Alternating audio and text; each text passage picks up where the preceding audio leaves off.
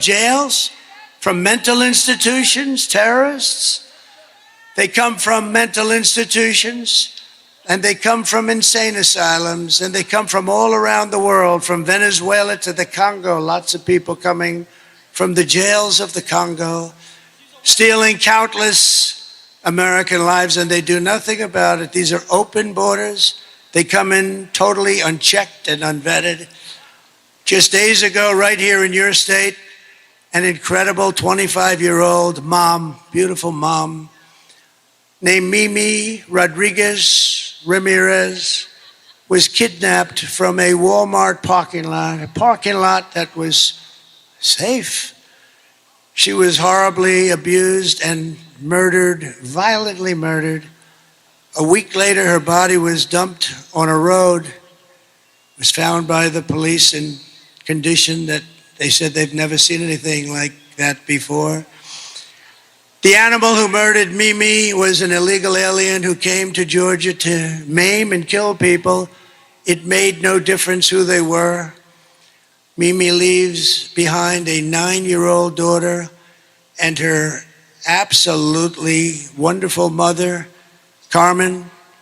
Yesterday, my friend, a very wonderful man and a very patriotic and philanthropic man, he had the fortune to make a lot of money, and he gives a lot of his money away. He's just very amazing. In fact, he made contributions to Georgia with your hurricane problems, and he made tremendous contributions to North Carolina, Alabama. Think of all these states, Tennessee, South Carolina, Florida. What a horrible thing that was. But my friend's name is Steve Witkoff, and he reached out to Carmen when he heard about it. And I'd like to ask Steve, he doesn't know I'm going to do this, and he may not want to speak in front of 40,000 people because I don't know if he's ever done it before. But Steve is just this incredible guy, and if it's okay with you, Steve, I'd love to have you come up and say some wonderful things about Mimi and Carmen and that incredible family that's been decimated. Steve Witkoff.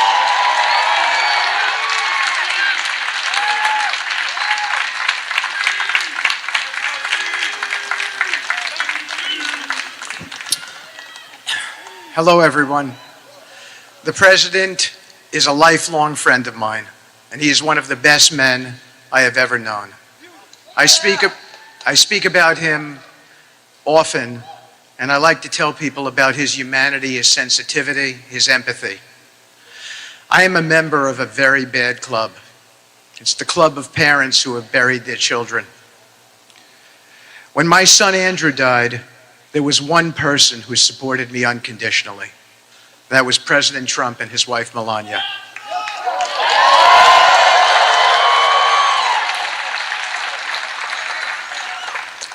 We were having a conversation, and I told the president that my son Andrew leads me to others who have been in distress. Several days ago, that happened again. As a member of this audience, Josh McCoon, who you heard earlier, who's a great guy, told me about a Georgia woman, Mimi, who had been murdered. I told the president the circumstances, and he was shaken. He asked me what we could do about it and told me to reach out to the family and do whatever we could. I flew to their home tonight to pick them up and bring them here, and they are here tonight.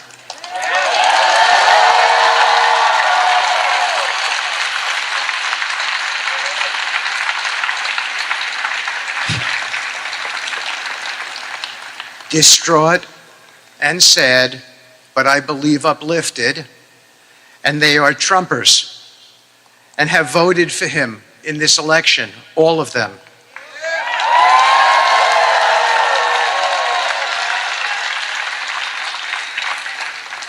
Because they remain hopeful, as they told me earlier, that even after this terrible tragedy, this president, when he becomes president on Tuesday, can bring us out from the abyss.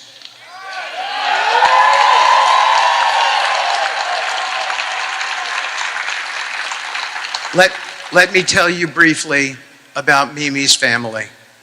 They are hardworking, from Puerto Rico, living in Georgia, making a home for themselves. They never imagined their beautiful daughter would be killed by someone who did not belong in this country.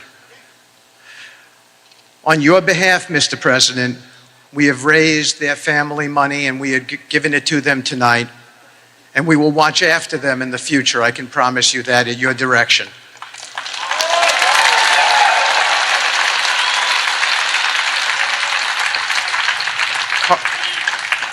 Carmen, please come up to meet the next President of the United States.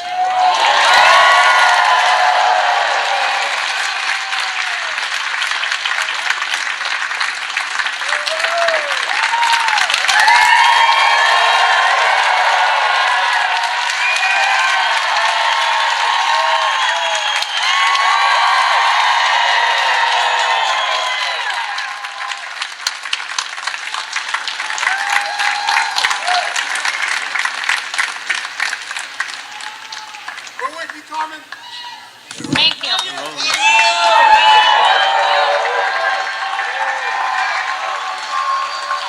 My name is Carmen Ramirez. I'm the mother of Minelli Zoe Rodriguez Ramirez. She was murdered the last Tuesday. I lose my daughter, but I don't lose my faith. And I know Donald Trump is the best choice for the USA.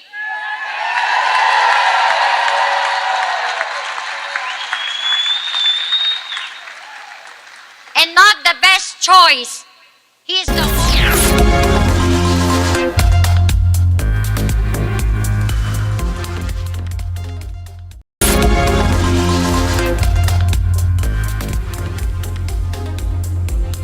Welcome back, viewers. You're watching Quick This Morning. I'm Priyanka Das, and here are the top stories from the world of sports. Take a look. India succumbed to a 25-run defeat in the third and final test of the series as New Zealand complete clean sweep against India to win series 3-0.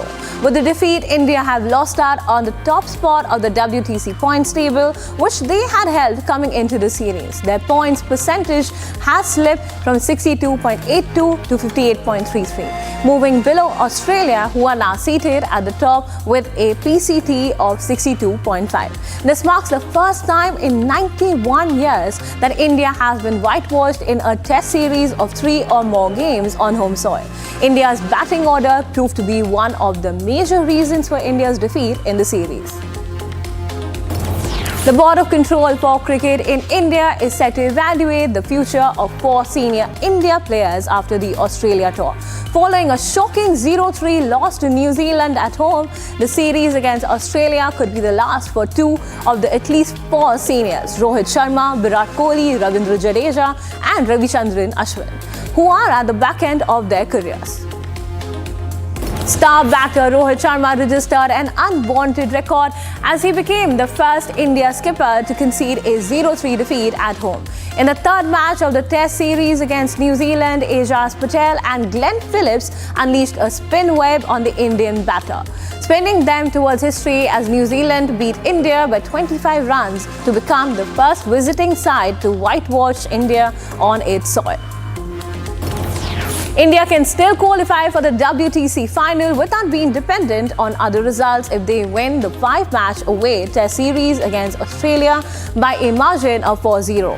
If they have to remain self-dependent, the men in blue can't afford to drop a test now with 4 minimum wins required. That is the only series left for them. Team India's woeful performance against New Zealand in the entirety of the 3-match Test series calls for introspection. According to India's batting legend Sachin Tendulkar, the 0-3 whitewash is arguably one of the most excruciating defeats suffered by the Indian cricket for its long illustrious history. As the magnitude of the loss is huge, the biggest of the stalwarts are also having a say on the drubbing and offering advice on what should be done next. India has decided to cancel a planned 3-day intra-squad match with A side during the upcoming Test tour of Australia, as the team management wants to focus on additional net practice to prepare for the marquee 5-match showdown starting November 22nd in Perth. Melbourne Cricket Ground in Australia is set to host the first ODI between Australia and Pakistan. Both sides have faced each other at the same venue in 14 ODI games in the past, out of which Australia won 10 games while Pakistan won 4 matches. Hence, the home team has an upper hand over the visitors at the venue. Sri Lanka were crowned champions after they defeated Pakistan by 3 wickets. Being out into bat, Pakistan were bowled out for 72 in 5.2 overs. Muhammad Akhlaq top scored with 48 of 20. Later, Pakistan bowlers did create some pressure in the starting of the chase, but the Lankan Lions soon pushed the paddle.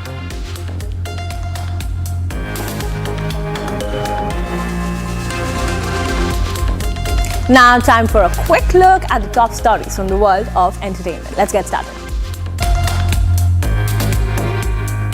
British prosecutors have received a file of evidence from police regarding alleged sexual offences involving comedian Russell Brand and are now deliberating whether to file charges. Metropolitan Police in London has interviewed the 49-year-old Brand 3 times in connection with non-recent sexual offences.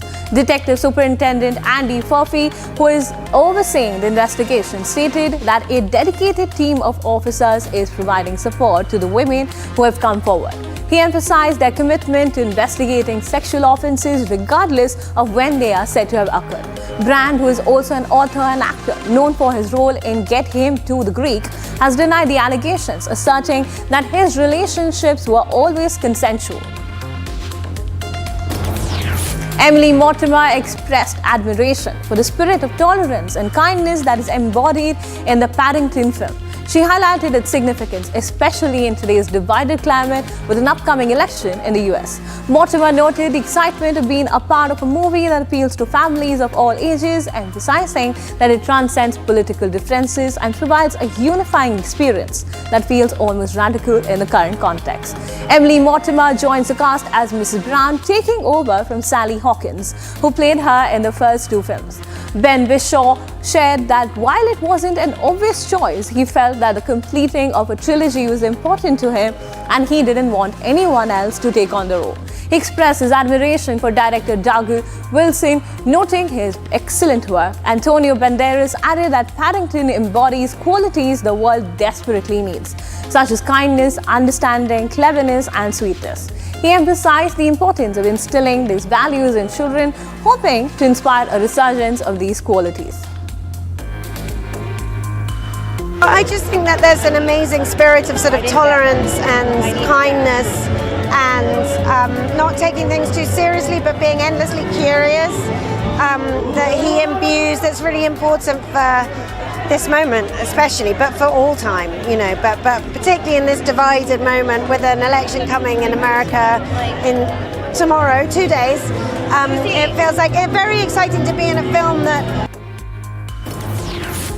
Kannada film Bagheera, starring Sri Murli and Rukmini Vasant, hit the screens on October 31st. The movie, which released on the occasion of Diwali, has received good response from the netizens and critics alike. The movie has amassed a total of Rs 9.85 crore at the domestic box office. Amid the film's release, a new controversy has emerged, which is now being circulated on social media.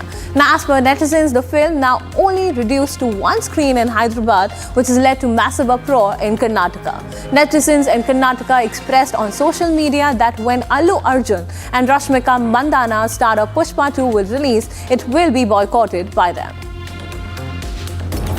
Prabhas is making long strides in his career and has a massive lineup of projects. The actor recently earned praise for his latest sci-fi thriller Kalki 2898 AD, which created records at the box office.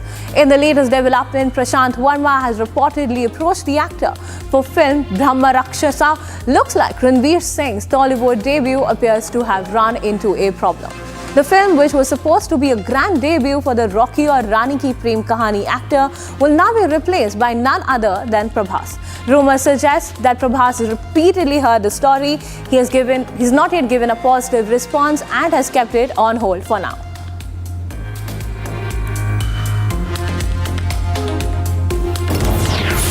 Bhojpuri actor and singer Keshri Lal Yadav recently made headlines with his playful comment regarding Diljit Dosanjh's much-publicized Dilluminati India concert. The tour, which spanned several Indian cities, attracted huge audiences and featured Diljit's signature high-energy performances. However, Keshri couldn't resist taking a cheeky jab at the name of the Punjabi star's concert. He released a video where he addressed the crowd, urging them to raise their hands in celebration and proclaim their pride in their roots, particularly on the auspicious occasion of Diwali. While Keshri's message resonated with his fans, it was the caption that hinted at an indirect dig at Diljit Dosanjh's concert name. For the unbuzzed, Diljit is also speculated to be a part of the controversial Illuminati Society.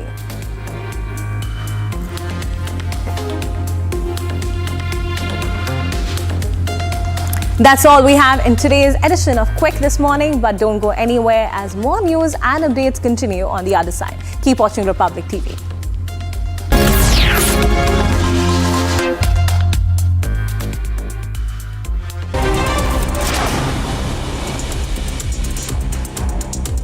Right, let's look at some other stories from across the country in a wrap. Bharat in 2 minutes. External Affairs Minister S. Jaishankar reached Australia's Brisbane.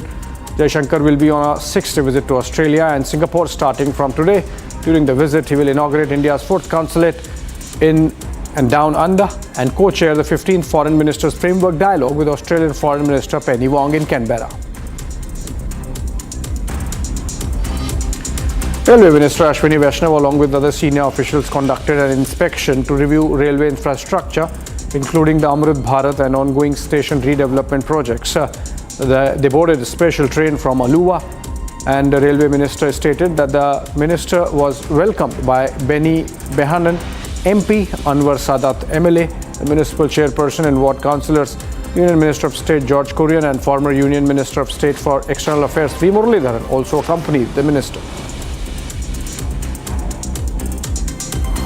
The Indian Air Force posted that the Sarang helicopter display team lifted off from Sulur Air Base packed into a mighty C-17 along with their vibrant peacock-colored helicopters and essential gear.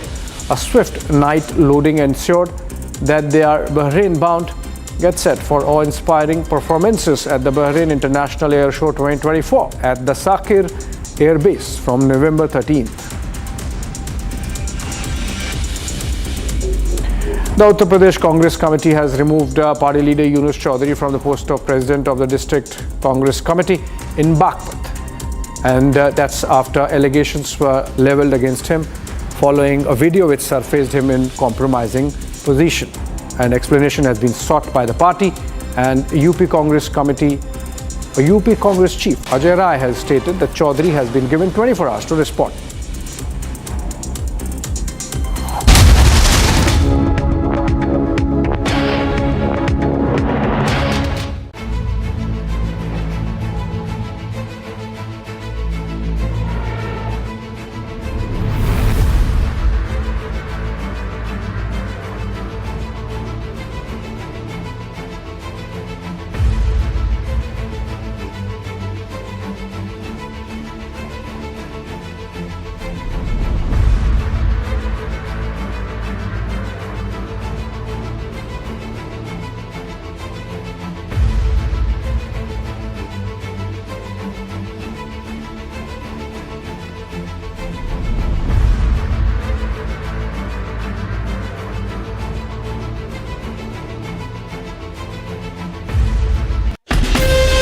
From Asia's largest news headquarters,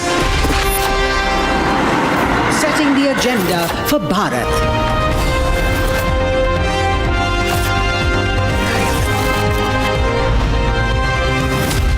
You're watching Republic.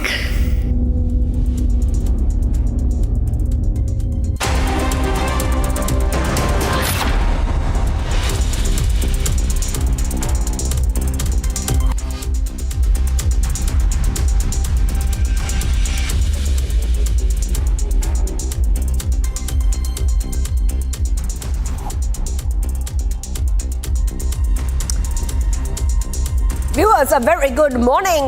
We are live this morning. I'm Shivangi Shukla getting you the latest. And as you can see, that we are counting down to the US presidential elections. That is right. And just with a day or two to go before the results and before we get to all the action, we can see that both the candidates, which is Kamala Harris and Donald Trump, are holding multiple rallies in states. Trump is busy in crucial swing states, Kamala Harris in Michigan. All this as we count down to the crucial US presidential polls. But as usual, the headlines we're tracking. Let's get started.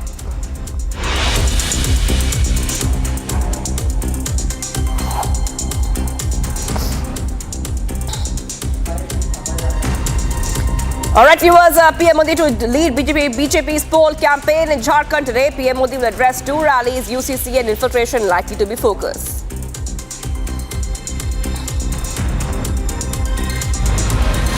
Tejasvi Surya to lead BJP's protest against Waqf emergency today. Petitions JPC on the issue.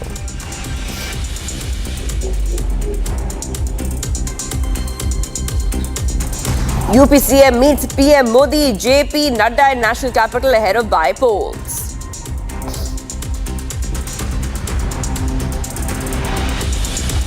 SC to hear the matter of rising air pollution in Delhi NCR today. Haryana Punjab chief secretaries were summoned for the stubble burning non-compliance issue. Nafari addressed Donald Trump tears into Kamala Biden duo, calls Kamala corrupt and radical. Cowardly grenade attack in Srinagar Sunday market area, 11 civilians injured. Security forces conduct search operations.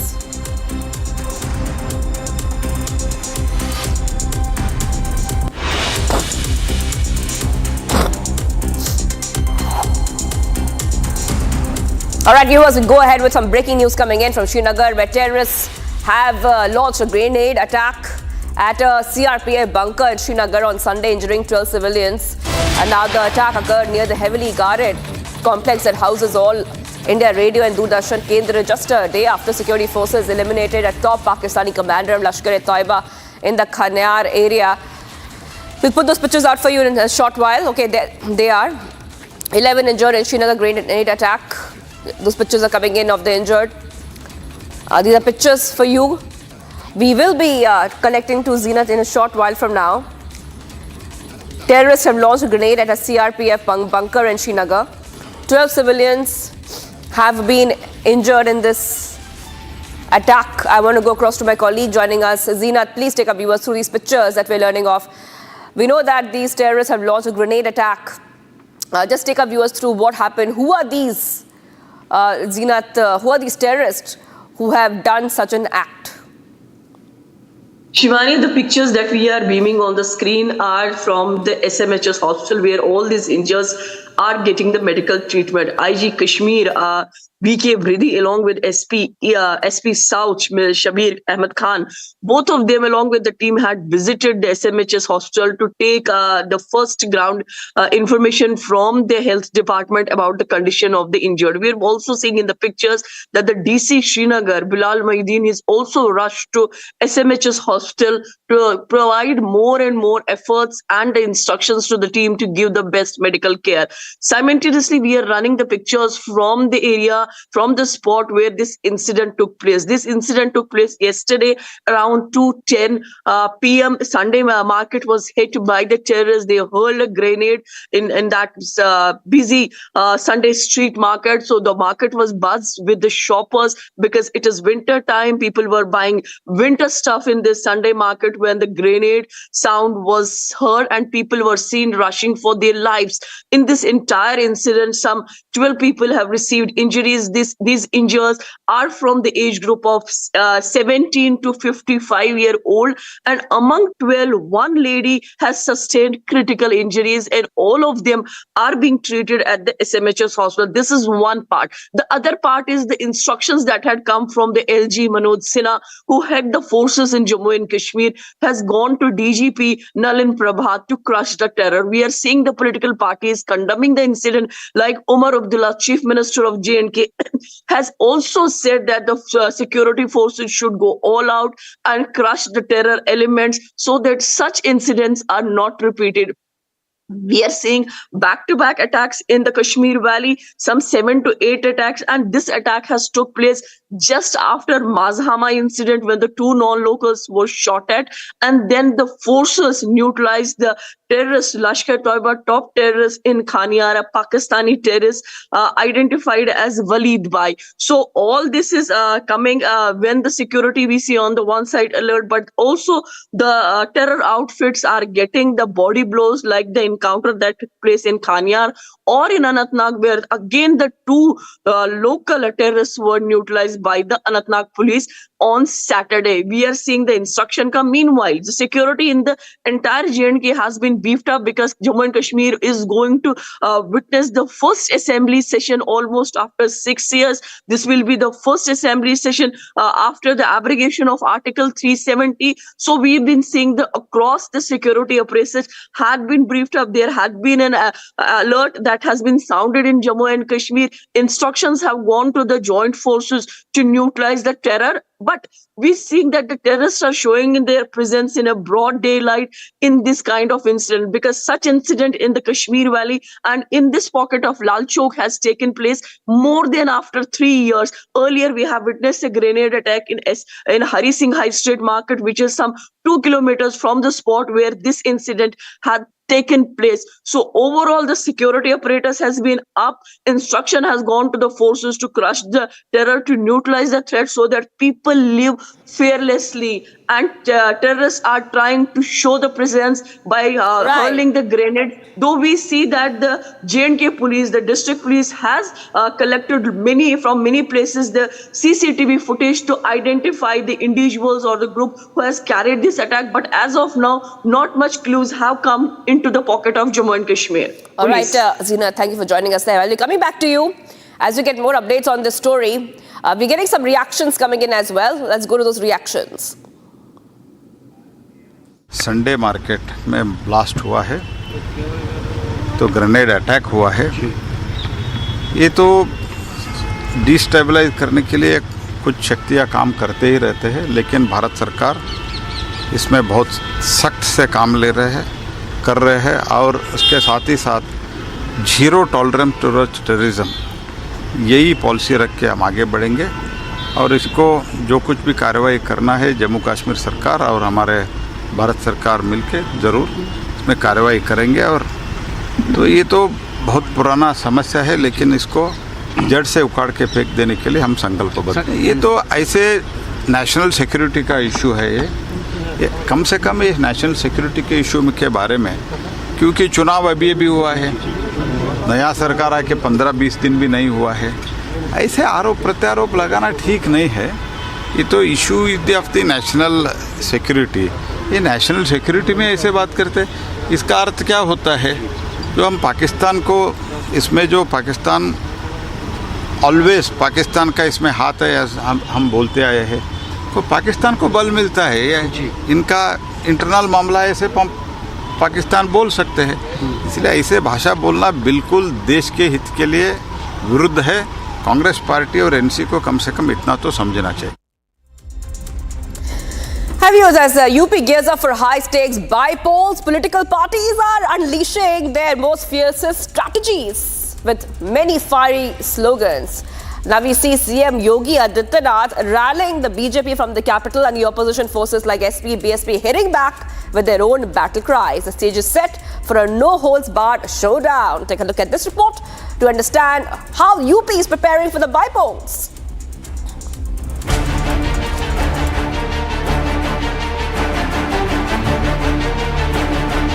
The political heat in Uttar Pradesh is soaring as the state braces for a fierce by-poll showdown. And the BJP isn't holding back. Strategy sessions have kicked off with full force, signalling an all-out push to dominate. Last night, Chief Minister Yogi Adityanath landed in the national capital, signalling the seriousness of the stakes. In a high-stakes meeting with the Prime Minister, sources say the discussion on the impending bypolls lasted over an hour. कि उत्तर प्रदेश के मुख्यमंत्री योगी आदित्यनाथ की प्रधानमंत्री नरेंद्र मोदी से मुलाकात चल रही है। इस मुलाकात के 3 मायने समझिए। पहले तो ये मुलाकात एक तरीके से दिवाली के बाद शिष्टाचार मुलाकात कि प्रदेश से बाहर उत्तर प्रदेश के मुख्यमंत्री योगी आदित्यनाथ आते हैं और प्रधानमंत्री नरेंद्र मोदी से मुलाकात करते हैं। अब दूसरे मायने समझिए कि आने वाले दिनों में उत्तर प्रदेश के अंदर उपचुनाव है, 9 सीटों को लेकर उपचुनाव है कि किस तरीके से आगे बढ़ा जाएगा, क्या रणनीति है, किस तरीके से पूरा मंथन चल रहा है, किस तरीके से संगठन आगे बढ़ा, तमाम वो चीजें। Those close to the matter reveal it's all about securing a decisive edge in the upcoming polls. After meeting with the PM, Yogi was quick to head to Motilal Nehru Marg, where he huddled with Union Health Minister and BJP Chief JP Nadda to sharpen the game plan. 4 जून को नतीजे आए थे, उसके बाद ये पहली मुलाकात थी सीएम योगी आदित्यनाथ और प्रधानमंत्री नरेंद्र मोदी के बीच। इसके साथ ही उनसे मुलाकात करने के बाद योगी आदित्यनाथ यहाँ पहुँचे थे जेपी नड्डा के आवास। उनके आवास के बाहर की आपको तस्वीरें दिखा रहे हैं, मोतीलाल नेहरू मार्ग है ये। यहाँ पे उन्होंने जेपी नड्डा से मुलाकात की है और ये मुलाकात करीब 1 घंटे तक चली है। काफ़ी ज़्यादा महत्वपूर्ण ये मुलाकात मानी जा रही है कई मायनों में, क्योंकि देखिए उपचुनाव को लेकर के जो सूत्रों से हमें जानकारी मिल रही है उसके अनुसार उपचुनाव को लेकर के उनकी बातचीत हुई है। Meanwhile, the slogan war is erupting on the ground, each party vying to claim the pulse of the voters. It's a battle of words and willpower, with the old saying, united we stand, divided we fall, echoing through bipolar-bound UP. On one hand, CM Yogi Adityanath sparked it off, unleashing the battle cry, "Batenge to katenge," well before the bypolls were even on the radar.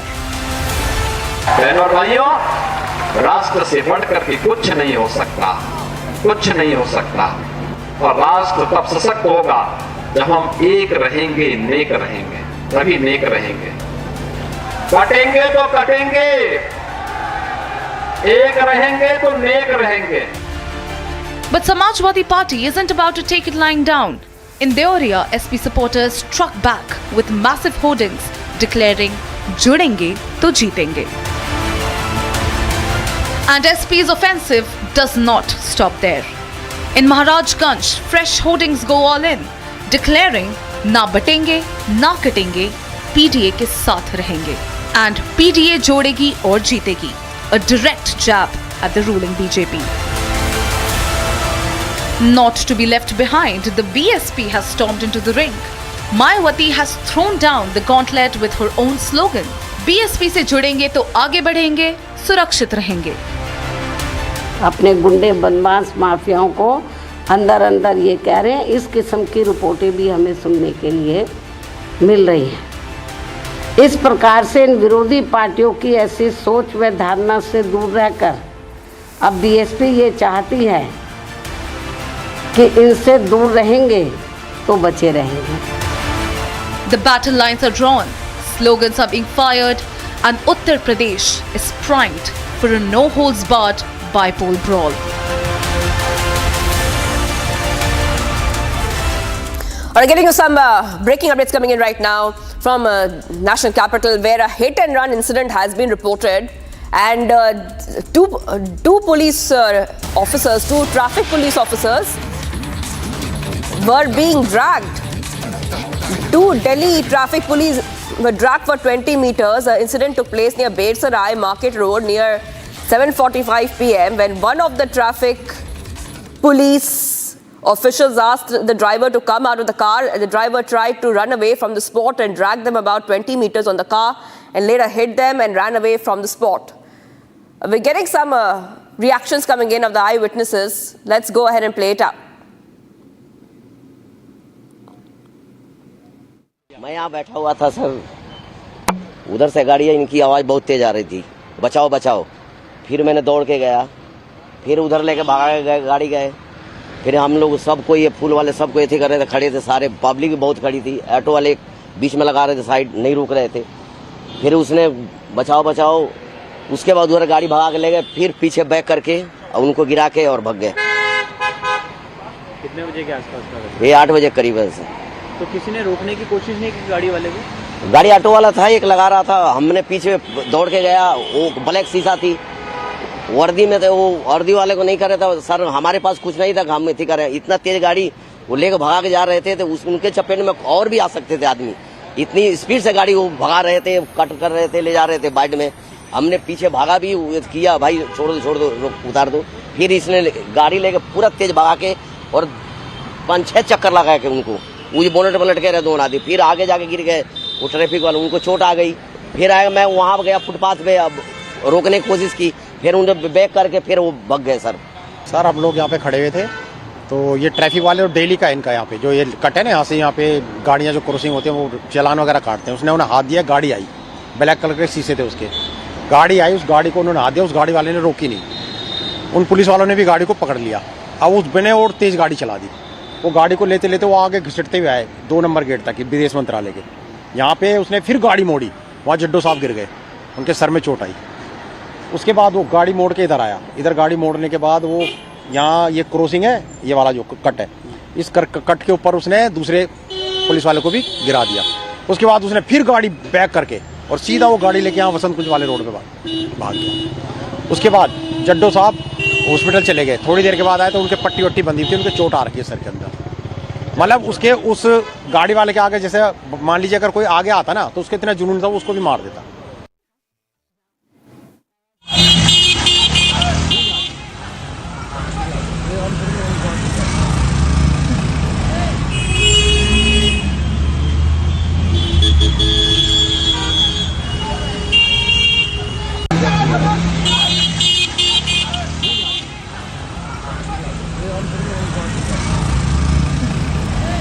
All right, we've seen those pictures coming in where Akil, our viewers saw how that the 2 Delhi traffic police officers, they were dragged, and we saw those pictures where they're literally on the car and the car is moving.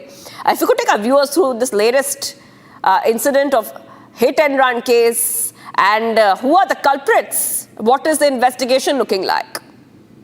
Well, Shivangi, if you see what has happened, that on November 2nd, around 7:45 p.m., when 2 officers was deputed over there in Besarai area, they were just doing their duty. At that point in time, they basically asked a person who was driving his car at that point in time, asked him to stop, but he didn't stop at that point in time. Initially, when they tried to stop him, he stopped at that point in time. When they requested him to come out of the car, and then they obstructed him, and then they tried to flee from that spot, and they ran for approximately 20 meters. So in that incident, what has happened that an ASI, Assistant Sub Inspector, and 1 head constable has been injured in this entire incident. If you talk about the persons or the officers who have been injured in that case, who has been identified as Shailesh Chauhan as well, who is the head constable, and ASI Pramod has been injured in this case. So both of them were taken to the nearby hospital, which is the Safdarjung hospital over there. So both of them were taken over there. Both of them were taken in conscious conditions.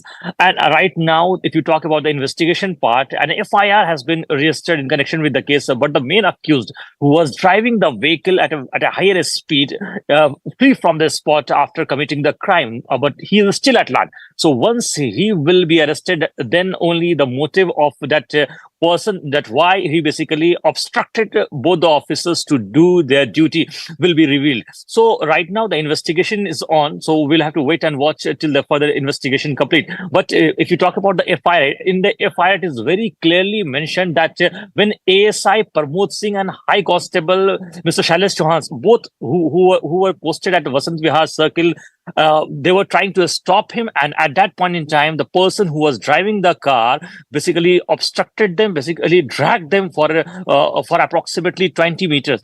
So the car number has been basically recorded on that CCTV footage installed over there. So right now, if you see, the investigation is on. So once the culprit and the car will be seized, then only we'll get to know that what was the actual motive of that accused of doing that hit and run case at that point in time. Yes. All right, thank you for joining us there with all those details, Akhil. I will be coming back to you as we get more updates on this latest incident of hit and run coming from the national capital. We move ahead, viewers, to some of the other stories we are tracking. Let's get started with those.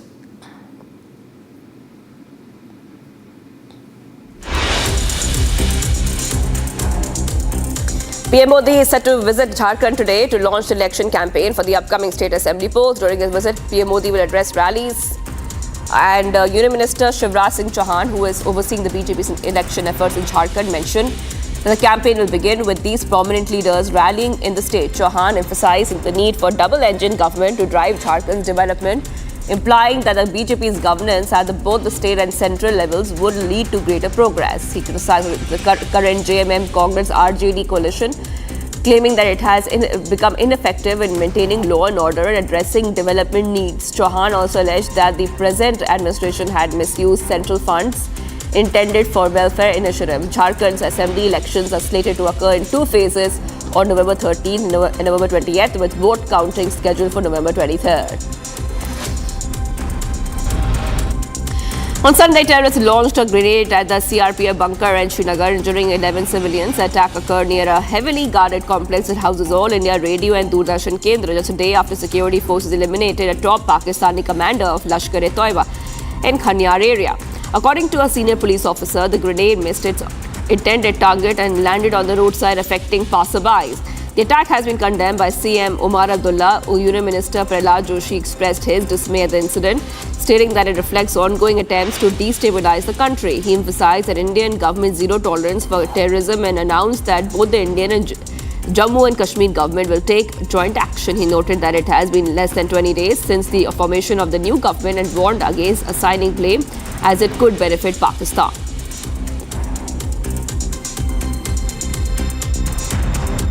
आज श्रीनगर में Sunday market में blast हुआ है, तो grenade attack हुआ है। ये तो डिस्टेबलाइज करने के लिए कुछ शक्तियाँ काम करते ही रहते हैं, लेकिन भारत सरकार इसमें बहुत सख्त से काम ले रहे हैं, कर रहे हैं, और उसके साथ ही साथ जीरो टॉलरेंस टुवर्ड्स टेररिज्म, यही पॉलिसी रख के हम आगे बढ़ेंगे। Supreme Court is set to review the critical issue of rising air pollution in Delhi NCR today. It will focus specifically on stubble burning, which is a major contributor to seasonal air pollution in the region. During the previous hearing, the Chief Secretaries of Haryana and Punjab were summoned due to states' insufficient efforts to curb stubble burning, which worsens air quality issues each winter. In its comments, the Supreme Court criticized a lack of tangible improvements, noting that despite yearly orders to control the pollution, there has been no significant change in the ground reality.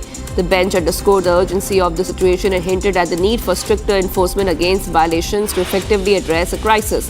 Additionally, the court recommended amendments to Section 15 of the of this Air Act, seeking the higher fines and penalties for polluters. The outcome of today's hearing could signal a pivotal step towards enforcing stricter pollution control measures in the region. Notify नहीं करेगी और उनको दूर करने के लिए कदम नहीं उठाएगी, तब तक दिल्ली में प्रदूषण की समस्या इसी प्रकार से बनी रहेगी। और इसकी सारी जिम्मेदारी, क्योंकि आम आदमी पार्टी की सरकार दिल्ली में है, तो ये समस्या उनकी है, उनको इस समस्या को सुलझाना चाहिए। लेकिन हम सब जानते हैं कि समस्याओं से दूर वो आरोप और प्रत्यारोप और अपने राजनीतिक स्वार्थ की सिद्धि में लगे रहते हैं। The BJP has ramped up its opposition to the alleged issuance of notices by the Waqf board to farmers regarding supposed land encroachments. In response, the party has announced a statewide protest scheduled for today, demanding an immediate halt to the notice process, calling for the removal of Waqf Minister Zamir Ahmed Khan from the state cabinet. BJP MP Tejasvi Surya further intensified the issue by petitioning the Joint Parliamentary Committee regarding the Waqf Board Amendment Bill. On 6 November, he urged the JPC to intervene in what he described as a troubling situation affecting farmers across the state. This is nothing but politically motivated. I just want to ask Mr. Surya and the rest of the BJP a couple of questions, simple questions. During their tenure, did Waqf lock its doors? Was it shut? There was nothing happening during the BJP tenure. So there is a procedure, right? There is a Revenue Act, there is a Land Reforms Act, there is a Waqf Act. You can't just go and start taking any property or anybody's property.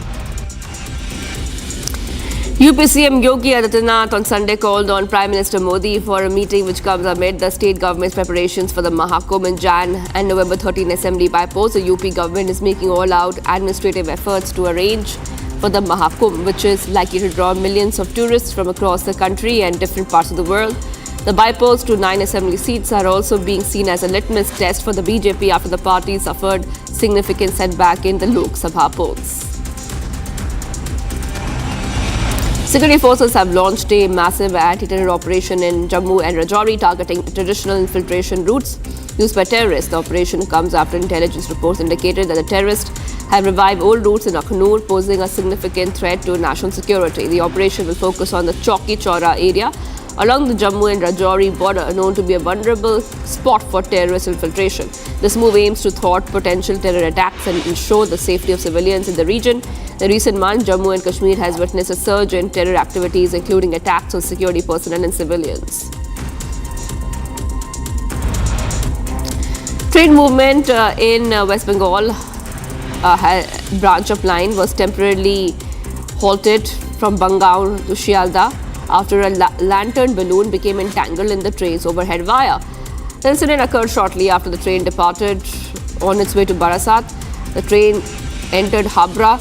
A fire ignited in the power line, prompting the driver to take swift action and bring the train to stop at the station. Emergency response was immediate, with railway engineers and repair crews deployed to address the situation.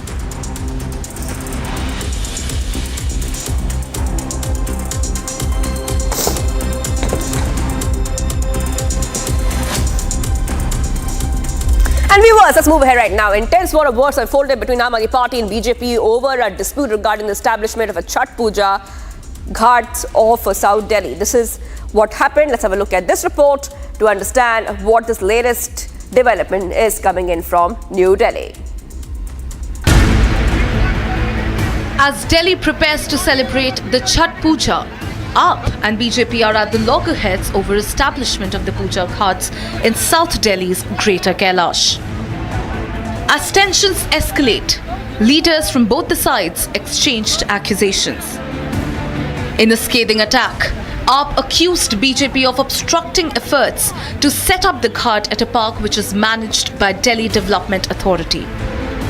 Meanwhile, Delhi Minister Saurabh Bharadwaj staged a sit-in protest and questioned Basuri Swaraj's Hindu credentials. मैं चुनौती दे रहा हूं बांसुरी स्वराज को, आए बनी बनती है हिंदू, पता चल जाएगा। अगर बांसुरी स्वराज यहाँ पे झूठी कसम खा गई, मैं कसम खा रहा हूं हम घर चले जाएंगे, हम घर चले जाएंगे भाई, हम अपने घर चले जाएंगे। बांसुरी स्वराज आके इस भगवत गीता की झूठी कसम खा जाए। Meanwhile, BJP denied accusations by AAP. BJP MP Basuri Swaraj slammed AAP's Saurabh Bharadwaj, saying, why is the party creating obstructions? Listen in to what she had to say. 23 तारीख को 23 सितंबर को आप देख रहे हैं कि जन सेवा समिति के लोगों ने जाकर प्रॉपर परमिशन ली है डीडीए के साथ और यहाँ पर उनको छठ के महापर्व को बहुत शानदार तरीके से मनाने की अनुमति दी गई है। माननीय मंत्री सौरभ भारद्वाज जी ने, उनकी नीयत तो इसी से दिख जाती है कि डीडीए के पास जाकर उन्होंने परमिशन तक के लिए फाइल नहीं करा। मैं माननीय मंत्री से पूछना चाहती हूँ कि आज वो सनातन विरोधी, पूर्वांचली विरोधी, हिंदू विरोधी रवैया क्यों रख रहे हैं? The Aam Aadmi Party and BJP's war of words continue to escalate. But the problem at hand that needs fixing is the toxic froth that rears its ugly head every year during the Chhath Puja. Can the netas put politics aside and work on a fix? This is a burning question that haunts the electorate every year.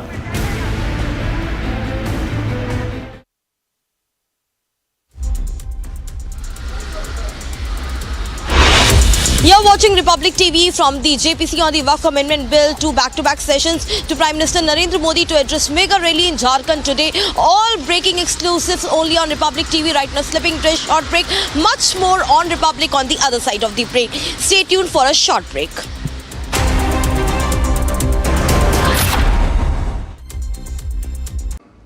و ملت ایران به نسبت به جبهه مقاومت انجام میدن قطعاً پاسخ دندان شکنی رو دریافت خواهند کرد.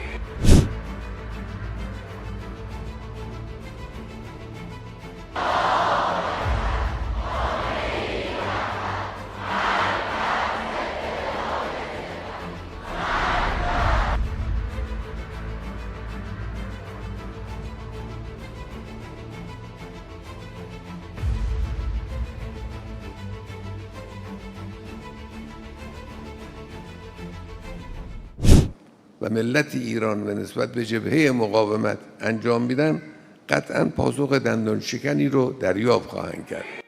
ما در مقابله با استکبار همه اون چه که باید و شاید برای آمادگی ملت ایران انجام بگیره، چه از لحاظ نظامی، چه از لحاظ تسلیحات، چه از لحاظ کارهای سیاسی، هر اون چه لازم باشه حتما انجام میدیم و الان هم به حمدالله مسئولین مشغول انجام این کارها هستند.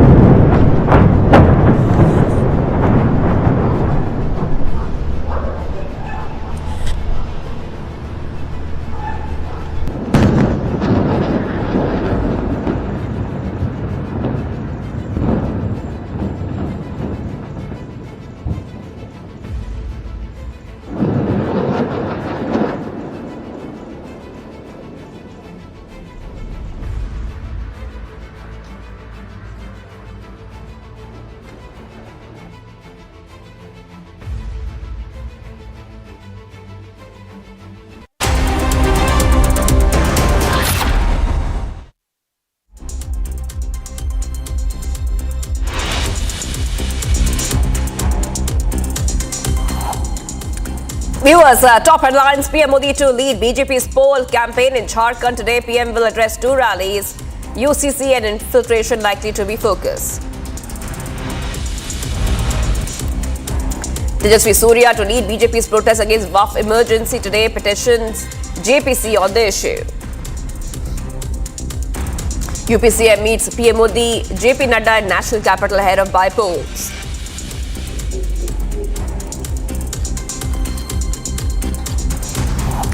Supreme Court to hear the matter of rising air pollution in Delhi NCR today. Haryana, Punjab Chief Secretaries were summoned for stubble burning non-compliance.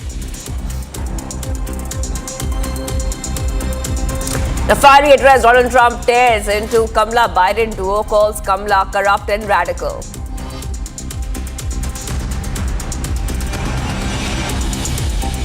Cowardly grenade attack in Srinagar's Sunday market area. 11 civilians injured. Security forces conduct search operations.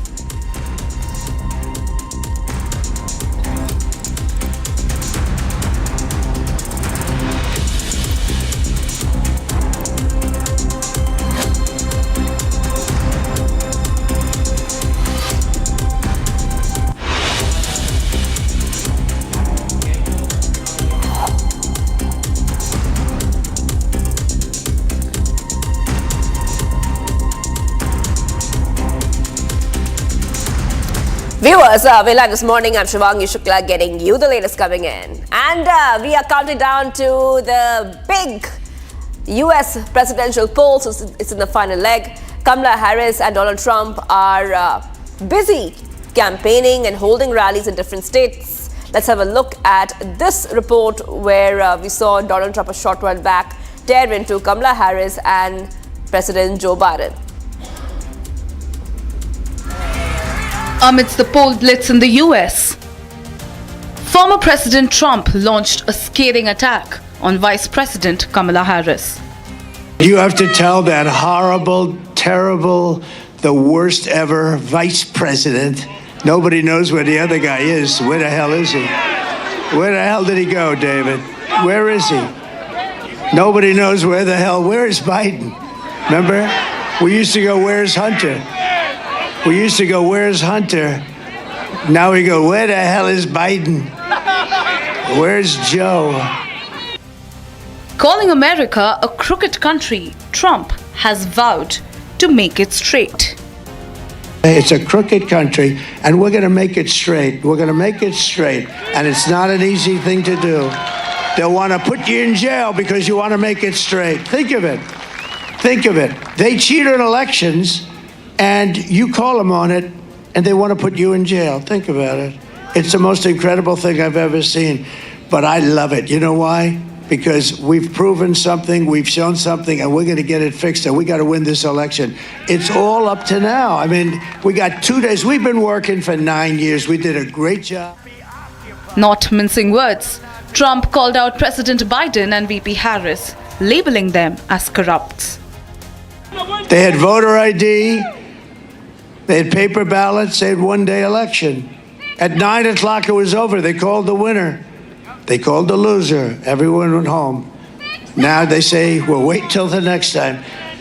We got to get smart as a country. This is just one thing. It's all corrupt. She's corrupt. She's a corrupt person.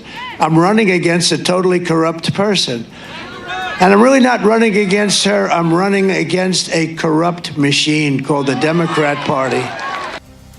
With only a day to go until Election Day, the race is still too close to call between Democratic candidate Kamala Harris and Republican Donald Trump.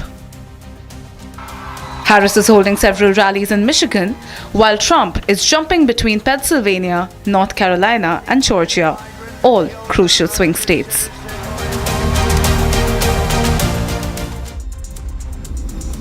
And viewers, move ahead right now to some of the other stories we're tracking. We put our focus to what is happening in Hungary, where in a bold and controversial statement, Hungarian Prime Minister Viktor Orban has predicted that former US President Donald Trump will return to power, marking what Orban calls a turning wind in American politics. So as we count down to the US presidential polls, leaders from all across the world are talking about and speculating on who is going to be the next US president, some of them taking sides between Donald Trump and Kamala Harris. Take a look at this report for more.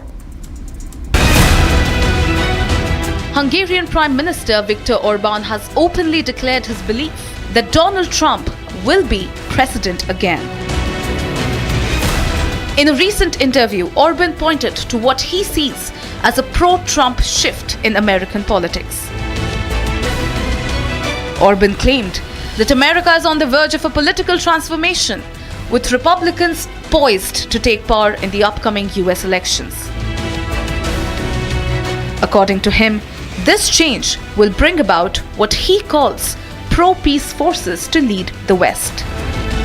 Megfordul a szél Amerikában is, demokraták mennek, republikánusok jönnek, ismét Donald Trump lesz az elnök, és azt jelenti, hogy nyugaton az év végére többségben lesznek azok a politikai erők, akik békepártiak. Ma háborúpárti többség van a nyugati világban. Az amerikai választás után békepárti többség lesz szerintem. Migrációpárti politika van ma a nyugati világban. Az amerikai választás végére a patriótákkal itt Európában együtt egy migráció ellenes, migrációt felszámolni akaró nyugati többség lesz. A long-serving right-wing leader, Orban has positioned himself as a strong critic of liberal policies both within the European Union and abroad. His vision of illiberal democracy has garnered support among some US conservatives who admire his strong stance on issues like migration and traditional values. Orban's comments also highlight a broader ideological battle that he sees within the West, a divide between pro-peace, anti-migration, anti-gender forces that he claims he represents, and what he calls a pro-war establishment. Van egy új közép, szerintem, van egy új többség. Az emberek nagy többsége békepárti, migrációellenes és genderellenes. Ezeket az erőket képviseljük mi patrióták Európában, és szerintem ezek az erők kerülnek kormányra kedden az Egyesült Államokban. With Orban's vocal support for Trump's return, he's aligning himself firmly with a right-wing populist movement gaining traction across the globe. One that could see major shifts in international policies and alliances if Trump and his allies regain influence. And viewers, we are telling you right now that both the US Vice President Kamala Harris and the former President Donald Trump are carrying out their rallies.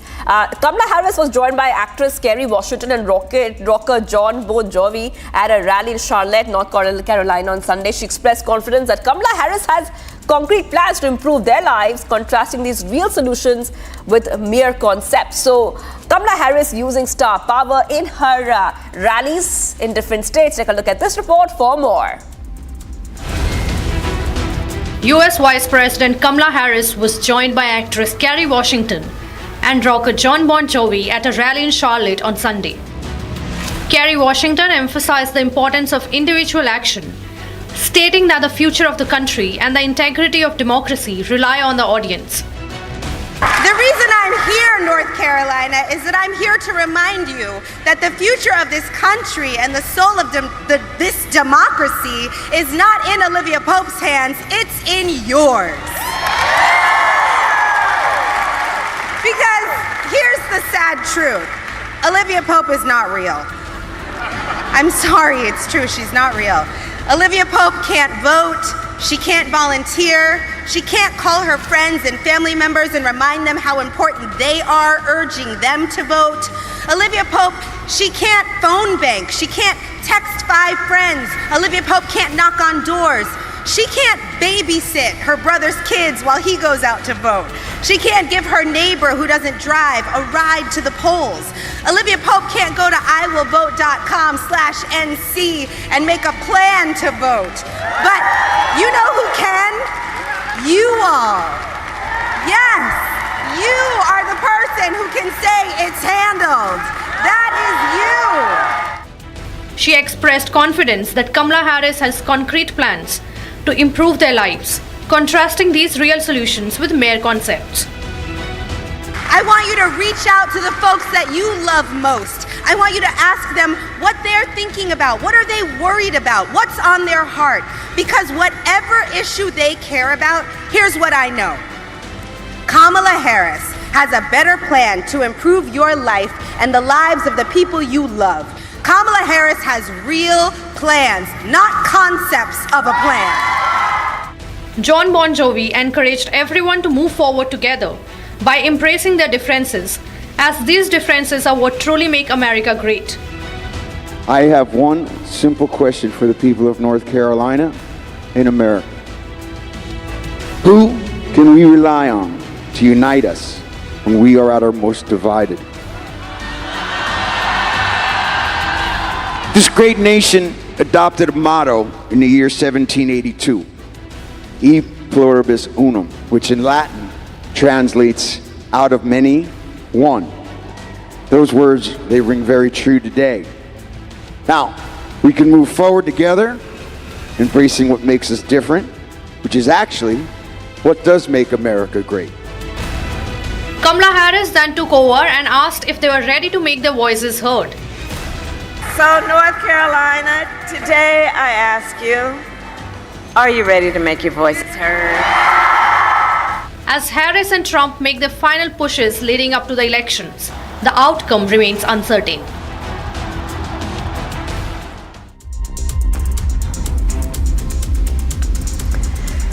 Here's some more right now. Let's go to some of the other stories we're tracking, which are coming in from across the globe. In the town of Sedavi, part of the Valencia metropolitan area, emergency crews have intensified their efforts following devastating flash floods that struck eastern Spain. On Sunday, firefighters from Madrid arrived to assist in draining water and mud from a 2-floor underground parking facility where local residents believe several bodies may be trapped. Here is a report. Take a look.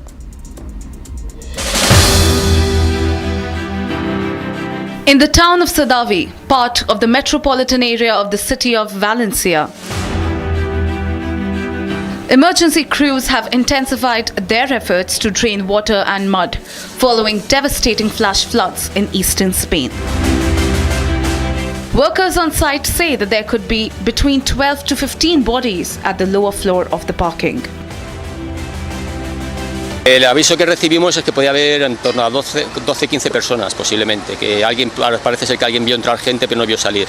Entonces en este momento no sabemos, es simplemente una especulación, no es algo cierto porque es simplemente un comentario que nos hicieron llegar y hasta que lleguemos abajo y podamos comprobar no sabremos a ciencia cierta. El caso es que bien es cierto que el agua entró con tanta virulencia. A local resident who recently retired and was born and spent all his life in Sedavi said he survived the wave by a margin of minutes. Nada, y me vino justo en el segundo coche que saqué del público, conforme sacaba yo el coche, la ola llegaba. Yo saqué el coche, no me mojé, aparqué el coche donde lo aparqué, que no sirvió para nada, pero me salvé por minutos, 2 minutos, 3 minutos. Yo vivo aquí arriba y mi mujer gritando que viene la ola, y ya está.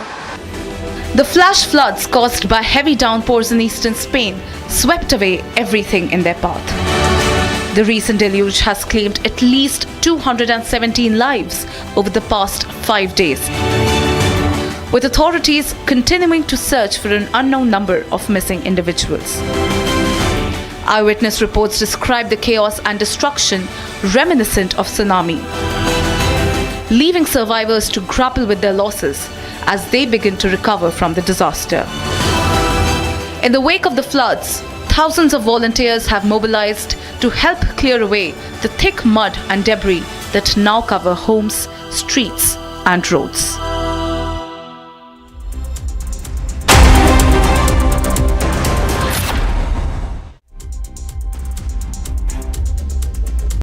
In the global employability rankings by Times Higher Education UK, only the following 6 institutions from India are ranked amongst the top 230 in the world for having the most employable graduates: IIT Delhi, IISc Bangalore, IIT Bombay, IIM Ahmedabad, IIT Kharagpur and Amity University.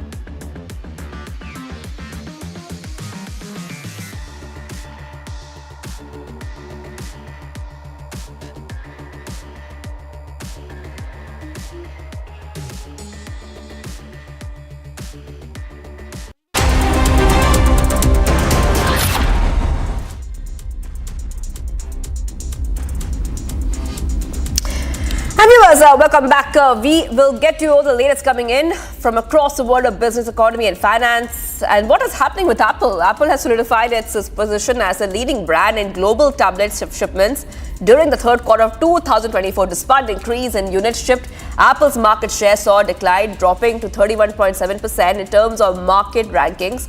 Amazon claimed the third position, achieving 4.6 million tablet shipments in the third quarter.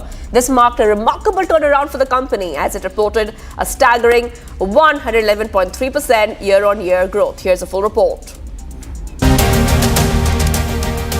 Apple has solidified its position as the leading brand in global tablet shipments during the third quarter of 2024. Despite the increase in units shipped, Apple's market share saw a decline, dropping to 31.7%. This decrease can be attributed to intensified competition in the tablet market. Samsung secured the second position with a growth of 18.3% in the global tablet market. Amazon claimed the third position, marking a remarkable turnaround for the company with a staggering 111.3% year-on-year growth. Huawei secured the fourth spot on the list with a year-on-year growth rate of 44.1%.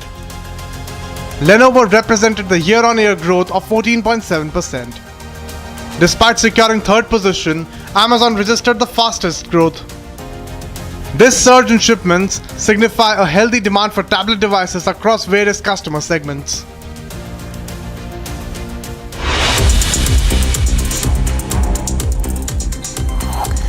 News getting some top updates in the world of sports. India succumbed to a 25-run defeat in the third and final test of the series as New Zealand completes clean sweep against India to win series 3-0. With the defeat, India have lost out on the top spot of the WTC points table, which they had held coming into the series. Their points percentage has shifted from 62.82% to 58.33%, moving around right below Australia, who are now seated at the top. of 62.5. And now this marks the first time in 91 years that India has been whitewashed in a test series of 3 or more games on home soil.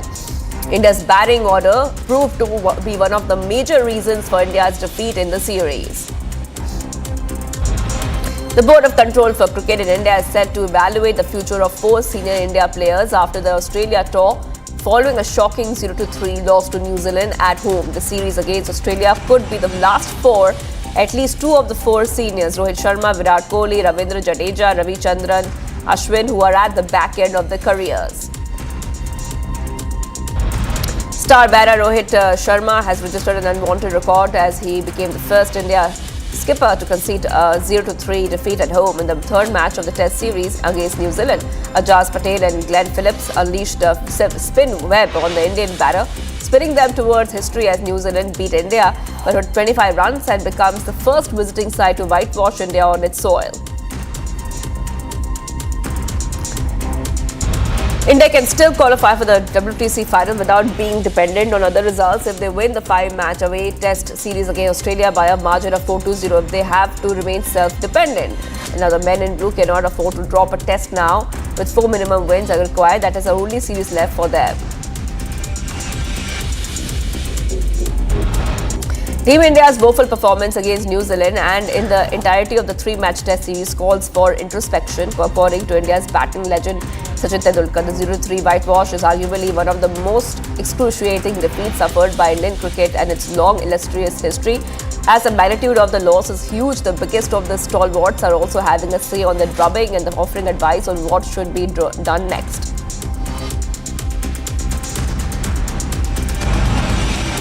India has decided to cancel a planned 3-day intra-squad match with the A side during the upcoming Test tour of Australia as the team management wants to focus on additional net practice to prepare for the marquee 5-match showdown starting November 22nd in Perth. Melbourne Cricket Ground in Australia is set to host the first ODI between Australia and Pakistan. Both sides have faced each other at the same venue in 14 ODI games in the past, out of which Australia won 10 games while Pakistan won 4 matches. Hence, the home team has an upper hand over the visitors at the venue. Sri Lanka were crowned champions after they defeated Pakistan with 3 wickets being out in the bat. Pakistan were bowled out for 72 in 5.2 overs.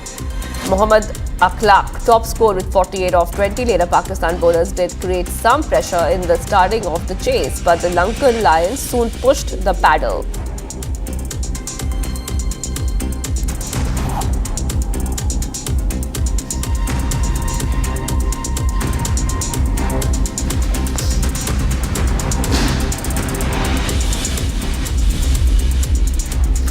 And viewers, so let's move ahead right now to some of the other stories coming in.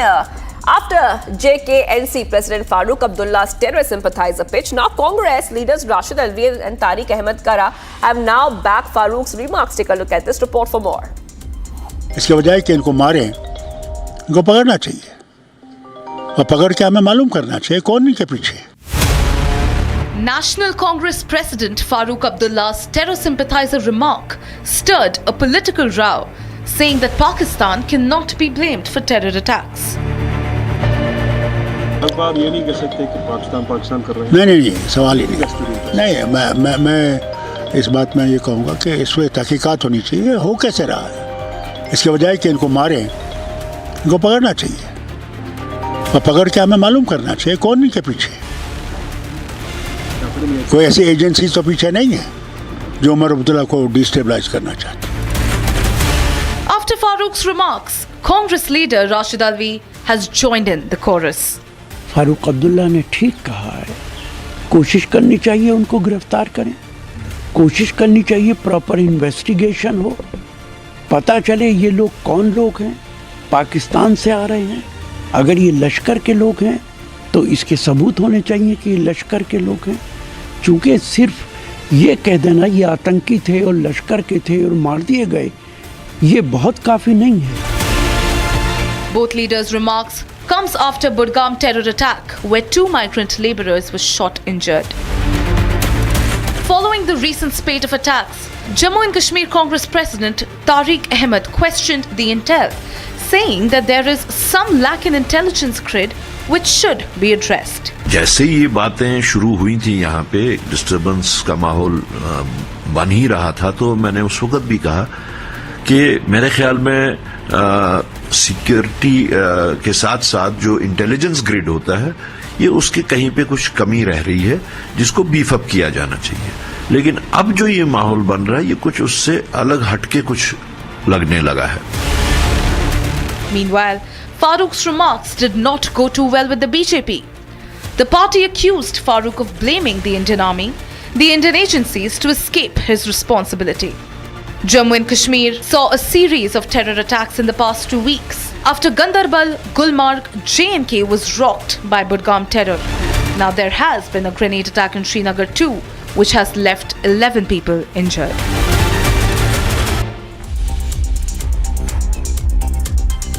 A group of devotees were attacked by pro-Khalistani supporters at the Hindu Sabha Mandir in Brampton, Canada on Sunday. In fact, Canada's Prime Minister Justin Trudeau has also condemned the attack. We'll be bringing all the details on it shortly at 8 a.m. Stay tuned.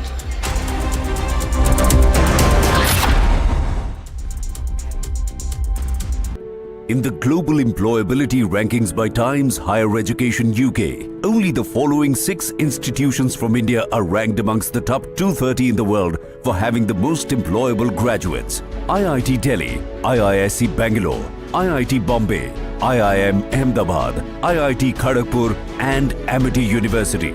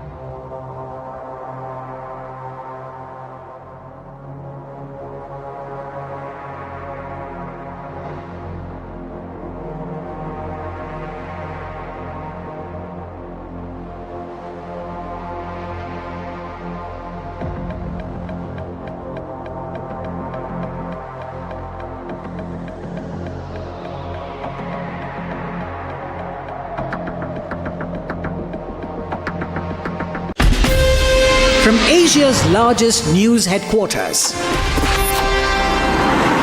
setting the agenda for Bharat.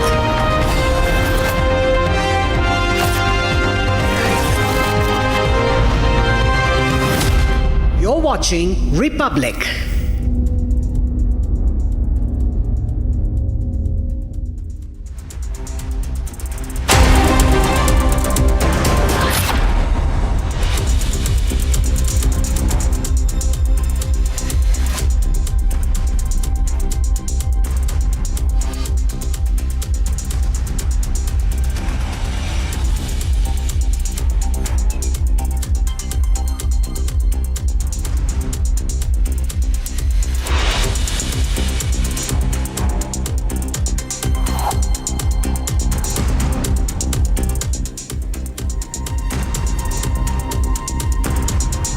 Prime Minister Modi to lead BJP's poll campaign in Jharkhand today. Prime Minister will address 2 rallies. UCC and infiltration likely to be the focus.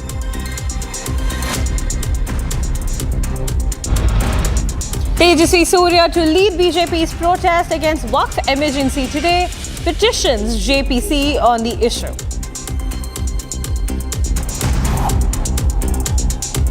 UP Chief Minister meets Prime Minister Narendra Modi, JP Nadda in national capital ahead of the by-polls.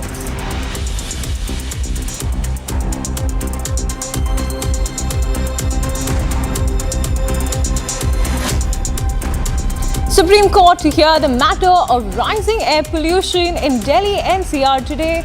Haryana Punjab Chief Secretaries was summoned for stubble burning non-compliance. In a firing address, Donald Trump tears into Kamala Biden duo, calls Kamala corrupt and radical.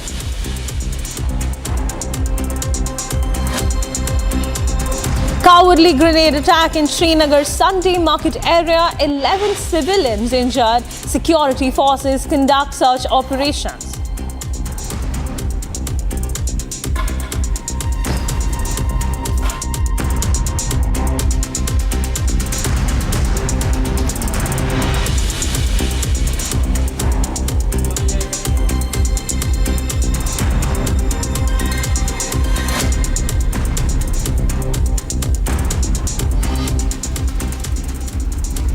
Big breaking news coming in from Canada, where Hindu temples have been attacked by Khalistani extremists in Brampton and Surrey.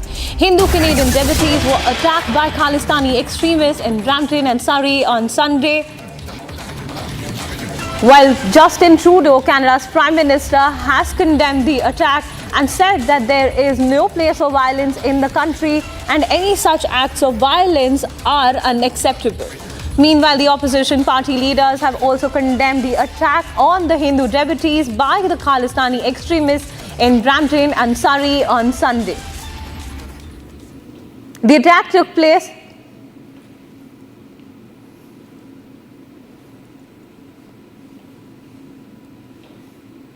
Viewers, I'm joined by Rakesh Tiwari, who is a journalist joining us live from Canada. Mr. Tiwari, help us really understand the timeline of the events that took place on Sunday at the temples in Brampton and Surrey. What's happening there? Let me say this. Thank you so much for having me at the Republic TV. In Canada, today is still Saturday here. And during the daytime, around noontime, it happened. In Brampton, when Khalistani goons, they came over there to the Hindu Sabha temple, where pensioners from India, they were getting help by the Indian consulate to provide their living certificate. So this Khalistani goons, they tried to forcefully enter in the temple, and while they had the posters abusing Prime Minister Modi and Hindus at large, and when the volunteers of the temple, they tried to stop them, they started beating with the flags, and they had their sticks and dandas, and they had one person I come to know had the sword as well, and the police was as well there, and with the police, even the police has not interfered and tried to stop them. When I talked to some of the volunteers who were there, they said police has also beaten the volunteers of the Hindu Sabha temple. This has been going on. Yeah. Stay with us. We'll just get back to you as we're getting developments from the Canada incident, where now, amid the blowback over the Khalistani terror in Canada, Prime Minister Trudeau has buckled under pressure, condemned the attack on the Hindus. Hindu devotees were attacked on Sunday at the Hindu Sabha Mandir in Brampton by Khalistani extremists. And amid all of this, now Prime Minister of Canada, Justin Trudeau, has buckled under pressure and condemned the attack on the Hindus. He said that there is no place for violence and people in Canada are free to practice their religion and faith freely.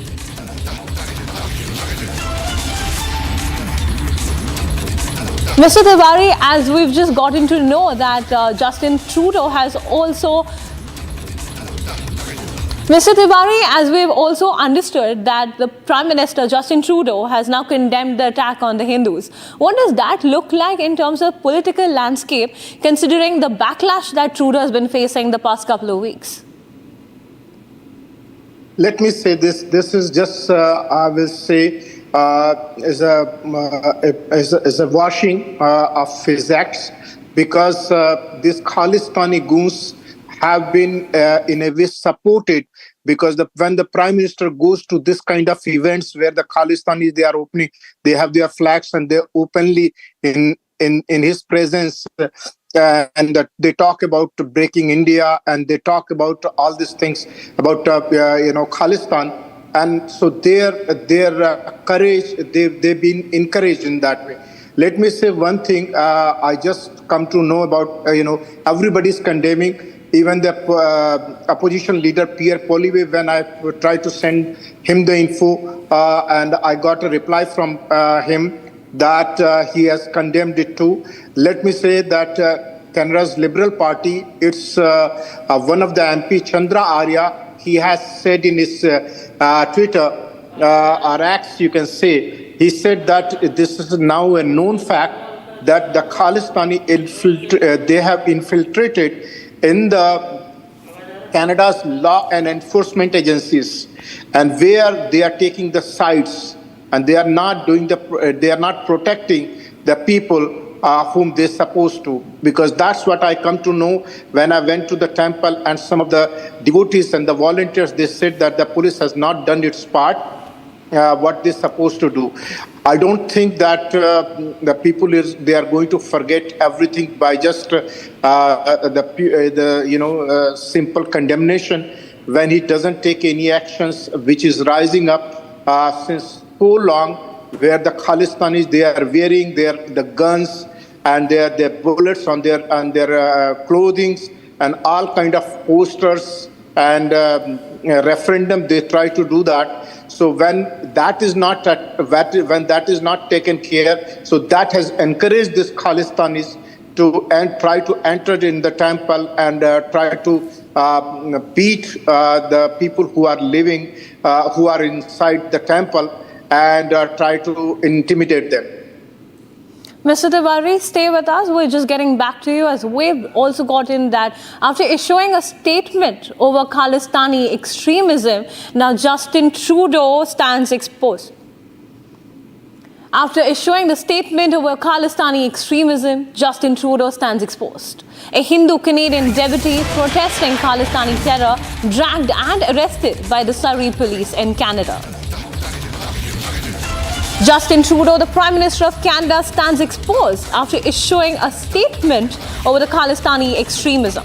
He has condemned the attack on the Hindu devotees on Sunday in Brampton and Surrey. However, a Hindu-Canadian devotee who is protesting the Khalistani terror was dragged and arrested by the Surrey police as well. Mr. Tiwari, help us really understand now that the police have arrested. They've also arrested the devotee who was protesting the Khalistani terror, so to speak, in the temple premises. So how does that play out? Because the Surrey police, in fact, is going and arresting the Hindu devotee who is maybe acting in self-defense. Let me say, similarly, same thing happened in the Brampton Hindu Sabha temple too, where a female volunteer, she said that she was so shocked that there were few volunteers when they started protesting that why these people with the violent actions, they are trying to enter in the temple and try to sabotage the devotees' prayer and the peace over there. So police has instead of prohibiting the Khalistanis, police has tried to attack the volunteers who were protesting against this infiltration, against this all these Khalistani who are trying to attack the temple. So this is why that's the reason I just mentioned that there is a growing number of apprehension the community have it that the Khalistanis they have infiltrated in the Canadian law and enforcement agencies where they take sides, and that's what the Liberal MP Chandra Arya has also said, that I'm afraid to say that. And this is he's from the same Liberal Party which has elected Justin Trudeau as a Prime Minister. Right, Mr. Tiwari, as you share your insights on the very sad state of affairs in Canada, really, for the Hindu devotees in Brampton and Surrey who were attacked by the Khalistani extremists. We've seen a spate of such attacks in the recent past, and with Justin Trudeau issuing a condemnation that simply just is enough.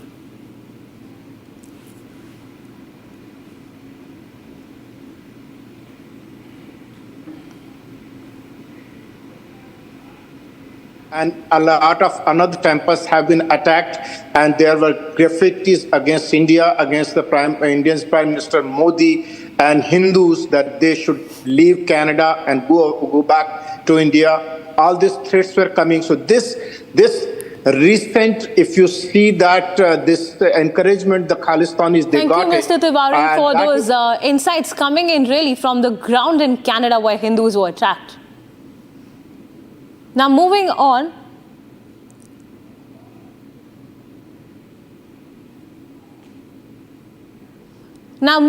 to breaking news coming in, where the Joint Parliamentary Committee will convene key meeting on the Waqf Amendment Bill. Led by Chairman Jagdambika Pal, today and tomorrow, these sessions will involve consultations with Muslim women, scholars, legal experts, and socio-religious organizations to gather diverse perspectives on the bill. Starting November 9th, the committee will conduct a state tour beginning in Guwahati to facilitate informal discussions with the representatives from various sectors, including minority affairs, law and justice departments, state minority commissions, and the Waqf boards from Assam, Meghalaya, Manipur, and Tripura.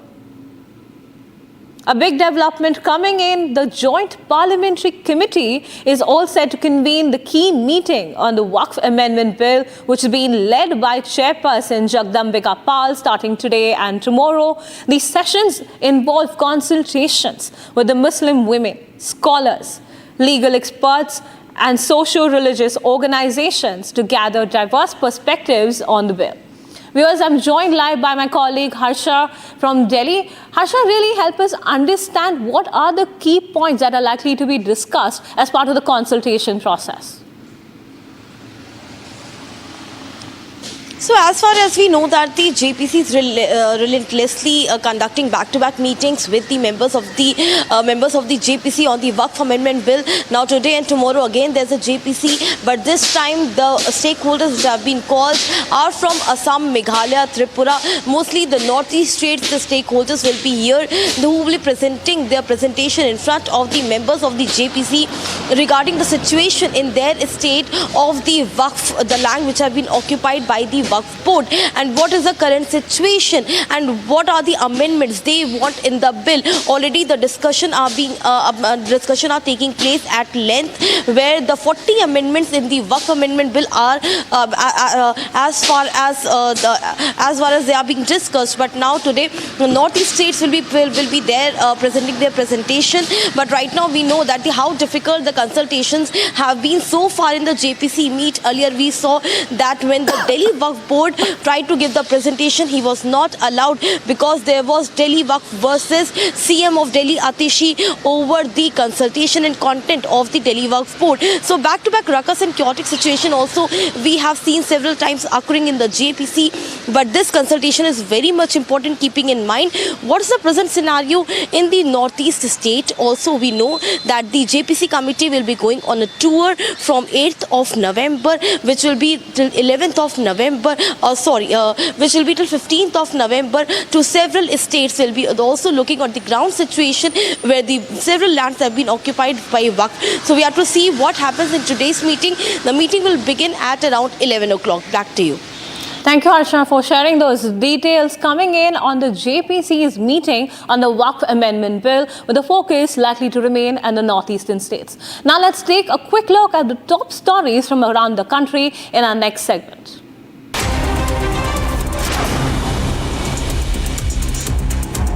Prime Minister Narendra Modi is set to visit Jharkhand today to launch the election campaign for the upcoming state assembly polls. During the visit, Modi will address rallies in Chaibasa and Garhwa, while Home Minister Amit Shah held 3 public meetings yesterday. The Supreme Court will hear the matter of rising air pollution in the Delhi NCR region today. During the last hearing, the chief secretaries of Haryana and Punjab were summoned to the Supreme Court for failing to curb stubble burning. The court reprimanded the state government, stating that nothing will change until strict measures are taken regarding pollution. Meanwhile, the air quality in Delhi touches 400 after Diwali. The Joint Parliamentary Committee on the Waqf Amendment Bill, led by Chairperson Jagdambika Pal, is scheduled to hold meetings starting today. These sessions will involve consultations with Muslim women, scholars, legal experts, and socio-religious organizations to gather diverse perspectives on the bill. Starting November 9th, the committee will conduct a state tour beginning in Guwahati, Assam, to facilitate informal discussions with representatives from various sectors. In a shocking incident, 2 Delhi traffic police personnel were dragged 20 meters by a car while on duty in southwest Delhi. Assistant Sub-Inspector and Head Constable were conducting routine checks for traffic violations at the Beer Sarai traffic light near Vedant Deshika Marg when the incident occurred. The driver attempted to flee after crossing traffic signal, dragging both personnel for approximately 20 meters before speeding away from the scene.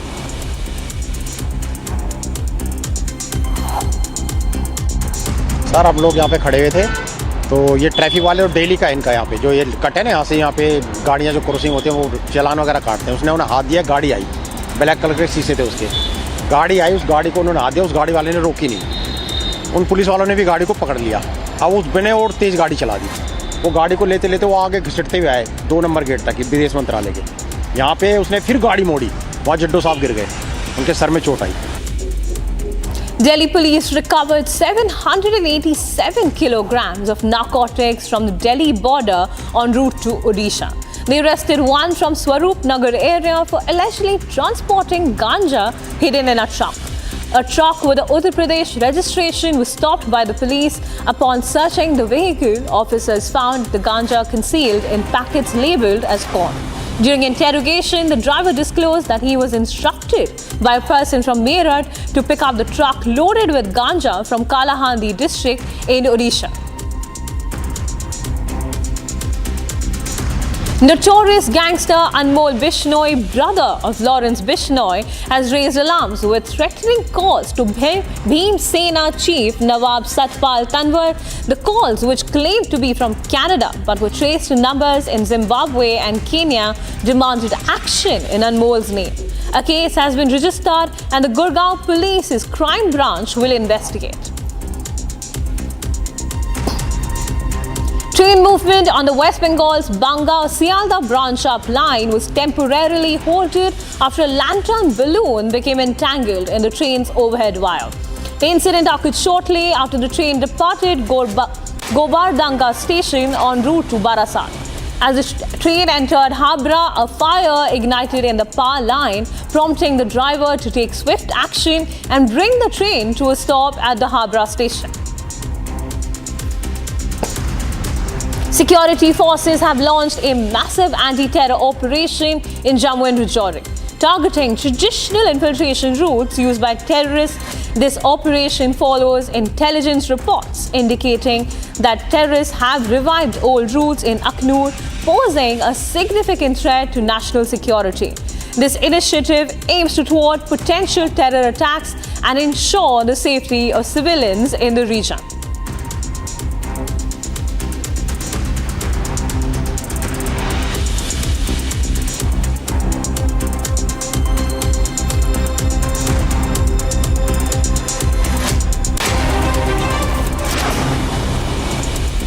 In a breaking news coming from Delhi, the 2 miners were behind the wheel while the police were dragged by them for about 20 meters. In a big development coming in this morning in the Delhi hit-and-run case, both the miners who were behind the wheel have been apprehended in the case, and Maruti Fronk's car, which was driven by them, was also recovered.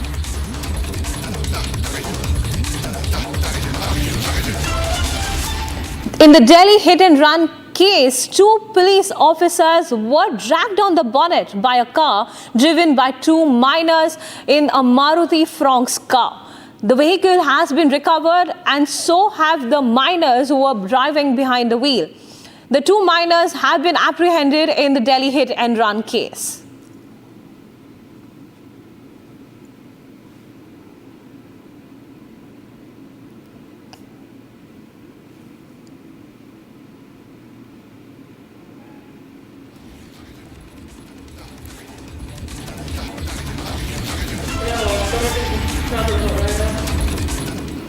With the UP by-polls inching closer, Uttar Pradesh's Chief Minister Yogi Adityanath is all set to meet Prime Minister Narendra Modi and JP Nadda to discuss the strategies and a lot more. Take a look.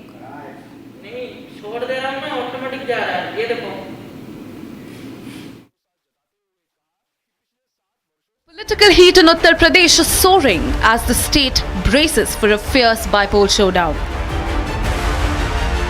And the BJP isn't holding back. Strategy sessions have kicked off with full force, signalling an all-out push to dominate.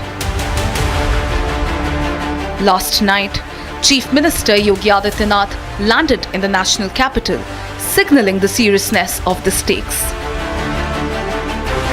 In a high-stakes meeting with the Prime Minister, sources say the discussion on the impending by-polls lasted over an hour.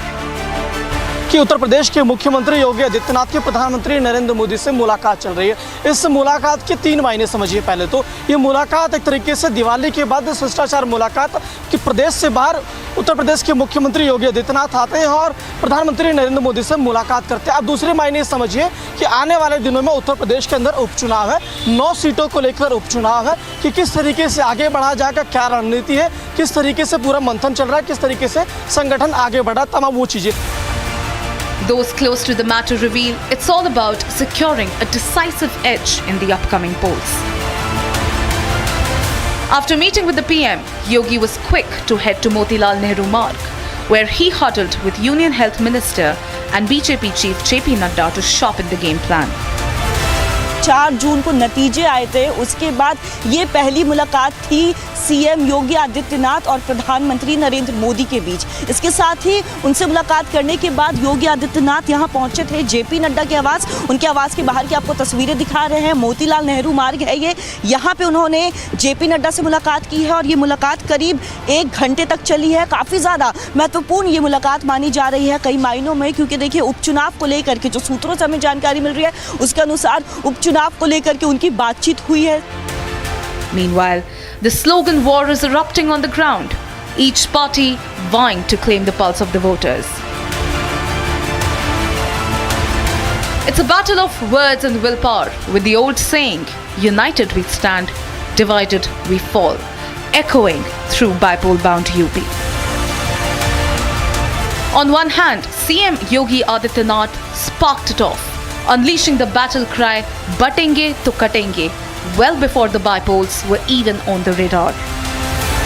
बहनों और भाइयों, राष्ट्र से बढ़कर के कुछ नहीं हो सकता, कुछ नहीं हो सकता, और राष्ट्र तब सशक्त होगा जब हम एक रहेंगे, नेक रहेंगे, तभी नेक रहेंगे। कटेंगे तो कटेंगे, एक रहेंगे तो नेक रहेंगे। But Samajwadi Party isn't about to take it lying down.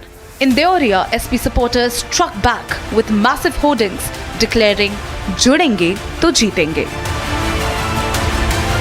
And SP's offensive does not stop there. In Maharashtra, fresh hoardings go all in, declaring "Na batenge, na katenge, PDA ke saath rahenge." And PDA jodegi aur jeetegi, a direct jab at the ruling BJP.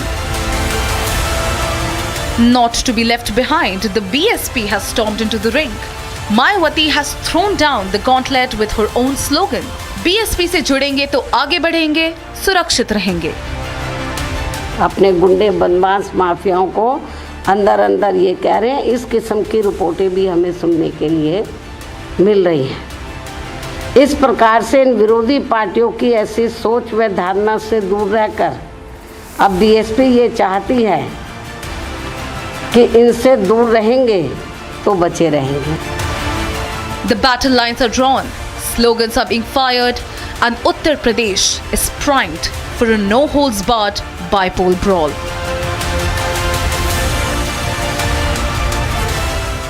An intense war of words is erupted between the BJP and AAP regarding the Chhath Puja Ghats establishment in South Delhi. Take a look at this report for all the details. As Delhi prepares to celebrate the Chhath Puja, AAP and BJP are at the loggerheads over establishment of the Puja Ghats in South Delhi's Greater Kailash. As tensions escalate, leaders from both the sides exchanged accusations. In a scathing attack, AAP accused BJP of obstructing efforts to set up the ghat at a park which is managed by Delhi Development Authority. Meanwhile, Delhi Minister Saurabh Bharadwaj staged a sit-in protest and questioned Basuri Swaraj's Hindu credentials. मैं चुनौती दे रहा हूं बांसुरी स्वराज को, आए बनी बनती है हिंदू, पता चल जाएगा। अगर बांसुरी स्वराज यहाँ पे झूठी कसम खा गई, मैं कसम खा रहा हूँ हम घर चले जाएंगे, हम घर चले जाएंगे भाई, हम अपने घर चले जाएंगे। बांसुरी स्वराज आके इस भगवत गीता की झूठी कसम खा जाए। Meanwhile, BJP denied accusations by AAP. BJP MP Basuri Swaraj slammed AAP's Saurabh Bharadwaj, saying why is the party creating obstructions? Listen in to what she had to say. 23 तारीख को 23 सितंबर को आप देख रहे हैं कि जन सेवा समिति के लोगों ने जाकर प्रॉपर परमिशन ली है डीडीए के साथ और यहाँ पर उनको छठ के महापर्व को बहुत शानदार तरीके से मनाने की अनुमति दी गई है। माननीय मंत्री सौरभ भारद्वाज जी ने, उनकी नीयत तो इसी से दिख जाती है कि डीडीए के पास जाकर उन्होंने परमिशन तक के लिए फाइल नहीं करा। मैं माननीय मंत्री से पूछना चाहती हूँ कि आज वो सनातन विरोधी, पूर्वांचली विरोधी, हिंदू विरोधी रवैया क्यों रख रहे हैं? The Aam Aadmi Party and BJP's war of words continue to escalate. But the problem at hand that needs fixing is the toxic froth that rears its ugly head every year during the Chhath Puja. Can the netas put politics aside and work on a fix? This is a burning question that haunts the electorate every year.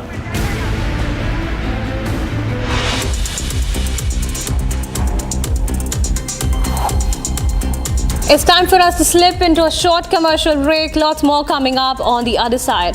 The US presidential elections are heating up with Donald Trump and Kamala Harris in their last leg of campaigning. Stay tuned to Republic TV as we bring you all the developments.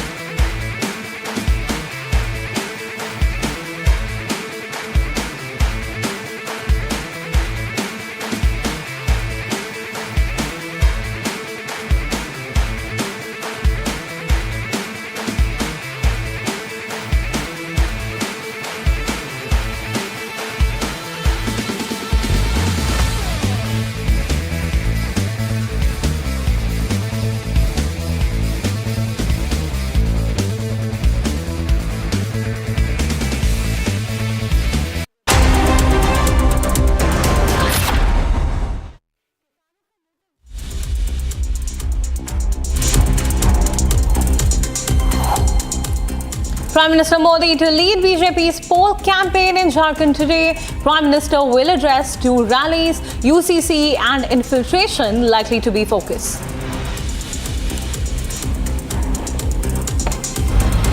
Tejasvi Surya to lead BJP's protest against Waqf emergency today petitions JPC on the issue. UP CM meets Prime Minister Modi, JP Nadda in national capital ahead of the by-polls. Supreme Court to hear the matter of rising air pollution in Delhi NCR today. Haryana, Punjab chief secretaries were summoned for stubble burning non-compliance. In a fiery address, Donald Trump tears into Kamala Biden duo, calls Kamala corrupt and radical. Cowardly grenade attack in Srinagar Sunday market area, 11 civilians injured. Security forces conduct search operations.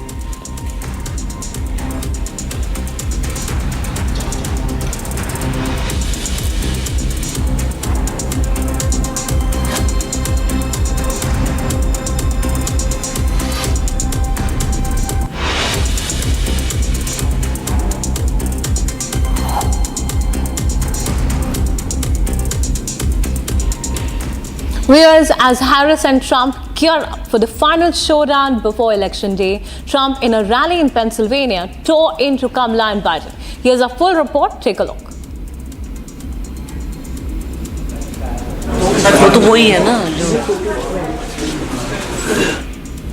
Former President Trump launched a scathing attack on Vice President Kamala Harris. You have to tell that horrible, terrible, the worst ever vice president. Nobody knows where the other guy is. Where the hell is he? Where the hell did he go, David? Where is he? Nobody knows where the hell. Where is Biden? Remember? We used to go, where's Hunter? We used to go, where's Hunter? Now we go, where the hell is Biden? Where's Joe? Calling America a crooked country, Trump has vowed to make it straight. It's a crooked country, and we're going to make it straight. We're going to make it straight, and it's not an easy thing to do. They'll want to put you in jail because you want to make it straight. Think of it. Think of it. They cheat on elections, and you call them on it, and they want to put you in jail. Think about it. It's the most incredible thing I've ever seen, but I love it. You know why? Because we've proven something, we've shown something, and we're going to get it fixed, and we got to win this election.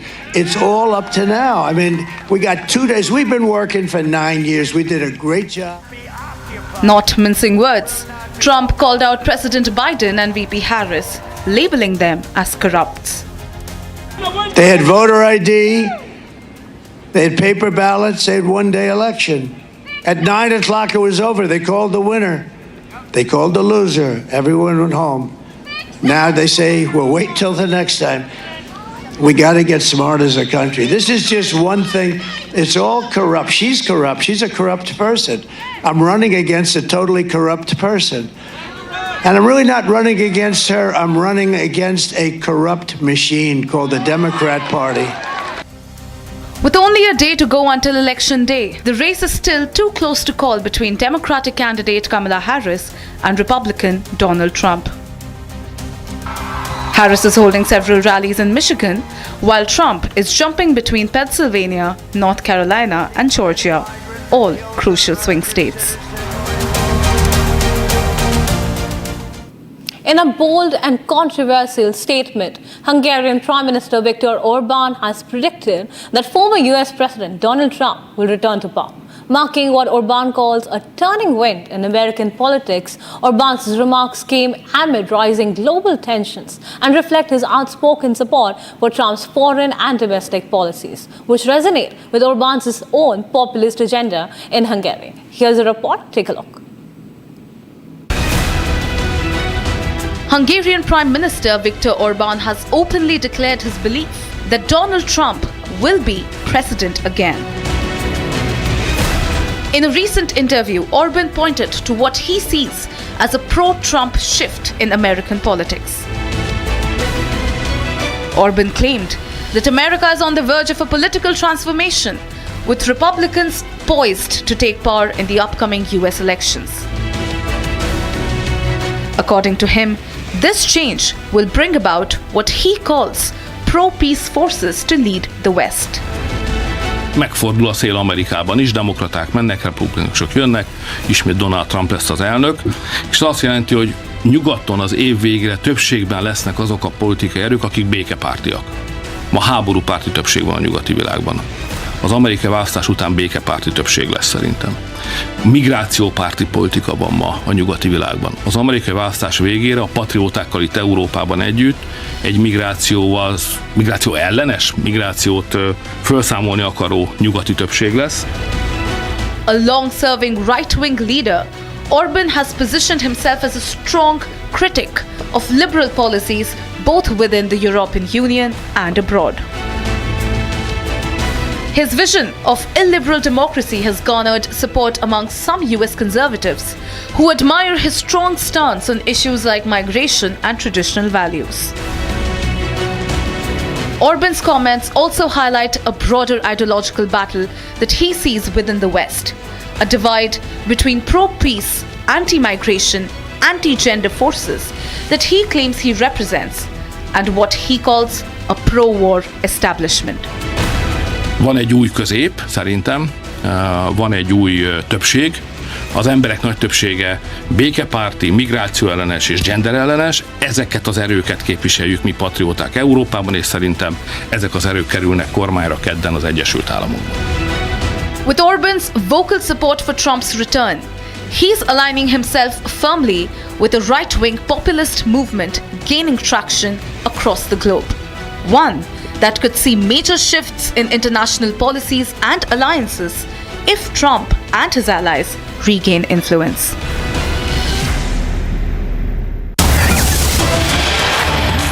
Big breaking news coming in the Delhi hit and run case where both minors who were behind the wheel have been apprehended in this case. And the Maruti Fronk's car being driven by them has also been recovered.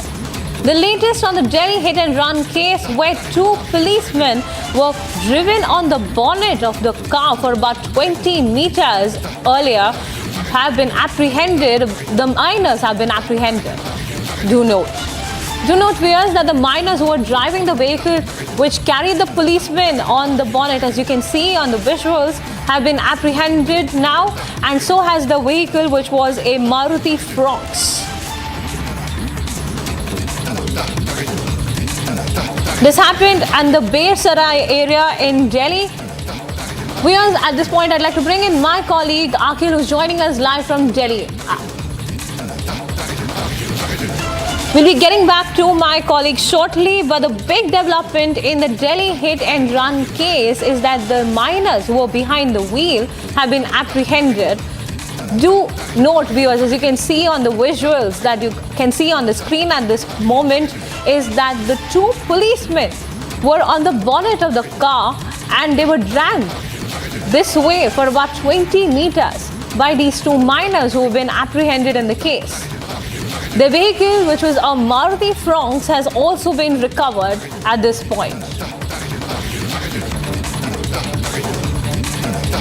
In a big breaking news coming in from the Delhi hit and run case which occurred in the Bear Sarai area, two policemen were driven on top of a bonnet driven by two minors earlier, and now the minors have been apprehended.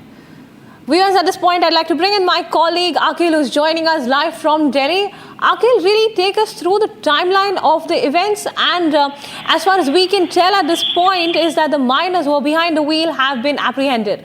Do we have any details on that front?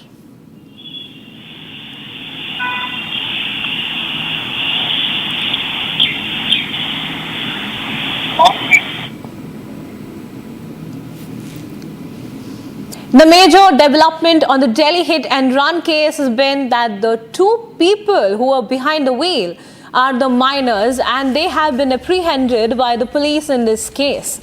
Meanwhile, their vehicle has also been recovered.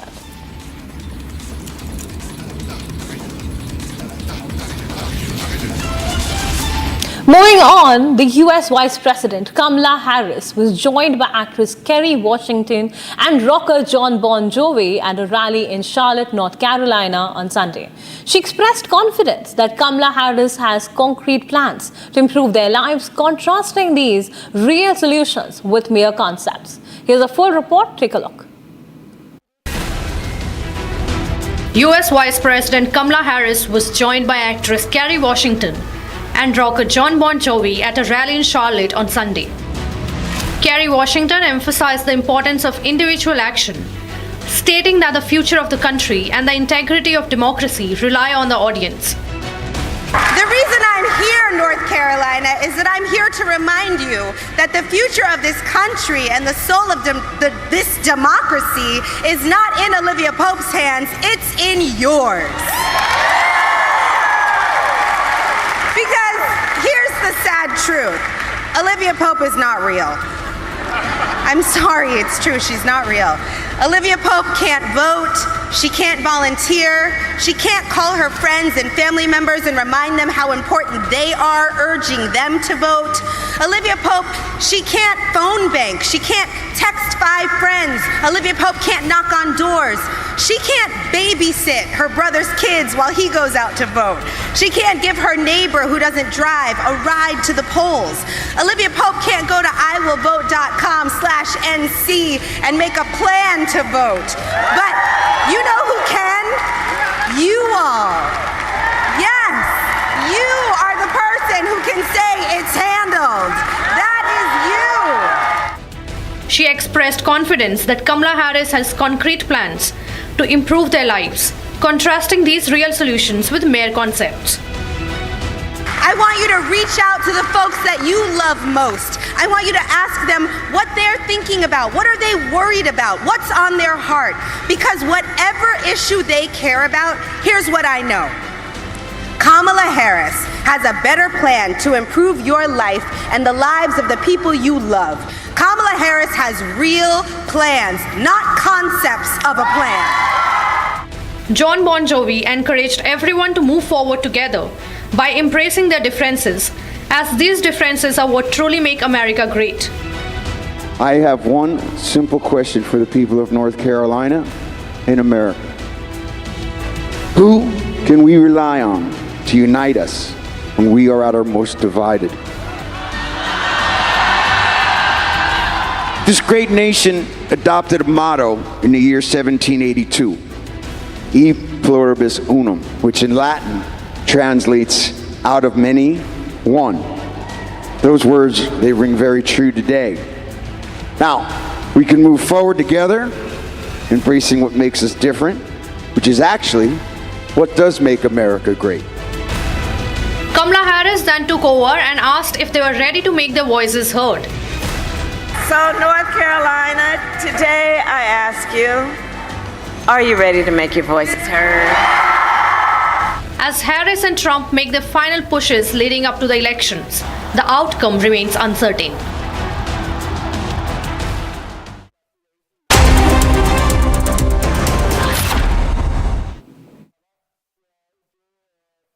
In the global employability rankings by Times Higher Education UK, only the following 6 institutions from India are ranked amongst the top 230 in the world for having the most employable graduates: IIT Delhi, IISc Bangalore, IIT Bombay, IIM Ahmedabad, IIT Kharagpur and Amity University.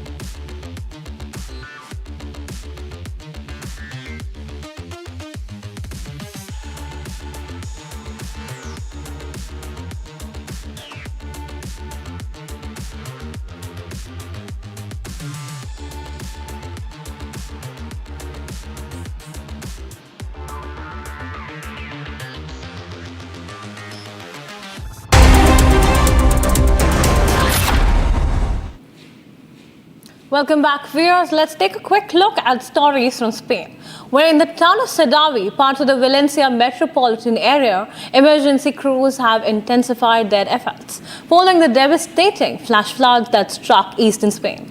On Sunday, firefighters from Madrid arrived to assist in draining water and mud from a 2-floor underground parking facility where local residents believe several bodies may be trapped. Here's a detailed report. Take a look.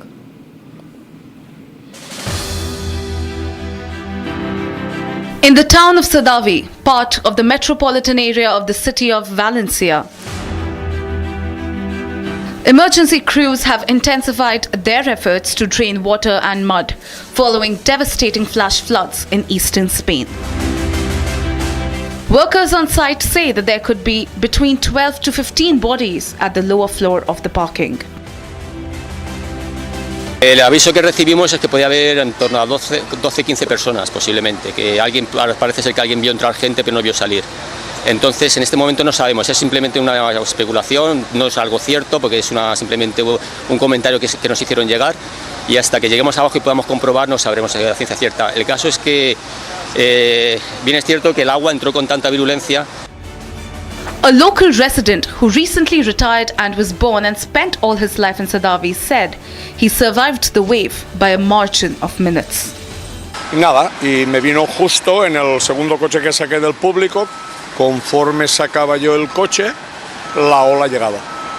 Yo saqué el coche, no me mojé, aparqué el coche donde lo aparqué, que no sirvió para nada, pero me salvé por minutos, 2 minutos, 3 minutos. Yo vivo aquí arriba y mi mujer gritando que viene la ola, y ya está.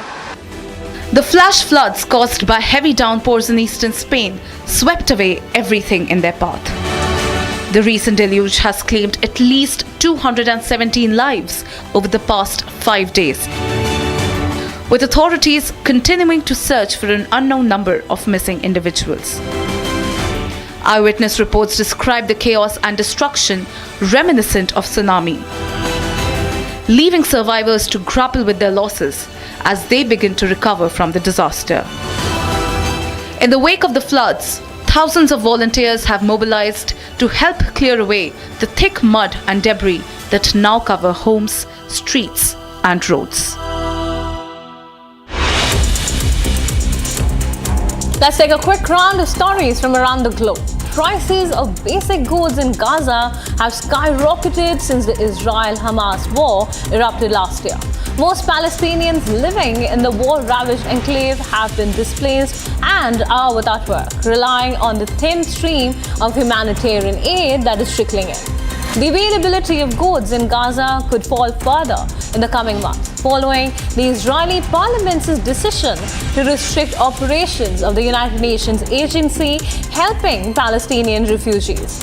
Protesters expressed frustration over the lack of essential goods in the markets, highlighting that what used to be readily available, like cheese, is now absent. Instead, people are left with overpriced cleaning supplies, while basic vegetables like eggplants and potatoes have become unaffordable. They also criticize the quality of bread, claiming that it is made from flour infested with worms and insects, deeming it unsuitable for consumption. According to Lebanon's health ministry, 3 people were killed in an Israeli airstrike on a suburb in South Lebanon on Sunday, marking the 3rd attack on the area in the past 2 weeks. The strike, which targeted an apartment, also injured 9 others. The intended target remains unclear, and no evacuation warning was issued by the Israeli military before the strike. Residents stated that this was a residential area unrelated to the war or missile attacks. They emphasized that innocent people, including women and children, were targeted, despite having no involvement in the conflict. On Sunday, angry protesters left red handprints at the entrances of government buildings in Belgrade, demanding the arrest of officials following a tragic incident where a concrete canopy collapsed at a railway station, resulting in 14 deaths and 3 injuries. Police established a cordon outside the Ministry of Construction and Infrastructure as thousands of demonstrators called for the resignation of high-ranking officials, including Prime Minister Milos Vucevic. They also called for the resignation of the Minister of Construction, Transport and Infrastructure, holding him accountable for the incident. In response, Serbia's populist government has pledged a comprehensive investigation, with prosecutors already having questioned more than 25 individuals. Officials have stated that the canopy was not part of the ongoing renovation work, but have not clarified why the work was not completed either. On Saturday, former President Donald Trump held one of his numerous rallies during the final weekend of the campaign, focusing on issues of crime and immigration. Speaking to a crowd in Greensboro, North Carolina, he vowed to end illegal immigration once and for all and promised to tackle inflation while addressing what he described as a massive influx of criminals into the country. Trump expressed his commitment to restoring the American dream and declared that November 5th, 2024 would be Liberation Day for America. He stated that on his first day in office, he would initiate the largest criminal deportation program in US history, swiftly removing criminals from the country. He asserted that he would work to rescue cities and towns that have been invaded and ensure that violent criminals are either imprisoned or expelled from the country.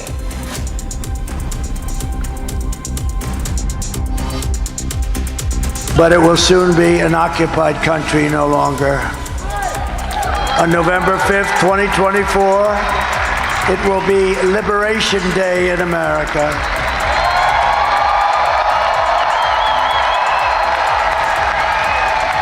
On day one, I will launch the largest deportation program of criminals in American history. It's going to be the largest deportation of criminals. We're going to get them out of here fast. I will rescue every city and town that has been invaded and conquered, and we will put the vicious and bloodthirsty criminals in jail or kick them the hell out of our country. US Vice President Kamala Harris was joined by actress Kerry Washington and rocker Jon Bon Jovi at a rally in Charlotte, North Carolina on Sunday. Kerry Washington emphasized the importance of individual action during her visit, stating that the future of the country and the integrity of democracy rely on the audience, not on fictional characters like Olivia Pope.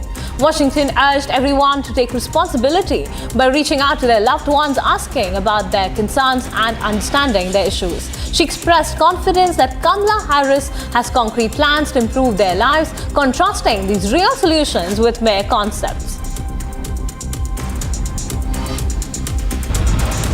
On the final Sunday of a rollercoaster presidential campaign, Republican nominee Donald Trump asked voters again to make him leader of a failed nation.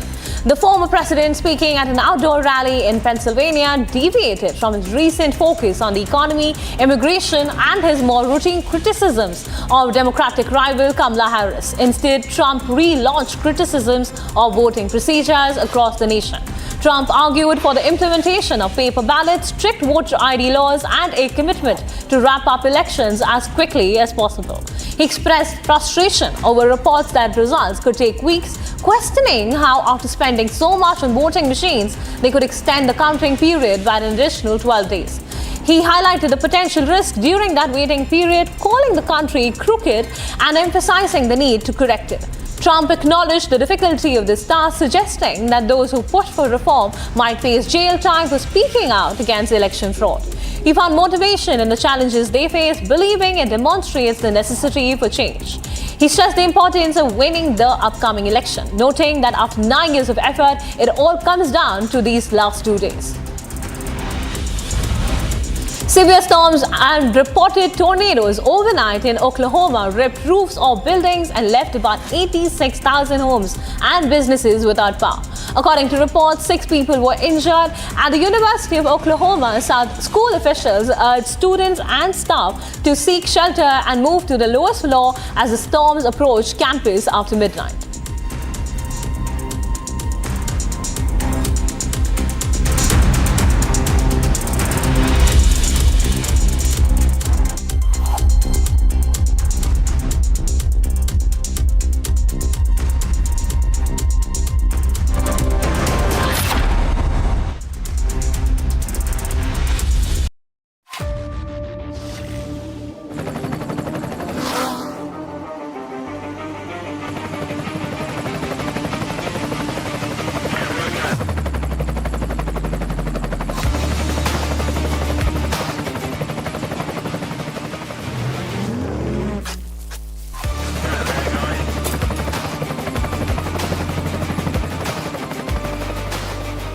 Director, the taste of success.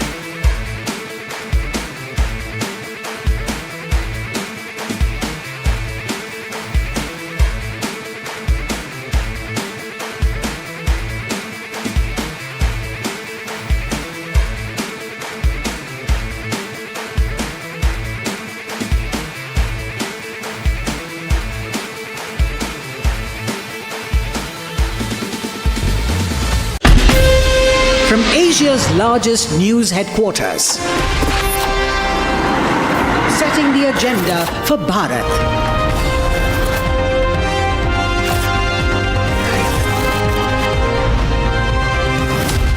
You're watching Republic.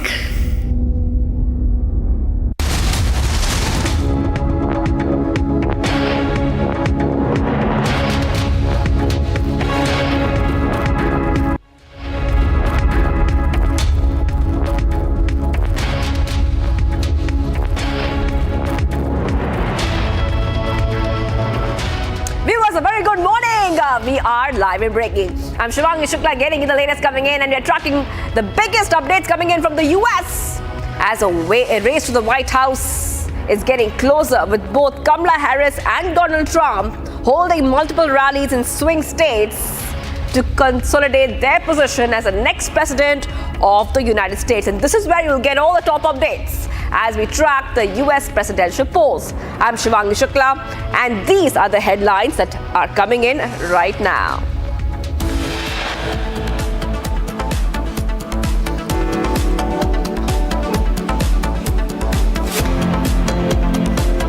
No end to Khalistani terror in Canada. Temples attacked in Brampton and Surrey.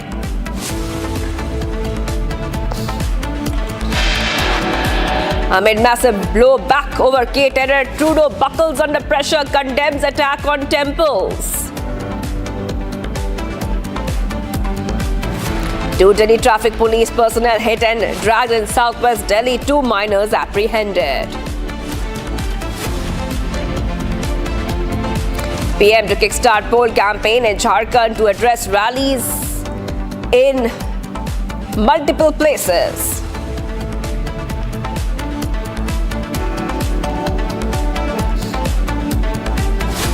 The BJP calls out minority appeasement after SP demands common minorities program in MVA manifesto.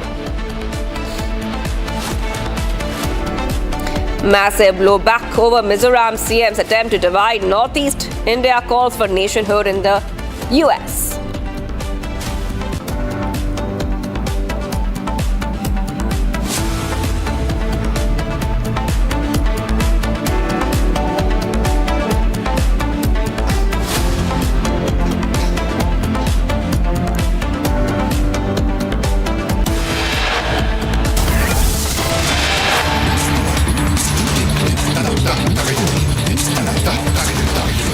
Getting you some big breaking updates coming in right now, viewers. Big breaking news coming in after temples attacked in Canada by Khalistani extremists. Indian High Commission gives out official statement over the issue. Indian High Commission says, despite prior requests for enhanced security, interference was reported at councillor camps held in Vancouver and Surrey. Okay, that is a big update coming in right now, where Indian High Commission is saying interference was reported at councillor camps held in Vancouver and Surrey after we told you that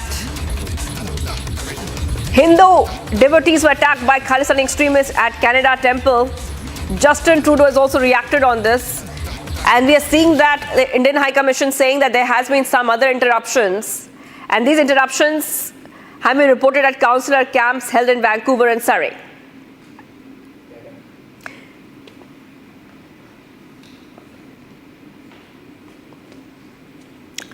All right, let's go straight across to Rakesh Tiwari, journalist, joining us live from Canada. Thank you for joining us. What we see right now is not an incident that we have not seen before. We have seen, Mr. Tiwari, in the past, how temples have been attacked in Canada time and again.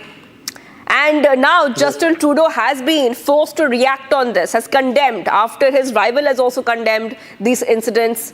Indian High Commission has said there has been some activity, some interference in councillor camps. How are you reading the situation and this evolving situation that we are seeing in Canada? Let me say, this is a rising tension. This has created, actually it was going on for so long.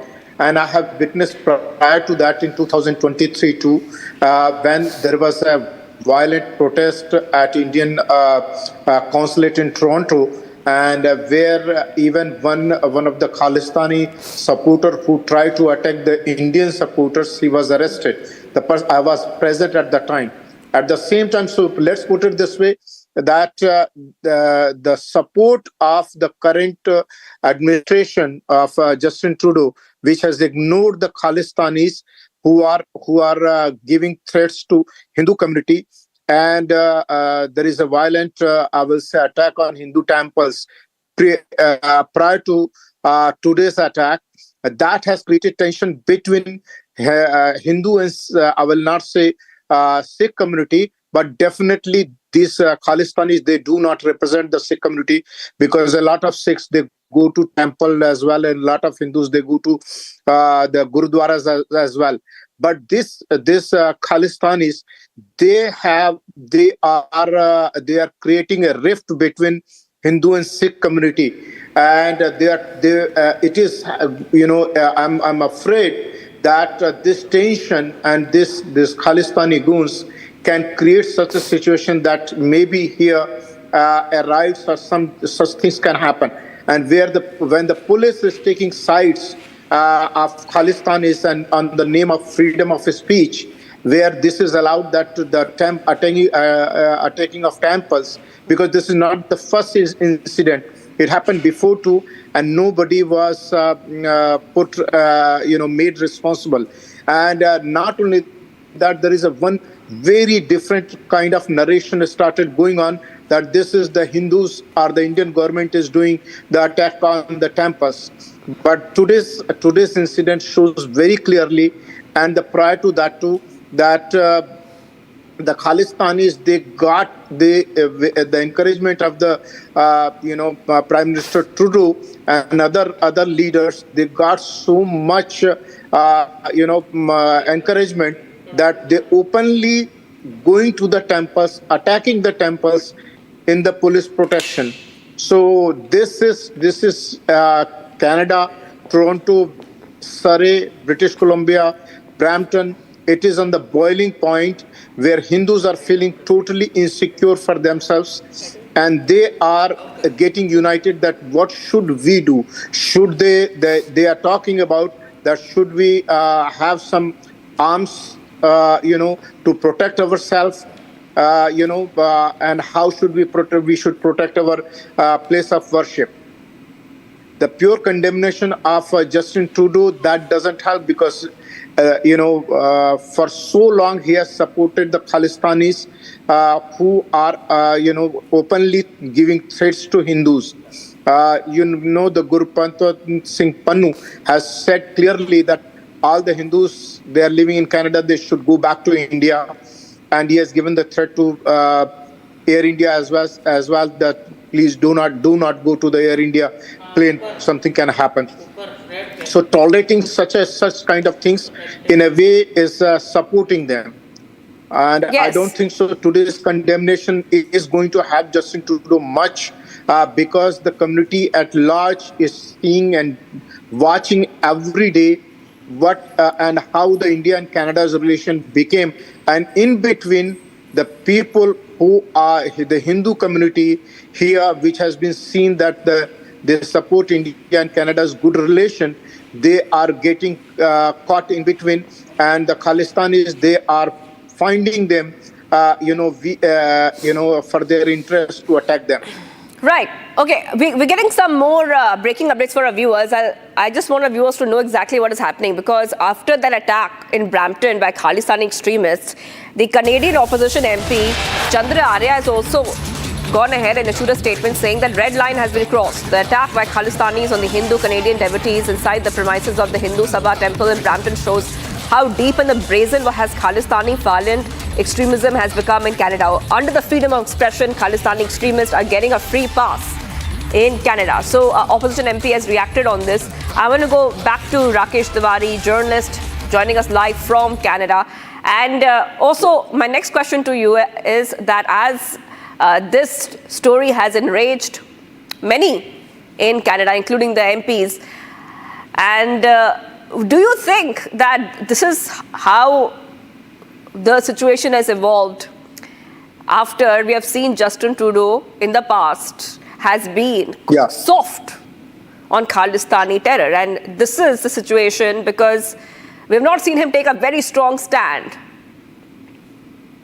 Let me say one thing, the MP member of Parliament from Nepean, Ontario, Chandra Arya. He is not opposition MP. He is the member of Parliament from the Justin Trudeau's party, Liberal Party, and he's been outspoken towards the Khalistani extremist and terrorist. And even the Gurpatwant Singh Pannu has threatened Mr. Chandra Arya as well. I had taken some of his interviews as well. Let me say, all those people who are in favor of India and Canada's good relation, they are becoming the target of this Khalistani extremist and terrorist. And let's put it this way, this Khalistani terrorists have been harvested long enough, and I'm afraid that Canada is going to become the previously how the Punjab was in 80s and stuff. So the turf is becoming Canada now, where Khalistanis are targeting Hindus, in a similar fashion. And I have seen it, and I have faced it.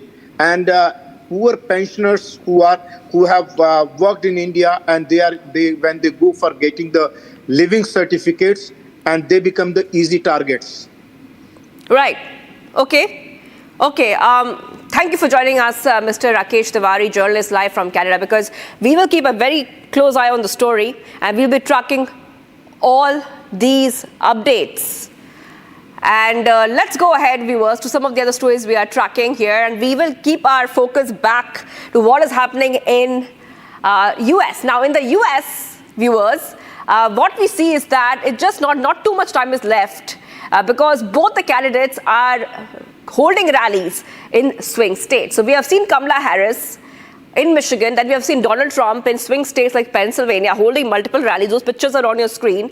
The US is all set to go for the mega elections. Not too much time is left for that. The battle lines have been drawn between the Republicans and the Democrats in the race to the White House. Donald Trump is doing hard yards to make a comeback, while the US Vice President, Democratic presidential candidate Kamala Harris is leaving no stone unturned to return to power.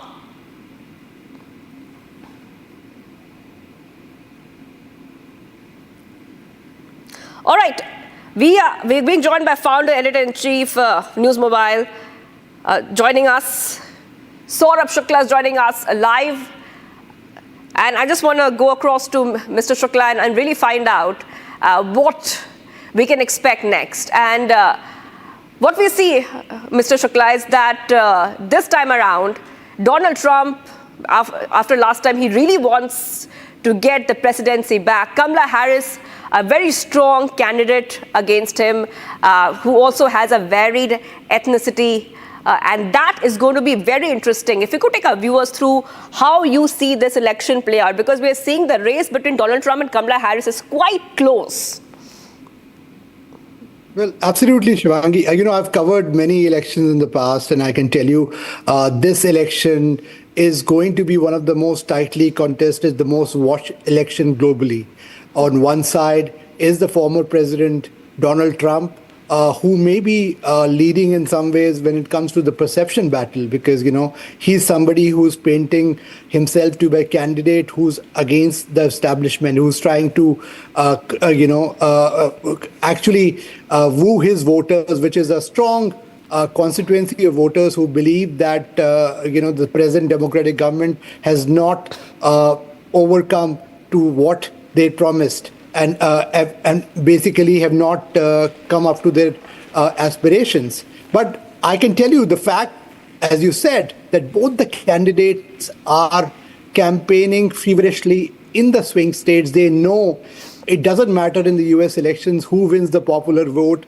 It's the number 270 is the magic number, which is the total number of electoral votes one gets. Whoever gets that, and that is where states like North Carolina, Pennsylvania, Michigan, they're very, very critical. And these are the ones where you will see both the candidates campaigning till the end, and that can really swing this election. We cannot say that either of the candidates has a done deal, even though polls are polls are indicating that both of them have, I would say, a slender lead in these swing states, if you ask me.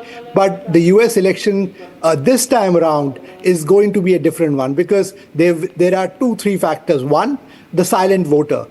Silent voter on both sides, whether it's for Donald Trump or for Kamala Harris, on the issue of reproductive rights, she certainly has an edge when it comes to the women voters, because a lot of women voters are outraged by the statements made by some of the Republican politicians, including Donald Trump. He's tried to mend fences there, but that hasn't helped. The second challenge is a lot of Republican pollsters are telling me a sense of overconfidence which is there. So while the Trump campaigns believe that they have a done deal and he has won the election, but till the time the votes are polled and as they say, the polls close, you cannot expect that this is a done deal. So that sometimes overconfidence can be a challenge. I remember 2016, I covered this election very, very closely. I interviewed Mr. Trump as well. At that time, everybody said that Hillary Clinton has won the election. But when the results came, Donald Trump had won it. Similarly, when it came to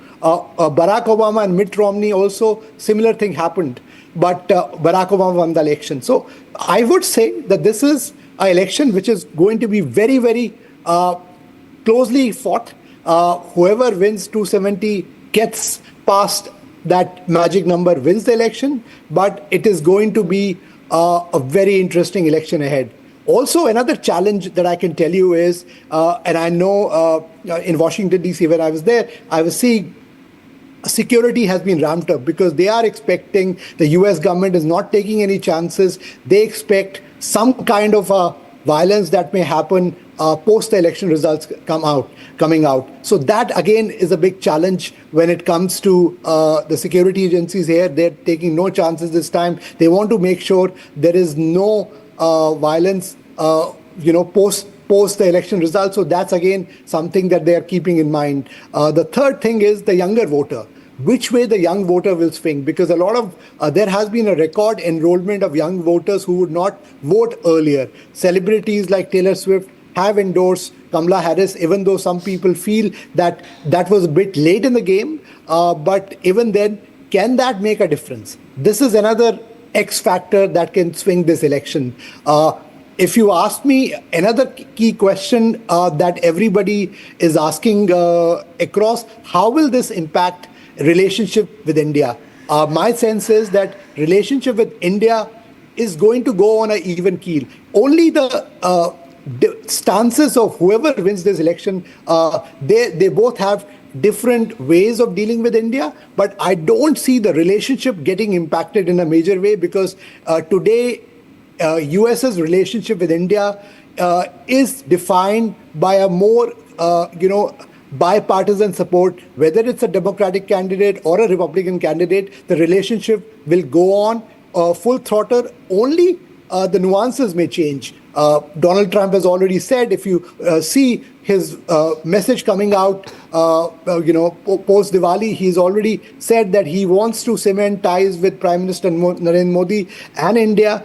He's also spoken very stridently about being, condemning violence against, when it comes to Hindus in Bangladesh and other places. So obviously, that has also been timed strategically to win over Indian American votes. Almost 2.5 million Indian Americans are eligible to vote, and which way they will swing, especially in these swing states, will carry a lot of weight in the elections. On the other side, Kamala Harris, who's of South Asian origin, also has a large support amongst the South Asian community here in the US, because the belief is that she will not only promote ties with India, but also may make sure, because she herself is an immigrant, she will be more obviously sympathetic to the challenges that Indian immigrants have been facing. One of the other big challenges, I would say, or the big issue that is facing when I spoke to voters from the South Asian community is along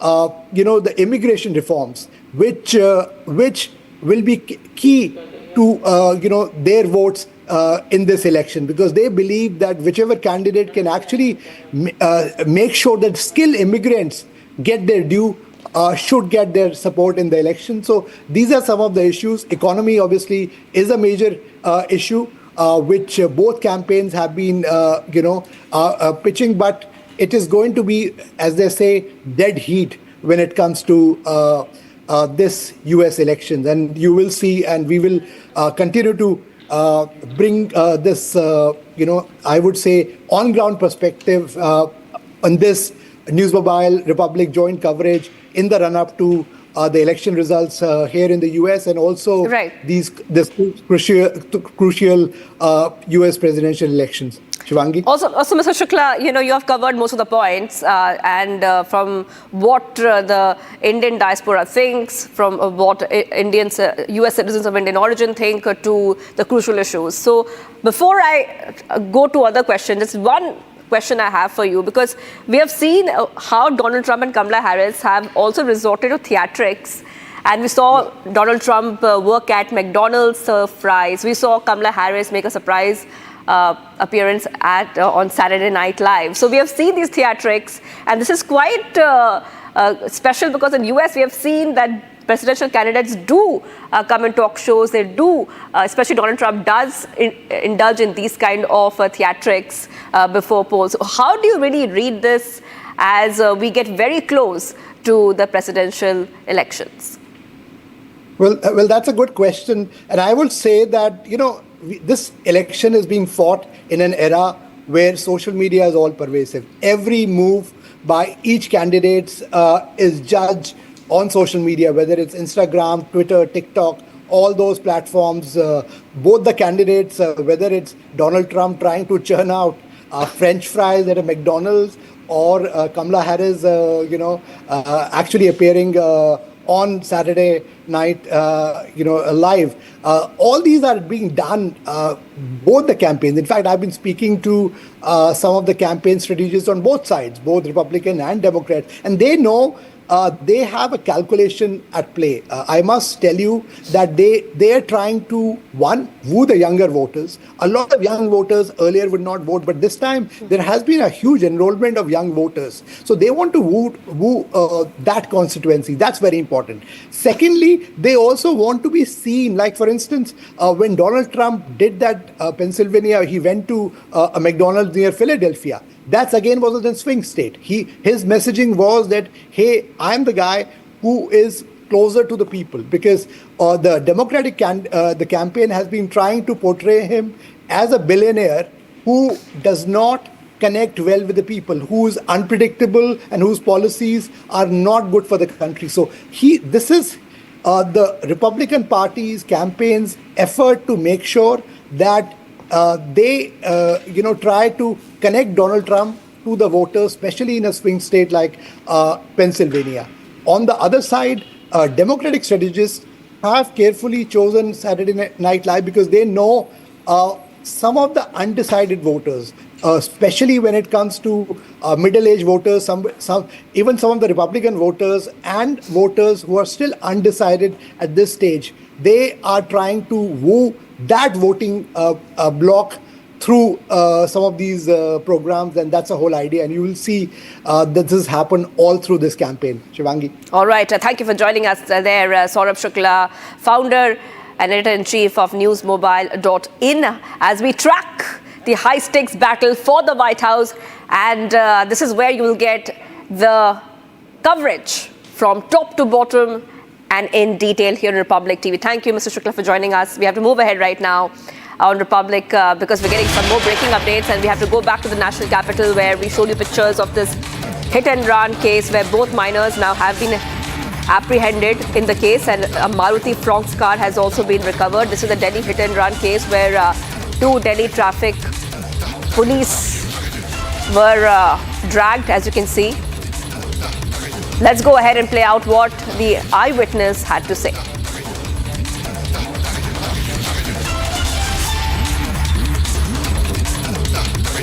मैं यहाँ बैठा हुआ था sir, उधर से गाड़ी इनकी आवाज़ बहुत तेज आ रही थी, बचाओ बचाओ। फिर मैंने दौड़ के गया, फिर उधर लेके भागा गए, गाड़ी गए। फिर हम लोग सबको, ये फूल वाले सबको ऐसे कर रहे थे, खड़े थे सारे, पब्लिक भी बहुत खड़ी थी। ऑटो वाले बीच में लगा रहे थे, साइड नहीं रुक रहे थे। फिर उसने बचाओ बचाओ, उसके बाद उधर गाड़ी भगा के ले गए, फिर पीछे बैक करके और उनको गिरा के और भाग गए। कितने बजे के आसपास का वैसे? ये 8 बजे करीब है सर। तो किसी ने रोकने की कोशिश नहीं की गाड़ी वाले को? गाड़ी ऑटो वाला था, एक लगा रहा था, हमने पीछे दौड़ के गया, वो ब्लैक शीशा थी, वर्दी में थे, वो वर्दी वाले को नहीं कर रहा था सर, हमारे पास कुछ नहीं था, हम में थी कर रहे, इतना तेज गाड़ी वो लेकर भगा के जा रहे थे, उनके चपेट में और भी आ सकते थे आदमी, इतनी स्पीड से गाड़ी वो भगा रहे थे, कट कर रहे थे, ले जा रहे थे बाइट में। हमने पीछे भागा भी किया, भाई छोड़ दो उतार दो, फिर इसने गाड़ी लेके पूरा तेज भगा के और 5-6 चक्कर लगा के उनको मुझे बोनेट पर लटके रहे दोनों आदमी, फिर आगे जाके गिर गए वो ट्रैफिक वाले, उनको चोट आ गई। फिर आया मैं वहाँ गया फुटपाथ पे, अब रोकने की कोशिश की, फिर उन्हें बैक करके फिर वो भग गए सर। सर हम लोग यहाँ पे खड़े हुए थे, तो ये ट्रैफिक वाले और डेली का इनका यहाँ पे जो ये कट है ना, यहाँ से यहाँ पे गाड़ियाँ जो क्रॉसिंग होती हैं वो चालान वगैरह काटते हैं, उसने उन्हें हाथ दिया, गाड़ी आई, ब्लैक कलर के शीशे थे उसके, गाड़ी आई, उस गाड़ी को उन्होंने हाथ दिया, उस गाड़ी वाले ने रोकी नहीं, उन पुलिस वालों ने भी गाड़ी को पकड़ लिया, अब उस बने और तेज गाड़ी चला दी, वो गाड़ी को लेते लेते वो आगे घिसटते हुए आए 2 नंबर गेट तक विदेश मंत्रालय के, यहाँ पे उसने फिर गाड़ी मोड़ी, वहाँ जड्डो साहब गिर गए, उनके सर में चोट आई। उसके बाद वो गाड़ी मोड़ के इधर आया, इधर गाड़ी मोड़ने के बाद वो यहाँ ये क्रॉसिंग है, ये वाला जो कट है, इस कट के ऊपर उसने दूसरे पुलिस वाले को भी गिरा दिया। उसके बाद उसने फिर गाड़ी बैक करके और सीधा वो गाड़ी लेके यहाँ वसंत कुंज वाले रोड पे भाग गया। उसके बाद जड्डो साहब हॉस्पिटल चले गए, थोड़ी देर के बाद आए तो उनके पट्टी वट्टी बंधी थी, उनके चोट आ रखी है सर के अंदर, मतलब उसके उस गाड़ी वाले के आगे जैसे मान लीजिए अगर कोई आगे आता ना तो उसके इतना जुनून था उसको भी मार देता। All right, let's go straight across to my colleague Akil joining us live. Akil, please take our viewers through, what really happened. And we are seeing very clearly the eyewitnesses say that these two police officers, Delhi traffic police, they were dragged. In fact, some of the eyewitnesses tried to help them, tried to tell them and tell those driving that please leave them. They're getting hurt. Now we know that 2 minors have been apprehended. What's the latest coming in? Akil. Well, Shivangi, if you see, at that point in time, there were 2 police officers, which include ASI, and another was a head constable, who were trying to stop that vehicle. Right now, I'm just standing on that Vedant Devika mark. Here you can see, this is where, if you go 500 meters away from here, you will find a police station which has been, which is known as the Kishangarh police station. And this area is known as the Ber Sarai market area. And this is where the incident took place. This is a red light. And here, when the traffic cops tried to stop that vehicle, then both the minors who were inside the car, one of the minors who was driving the car, initially stopped the car. When the traffic cop requested him to come out of the car, then he drove the car from here and moved approximately 50 to 60 meters from over here. And then when again the traffic cop requested him to come out, then he took a back gear and then took a U-turn and then fled from this very point in time and moved towards the Vasant Vihar area. So right now both the minors were apprehended by the Delhi police team, and if you see, and according to the MV Act, an action has already been taken against the owner of that car. So right now, if you see, this was a brazen attack by 2 minors sitting inside the car against the cops who were on duty, because if you see, an ASI was doing his duty and another head constable was also doing his duty when that incident took place. Yes, back to you, Shivangi. Yes, Akil, with all those details, I will be coming back to you as we get more updates on the Delhi hit and run. Okay, I have one more question for you, Akil, before we let you go. Also, take our viewers through, what the latest is in terms of who these minors are. 2 minors have been apprehended, but do we know what connection do they have with the owner of this vehicle? No, still we'll have to wait and watch, because we just spoke a few minutes back to the southwest Delhi, because this area, Ber Sarai area, comes under southwest jurisdiction. So we spoke to the DCP over here, and he has said that they have just apprehended 2 minors and the interrogation is going on. So once more details will come out that what was the relation of those 2 minors who was driving and the second one who was sitting next to the pilot seat, what was the relation of both of them with the car owner, then only certain things will be ascertained in this case. But right now, both of them were apprehended by the South Delhi police team in connection with the case as of now. Keep watching Republic TV. We'll be right back after a short commercial break.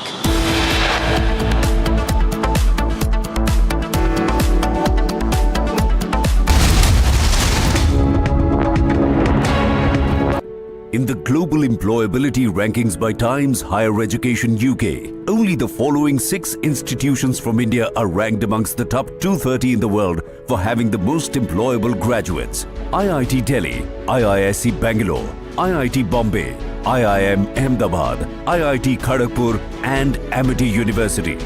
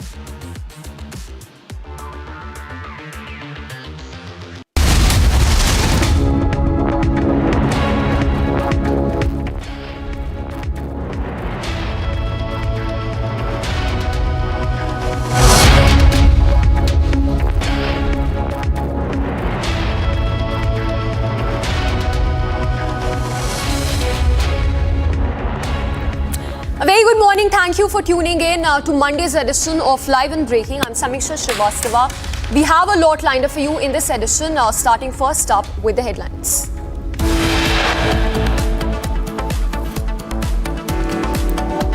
No end to Khalistani terror in Canada. Temples attacked in Brampton and Surrey.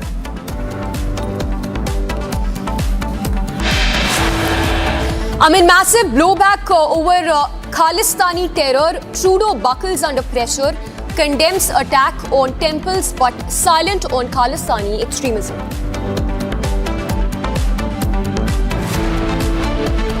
Delhi traffic, police personnel hit and dragged in southwest Delhi, 2 minors apprehended.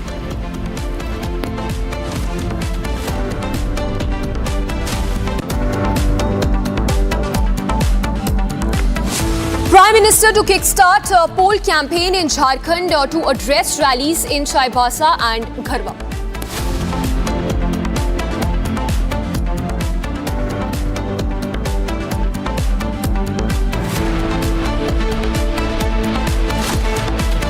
BJP calls out minority appeasement after Samajwadi Party demands common minorities program in MVA manifesto.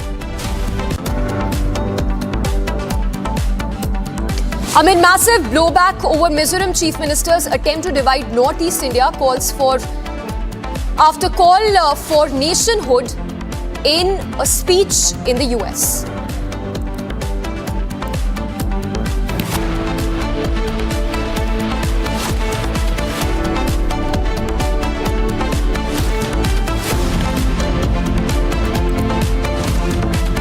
And our focus remains on the temple attacks which have happened in Brampton in Canada.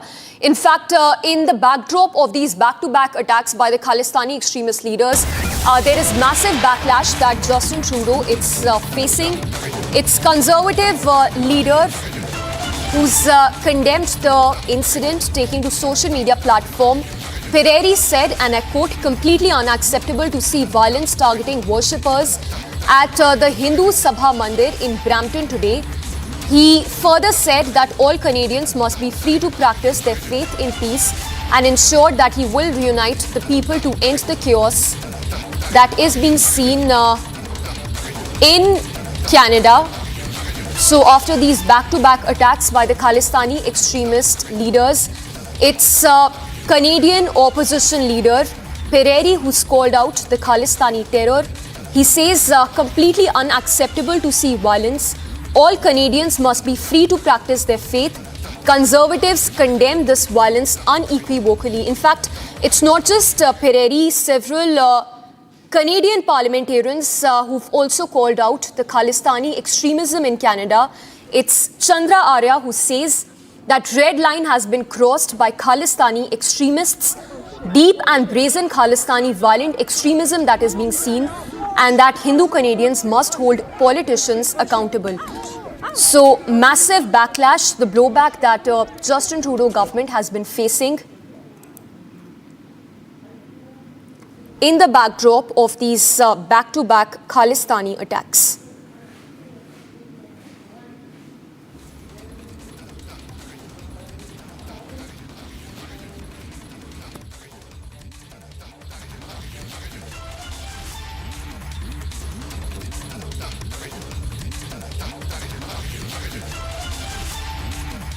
Video डाल रहा था वो तो कि पहले fighting हुई थी यहाँ पे, अंदर घुस गए थे और उसके बाद फिर ये तो बेटा डरा हुआ था, क्या हुआ था जब बेटे ने आपसे बात की? वो करना हमें एक्चुअली डराया पुलिस ने है। पुलिस ने डराया? पुलिस ने हमें डराया है, पुलिस ने हमें मारा है। पुलिस ने, वो तो खालिस्तानी तो मार रहे थे, चलो वो तो सुना खालिस्तानी मार रहे, पर पुलिस हमें मार रहे थे।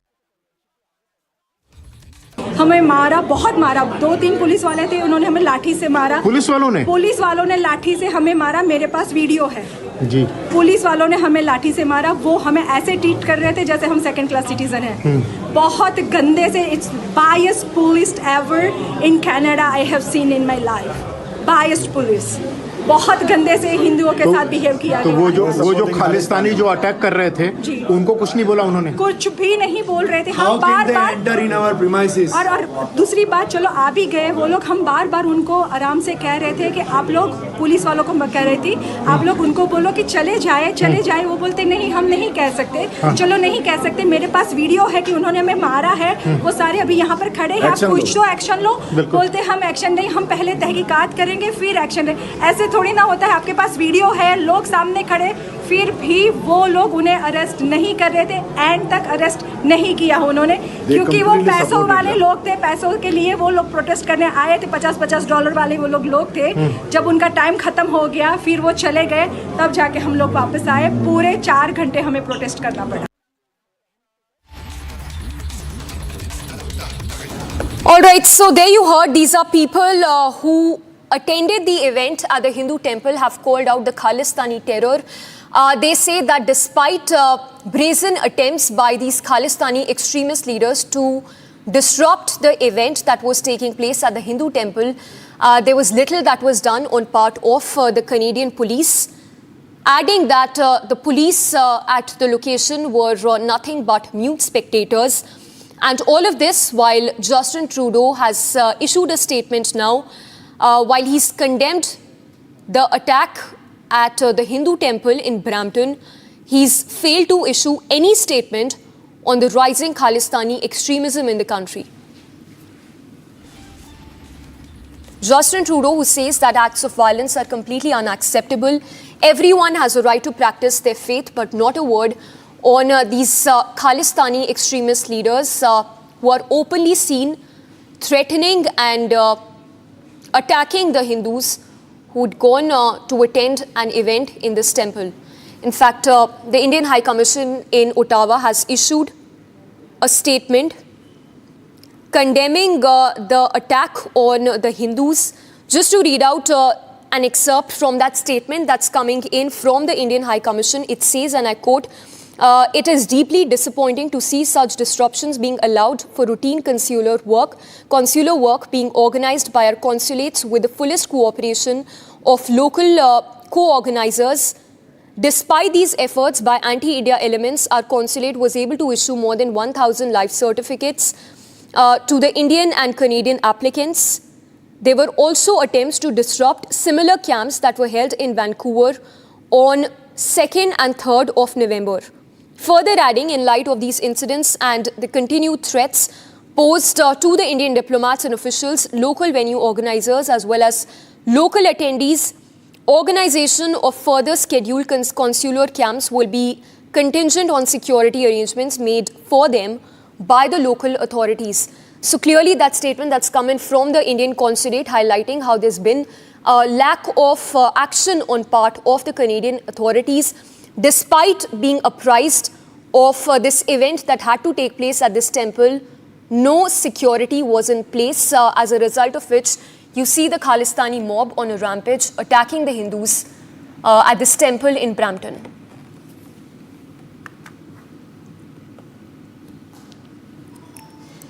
And in wake of these back-to-back attacks being carried out on the Hindus in Canada, there's a statement that's coming in from Punjab Minister. It's Rajnath who's issued a statement equating Canada with Pakistan, highlighting how Canada has been harboring anti-India elements, a safe haven that is being given to those elements who are trying to disrupt the peace and harmony in the country, and openly threatening the Hindus in several of these locations in Canada.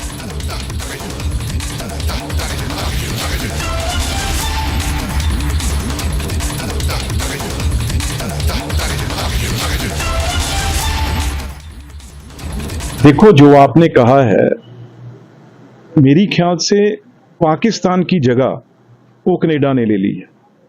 हम तो बहुत Canada के लिए बहुत मन में भारत के, हिंदुस्तान के और पंजाब के खास तौर पे बहुत ज़्यादा उनके लिए मन में हमारे भावना जो थी वो प्रेम की थी, क्योंकि हमारे आज अगर मैं एक गांव की और शहर की बात करूं तो हर दूसरा तीसरा घर है जिसके पारिवारिक मेंबर वहां पे बैठे हैं और रोज टेलीफोन के माध्यम से सुबह शाम उनसे बात होती है।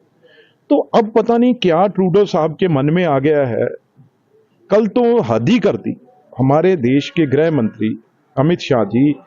मैं समझता हूं जिनकी देख रेख में हमारा देश सुरक्षित है और देश पाकिस्तान जैसे जो रोज हमला करते थे वो आज तीर जैसे सीधे हुए हैं और आप उनको टारगेट कर रहे हैं। कहीं ना कहीं ये लग रहा है भी जो लोग पाकिस्तान में रहते थे वो सब शिफ्ट कनाडा में कर गए हैं। कहीं ना कहीं गुरुद्वारों का जो पैसा है, क्योंकि ज्यादा हर जगह पैसे का मामला है। देखो, जो आपने कहा है, मेरी ख्याल से पाकिस्तान की जगह वो कनाडा ने ले ली है। हम तो बहुत कनाडा के लिए बहुत मन में भारत के, हिंदुस्तान के और पंजाब के खास तौर पे बहुत ज़्यादा उनके लिए मन में हमारे भावना जो थी वो प्रेम की थी, क्योंकि हमारे आज अगर मैं एक गांव की और शहर की बात करूं तो हर दूसरा तीसरा घर है जिसके पारिवारिक मेंबर वहां पे बैठे हैं और रोज टेलीफोन के माध्यम से सुबह शाम उनसे बात होती है। तो अब पता नहीं क्या ट्रूडो साहब के मन में आ गया है। कल तो हद ही कर दी हमारे देश के गृह मंत्री अमित शाह जी। मैं समझता हूं जिनकी देख रेख में हमारा देश सुरक्षित है और देश पाकिस्तान जैसे जो रोज हमला करते थे वो आज तीर जैसे सीधे हुए हैं और आप उनको टारगेट कर रहे हैं। कहीं ना कहीं ये लग रहा है भी जो लोग पाकिस्तान में रहते थे वो सब शिफ्ट कनाडा में कर गए हैं। कहीं ना कहीं गुरुद्वारों का जो पैसा है, क्योंकि ज्यादा हर जगह पैसे का मामला है। All right, just to correct myself there, that was Union Minister Rajnath who says that Canada has been giving shield to those anti-India elements, the Khalistanis for that matter, who are openly seen threatening and attacking Hindus. The latest, of course, being in Brampton, where an event was taking place, where Hindus were targeted by the Khalistani extremist leaders. In fact, statements coming in from several of the parliamentarians questioning the Trudeau government's lack of action. Let's listen in to reactions coming in the backdrop of the backlash that Trudeau has been facing for harboring anti-India elements. Khalistan की बात है और जहाँ तक कि यह जो हिंदुओं के ऊपर हमला होता है वो जानबूझ के किए जाते हैं। कनाडा के मंत्री जी ने जो बोला है, निंदा किया है, निंदा करने से ही काम नहीं चलता। उनके अधिकार है, वो मंत्री हैं वहाँ के, इसलिए तुरंत उस पर कार्रवाई किया जाए। कनाडा के जो लोगों ने आतंकवाद फैला रहा है और जहाँ हिंदू मंदिरों पर, हिंदू आस्था पर, हिंदुओं के ऊपर इस प्रकार से आक्रमण हो रहे हैं, उस पर बहुत ही निंदनीय है, बहुत घोर निंदा करना चाहिए। खालिस्तान की बात है और जहाँ तक कि यह जो हिंदुओं के ऊपर हमला होता है वो जानबूझ के किए जाते हैं। कर्नाटक के मंत्री जी ने जो बोला है, निंदा किया है, निंदा करने से ही काम नहीं चलता। उनके अधिकार है, वो मंत्री हैं वहाँ के, इसलिए तुरंत उस पर कार्रवाई किया जाए। कर्नाटक के जो लोगों ने आतंकवाद फैला रहा है और जहाँ हिंदू मंदिरों पर, हिंदू आस्था पर, हिंदुओं के ऊपर इस प्रकार से आक्रमण हो रहे हैं, उस पर बहुत ही निंदनीय है, बहुत घोर निंदा करना चाहिए।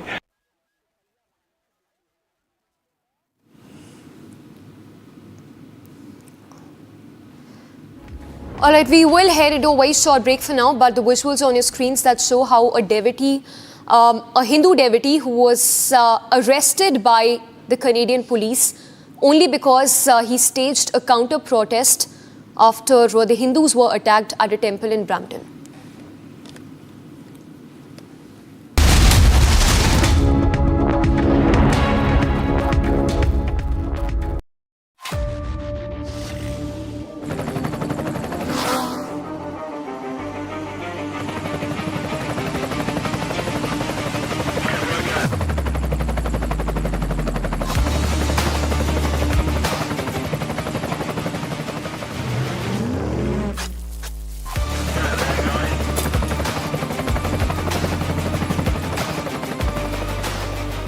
Director, the taste of success. In the global employability rankings by Times Higher Education UK, only the following 6 institutions from India are ranked amongst the top 230 in the world for having the most employable graduates. IIT Delhi, IISc Bangalore, IIT Bombay, IIM Ahmedabad, IIT Kharagpur and Amity University.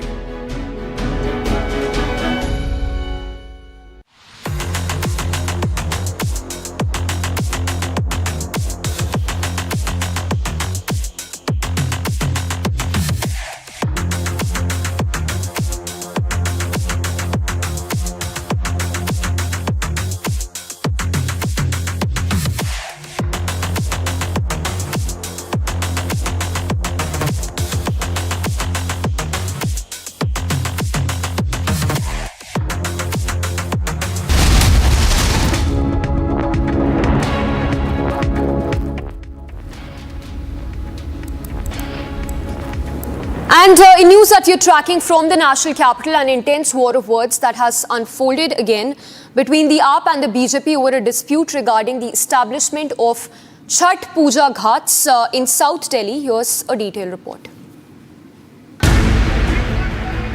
As Delhi prepares to celebrate the Chhat Puja, AAP and BJP are at the loggerheads over establishment of the Puja Ghats in South Delhi's Greater Kailash. As tensions escalate, leaders from both the sides exchanged accusations. In a scathing attack, AAP accused BJP of obstructing efforts to set up the ghat at a park which is managed by Delhi Development Authority. Meanwhile, Delhi Minister Saurabh Bharadwaj staged a sit-in protest and questioned Basuri Swaraj's Hindu credentials. मैं चुनौती दे रहा हूं बांसुरी स्वराज को, आए बनी बनती है हिंदू, पता चल जाएगा। अगर बांसुरी स्वराज यहाँ पे झूठी कसम खा गई, मैं कसम खा रहा हूँ हम घर चले जाएंगे, हम घर चले जाएंगे भाई, हम अपने घर चले जाएंगे।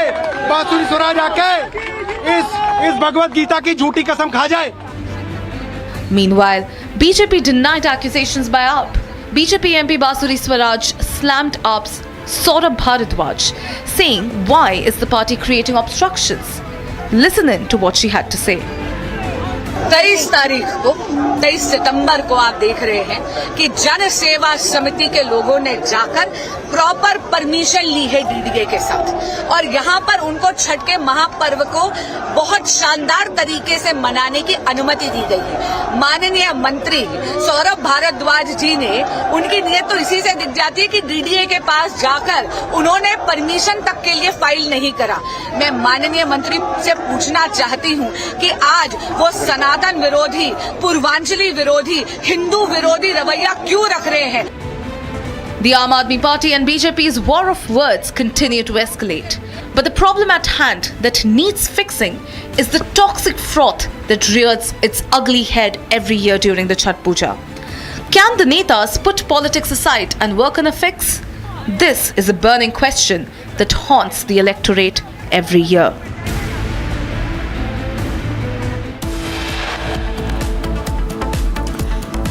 We head into a very short break, but our focus remains on the Khalistani terror in Canada. Hindus attacked in Brampton. More on that after we come back.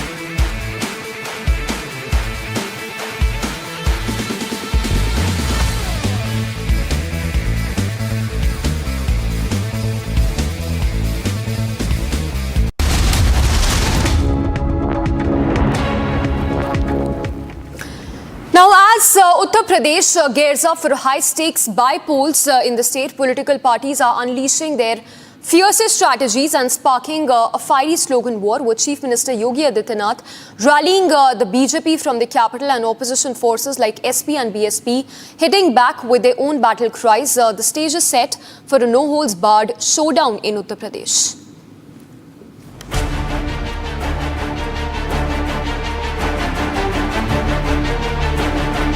The political heat in Uttar Pradesh is soaring as the state braces for a fierce by-poll showdown.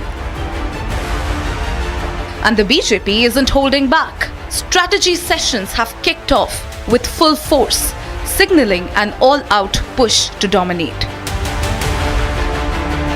Last night, Chief Minister Yogi Adityanath landed in the national capital, signalling the seriousness of the stakes.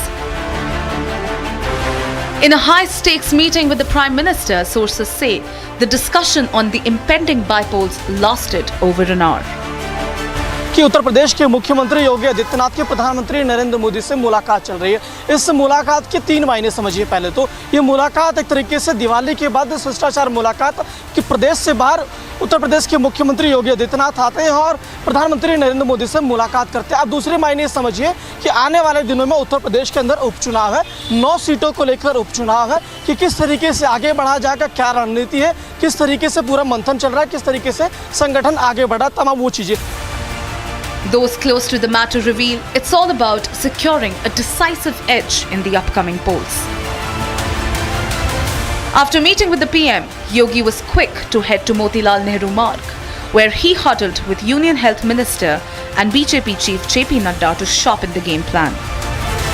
4 जून को नतीजे आए थे, उसके बाद ये पहली मुलाकात थी सीएम योगी आदित्यनाथ और प्रधानमंत्री नरेंद्र मोदी के बीच। इसके साथ ही उनसे मुलाकात करने के बाद योगी आदित्यनाथ यहां पहुंचे थे जेपी नड्डा के आवास। उनके आवास के बाहर की आपको तस्वीरें दिखा रहे हैं, मोतीलाल नेहरू मार्ग है ये। यहां पे उन्होंने जेपी नड्डा से मुलाकात की है और ये मुलाकात करीब 1 घंटे तक चली है। काफ़ी ज़्यादा महत्वपूर्ण ये मुलाकात मानी जा रही है कई मायनों में, क्योंकि देखिए उपचुनाव को लेकर के जो सूत्रों से हमें जानकारी मिल रही है उसके अनुसार उपचुनाव को लेकर के उनकी बातचीत हुई है।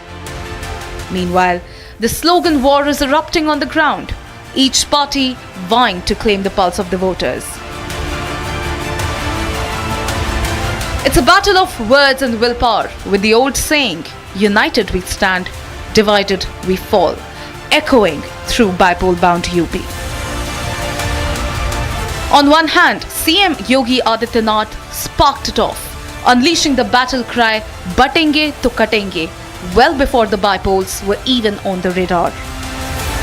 बहनों और भाइयों, राष्ट्र से बढ़कर के कुछ नहीं हो सकता, कुछ नहीं हो सकता, और राष्ट्र तब सशक्त होगा जब हम एक रहेंगे, नेक रहेंगे, तभी नेक रहेंगे। कटेंगे तो कटेंगे, एक रहेंगे तो नेक रहेंगे।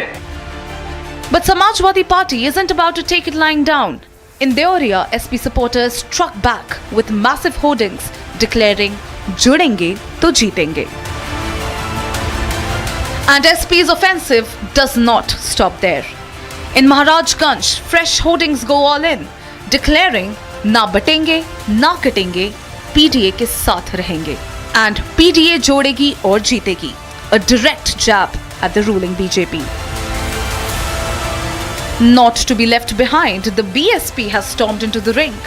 Mayawati has thrown down the gauntlet with her own slogan, BSP से जुड़ेंगे तो आगे बढ़ेंगे, सुरक्षित रहेंगे. अपने गुंडे बदमाश माफियाओं को अंदर अंदर ये कह रहे हैं, इस किस्म की रिपोर्टें भी हमें सुनने के लिए मिल रही हैं. इस प्रकार से इन विरोधी पार्टियों की ऐसी सोच व धारणा से दूर रहकर अब बीएसपी ये चाहती है कि इनसे दूर रहेंगे तो बचे रहेंगे. The battle lines are drawn, slogans are being fired, and Uttar Pradesh is primed for a no-holds-barred bipole brawl.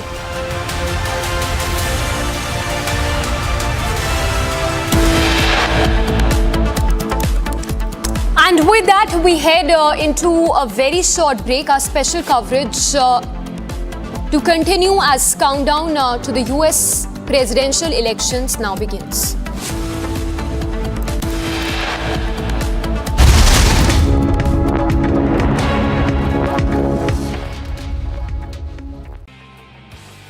Manchester City's impressive 32-game unbeaten streak in the Premier League came to an end on Saturday with a 2-1 defeat at Bournemouth, allowing Liverpool to reclaim the lead in the title race.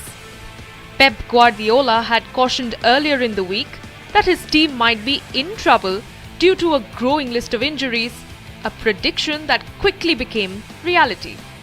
On a dramatic day, Arsenal also suffered a 1-0 loss to Newcastle, while Liverpool staged a late comeback to defeat Brighton with a 2-1 and move to the top of the table. The most surprising result occurred at Bournemouth, where the Cherries took a stunning 2-0 lead with goals from Antoine Semenyo and Evanilson. Despite a late effort from the City, with Josko Gvardiol scoring in the 82nd minute, they couldn't overcome the deficit. Erling Haaland had a header saved in injury time and hit the post with the rebound. This marked City's first league loss of 2024 and their second consecutive 2-1 defeat in all competitions following their exit from the League Cup at the hands of Tottenham Hotspur earlier in the week. The defending champions now find themselves 2 points behind Liverpool. Today we could not handle their intensity that they had, and that's why we lost the game, Guardiola said after the match. City started the season as title favourites but are now off the pace. Although they are renowned for picking up form during the second half of the season, they will have their work cut out from them this season. This is because while in previous seasons they have... From Asia's largest news headquarters, setting the agenda for Bharat.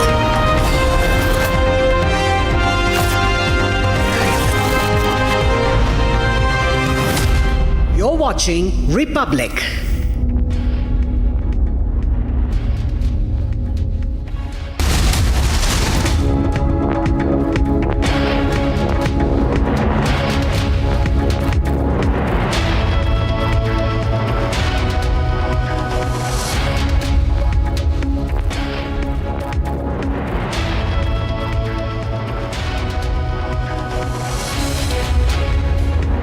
Viewers, a very good morning. We're live in breaking up. Shivangi Shukla getting you the latest. And we track the US presidential polls, so race to the White House.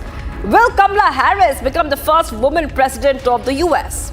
Or will Donald Trump be re-elected for the second time as the president of the US? We'll get the biggest and the largest comprehensive coverage on the US elections right here on Republic TV.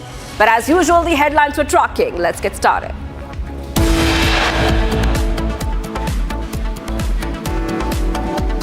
No end to Khalistani terror in Canada. Temples attacked in Brampton and Surrey.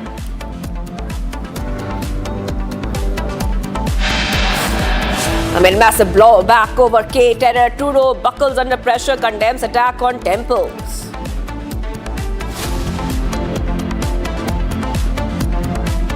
New Delhi traffic police personnel hit and dragged in southwest Delhi. 2 minors apprehended.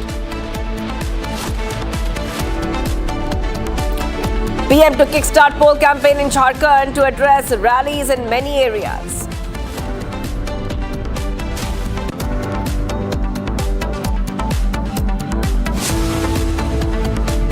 BJP calls on minority appeasement after SP demands common minorities program in MBA manifesto.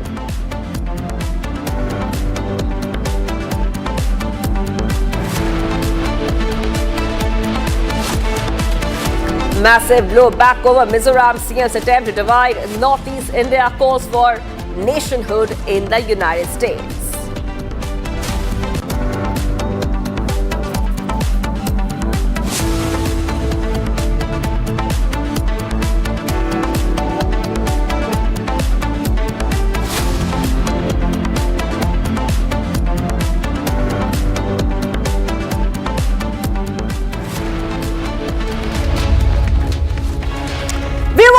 We are going to get you the top story coming in, because in Canada we told you that Khalistani extremists have attacked Hindu devotees in Brampton and Surrey, and now we're getting to know that some more updates have come in. The Indian High Commission has also released a statement, and they have clearly said, viewers, that condemn this attack that has been once more inflicted on temples in Canada. Not the first time we have seen such an incident. Let's go ahead and see what the Indian High Commission has said. The Indian High Commission has clearly condemned the attack. It's deeply disappointing to see such disruptions being allowed for routine consular work. The event has drawn widespread condemnation from various political figures, including Canadian PM Justin Trudeau, opposition leader, and the Member of Parliament Chandra Arya, all expressing solidarity with the affected community. So what we see right now is that many reactions have been coming in after we told you that this attack has taken place once more, where Khalistani terrorists have attacked a temple in Canada, and this time even Justin Trudeau has been forced to react after we have seen this incident coming in from Canada. Even the Chandra Arya, Canadian MP, has also reacted, calling this incident a brazen incident, saying a red line has been crossed. So those are the top pictures for coming in for you as well. And we will go to our guest joining us, Daniel Boardman, senior journalist, joining us on this story. Thank you for joining us, Mr. Boardman. Mr. Boardman is a senior journalist, and he will help us understand and dissect this latest incident of Khalistani extremism. Now, Mr. Boardman, what do you really make out of this? Because we have seen that, and this is something we are observing here from India, that temples in Canada have been attacked time and again. On the other hand, Justin Trudeau in Canada have been soft on Khalistani terror. If you could take our viewers through how you're reading this situation in the backdrop of the diplomatic row between India and Canada. Yeah, this is Well, from a Canadian perspective, this is a massive, what you say, escalation. This is a new phase of violence and intimidation against religious minorities. Keep in mind, you have been following the fact that Hindu temples have been attacked over the last few years. Often they're just vandalized. I mean, I said just vandalized, but often it's just sort of petty vandalism in the night. This is the first wide-scale attack on devotees in broad daylight. It was planned, it was coordinated, it was organized. Anyone could predict it coming if they were looking at the warning signs. Panun was on TV telling us all this was going to happen, and we kind of just sleepwalked into all this here. So, for full context, you're all aware of the diplomatic row. And again, Canada's been and most of the West has been an absolute disaster for the last year, mostly with the Gaza protests, the Palestinian protests, let's be honest, jihadis roaming down the streets, shooting at synagogues, churches are being burned by leftist radicals. It's all getting out of hand. So with today, last year we saw an attack on Diwali at a mall in Mississauga. So we knew the Palestinians had a history of attacking. We've had an entire year of anti-Hindu, anti-India rhetoric pushed from the very top of the Canadian government, pushed from our television networks, our newspapers, and all of that. Panun has come on Canadian state broadcasting to threaten Canadians, to accuse any Canadian of Indian heritage of being a potential double agent that needs to be weeded out. This was said on Canadian television to the smiling and nodding of the supposedly liberal presenters at the CBC. And then in the weeks leading up to this, the big scare over Indian foreign interference, the Liberals quite cleverly bullied and played the Conservatives quite well. Pierre Poilievre got scared of hosting a Diwali on the Hill party that they had hosted for 20 plus years. So they thought instead of being called traitors or Modi supporters by the Liberals, it'd be easier to kick the Hindu community, give them a good swift kicking, and cancel the Diwali thing. Turns out that didn't go too well, and the Hindu community actually spoke up about it. They then lied about it and said, oh, no, we didn't cancel, we're doing a meet and greet, but then were forced to put it back on. This, though, sent the message to the Khalistanis that it's open season on Hindus. There's no part of the Canadian establishment that has their back. There's no part of the Canadian establishment that will stand up to the Khalistanis. They took the green light. I mean, listen, they've been encouraged by Jagmeet and Justin, and Jagmeet and Justin sort of cheering this all on and whipping this all up. And Poilievre has shown that he's too scared to do anything about it. So that was the green light. And then the violence came, and they've been threatening it all week. They still say they did it on Twitter. And there was a few of us trying to scream into the abyss, warning that this was going to happen. But unfortunately, like most things, people won't believe it until they see it. So a lot of people had their heads in the sand. A lot of, there's a cataclysmic failure of every level of society.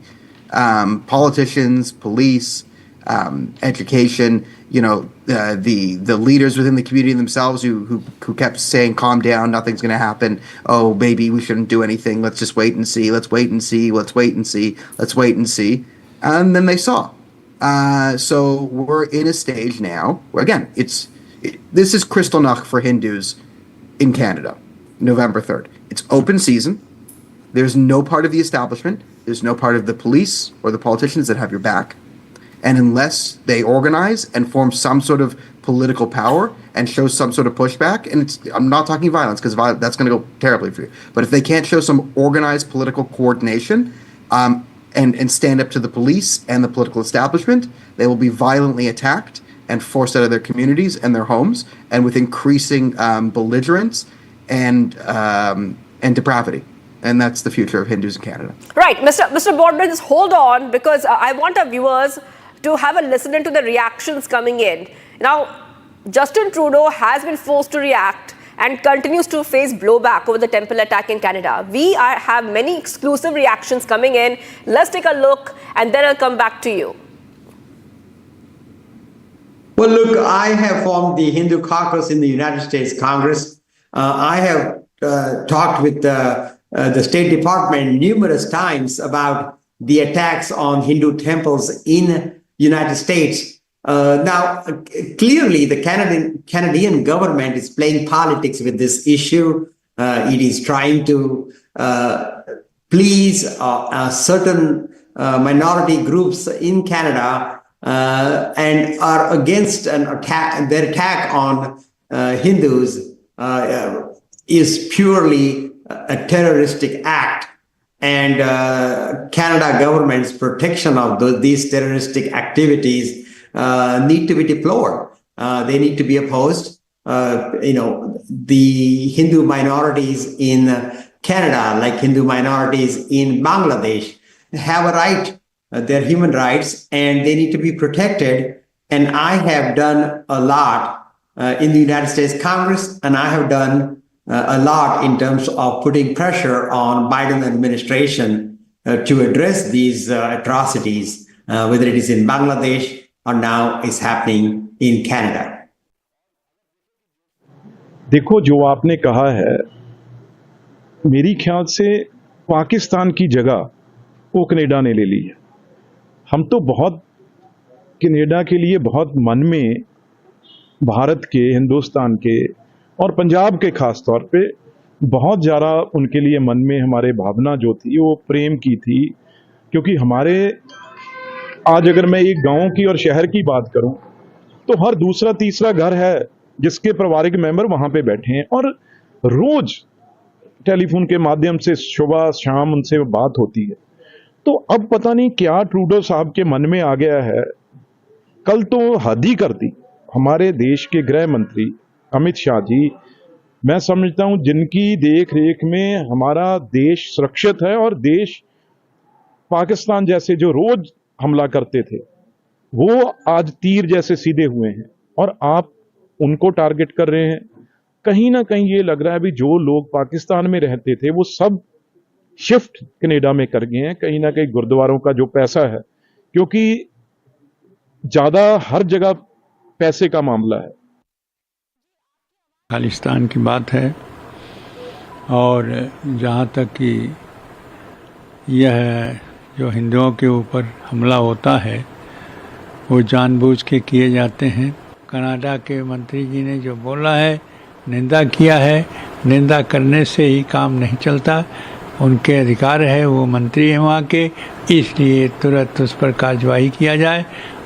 Canada के जो लोगों ने आतंकवाद फैला रहा है और जहाँ हिंदू मंदिरों पर, हिंदू आस्था पर, हिंदुओं के ऊपर इस प्रकार से आक्रमण हो रहे हैं, उस पर बहुत ही निंदनीय है, बहुत घोर निंदा करना चाहिए।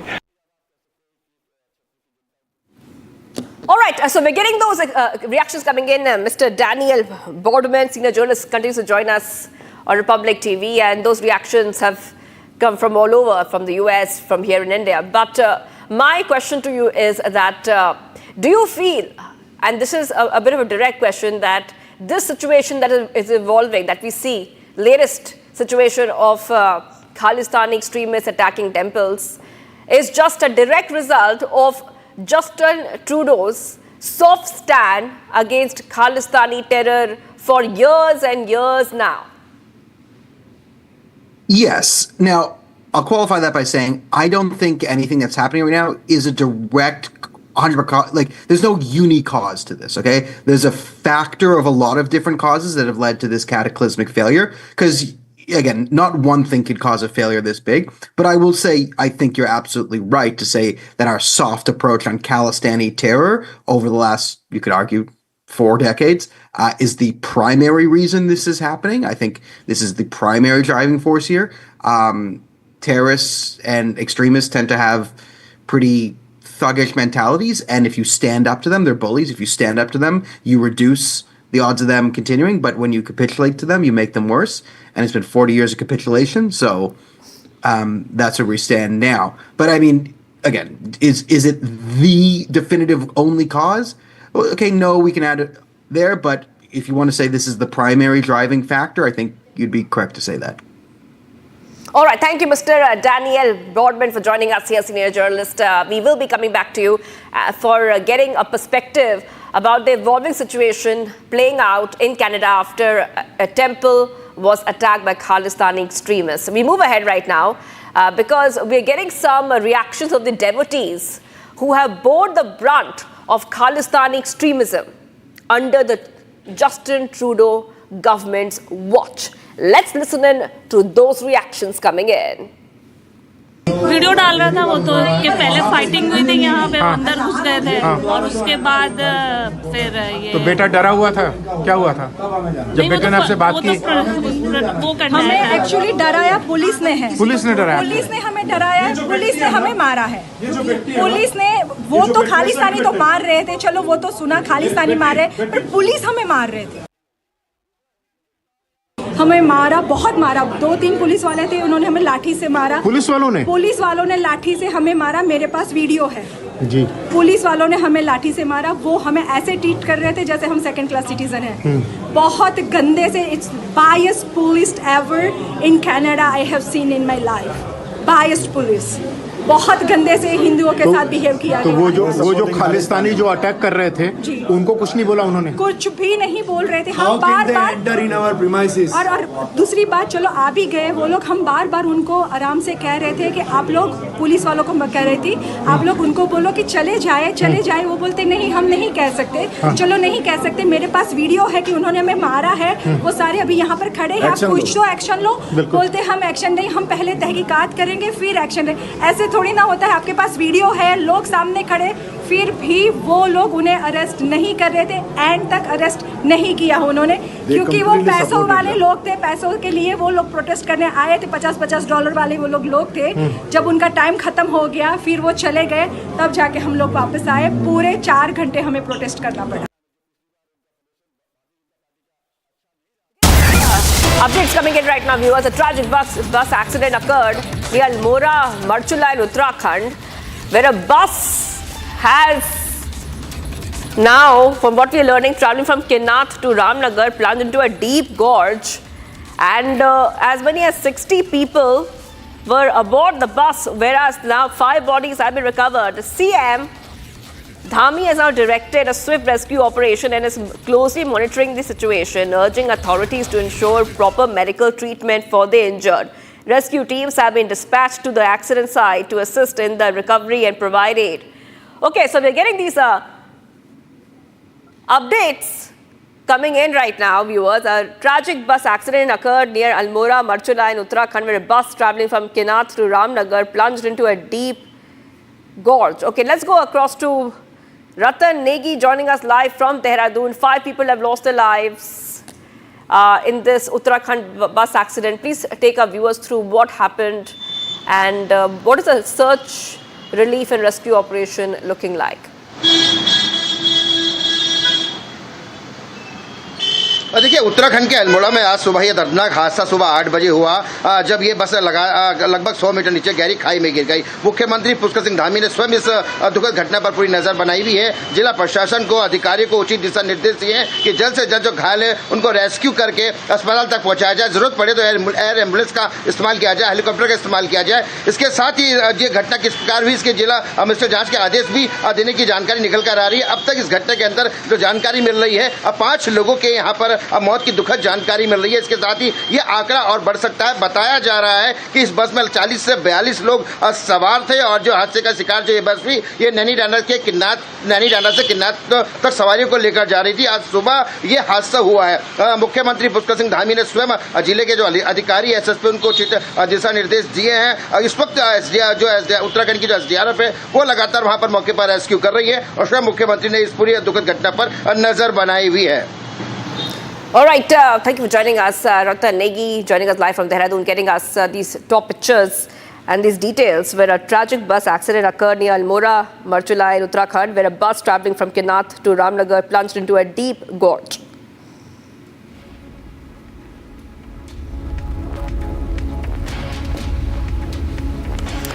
Oh, let's move ahead right now, viewers, where we're learning that in Srinagar there has been an attack where 12 civilians have been injured. That's a big update we're getting for our viewers right now. And the security has been heightened. We'll try to go across to my colleague Zenith in just a short while to understand what the latest is in this case. But those are the pictures coming in. Security has been heightened in Srinagar following a grenade attack on a CRPF bunker near a busy flea market, which left 11 civilians injured. The incident occurred near a heavily guarded area housing the All India Radio and Doordarshan Kendra close to the Tourist Reception Centre. Police have invoked the Unlawful Activities Prevention Act against the attacker. This comes just a day after security forces neutralized a top Lashkar-e-Taiba commander from Pakistan in Srinagar's Khanyar area. Those are pictures coming in. There was a grenade attack, we told you, on a CRPF bunker, and 11 people have been injured. The security has been heightened. Let's go straight across to my colleague joining us, Rallies. Please take our viewers through this latest detail that we have learned of. We know that we showed pictures earlier to our viewers of those who have been injured in this grenade attack. Investigation is continuing. Please take our viewers through the latest coming in. See, Shivani, yesterday at around 2:10, there was a grenade attack in Srinagar in the hub of the city, in a hustle-bustle area. And this incident happened just outside Radio Kashmir, Srinagar. And this was a Sunday, and the street vendors were hit. In fact, in this incident, some 12 civilians received the injury, and out of 12, one lady has received grave injuries, and she too is being treated at the SMHS hospital. Meanwhile, we are seeing the security in the J&K has been beefed up. There has been an alert that has been sounded. We see the LG administration asking the DGP, J&K Police, Nalin Prabhat, to look into and try everything to crush the terror on ground. Meanwhile, Umar Abdullah has also condemned the incident and also questioned that kind of a spiral killing and said that the Kashmiris wants peace and peace should be established. There shouldn't be an atmosphere of fear. Meanwhile, we are seeing the J&K police, Srinagar police is investigating the entire incident. Many CCTV footage have police taken into the custody. They are monitoring all those CCTV footage. They are being examined. But as of now, we don't see much clue that has come to the investigation of the entire crime episode. We are seeing the J&K police, the CRPF is trying the best to identify the culprits and either to nab or to neutralize them. But for the last 2 weeks now, we see that the situation in J&K has gone completely up. As far as the terror incidents are concerned, we see that the terrorists are trying to target civilians and the non-locals. Just 2 days back, there was an attack against the non-locals in Mazhama of Central Kashmir's Badgam. Then on Saturday, we witnessed the 2 encounters in Srinagar and another in Anantnag. In these 2 encounters, the 3 terrorists were killed. Success had come to the joint forces in the Kashmir Valley. But then in a broad daylight, we see that the terrorists are showing their presence by hurling a grenade, and that too at a busy market when the people had come out to do shopping because it's winter time. Most of the people were buying woolen clothes for themselves, and the ones who have been also injured, they also narrating the same ordeal, the same story. They were out only to do winter shopping, and the terrorists took advantage of all this and hurled a grenade during in the afternoon. And now we are seeing today that the J&K assembly is getting resumed after 6.5 years. We are seeing the leaders from the National Conference as well as the BJP has reached here. This today will be the first day of the assembly of Jammu and Kashmir, where we are going to witness the speaker's election that LG is going to address. Though National Conference has promised multiple things to the people during election as their manifesto talk, how much they can deliver, because it's a session of 5 days. Though National Conference MLAs, the leaders are saying that we don't expect much because the session is very small. But will there be a resolution on Article 370, resolution on the statehood, how far these leaders can take these issues, and will they be implemented on as far as the Darbar Mo is concerned? Will that be restored for Jammu? People have a lot of expectations. The 133-year-old practice that was abolished by the LG government, will be Umar Abdullah government be able to restore that Darbar Mo? That there are a lot of promises that these political parties have made during elections, but how much they can deliver on ground, that only the time will tell. But now the National Conference leaders and the elected members are saying that it's a very small session, we don't expect much. We will listen to the LG, there will be a debate on it, and also there will be the speaker's elections, and the speaker will be elected in today's session. All right. Thank you for joining us, Zenith, with all those details. Zenith getting us top updates as security has been heightened post that grenade attack that we have seen in Srinagar. We have to go ahead right now we're going to Bengaluru, we're going to Karnataka, because what we are learning, and those pictures are going to come out for you in just a short while, where there is a protest which is being held by the BJP over Waqf land grab. Okay, so these are pictures coming in. The BJP is holding a protest in Karnataka demanding the withdrawal of the 1974 Waqf property gazette notification and calling for investigation by central agencies into alleged misuse of authority by the government. They will be demanding the resignation of the Minority Welfare Minister Zamir Ahmad Khan over alleged land transfer controversy in the protest which is happening as we speak. So those are the pictures coming in. And we also saw a short while back that the BJP in Karnataka has said that the party would organize a statewide protest to press for its demands. Those protests have already started. Those are pictures coming in. Live pictures coming in for you. The BJP is also seeking investigation by the ED and CBI into the alleged creation of the false records in the Karnataka Waqf Board for monetary gain. So multiple allegations the BJP has levelled over Waqf land grab. According to the BJP, the records created over the last 50 years were now being used for minority appeasement and vote bank politics. The BJP is demanding that all records created under this act be investigated by the CBI and ED. There is some reactions coming in. Let's play them out. CM what is he doing this today, yesterday, that is also a political drama. See, election is going on. That's why I made the statement. See, we are all stopped that like this, you have to do like this only. See, we are agreed. See, we are asking to, see, we have to do one, what is it says, amended to the documents. So then only this all problems will be solved. Otherwise, no solve these problems. So you have CM saying that when we have already withdrawn the notices, what's the reason? No. So just I told no. Just three assembly election is going on. So all the districts is going in the protest. See, this effect is going on to the election. That's why the just say you have to withdraw to the protest. See, that is a reason.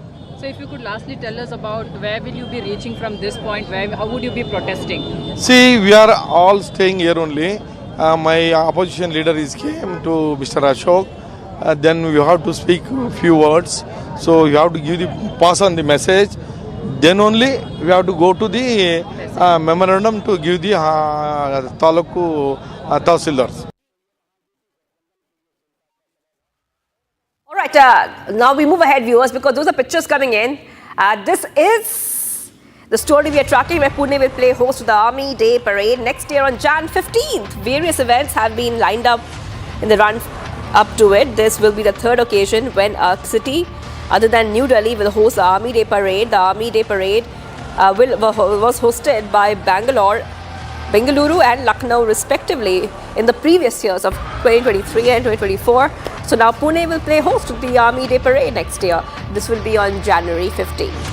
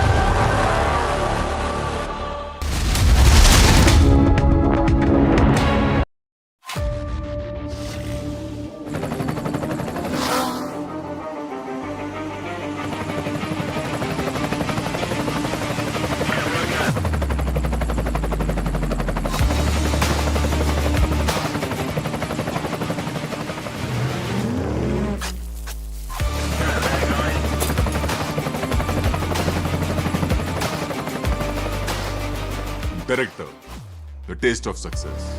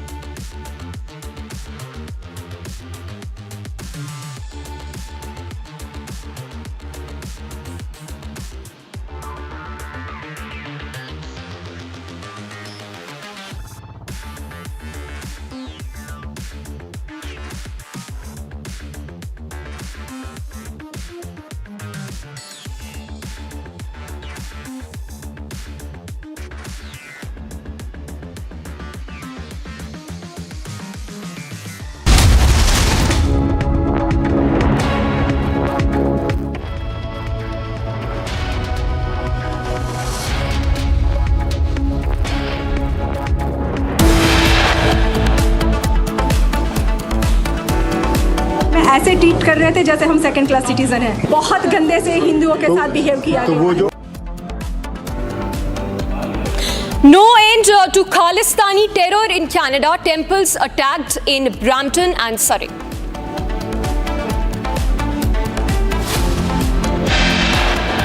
Amid massive blowback over Khalistani terror, Trudeau buckles under pressure, condemns attack on temples.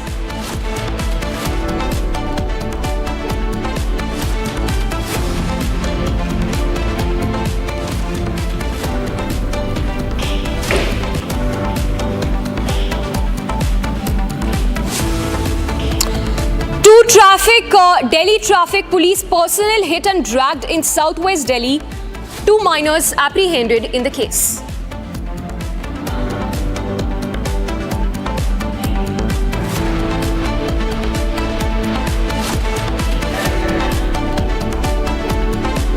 Prime Minister to kickstart a poll campaign in Jharkhand to address rallies in Chaibasa and Garhwa.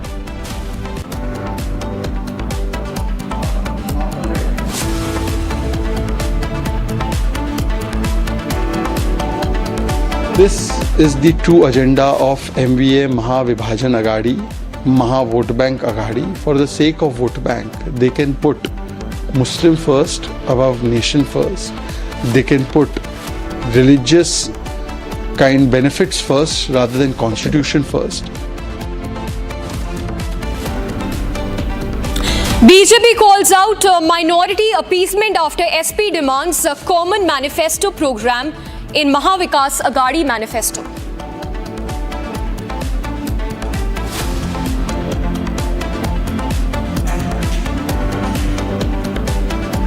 Massive blowback over Mizoram Chief Minister's attempt to divide Northeast India, calls for nationhood in a speech in the United States.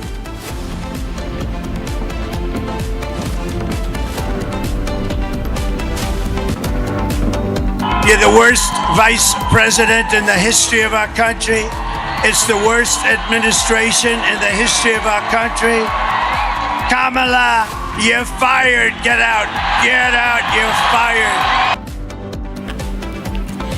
And as a race to the White House enters final leg, stand by for the most detailed, exhaustive coverage on Republic TV from the US.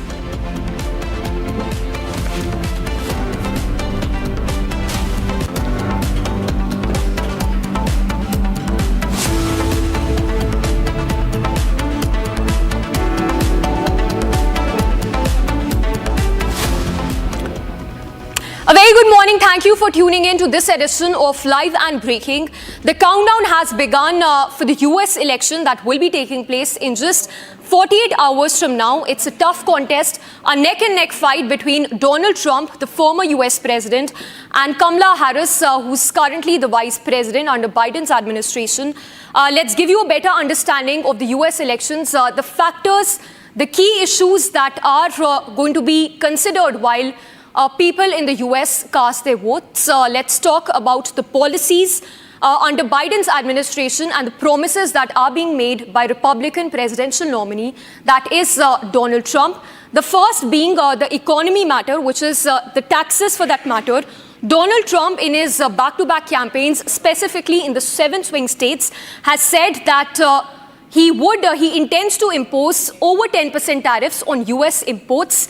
Kamala Harris, on the other hand, says she's advocated for moderate tax increases for the wealthiest individuals. She says that those earning $4 lakh and above per annum will be taxed the highest. In fact, not just that, Donald Trump also says that he intends to impose tariffs over 60% on Chinese imports. So that's been a very strong stand that's been taken by Donald Trump, who says that all the goods imported from China would be taxed 60% and above. Kamala Harris, on the other hand, says that she would be taxing the wealthiest people in the country the highest, and that there's going to be lower housing costs for working families, which will help in curtailing inflation in the US. Let's talk about the other factors which are at play in the US elections. The other is, of course, abortion rights. It's Kamala Harris who's been very vocal about her stand on abortion rights, given the order that was the overruling by the US Supreme Court, the 1973 ruling, in which Roe versus Wade ruling was essentially overturned, and it was Donald Trump who had appointed those judges who delivered that order. So it's Donald Trump who appointed the judges that overruled the 1973 ruling on abortion rights. Kamala Harris, meanwhile, says that there is going to be a federal law that will be brought about to restore nationwide abortion rights. So Kamala Harris has maintained unequivocally that if she is voted to power, abortion rights will be made legal across the country. The other issue is immigration, which has been quite a case of concern, given that there's been rampant immigration from Mexico to the US. Donald Trump says, rather he's pledged to execute largest deportation in US history. While he was the president until 2020, he even said that he would ensure that all those who have illegally taken shelter in the US will be deported, which essentially did not happen. Rather, it did happen, but it was not to a great extent. But Donald Trump having pledged again that if he's voted to power, he will execute the largest deportation in US history. Kamala Harris says, rather she's backed Biden's strategy to tighten immigration policy. So all in all, the immigration stand remains the same, both by Donald Trump and Kamala Harris. So that is again one of the many factors which will be considered in this year's election. The other, of course, being the West Asia conflict, the West Asia and the Russia-Ukraine conflict. Donald Trump, who's been very vocal critic of the US financial support for Ukraine, given that even the finances which have been given, rather the armaments which have been supplied, the financial help which is being rendered by the US Congress to Ukraine has seen a lot of blockages by the US in the US Congress, especially by the Republicans. And it's Kamala Harris who said that she would remain committed to backing Ukraine if re-elected. So she said that armaments those weapons would continue to be supplied to Ukraine if she's voted to power, saying that that the strategy under Biden's administration is going to be the same under her administration as well when it comes to the stand on the Russia-Ukraine war. On the Gaza conflict, Donald Trump, who's even dialed Netanyahu and has expressed strong support for conflict in Lebanon and Gaza. So there's been a lot of calls exchanged between Donald Trump and Netanyahu, and he's expressed that support to Israel for its actions, not just in the Gaza conflict, but even in Lebanon, where the Hezbollah bases are being targeted by the Israeli forces. Kamala Harris, on the other hand, has been more critical than Biden on Israel's action in Gaza. She's expressed support for the Palestinians who've been at the receiving end when it comes to Israeli actions along the conflict zone, which is the Gaza region, the Khan Yunis area for that matter. The next being climate change. Donald Trump, who aims to eliminate subsidies for renewable energy and electric vehicles. In fact, that being said, note that US is the second largest emitter of greenhouse gases. And Donald Trump says that if he's voted to power, he would be eliminating subsidies for renewable energy and electric vehicles. Kamala Harris, on the other hand, has not essentially presented a detailed strategy or a plan to address climate change, which is one of the major concerns when we talk about the global economy and the damage that the greenhouse gases emission is being done. On that note, let's also play out those excerpts from the campaign rallies of Donald Trump and Kamala Harris in the 7 swing states. Let's listen in. Use our power to advance the cause of freedom, opportunity, and justice. Yes, let us turn the page and write the next chapter of our history, a chapter grounded in a divine plan big enough to encompass all of our dreams, a divine plan strong enough to heal division, a divine plan bold enough to embrace possibility, God's plan. On Tuesday, you have to stand up and tell Kamala or Harris. You know, when I say Harris, nobody knows who the hell I'm talking about. I said Harris was out tonight. Who's Harris, sir? Nobody knows who she is. But on Tuesday, you have to stand up and tell Harris that you've had enough. You can't take it anymore. You're the worst vice president in the history of our country. It's the worst administration in the history of our country. Kamala, you're fired. Get out. Get out. You're fired.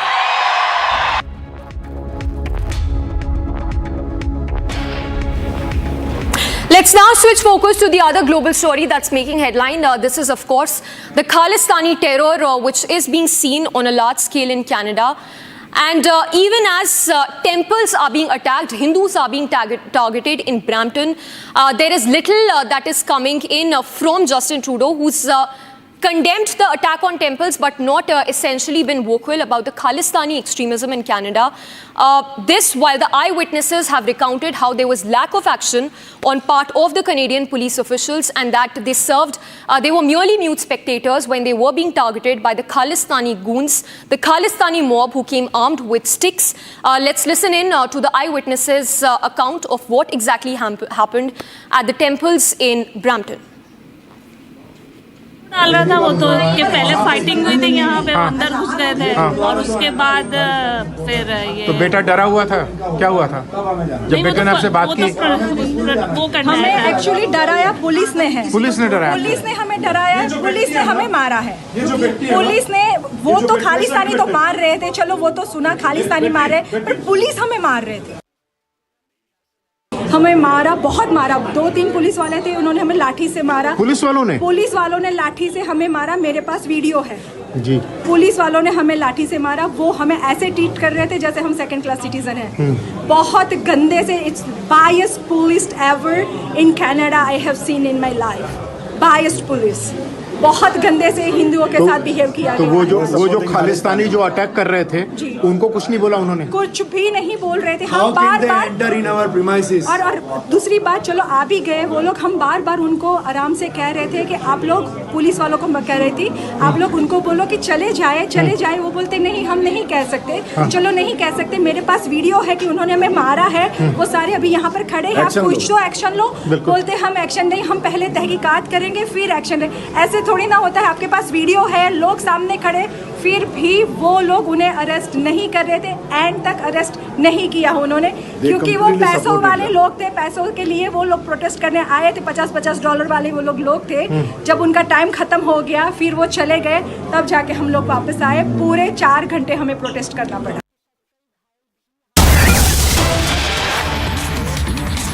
And back home, the other focus story remains the Maharashtra elections.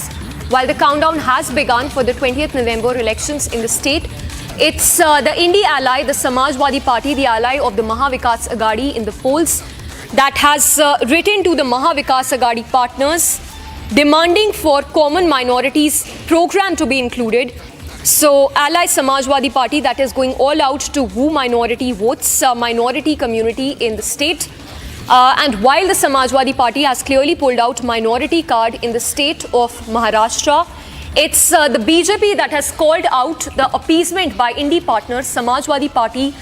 Listen in to that reaction coming in from the BJP, questioning the appeasement politics by the Samajwadi Party in the state. Let's once again tell you what exactly has the Samajwadi Party demanded in the state. It's Akhilesh Yadav, the Samajwadi Party Supremo, who's written to the Mahavikas Aghadi demanding that there should be common minorities program that must be included in the manifesto of the Mahavikas Aghadi in the state. So, all-out attempt by the Samajwadi Party to woo minority votes in the state, rather a charge that's being made by the BJP in the state of Maharashtra. So remains to be seen whether that demand by the Samajwadi Party is going to be incorporated by the Mahavikas Aghadi or not. But this once again highlights that how there have been widening cracks in this alliance that's been formed in the run-up to the Maharashtra elections. So while Akhilesh Yadav has been quite vocal when it comes to the demands being made by his party from the Mahavikas Aghadi, it remains to be seen whether the latter agrees to the demands of the Samajwadi Party or not.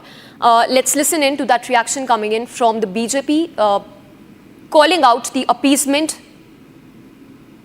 by the Samajwadi Party.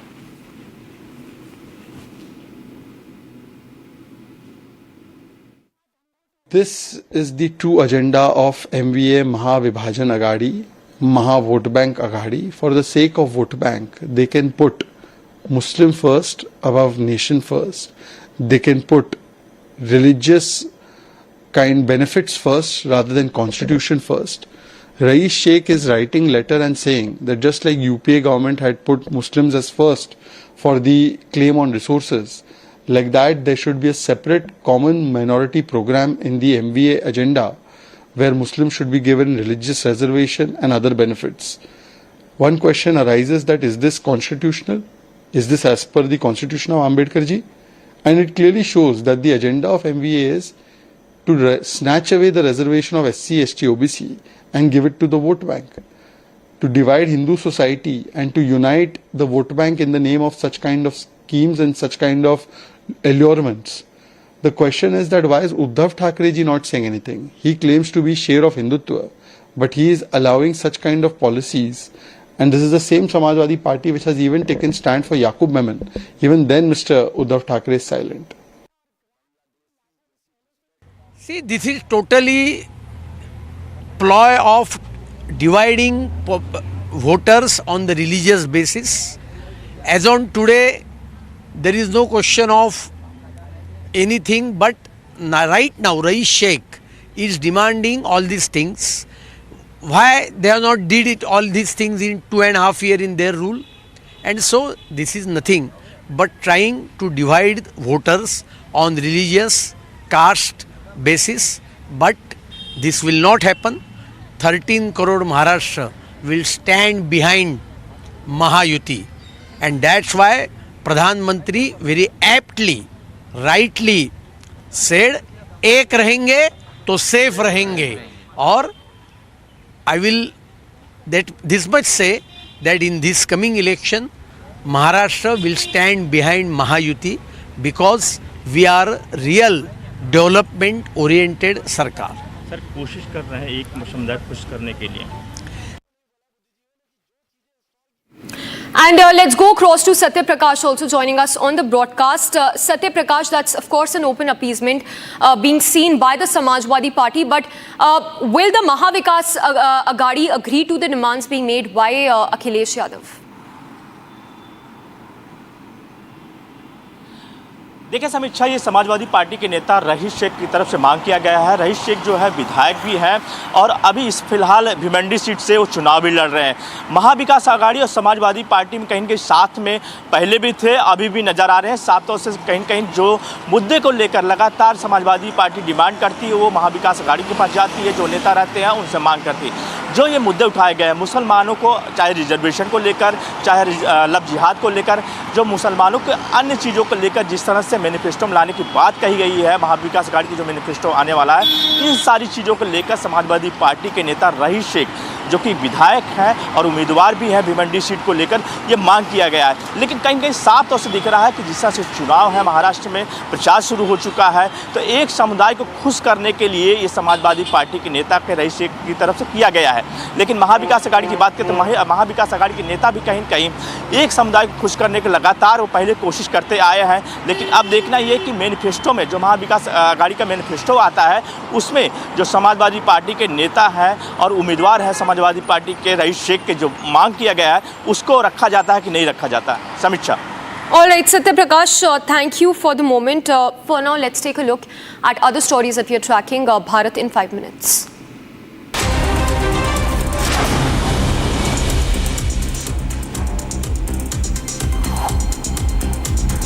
Prime Minister Modi said to visit Jharkhand today to launch election campaign for the upcoming state elections. During the visit, the Prime Minister will hold rallies in Chaibasa and Gharwa, while Home Minister Amit Shah held 3 public rallies in Jharkhand on Sunday.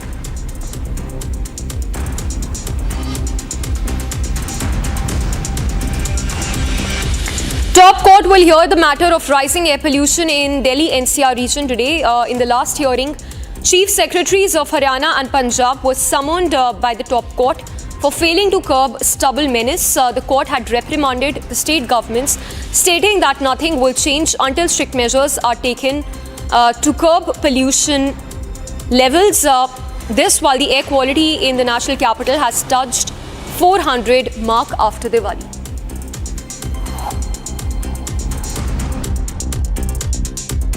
Pollution की स्थिति बद से बदतर हो रही है। जहरीली हवा में लोगों को सांस लेने के लिए मजबूर है। हमारा कहना है कि आप जल्द तुरंत दिल्ली विधानसभा का सत्र बुलाओ और लोगों के सवालों के जवाब दो। आज सरकार कटघरे में है, सरकार लोगों के सवालों से भाग रही है, सरकार लोगों की समस्या से भाग रही है। The Joint Parliamentary Committee on the Waqf Amendment Bill, led by Chairman Jagdambika Pal, is scheduled to hold meetings starting today. These sessions will involve consultations with Muslim women, scholars, legal experts and socio-religious organizations to gather diverse perspectives on the bill. Starting 9th of November, the committee will conduct a state tour beginning in Guwahati, Assam, to facilitate informal discussions with representatives from various sectors.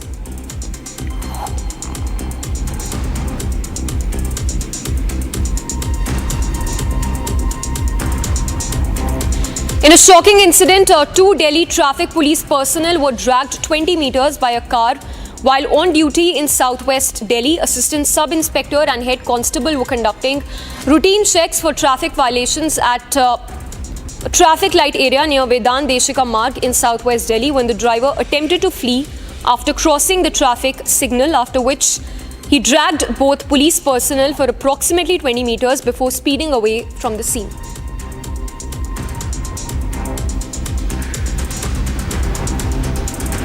Sir हम लोग यहाँ पे खड़े हुए थे तो ये traffic वाले और डेली का इनका यहाँ पे जो ये कट है ना, यहाँ से यहाँ पे गाड़ियाँ जो क्रॉसिंग होती हैं वो चालान वगैरह काटते हैं। उसने उन्हें हाथ दिया, गाड़ी आई, ब्लैक कलर के शीशे थे उसके, गाड़ी आई, उस गाड़ी को उन्होंने हाथ दिया, उस गाड़ी वाले ने रोकी नहीं। उन पुलिस वालों ने भी गाड़ी को पकड़ लिया।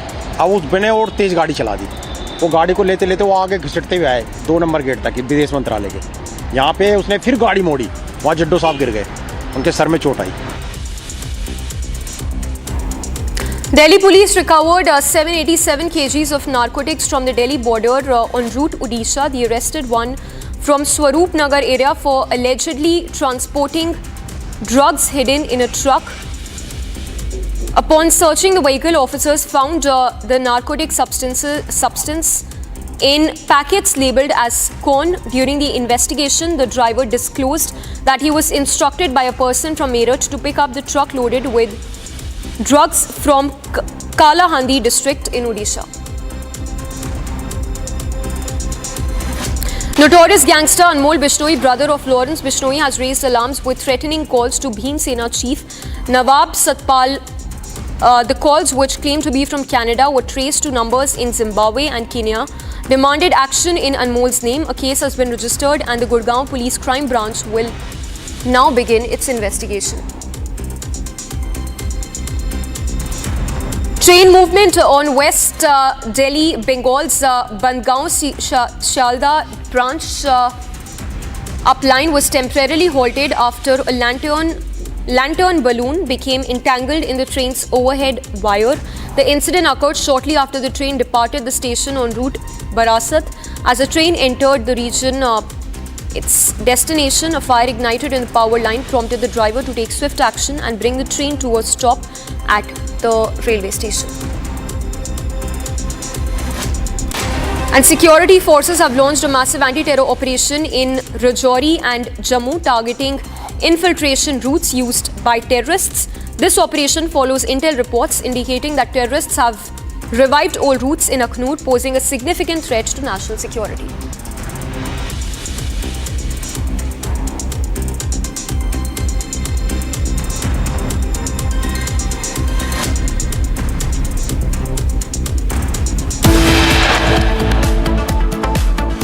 And with that, it's a wrap on this edition. The countdown has begun for the Jharkhand elections. Prime Minister to kick off campaign rallies in the state starting today.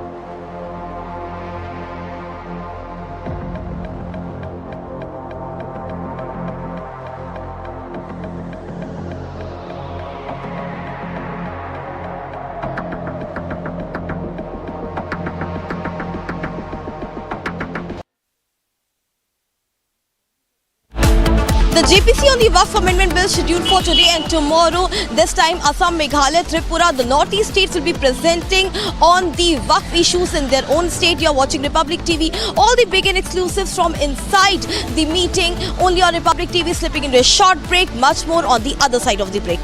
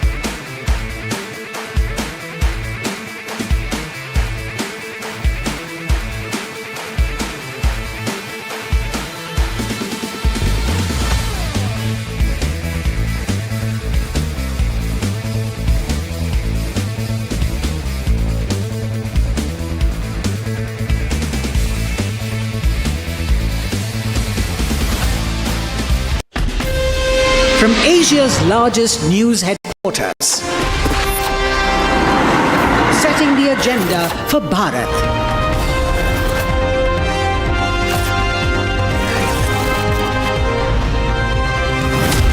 You're watching Republic.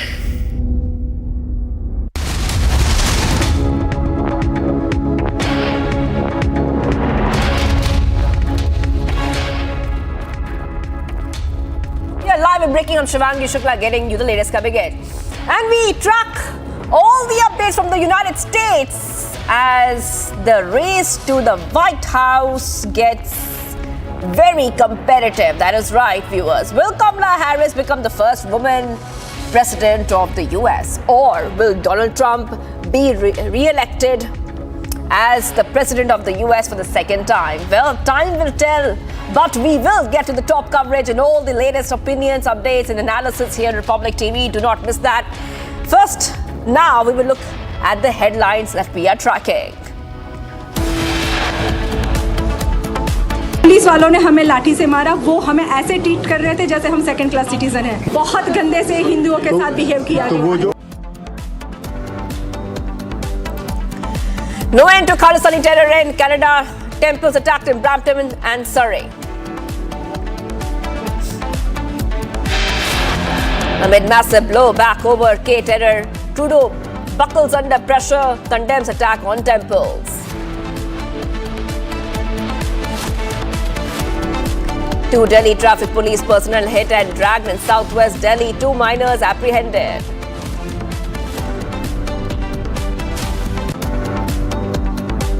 PM to kick-start poll campaign in Jharkhand to address rallies today.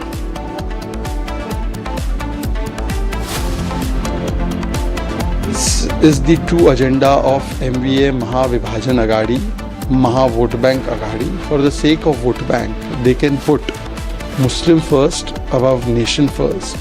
They can put religious kind benefits first rather than constitution first.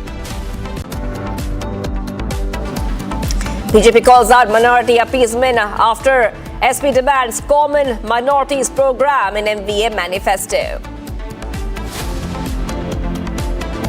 Massive blowback over Mizoram CM's attempt to divide Northeast India, calls for nationhood in the US. You're the worst vice president in the history of our country. It's the worst administration in the history of our country. Kamala, You're fired. Get out. Get out. You're fired. And as the race to the White House enters its final leg, stand by for the most detailed and extensive coverage only on Republic TV.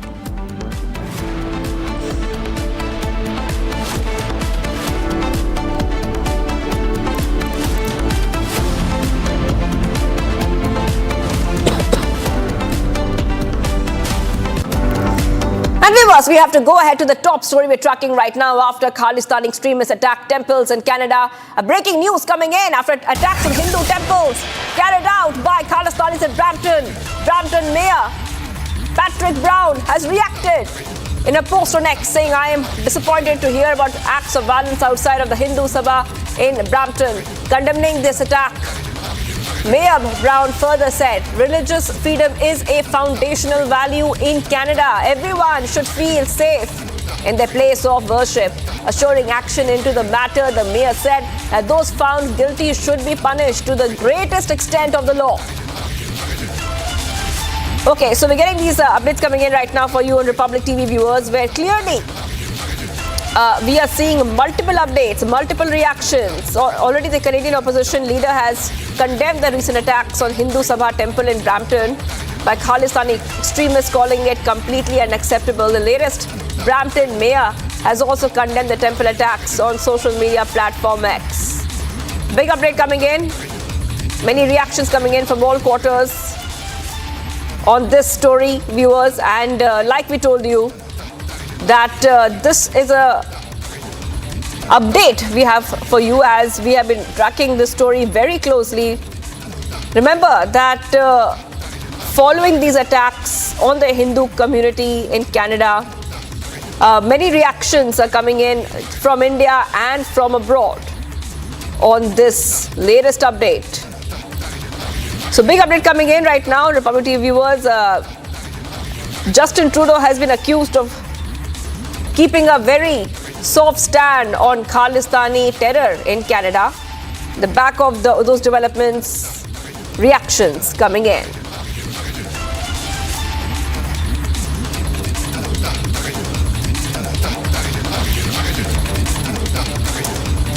And as attacks on Hindu temples sends shockwaves across Canada, Hindu priest at Hindu Sabha Mandir, Brampton, addressed the Hindu community, calling for unity among the community, saying everyone will have to unite. The priest also said today, the time has come when we will have to think not about ourselves, but about our future generations. If someone opposes us, we will not spare him. So that is another update we're getting for you right now, where Hindu priest and Hindu Sabha Mandir Brampton addressing the Hindu community post that Khalistani terror attack, extremists attacking temples incident that we told you about. And what we see is that the Hindu priest at that Hindu Sabha Mandir has said everyone will have to unite, and the time has come when we will have to think not about ourselves but about our future generations. If someone opposes us, we will not spare him. Let's go ahead and play out what the Hindu priest had to say. सुनिए, आज समय आ गया है। आज समय वो आ गया है जब आज हम लोगों को अपने बारे में नहीं, अपने आने वाली संतति के बारे में सोचना पड़ेगा। सबको एक होना पड़ेगा। हम किसी का विरोध नहीं करते हैं, लेकिन कोई हमारा विरोध करेगा तो सुनिए, आज समय आ गया है। आज समय वो आ गया है जब आज हम लोगों को अपने बारे में नहीं, अपने आने वाली संतति के बारे में सोचना पड़ेगा। सबको एक होना पड़ेगा। हम किसी का विरोध नहीं करते हैं, लेकिन कोई हमारा विरोध करेगा तो सुनिए, आज समय आ गया है। आज समय वो आ गया है जब आज हम लोगों को अपने बारे में नहीं, अपने आने वाली संतति के बारे में सोचना पड़ेगा। सबको एक होना पड़ेगा। हम किसी का विरोध नहीं करते हैं, लेकिन कोई हमारा विरोध करेगा तो All right, viewers. viewers, we have to move ahead right now because we're getting some updates coming in after a tragic bus accident in Uttarakhand occurred near the Almora Marchula area in Uttarakhand. The CM Pushkar Dhami has expressed condolences over the tragedy on X. CM Dhami says that the district administration has been instructed to carry out relief and rescue operations swiftly. He further said that local administration and SDRF teams at the accident site are working rapidly to evacuate the injured and take them to the nearest health center for treatment. Instructions have also been given to airlift seriously injured passengers if required. SDRF teams are working rapidly. CM Dhami has spoken about this. He has taken to the social media platform X and has gone ahead and expressed his condolences. Remember, a passenger bus has fallen into a gorge near Ramnagar, Uttarakhand. This happened today morning itself. Many casualties have been feared. Search and rescue operations are underway. And we're still trying to get some more updates. We have our reporters on the ground. We'll try to connect to a reporter. Now, okay, we will be getting to a reporter in a short while, but a bus fell into a gorge near Ramnagar. This is near the Pauri-Almora border. And according to what we know so far, injuries have been feared, deaths have also been feared. We'll get that exact number for you in a short while. Search and rescue operations are underway.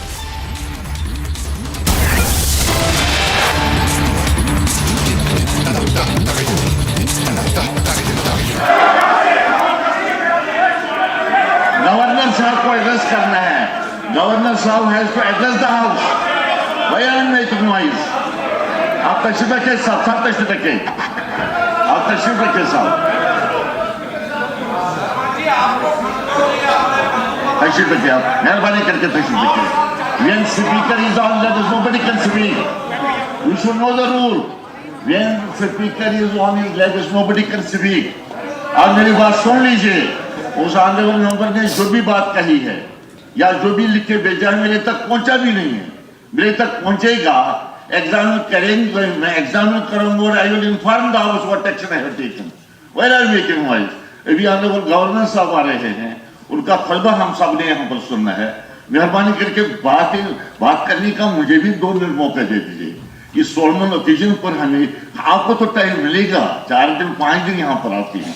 आपका बहुत बहुत शुक्रिया. बस आप किसी को बोलने की इजाजत नहीं होगी. अब तशरीफ रखे आप. टाइम गया. हमारे पास टाइम नहीं है. टाइम नहीं है हमारे पास. आप तशरीफ रखे. आप तशरीफ रखे. तशरीफ रखे. बरशद साहब तशरीफ रखे आप.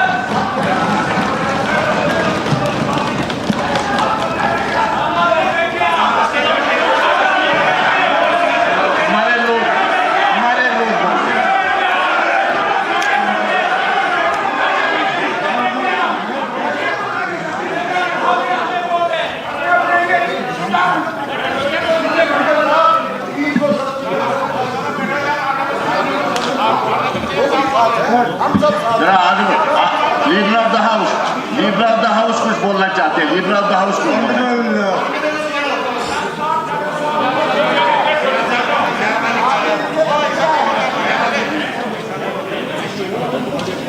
ऑनरेबल स्पीकर साहब, आपने मुझे वक्त दिया है. आप पहले ही दिन अगर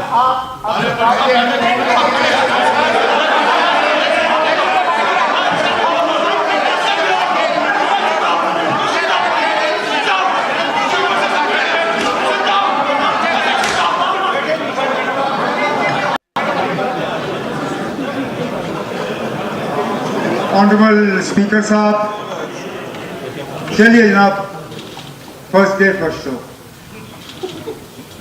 हमें मालूम था कि इस तरह की तैयारी की जा रही थी ऑनरेबल मेंबर की तरफ से, लेकिन हमें उम्मीद थी कि शायद आज स्पीकर के इलेक्शन और लेफ्टिनेंट गवर्नर के एड्रेस को छोड़ के और फिर ओबिचुअरी रेफरेंसेस, क्योंकि हमारे एक सिटिंग मेंबर आज हमारे दरमियान है नहीं, बहुत से और हमारे एक्स मेंबर्स हमारे साथ है नहीं, उसके बाद हम जो है अपना ये सिलसिला शुरू कर लेते. लेकिन चलिए, आपके ही इलेक्शन के बाद आपको मुबारकबाद पेश करने के बजाय हम इसमें पड़ गए।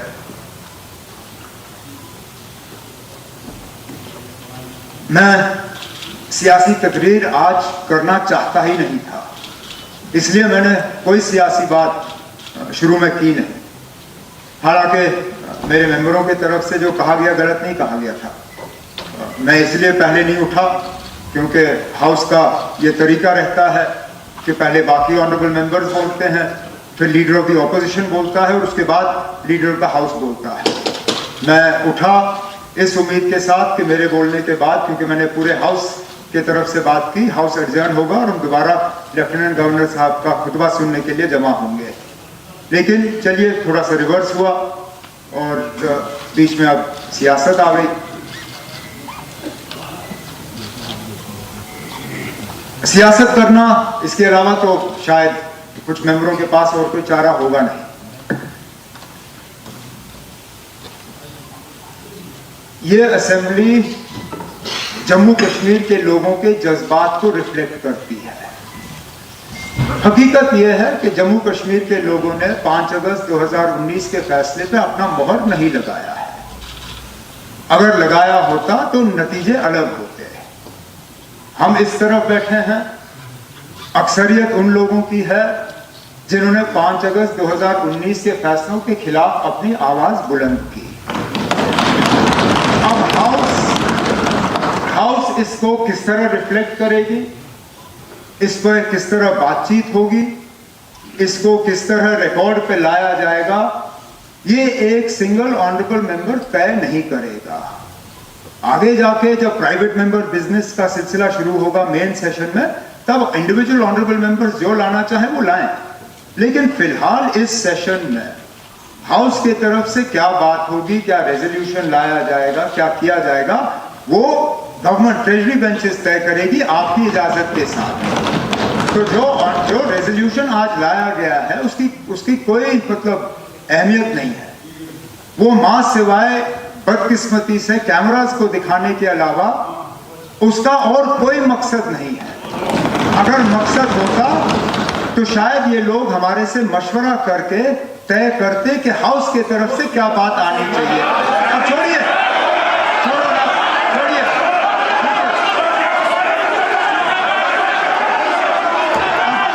स्पीकर साहब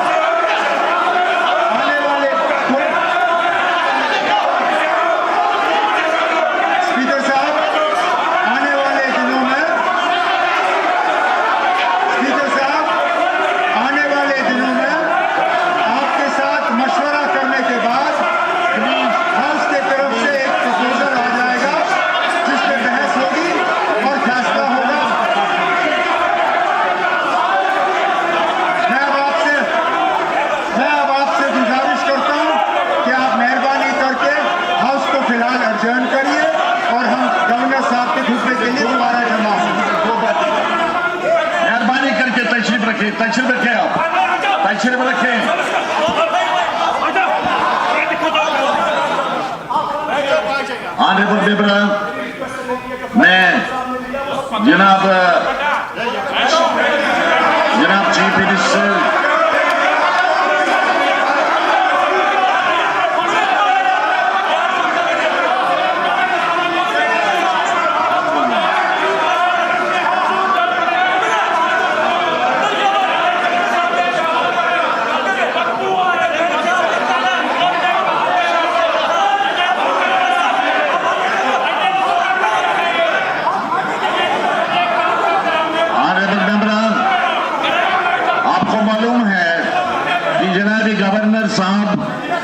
अभी 10-15 मिनट के तहत तशरीफ लाएंगे।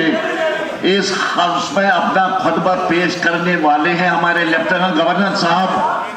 मैं नए मेंबरों से गुजारिश करूंगा कुछ सीख के रहे, मेहरबानी करके रूल्स का मुताला करें। आपने पहले ही दिन अपनी काबिलियत का सबूत यहाँ पर दे दिया और आप न समझ कर आए हैं न सीख के आए हैं, और मैं ये इजाजत नहीं दे दूंगा। याद रखें, I will not permit these things. Mind it. I will not permit these things. तो मैं अब ये जहां तक इस हाउस का ताल्लुक है, हम 10 मिनट के बाद जब गवर्नर साहब का फतवा होगा, गवर्नर साहब का फतवा वो यहाँ पर पेश करेंगे, मैं आपसे गुजारिश करूंगा आप सबसे कि आप यहीं पर तशरीफ रखें, क्योंकि टाइम अब ज्यादा नहीं रहा है। मुझे भी कुछ बातें कहनी हैं, लेकिन गवर्नर साहब जब अपना फतवा दे देंगे और उनका फतवा जब मैं यहाँ पर पेश करूंगा, उस वक्त मैं 5-10 मिनट आपके ले सकता हूँ। इसलिए मैं हाउस को एडजोर्न तो करता हूँ, मगर आपसे गुजारिश करता हूँ कि आप यहाँ पर तशरीफ रखें और गवर्नर साहब ठीक 11:30 बजे यहाँ पर अपना फतवा पेश करेंगे।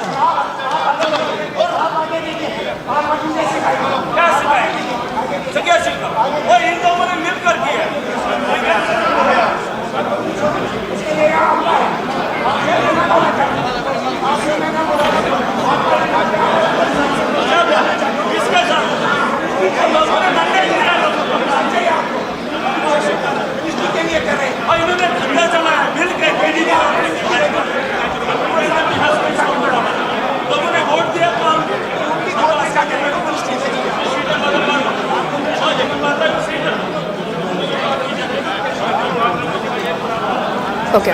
All right. Okay. So those pictures, ruckus happening there over demand for restoration of Article 370. And I want to go across to my colleague who's joining us, Zinat. Zinat, Jammu and Kashmir Assembly is holding its first session today after 6 years. The Speaker's election is over. Just take our viewers through what happened, because we saw that there has been ruckus over some of the resolutions which are being asked for to be introduced. Go ahead.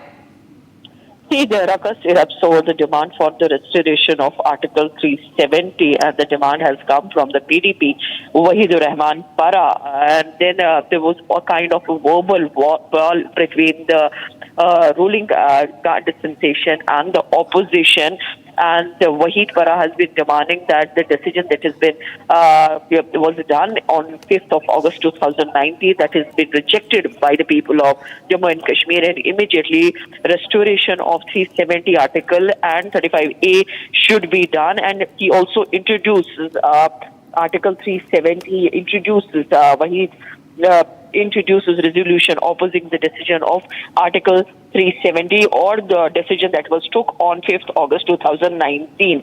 Wahid Para said a resolution should be introduced in this the first session of the Jammu and Kashmir Assembly to revoke the abrogation of Article 370 and 35A and restore special status to Jammu and Kashmir. Meanwhile, we also witnessed that the Sajjad Lone takes a jibe at Umar Abdullah when he said that respect the house, shawls won't help. Sajjad says, let's not disrespect the house. We should show it to the respect that it deserves. And our CM Umar Abdullah, who was smiling when Sajjad Lone was speaking, that gifting shawls won't solve anything.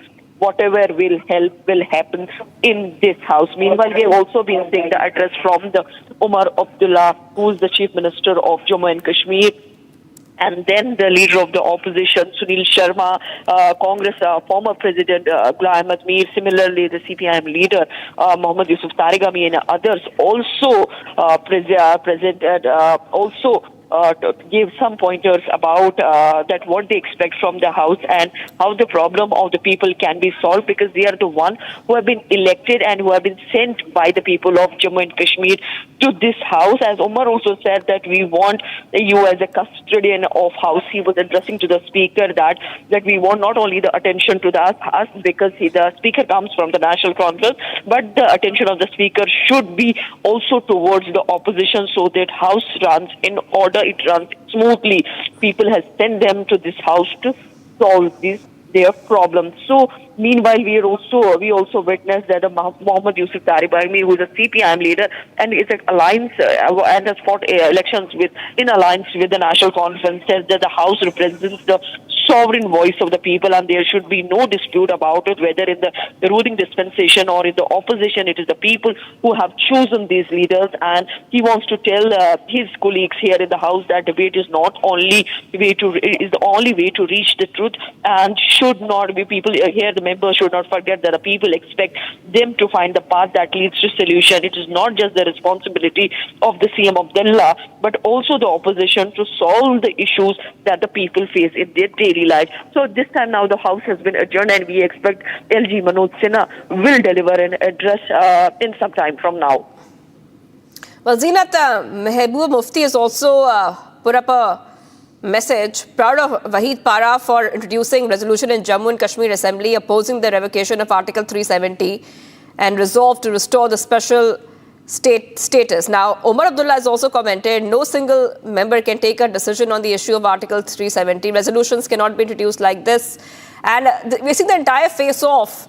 And let's not forget, Zinat, that what NC had promised in its manifesto, which was the restoration of Jammu and Kashmir special status. So obviously we'll be expecting more of this kind of situation play out in the assembly. See, we expect more ruckus in the coming days, because this time the assembly session is there for the 5 days. It's a very small session, so members of the House has already requested the Speaker that to announce one more session where we have the long session, then so that the constituency and its problems can be discussed more. Although Omar Abdullah, was the Chief Minister of Jammu and Kashmir, has already pointed fingers towards PDP's Wahid Para, who's an MLA from the who's an MLA from Pulwama, said that instead of introducing the resolution like this, the members should have discussed with the National Conference, and accordingly it could have interest. Meanwhile, Omar has also said that the decision that was taken on the 5th of August 2019 was never accepted by the people of Jammu and Kashmir. As we talk about the National Conference manifesto, there is the number one pointer that was mentioned by the National Conference in its manifesto is restoration of Article 370. They talked about the statehood. They talked about the solutions that they will give to the problems of the people that they face. There are multiple in their manifesto, but how much the National Conference and its people will deliver, that only the time will tell. But this is the first session, first day of the Jammu and Kashmir Assembly, that has resumed rather after 6.5 years, and this is the first Assembly session post abrogation of Article 370 that was and on August 5th, 2019. So we are seeing the first session where we see the resolution introduced by the Wahid Para to restore Article 370, and also Sajad Loan taking jibe at Omar Abdullah, saying that the Shawls won't help, but whatever will happen through this assembly only. All right. Thank you for joining us, Zinat. We will be coming back to you as we are tracking Jammu and Kashmir Assembly, the ruckus which is following the face-off over Article 370. We have to move ahead because we're getting some big breaking updates coming in. Big breaking news. Let's go to that. And after that bus accident, when a bus has fallen into a gorge in Uttarakhand, we're coming to know that, and this is source-based information coming in, by the way, that 20 people have died and the dead bodies are being taken out. So, unfortunately, viewers, the death toll has risen. We are coming to know that 20 people, I repeat, 20 people have died according to sources. 20 people are feared dead according to sources. As many as 60 people were on that bus from what we are understanding. And 5 bodies have been recovered so far. Chief Minister Dhami has directed a swift rescue operation and is closely monitoring the situation as we speak, urging authorities to ensure proper medical treatment for those who are injured. Rescue teams have been dispatched to the accident site to assist in their recovery and to provide aid. Those are the pictures that we're getting for you coming in. We will try to connect to our colleague in just a short while. We'll just try to wait. Okay, we have Ratan Negi joining us live, our reporters on the ground. Ratan, please take our viewers through what is happening. And we are coming to know that the death toll is hovering around 20 now. और देखिए, उत्तराखंड के अल्मोड़ा जिले के मरचुल में सुबह जब दुर्भाग्यपूर्ण बस हादसा हुआ तो उसके बाद तुरंत उत्तराखंड के मुख्यमंत्री पुष्कर सिंह धामी ने जिले के जिलाधिकारी और पुलिस प्रशासन को एसडीआरएफ को वहां पर रवाना किया और लगातार तब से लगातार वो अपडेट लेते रहे। साथ ही अगर आवश्यकता पड़ने पर घायलों को हेलीकॉप्टर के माध्यम से अस्पताल पहुंचाने के निर्देश दिए, उचित दिशा निर्देश उनके इलाज के लिए भी दिए और ये अभी तक जारी है। एसडीआरएफ का जो ऑपरेशन है वहां पर लगातार जारी है। सीएम धामी ने अल्मोड़ा में बस हादसे पर जो सचिव आपदा प्रबंधक है आयुक्त कुमाऊं गढ़वाल है और अल्मोड़ा के जो डीएम उनसे फोन पर बात करके जानकारी भी इस वक्त वो ले चुके हैं और एसडीआरएफ एनडीआरएफ की टीम वहां पर रेस्क्यू ऑपरेशन भी चला रही है। इस वक्त जो जानकारी हमारे पास मिल रही है, देखिए एक बड़ा हादसा सुबह लगभग 8 बजे घट जाता है अल्मोड़ा में, तो अब तक जो जानकारी मिल रही है 10 से अधिक लोगों की इसमें कैजुअलिटी की जानकारी मिल रही है और ये आंकड़ा बढ़ भी सकता है। 10 से अधिक लोग इसमें घायल भी बताए जा रहे हैं। जो एग्जैक्टली जो घायलों की संख्या है, ये जो मौत का जो आंकड़ा है, इसकी पुख्ता रिपोर्ट हम अभी तक नहीं कर सकते क्योंकि जब तक रेस्क्यू ऑपरेशन कंप्लीट नहीं हो जाता तब तक ये बताने में जल्दबाजी होगी। लेकिन ये जो मौत का आंकड़ा है, दुखद बात है कि ये लगातार आगे बढ़ रहा है और घायलों को लगातार वहां से निकालने का कार्य लगातार जारी है। जो रेस्क्यू ऑपरेशन है ये लगातार जारी है। मुख्यमंत्री के लगातार इस पूरी घटना पर खुद जो उचित दिशा निर्देश उन्होंने अधिकारियों को दिए हैं, लगातार उस पर बात करके अपडेट भी ले रहे हैं। इस वक्त पहली प्राथमिकता सरकार की और प्रशासन की यही है कि घायलों को जल्द से जल्द रेस्क्यू कर अस्पताल पहुंचाया जाए और आवश्यकता पड़ने पर हेलीकॉप्टर के माध्यम से भी देहरादून के जोलेगढ़ अस्पताल में लाया जाएगा। All right, thank you for joining us, Ratana. We'll be coming back to you as we get more updates on the story. We are tracking the rescue and relief operations post that accident in Uttarakhand when a bus has fallen into a deep gorge near Ramnagar. Okay, we're taking a short break. Do not go anywhere. We will get you top updates.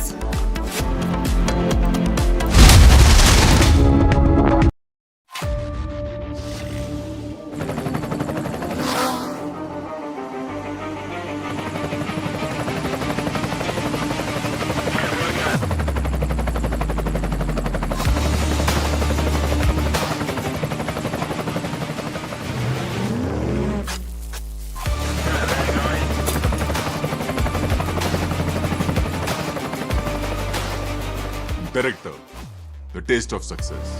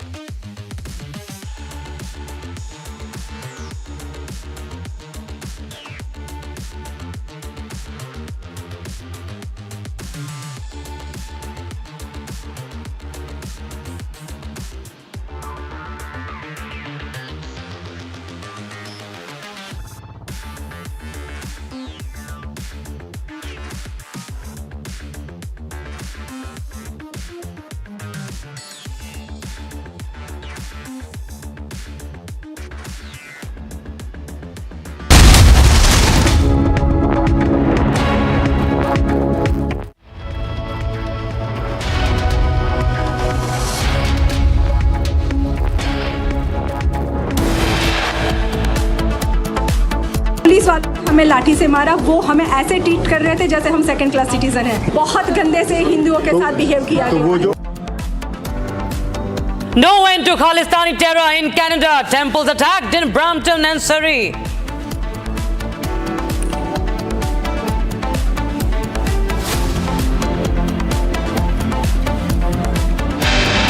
Amid massive blowback over K terror, Trudeau buckles under pressure, condemns the attack on temples.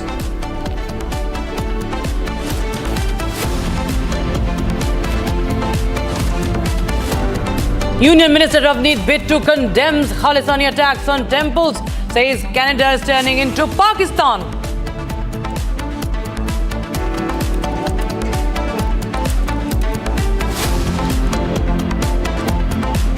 Delhi Traffic Police personnel hit and dragged in southwest Delhi. 2 minors apprehended.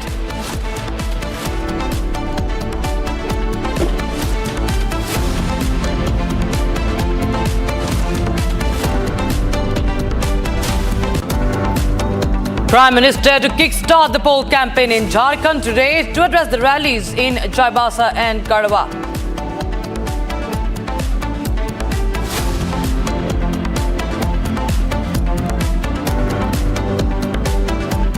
Of MVA Mahavibhajan Agadi, Maha Vote Bank Agadi, for the sake of vote bank, they can put Muslim first above nation first.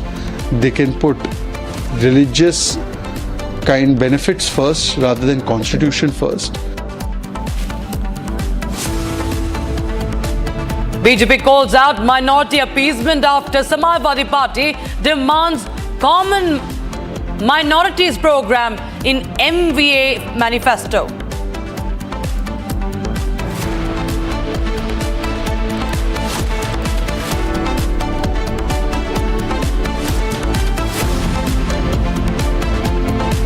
And massive blowback over Mizoram Chief Minister's attempt to divide Northeast India, calls for nationhood in Northeast India.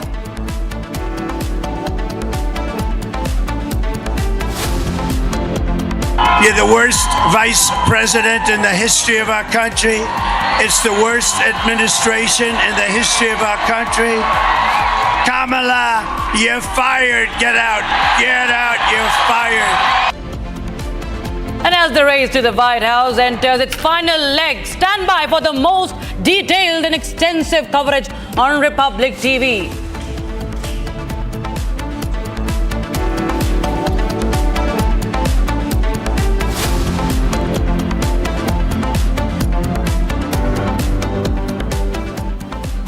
A very good morning, viewers. You're watching Republic TV and I'm Rajnath with you this Monday morning, and we are going to get you the most extensive coverage in the United States elections. The countdown has begun to that presidential vote, and the United States is all set to go for that mega battle. Battle lines have been drawn. The Republicans and the Democrats are all gearing up for this race to the White House, and Donald Trump is doing hard yards to make a comeback, while the US Vice President and Democratic presidential candidate Kamala Harris is leaving no stone unturned to retain power. And of course, Republic TV will get you all the latest from ground zero, all the experts and the voices that matter on that, so that you understand this high-stake battle. Donald Trump, Kamala Harris, of course, they have been campaigning. It's been a high-voltage campaign. We've seen the war of words. We'll help you understand the various aspects of this election, how different it is from India, and what all is in store as far as this battle between Harris and Trump. In fact, we are now being joined by a special guest on the broadcast, Saurabh Shukla, founder and editor-in-chief of News Mobile, founder with News Mobile, joining us from the United States. Thank you so much, Mr. Shukla, for joining us on Republic TV. So it's a high-octane battle. Trump looking for a re-election, and Kamala Harris, of course, she's running for the first time. What do we expect in this battle? If you understand, if you can help throw some light on both these personalities who are so distinct, but at the same time, it's a very tightly fought battle. Well, great to join Republic for the special News Mobile Republic broadcast. And, it's late in the night here in the US, but it's exciting election season, I can tell you. I've been speaking to strategists on both sides that they are really, this is the last mile, as one of them told me, that we can't leave anything to chance, and they are not believing the pollsters. Let me say two things. This election is going to be a game changer of sorts because, one, this will decide the future of America and how this impacts the rest of the world, because the US presidential election is not only an election to elect one of the most powerful leaders in the world, it also determines the key issues that are at stake and how this will impact the entire world. You have seen both key candidates getting celebrity endorsements, making sure that they are going to the swing states. The 7 swing states are very important, as I want to jog the memories of your viewers here as well, that unlike, say, the Indian election, this election has a different way of voting, where electors vote for the president, and in this case, they will also vote for the House, for the House of Representatives. Every state has a electoral vote, and whoever gets 270 electoral votes gets to win this election and will get the presidency. So it's a very high-stakes battle.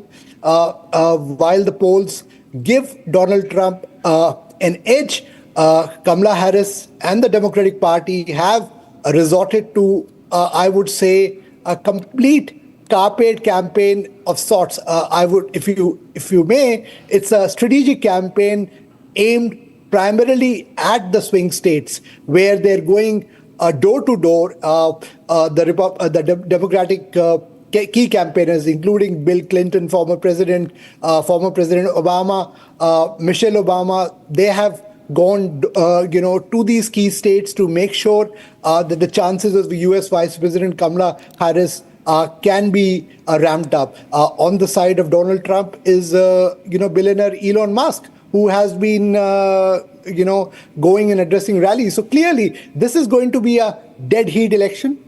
If you ask me, as we stand, today, it's still a close election. The silent voters, women voters, a lot of young voters may determine the outcome of this election. And the key issue will be, one, obviously, will be economy. Then the key issue of reproductive rights. Also, the immigration issue, which Donald Trump has raised, the border issue, and also both sides are trying to woo the business, whether it's a small businesses here in the U.S. or giving SOPs, as it's done in many other, parts of the world. Giving and promising SOPs is also going to be a key part of this election. Mr. Shukla, of course, as you mentioned that the women and the young voters play a key role here, but at the same time, the Indian American community also plays a very, very key role in deciding between both of them. So we've seen that the Indian Americans have been traditionally voted for Democrats, but this time what we are picking up is that there has been some sort of shift towards Trump, and we've seen how Trump has been campaigning and invoking Prime Minister Modi, of course, in a very different way. Sometimes he will say things about Indians, but at the same time he'll say, Modi is a dear friend, he's a great man. And also, in the latest, he has condemned the attacks against Hindus in Bangladesh. And that have been a different, if you see, the approach from Kamala Harris has been quite different. However, just yesterday we saw her posting a picture with her mother and saying that how she came from India and we were part of the campaign and we are so proud she came from India. She is not really highlighted or talked about her Indianness or the Indian origin so much, but this time she has done that, given how Trump has been in fact courting the Indian Americans. So how do you think it's going to pan out this time? Well, I'm glad you flagged this. I was going to speak about it. Indian Americans here and South Asians as a whole are a big vote bank and a big strategic chunk, especially in some of these swing states. And that's the reason why both the campaigns are now focusing on the Indian Americans. Donald Trump has been, clearly strident. He has been supporting the fact, and he issued a statement saying that he stands against the atrocities on Hindus in Bangladesh, and also spoke about his close relationship with Prime Minister Modi. Kamala Harris and the Democratic Party under President Biden have also made sure that the Indian partnership is really taken to one of the I would say at the highest level, and she was instrumental in the big visit that Prime Minister Modi had to the US, and also she hosted a lunch when Prime Minister was there last year for his state visit. So having said that, today India and US ties occupy a bipartisan support. Whoever becomes the president, the relationship between India will continue to grow. That's one of the key factors coming out here from the US. Second thing, the Indian American community, obviously, for them, immigration is a key issue. Especially the skilled immigration. A lot of Indians who are skilled immigrants in the US are paying taxes, high taxes, are still, away from a green card and cannot become citizens and vote, that's a big contentious issue, because a lot of voters, their family members who are there in that queue, believe that whichever candidate can actually clear that backlog, should get their vote. So for that reason, while Kamala Harris and the Democratic Party has been, promising to reform the immigration system, Donald Trump also has spoken and distinguished about illegal immigrants and skilled immigrants on the other side, that he is not against skilled immigrants. So that, may get some support, from the, as I said, the Indian American community and the South Asian community. But it remains to be seen, because the key swing states, that is where the voting will matter, and it remains to be seen if Indian Americans will actually again predominantly vote for the Democratic Party, because of the fact that Kamala Harris has a South Asian origin, and she obviously has spoken about it. Well, Mr. Shukla, it's very important for the Indians in India, for New Delhi, strategically, who comes, to power in United States. Of course, as you mentioned very rightly, that India has remained bipartisan, but there should be more continuity if we talk about Washington, D.C.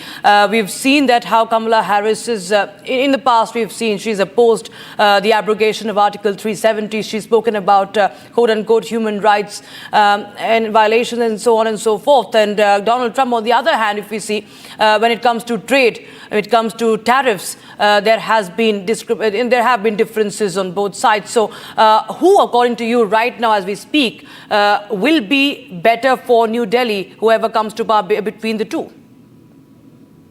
Well, I can tell you, if you need more predictability in the relationship, then Kamala Harris is the person, because how do you handle her in terms of, what are the issues that she's going to focus on, what are the issues she, are going to stay in terms of the trajectory of the India-US ties. When it comes to Donald Trump, he has been, again, he had a great visit to India.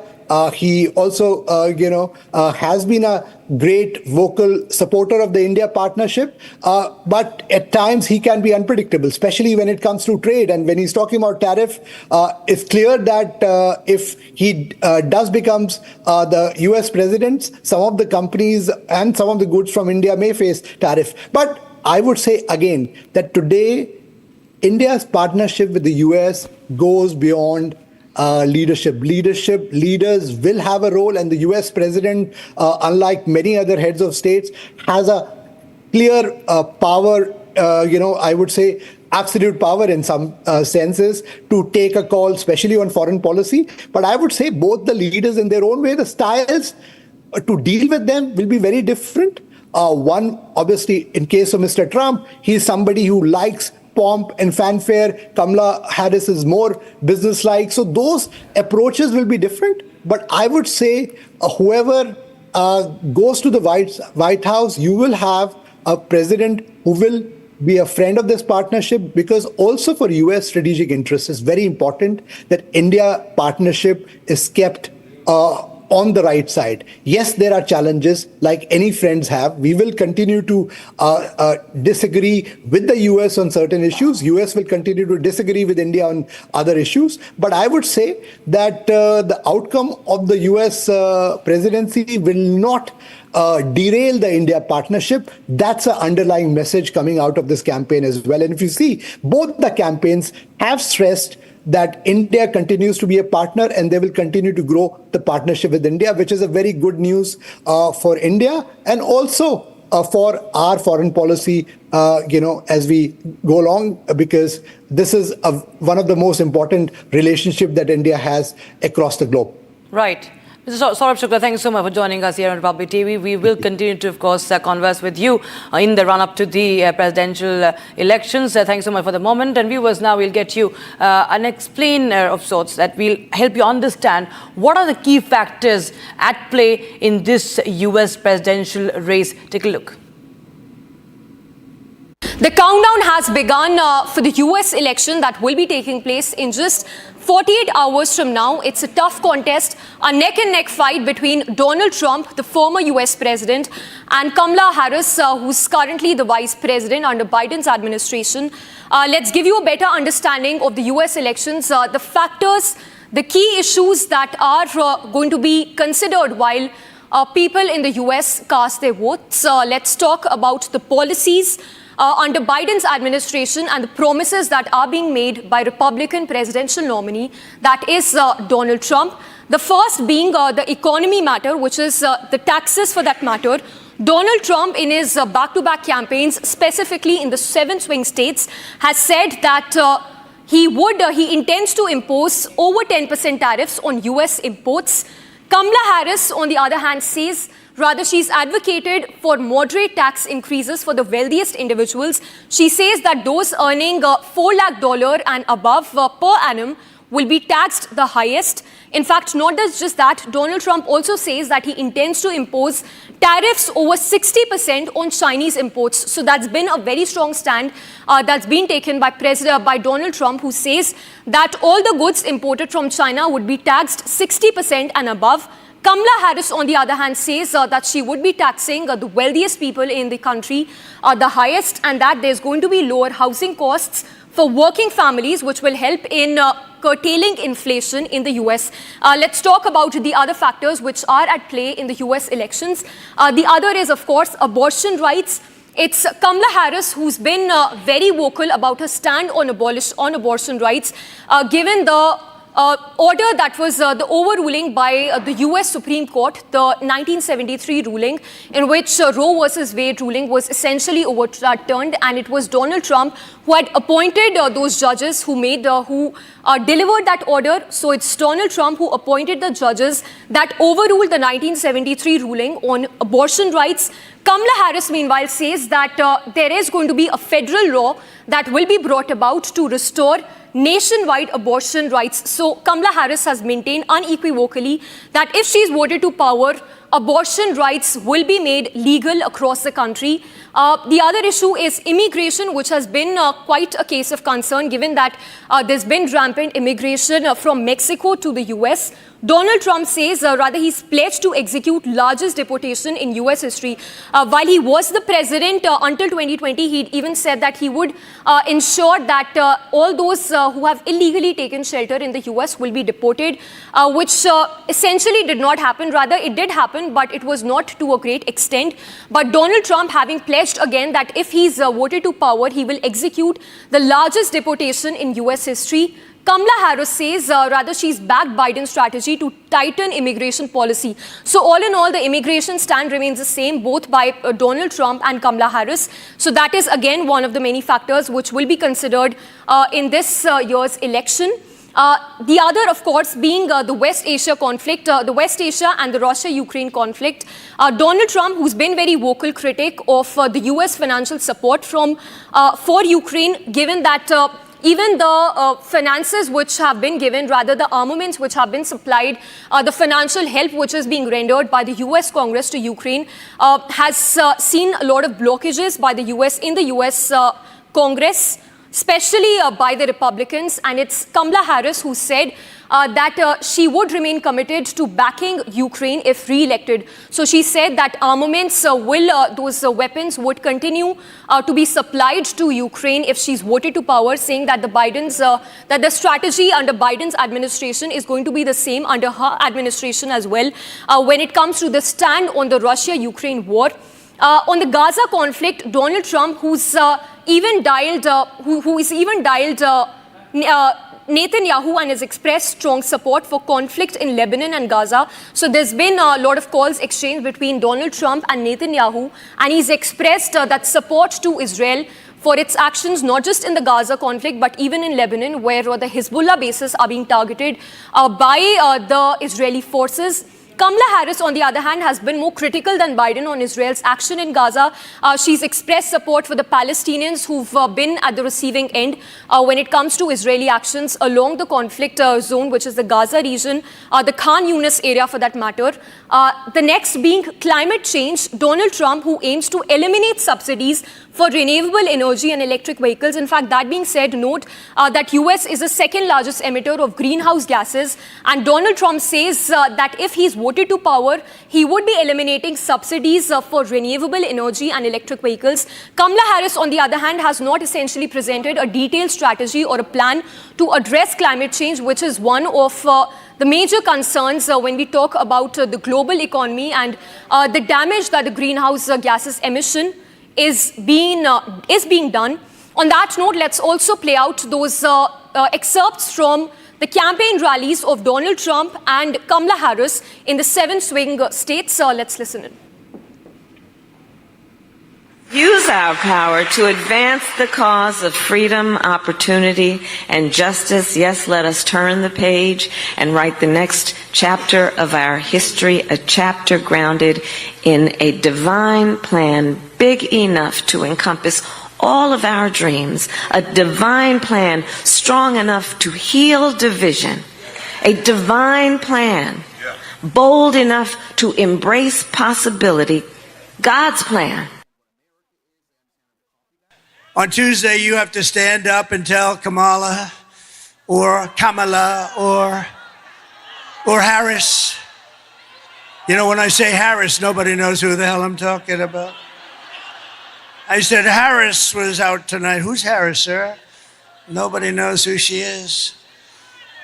But on Tuesday, you have to stand up and tell Harris that you've had enough. You can't take it anymore. You're the worst vice president in the history of our country. It's the worst administration in the history of our country. Kamala, you're fired. Get out. Get out. You're fired. Viewers, we go on to Canada, where we are getting breaking news from Hindus are all set to protest in Canada against the attacks by Khalistani terrorists on temples in Brampton and Surrey. The nationwide protests have been announced by the Coalition of Hindus of North America organization. That's the big breaking news we're getting in right after the temple was attacked by Khalistanis in Canada and the police brutality that was caught on camera against Hindus. Now, what we understand is that there are going to be protests, massive protests to erupt in Canada. In Surrey, Hindu groups are going to protest against police brutality in this city. That's the big breaking news we are getting right now from Canada. Remember, devotees were attacked at the Canada Hindu temple. And now the police, remember, they remained mute spectators. In fact, they went on to attack the Hindu devotees whose place of worship was attacked by the K mob. They came with armed sticks. They were armed with sticks. And later on, we saw how the police, the RCMP, cracked down on the devotees.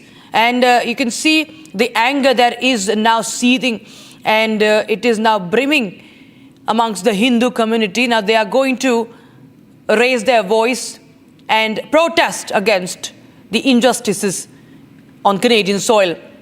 That's the big update we're getting right now. Indian mission has also condemned the attack on Hindu temples in Canada by the pro-Khalistani mob, remember. And Khalistani attack on Hindu temple. Canadian MP Chandra Arya has also condemned the violence, saying that the red line has been crossed. And in fact, Trudeau's political rival also has advocated for the right to practice faith and peace, and assured that he would end the environmental chaos in Canada. The politics, of course, unfolding, but the Indian government, remember, has also condemned the attack on Hindus at a temple, adding the Canadian authorities had been requested well in advance to provide strong security measures for these events. Remember, it's the festive season of Diwali, and you know, Diwali is not just a day of. You can see that visual, viewers, that visual that unfolded. You can see the police brutality. We do not see a crackdown on the Khalistanis. We do not see a crackdown by the Canadian police when they attack the Hindus, when they destroy and vandalize the Hindu temples.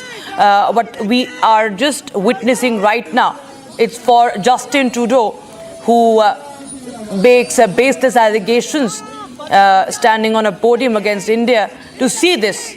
And this is allowed under his rule, under his government, and this is a proof that has been caught on camera of brutality against the Hindus in Canada.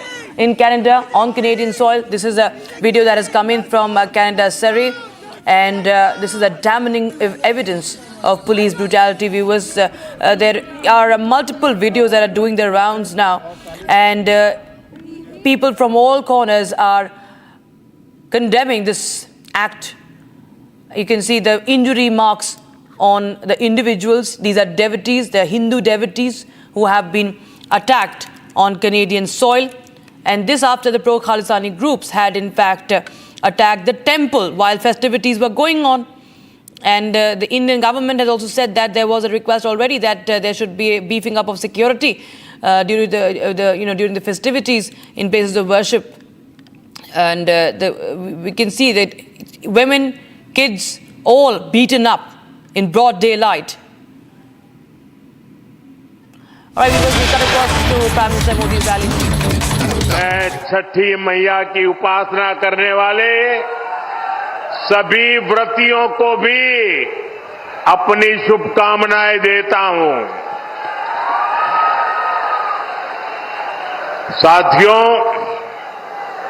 Jharkhand के ये चुनाव ऐसे समय हो रहे हैं जब पूरा देश, जब आजादी के 100 साल होंगे तो हिंदुस्तान को विकसित होने का संकल्प लेकर के पूरा देश आगे बढ़ रहा है।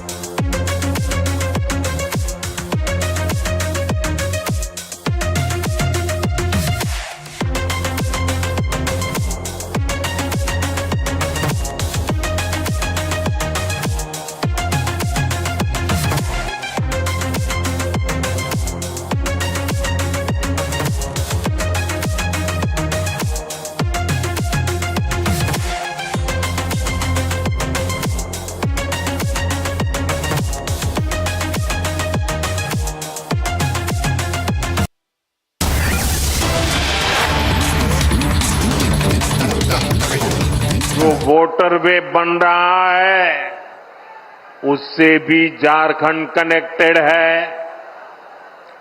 जगदीशपुर, हल्दिया, बोकारो, धामरा, ये गैस पाइपलाइन झारखंड वालों को सस्ती गैस पहुंचाने में मदद कर रही है। यानी झारखंड में बेहतर सुविधाओं के लिए यहां के किसानों, यहां के उद्योगों को बल देने के लिए केंद्र सरकार अपनी तरफ से हर कोशिश कर रहा है। ये तब है जब झारखंड में जेएमएम सरकार ने विकास के हर काम में रोड़े अटकाने की कोशिश की है, लेकिन हम ईमानदारी से झारखंड के विकास की हर कोशिश पूरी ताकत से काम कर रहे हैं। जब यहां आप डबल इंजन की सरकार बनाएंगे तो राज्य का विकास भी डबल तेजी से होने लगेगा।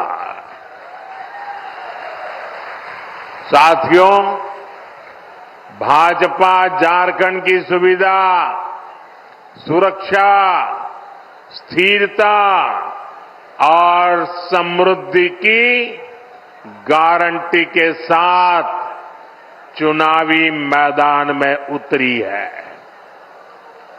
मैं झारखंड भाजपा को बहुत बहुत बधाई देता हूं कि कल झारखंड बीजेपी ने बहुत ही शानदार संकल्प पत्र जारी किया है। ये संकल्प पत्र रोटी, बेटी और माटी के सम्मान, सुरक्षा और समृद्धि के लिए समर्पित है। माताओं, बहनों, बेटियों के लिए, उनके कल्याण के लिए, उनके हकों के लिए इसमें अनेक संकल्प लिए गए हैं। गोगो मोदी दीदी योजना, गोगो दीदी योजना, ये हर महीने माताओं बहनों को 2100 रुपये मिलेंगे।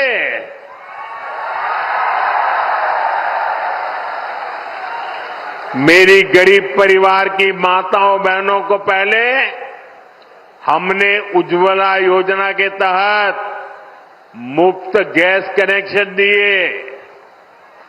अब झारखंड में बनने जा रही भाजपा एनडीए सरकार 500 रुपये में सिलेंडर देगी।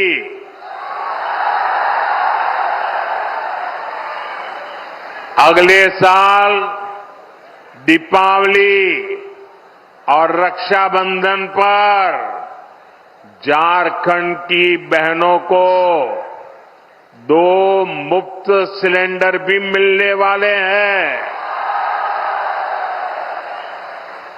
भाजपा ने ओडिशा की, छत्तीसगढ़ की, मध्य प्रदेश की बहनों को ये घोषणा की और लागू भी कर दिया, उनको पहुंचा भी दिया।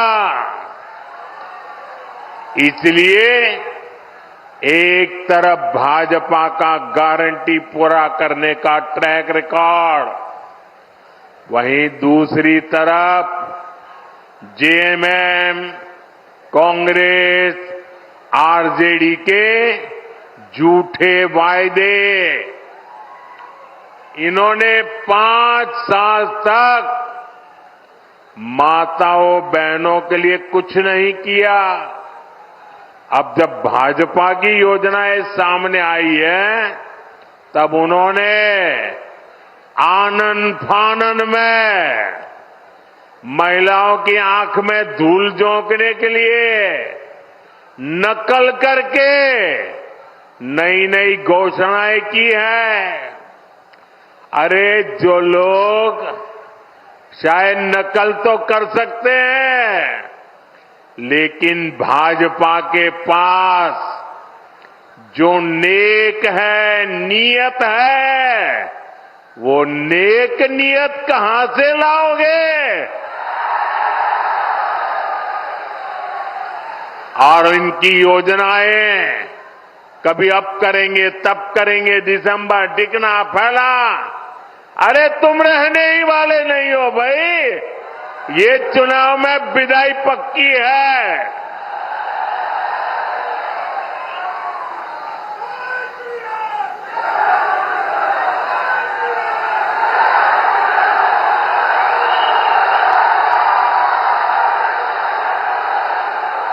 साथियों, जेएमएम कांग्रेस वालों ने आपको गरीबों के घर के नाम पर भी धोखा ही दिया है। केंद्र की हमारी सरकार ने प्रधानमंत्री आवास योजना के तहत झारखंड में 16 लाख गरीबों के घर बनाए। 16 लाख कितने? 16 लाख गरीबों के घर कितने? यह आंकड़ा बहुत बड़ा होता है भाई। और ये घर किसको मिले?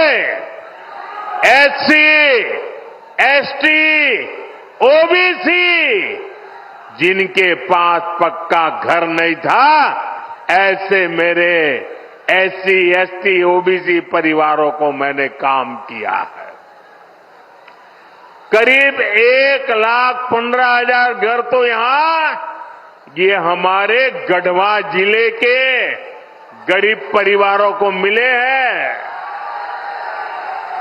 अब आप कह रहे थे कि यहां पहले कोई प्रधानमंत्री नहीं आया।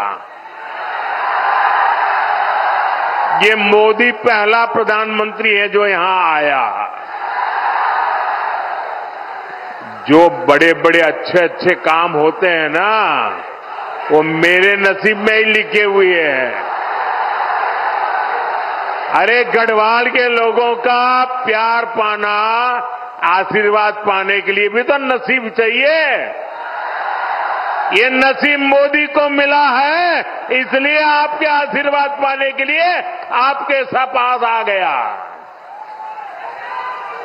लेकिन जेएमएम कांग्रेस से आप पूछिए कि अबुआ आवास योजना का क्या हुआ भाई?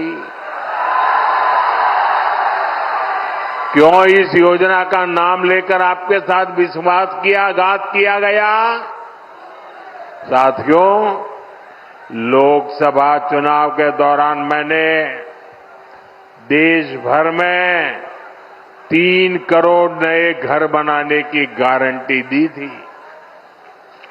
हमने सरकार बनते ही इस गारंटी पर काम भी शुरू कर दिया। अब झारखंड भाजपा ने भी 21 लाख नए आवास बनाने का संकल्प लिया है। Prime Minister Narendra Modi addressing a rally in Garhwa of Jharkhand ahead of the elections and highlighting the BJP's promises for if it is voted to power. All right, viewers, now we shift our focus to the top story we are tracking. Amid the attack on devotees at Brampton Temple on Sunday in Canada, the Indian High Commission has strongly condemned the attack in a press release, saying that it is deeply disappointing to see such disruptions being allowed for routine consular work. The event has drawn widespread condemnation from various political figures, including Canadian Prime Minister Justin Trudeau, opposition leader Pierre Poilievre, and Member of Parliament Chandra Arya, all expressing solidarity with the affected community. Of course, Justin Trudeau is the same man who has been making baseless allegations against India, protecting the Khalistanis, and now somewhere he is under pressure to even condemn the act by the Khalistanis. In fact, senior executive editor Abhishek Kapoor is joining us live on the broadcast. For more, Abhishek, of course, it's a big cause of concern. It's coming in amid the Diwali festivities. And now the police brutality is caught on cam. This is the evidence that India very much can prove of what's happening on Canadian soil. Absolutely, Rakshita, and whatever condemnation statement that has come from Justin Trudeau is puerile, is insincere in the light of what we have seen happening in Canada under Justin Trudeau's watch. It's all planned to a T. It's all orchestrated in many ways, and Justin Trudeau personally and his Liberal Party establishment generally, and the deep state even more specifically, has been invested in the kind of violence that we are seeing panning out in Canada. We are being joined in by Mr. Vijay Chauthaiwale. He's head of the Overseas Friends of BJP and effectively spearheads the outreach of the ruling party in New Delhi with the larger diaspora around the world and, of course, in Canada as well. Very good morning to you, Mr. Chauthaiwale. And the pictures that we have seen coming out of Brampton and Surrey last evening are not just worrisome. They, in fact, mark a crossing of a red line where the Hindu community has been physically targeted so brazenly. And while we are seeing the standoff, diplomatic standoff panning out between India and Canada, how do you see this this crossing of red line and targeting of Hindus in Canada? Abhishek, thank you for inviting me here. For last several months and few years since Mr. Trudeau has taken charge of Canadian Prime Ministership, there is a consistent pattern of vandalizing Hindu temples and intimidating Hindu communities at large. But what has happened yesterday, which you have shown out by several videos on your channel, has actually crossed the red line in two aspects. One is that innocent, peace-loving Hindu community, women and children coming to celebrate Diwali, they were brutally attacked by Khalistani protesters. The second is the equally complicit is the Canadian police, who instead of stopping these Khalistani protesters have actually become complicit to them and in few instances even tried to attack Hindus who were actually defending themselves.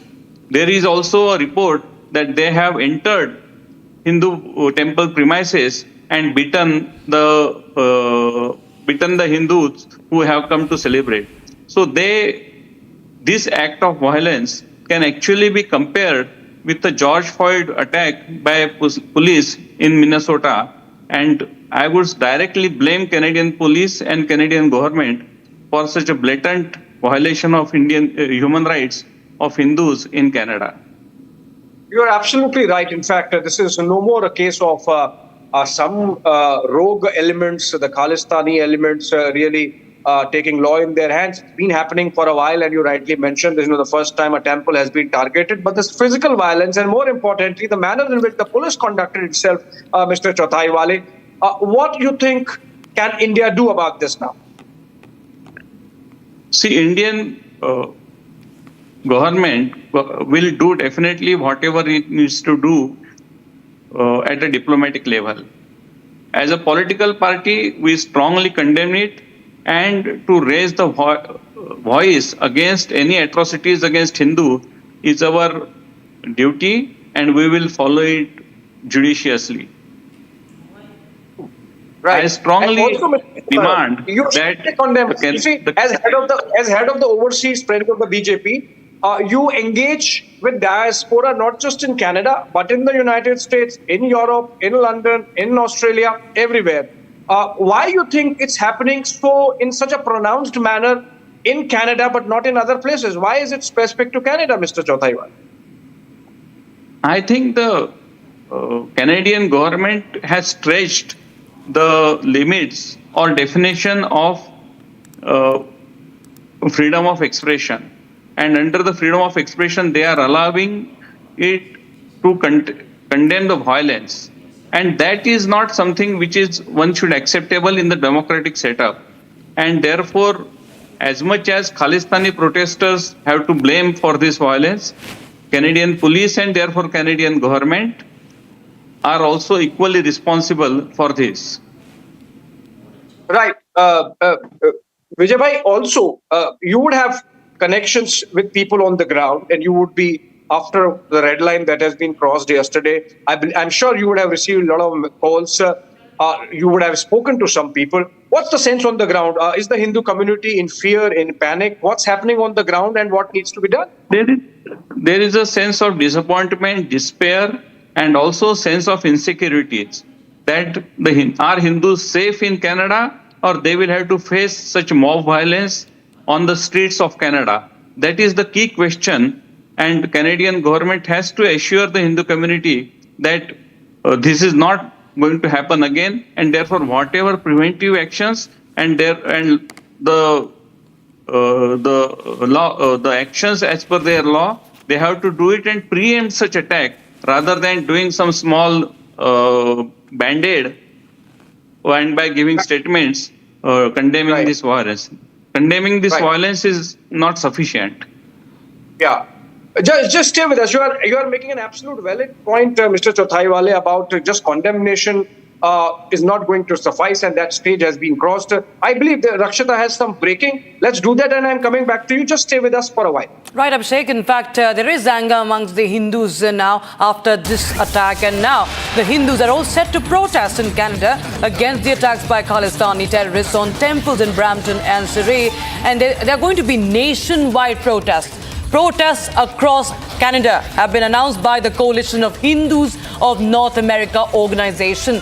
And in fact, there is this damning proof of police brutality and what is happening in Canada under Trudeau's watch, viewers. And this is, of course, something that angers Hindus, not just in Canada, but across the world, Abhishek. And now there are going to be protests against Canada.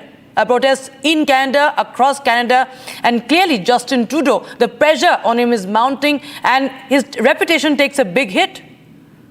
Absolutely, absolutely. I mean, I sometimes wonder if Justin Trudeau really is concerned at all about his image, how he's seen both inside Canada and outside, the manner in which he has sort of made a caricature of himself, Vijay Bhai, right?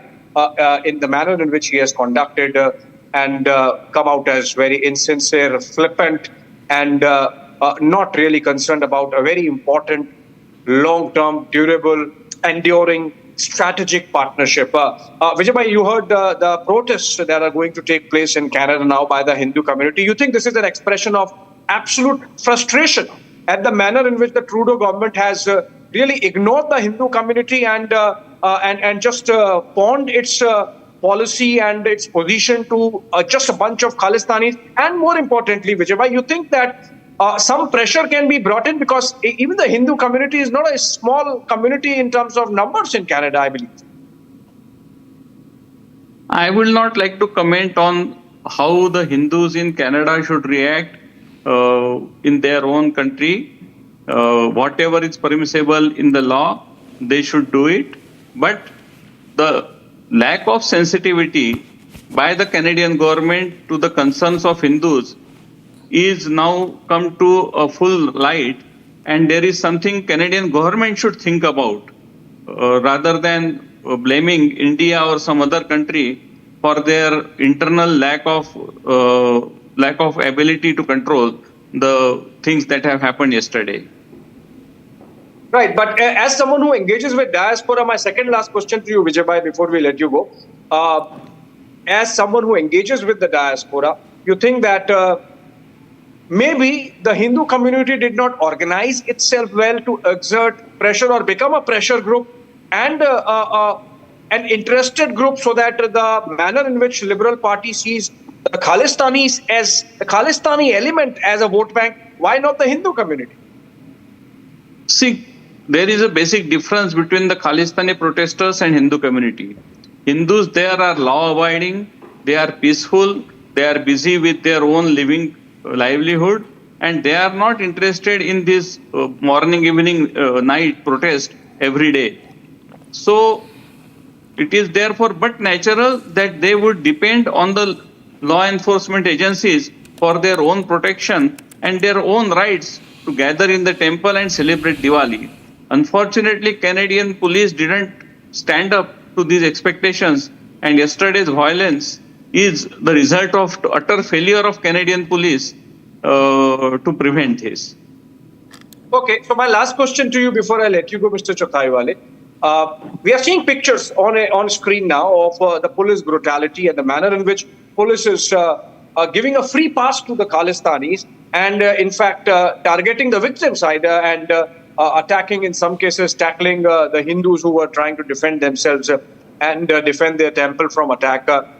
You think this should be taken at the highest level diplomatically also? I am sure the government of India is watching this carefully, and they would do whatever is required and within their scope of activities to raise this issue at appropriate level. All right. Thank you so much, Mr. Vijay Chothaiwale there, head of the Friends of the Overseas Friends of the BJP, someone who engages with the diaspora, Rakshita. And remember, just yesterday we did that story of how a biggest drug factory, a drugs factory bust has happened in Canada, and by the Canadian law enforcement agencies themselves. And the amount of drugs, fentanyl and methamphetamine, that have been recovered from that place. And it's something which can kill all Canadians twice over. That's the huge scale of a drugs activity that's happening. And Gagandeep Singh Randhawa, who has been caught, who was handling this factory, clearly shows that the Canadian deep state, in its hate for India, has allowed these kind of illegal activities to continue and prosper in Canada to a level where even the Canadian society is getting harmed. And this law and order situation, which we are seeing in pictures, is essentially an example of that law and order situation really going out of hand. With that, I hand it over back to Rakshita in the studio. Thank you so much, Mr. Chothaiwale, and thanks so much, Abhishek, for joining us here on Republic TV. Of course, it was a major drug bust that, Abhishek was talking about. We'll get you more aspects of this entire story as we're covering 360-degree viewers. And also, we're getting in many reactions coming in, exclusive reactions, in fact, coming in on this development from Canada. Take a listen in, viewers. Canada में जिस प्रकार से खालिस्तानी आतंकियों ने मंदिर में घुस करके हमला किया है, ये अपने आप में निश्चित रूप से वो वीडियो, ये कारनामे जो है, जो देश और दुनिया के सामने आए हैं, इससे स्पष्ट हो चुका है कि जैसे इस्लामिक आतंकियों का अड्डा पाकिस्तान है, बांग्लादेश है, उसी प्रकार से खालिस्तानी आतंकियों का अड्डा कनाडा हो चुका है। ट्रूडो सरकार ने जिस प्रकार से इसकी निंदा की है, निंदा की आवश्यकता नहीं, कार्रवाई की आवश्यकता है। वहाँ के प्रधानमंत्री ट्रूडो जो बार बार बेवजह भारत पे अनर्गल प्रलाप करते हैं, उनसे मेरा निवेदन है कि वहाँ से खालिस्तानियों पे कार्रवाई करिए, वहाँ के खालिस्तानियों को वहाँ से खदेड़िए, वरना जो शांति प्रिय देश कनाडा है वो आतंकियों का देश हो चुका है इस समय वर्तमान में। देखो, जो आपने कहा है, मेरी ख्याल से पाकिस्तान की जगह वो कनाडा ने ले ली है। हम तो बहुत कनाडा के लिए बहुत मन में भारत के, हिंदुस्तान के और पंजाब के खास तौर पे बहुत ज़्यादा उनके लिए मन में हमारे भावना जो थी वो प्रेम की थी, क्योंकि हमारे आज अगर मैं एक गांव की और शहर की बात करूं तो हर दूसरा तीसरा घर है जिसके पारिवारिक मेंबर वहां पे बैठे हैं और रोज टेलीफोन के माध्यम से सुबह शाम उनसे बात होती है। तो अब पता नहीं क्या ट्रूडो साहब के मन में आ गया है। कल तो हद ही कर दी हमारे देश के गृह मंत्री अमित शाह जी। मैं समझता हूं जिनकी देख रेख में हमारा देश सुरक्षित है और देश पाकिस्तान जैसे जो रोज हमला करते थे वो आज तीर जैसे सीधे हुए हैं और आप उनको टारगेट कर रहे हैं। कहीं ना कहीं ये लग रहा है भी जो लोग पाकिस्तान में रहते थे वो सब शिफ्ट कनाडा में कर गए हैं। कहीं ना कहीं गुरुद्वारों का जो पैसा है, क्योंकि ज्यादा हर जगह पैसे का मामला है। खालिस्तान की बात है और जहाँ तक कि यह जो हिंदुओं के ऊपर हमला होता है वो जानबूझ के किए जाते हैं। कनाडा के मंत्री जी ने जो बोला है निंदा किया है। निंदा करने से ही काम नहीं चलता, उनके अधिकार है, वो मंत्री हैं वहाँ के, इसलिए तुरंत उस पर कार्रवाई किया जाए। कनाडा के जो लोगों ने आतंकवाद फैला रहा है और जहाँ हिंदू मंदिरों पर, हिंदू आस्था पर, हिंदुओं के ऊपर इस प्रकार से आक्रमण हो रहे हैं, उस पर बहुत ही निंदनीय है, बहुत घोर निंदा करना चाहिए।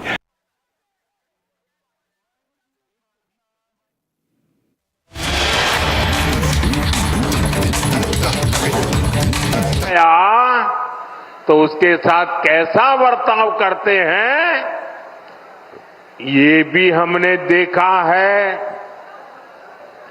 हमारे चंपई सोरेन जी के साथ इन्होंने क्या किया? इन लोगों ने एक आदिवासी बेटे को अपमानित करने में कोई कसर बाकी नहीं छोड़ी।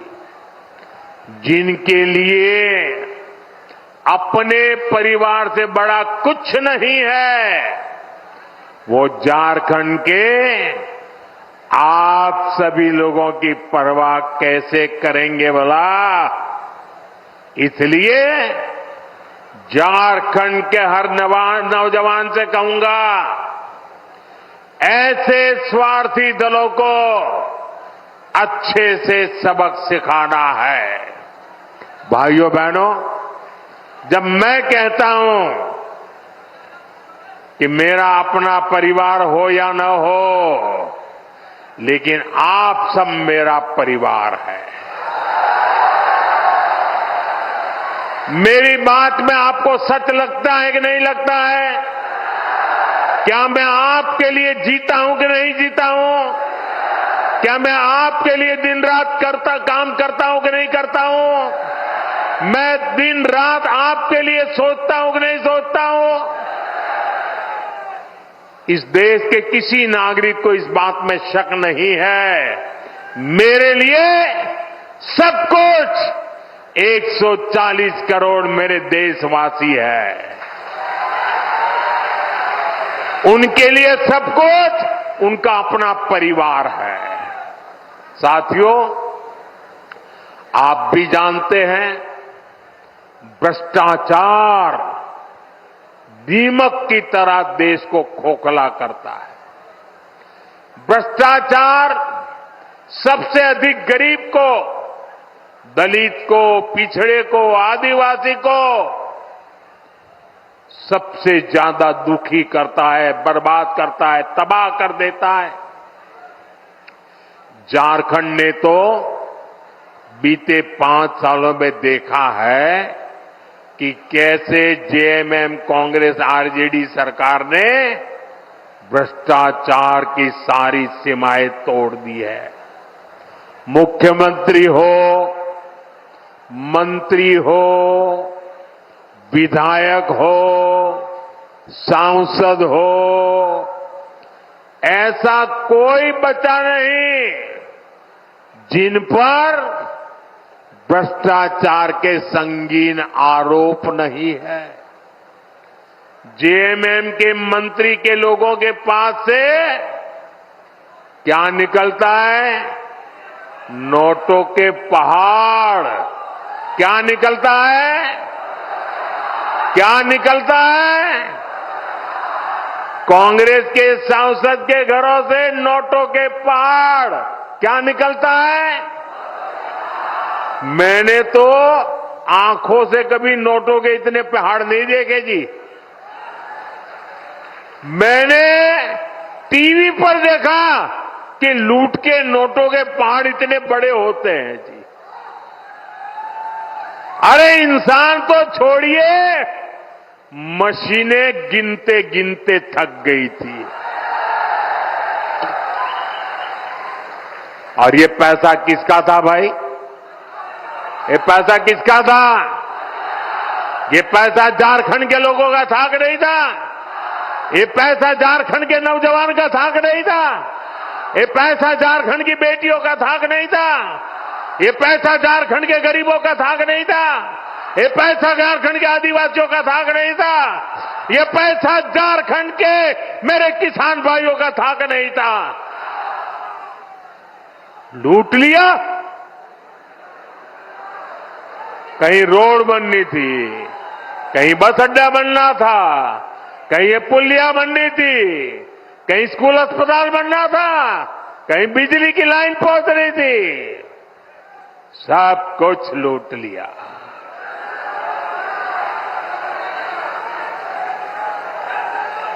आपके हक का, आपके अधिकार का ये इन्होंने लूटा है।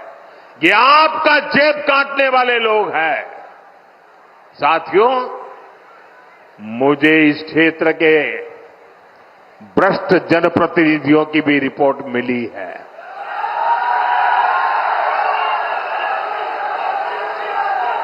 इन्होंने तो आपके हक के पानी के नल तक को नहीं छोड़ा।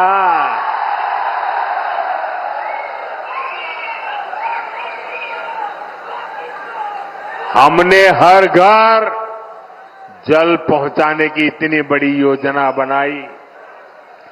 केंद्र सरकार ने दिल्ली से हजारों करोड़ रुपया भेजा, लेकिन यहां जेएमएम कांग्रेस के लोगों ने वो पैसा भी क्या किया और अपनी तिजोरी में भर लिया। देश में जहां भाजपा सरकारें हैं, वहां अनेक राज्यों में हर घर जल अभियान बहुत सफलता से चल रहा है। लेकिन झारखंड में हमारे प्रयासों के बावजूद भी, ढेर सारे पैसे भेजने के बावजूद भी घर घर नल पहुंचाने का काम ठप पड़ा है। और अभी आपके सब नेता बता रहे थे भाषण में कि मोदी जी, गढ़वा को पानी मिल जाए ना, गढ़वा को पलायन रुक जाएगा। And that is an all-out attack by Prime Minister Narendra Modi on the opposition ahead of the Jharkhand polls as the BJP is campaigning in full swing. We'll continue to get you excerpts of that rally. For the moment, we also move on to more breaking news coming in as far as the JPC meet over the Waqf Amendment Bill is concerned. Yes, opposition MPs who have written to Lok Sabha Speaker expressing their intent to dissociate from the JPC as they say that the JPC chairman is implementing decisions unilaterally. He himself is making changes and scheduling consultations without holding any discussions. He's called it an forced effort to expedite the bill's passage. The opposition MPs are arguing that the chairman's approach undermines fair deliberation and warns that without adequate time for review, they will withdraw from the committee.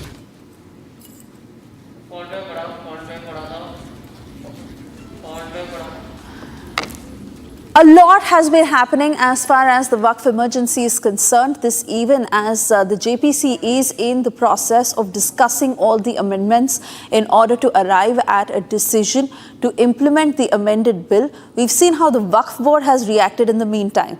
In fact, they've claimed ownership over 47 government-controlled properties, and this has been happening pan-India. Properties that are run by government institutions, properties where mandirs and churches are based, and even where people have been living for decades together. Out of nowhere, the Waqf board that came and claimed control over these land chunks.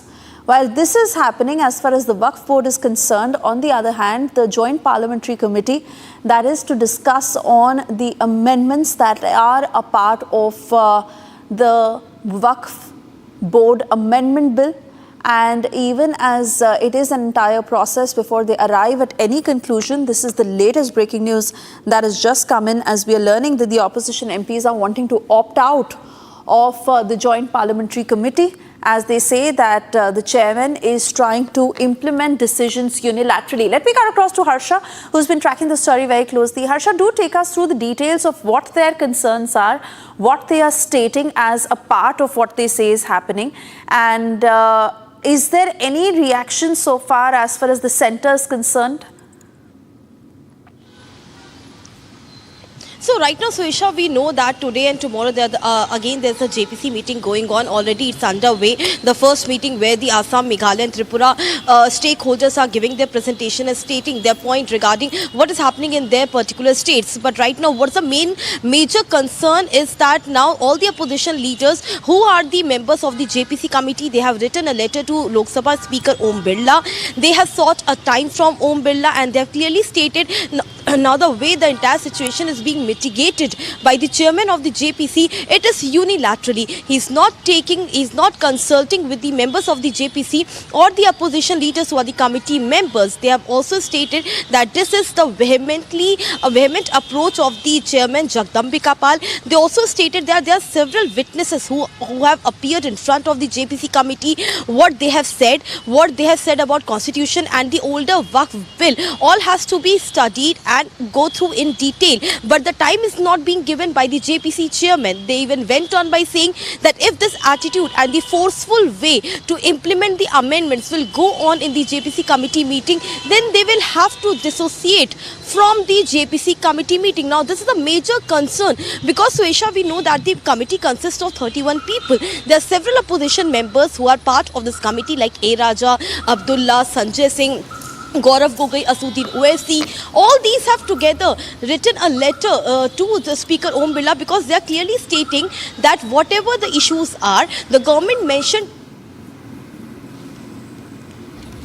Right, Harsha there getting us the details of what exactly is brewing as far as the Joint Parliamentary Committee is concerned and whether they'll really be able to iron out their differences. But important also is to what eventually happens as far as the amended bill is concerned. We continue to get you the latest. For the moment, we move on. Yes, anti-terror operations that are actively underway across 40 locations in Jammu, with the Jammu Police and the Indian Army conducting coordinated efforts in 9 districts. The areas that are under the Indian Army 16 Corps are being thoroughly sanitized as joint forces target traditional infiltration routes which recent Akhnur and counter-terrorists used to enter India. Now, according to Army intelligence, around 60 to 70 terrorists who are already stationed at these launch pads awaiting opportunities to infiltrate onto our side, while an estimated 50 to 60 terrorists have already entered within the hinterland successfully. Gursimran, who filed this report of what the latest situation on the ground is. Take a look.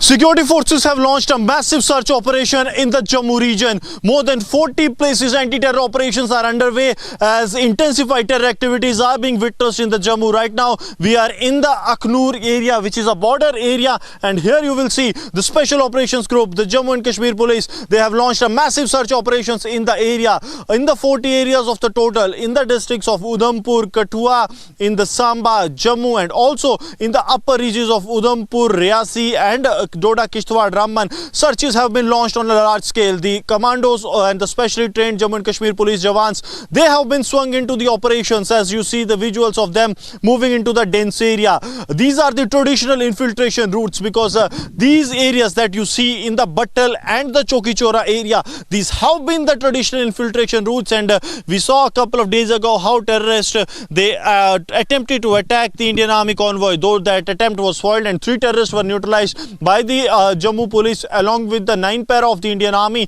But the threat also looms large because the terrorists are planning to infiltrate as much as they can into the Indian territory, and the Battal encounter where the traditional infiltration route has been activated again. This shows that the terrorists are once again resorting to their old tactics of using the terrorists into Indian territory so that they can be pushed in the large numbers. 60 to 70 is the number of the terrorists that have been waiting on the terror launch pads along the line of control, and also since there is a temple there. They are also trying to ensure that the sanctity of the temple remains intact, and the search operation is carried out with utmost precautions, because these areas have been a traditional route of infiltration. If we speak of the hinterland situation, there has been 50 to 60 terrorists that are still active, and those you see the commandos of the Jammu and Kashmir police moving from one location to the another so that they can ensure that all the area is secured. In a tactical manner they are moving. The LG Manoj Sinha has also spoken to the DGP of Jammu and Kashmir, Nalin Prabhat, and has directed that there needs to be stringent action against the terrorists, those who are heightening the terror activities in the Jammu region. And as we speak, these operations have been intensified. The visuals that you see from the ground zero in the Chowki Chora area, where the traditional routes of the terrorist infiltration are thoroughly being searched by the Jammu and Kashmir police. They are trying to ensure that every nook and corner of the Jammu region is secure, and that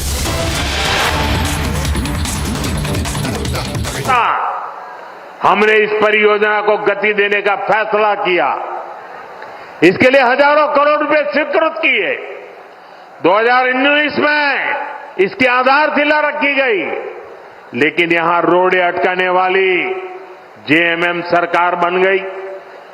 यहां जो डूब क्षेत्र के प्रभावित है, उनके लिए पिछले साल ही हमने राज्य सरकार को स्पेशल पैकेज की मंजूरी दे दी, लेकिन राज्य सरकार ने प्रभावितों को ये पैसा भी नहीं दिया, लूटने में लगे रहे। यहां भाजपा एनडीए सरकार बनते ही इस योजना पर तेजी से काम किया जाएगा।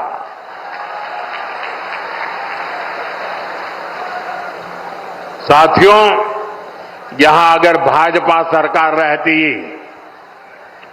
तो सोन कनहर पाइपलाइन सिंचाई परियोजना कब की पूरी हो चुकी होती। इसी तरह यहां जो चियांग की एयरपोर्ट है, इसको हम सस्ती हवाई यात्रा वाली योजना उड़ान में शामिल करना चाहते हैं, लेकिन यहां की सरकार इसमें भी दिलचस्पी नहीं ले रही। हमने पलामू और गढ़वा के लिए सोलर पार्क स्वीकृत किए गए हैं। जेएमएम की सरकार लोगों को अंधेरे में रख रही है, लेकिन इन परियोजनाओं के लिए जमीन नहीं दे रही है। यहां के नौजवानों को नौकरियां मिले, झारखंड का विकास हो, ये इन लोगों को मंजूर नहीं है। साथियों, भाजपा एनडीए विकास और विरासत दोनों को महत्व देते हैं। हम उन क्षेत्रों, उन वर्गों के विकास पर विशेष बल दे रहे हैं जो अतीत में पिछड़ गए थे। हम आदिवासी क्षेत्रों का विकास भी कर रहे हैं और आदिवासी विरासत को भी पूरी शान से आगे बढ़ा रहे हैं। ये भाजपा ही है जो पूरे देश में आदिवासी परंपरा, कला, संस्कृति के लिए समर्पित 10 बड़े संग्रहालय बना रही है। रांची में जो भव्य संग्रहालय बना है, उसके उद्घाटन का अवसर मुझे मिला था। कुछ दिन बाद ही धरती आबा बिरसा मुंडा जी की जन्म दिवस है। ये भाजपा एनडीए सरकार ही है जिसने धरती आबा के जन्म दिवस को जनजातीय गौरव दिवस घोषित किया था। इस वर्ष का आयोजन तो और भी विशेष है। इस 15 नवंबर से अगले 2 वर्ष तक धरती आबा बिरसा मुंडा जी की 150वीं जन्म जयंती के समारोह देश भर में मनाए जाएंगे। पूरा देश जनजातीय गौरव वर्ष का उत्सव मनाएगा। पूरा देश इसमें शामिल होगा। पूरी दुनिया भगवान बिरसा मुंडा और आदिवासी समाज के योगदान को जानने समझने लगेगी। साथियों, झारखंड का तेज विकास भाजपा की गारंटी है, एनडीए की गारंटी है।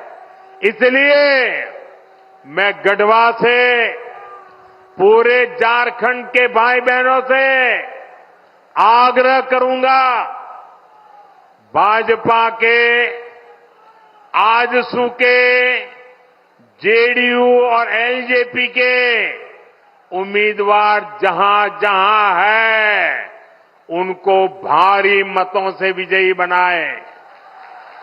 हमें मिलकर झारखंड को विकास के उस सफर पर ले जाना है जो पूर्वी भारत के विकास को तेजी दे सके। आप इतनी बड़ी संख्या में आए, हमें आशीर्वाद देने के लिए मैं आप सभी का बहुत बहुत धन्यवाद करता हूं। लेकिन मेरा एक काम करेंगे, सबके सब लोग हाथ ऊपर करके बताएं, मेरा एक काम करेंगे, जरा जोर से बताएं, करेंगे। घर घर जाएंगे, लोगों से मिलेंगे। एक काम करना, हर परिवार में जाके कहना कि अपने मोदी जी गढ़वा आए थे और मोदी जी ने आपको जोहार कहा है। मेरा जोहार पहुंचा देंगे, मेरा राम राम पहुंचा देंगे।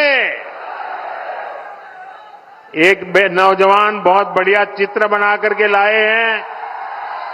हमारे सिक्योरिटी वालों से कहूंगा कि जरा वो चित्र उनसे लीजिए, जरा पीछे अपना पता लिख देना भैया, मैं आपको चिट्ठी भेजूंगा।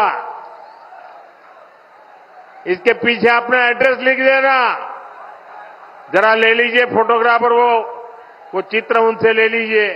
हाँ, मेरे साथ बोलिए, भारत माता की, भारत माता की, भारत माता की।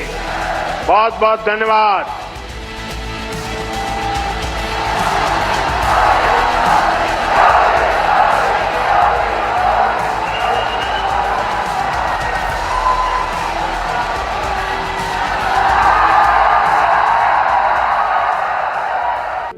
In the global employability rankings by Times Higher Education UK, only the following 6 institutions from India are ranked amongst the top 230 in the world for having the most employable graduates. IIT Delhi, IISc Bangalore, IIT Bombay, IIM Ahmedabad, IIT Kharagpur and Amity University.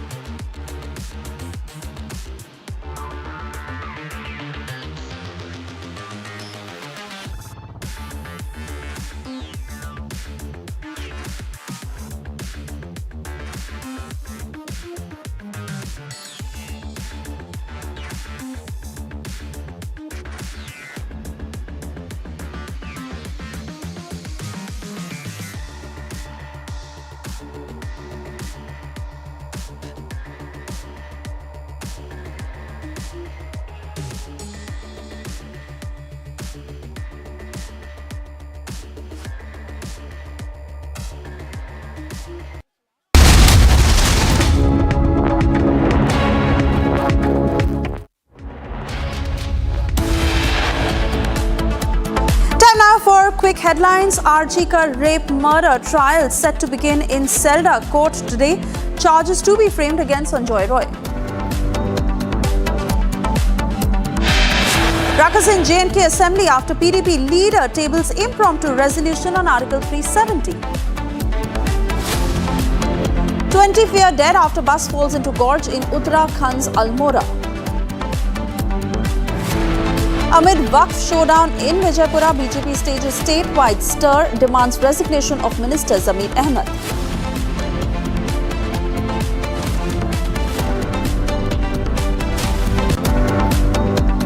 Maharashtra DGP Rashmi Shukla transfer after complaints from MVA to the Election Commission.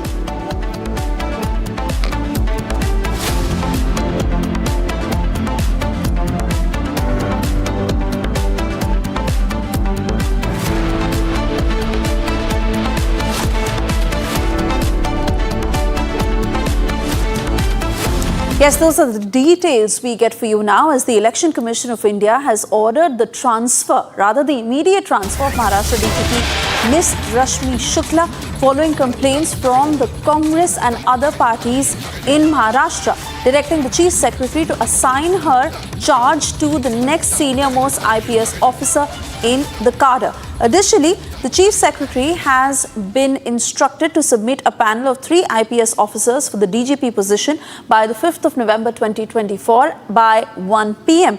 Chief Election Commissioner Rajiv Kumar had previously emphasized the importance of impartiality and non-partisanship in official conduct during election duty, and this is the latest development that the Maha Vikas Aghadi has been complaining about Ms. Rashmi Shukla, for the very reason that her immediate transfer has been ordered, and who exactly will replace her is a decision that should be taken by tomorrow 1 p.m.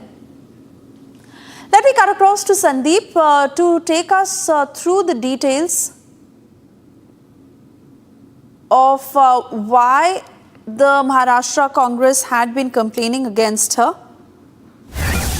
But before that, we'll also tell our viewers that Vivek Fansalkar has been given additional charge as Maharashtra DGP. So this even as we understand that Ms. Rashmi Shukla has been removed from her position, Vivek Fansalkar has been given an additional charge as Maharashtra DGP. By tomorrow 1 p.m., that is 5th November 1 p.m., Ms. Rashmi Shukla will be moved and Vivek Fansalkar will take over in her place.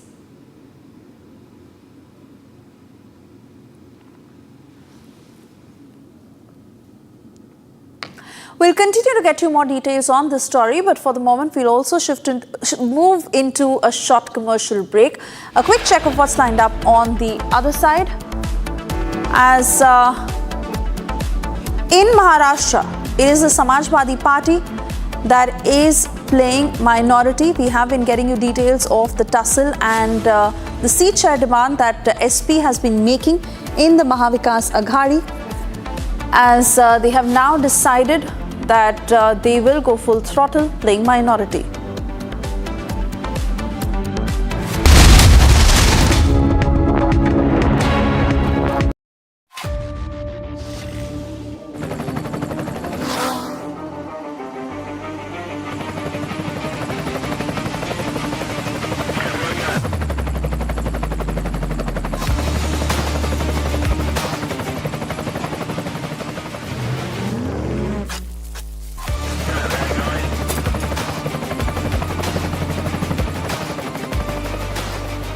Director, the taste of success.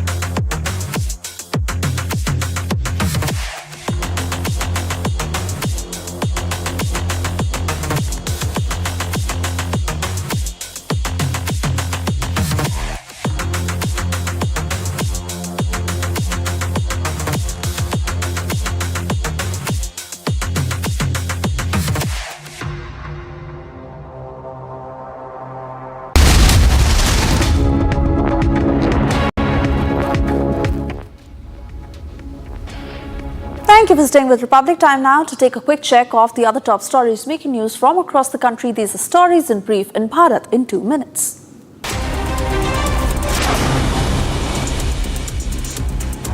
External Affairs Minister Dr. S. Jaishankar officially inaugurated the new Consulate General of India in Brisbane. He expressed his delight, noting that this development will strengthen India's ties with Queensland, promoting trade and educational linkages. Dr. Jaishankar also met with Dr. Janet Young, the Governor of Queensland, to discuss opportunities for enhancing economic collaboration.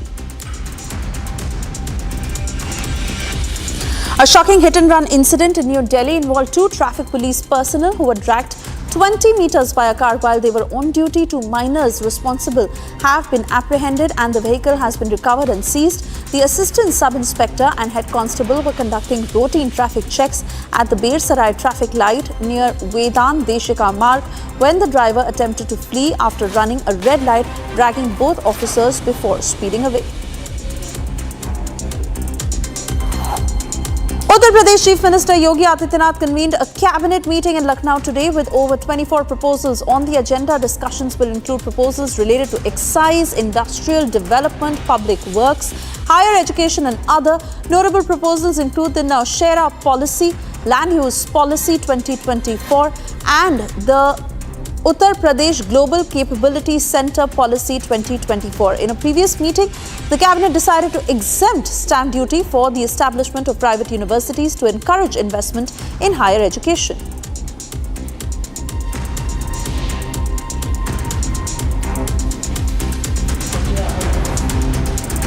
In Madhya Pradesh, Chief Minister Mohan Yadav suspended 2 senior officials of the Bardhavar Tiger Reserve following a high-level investigation into the deaths of 10 elephants in the park.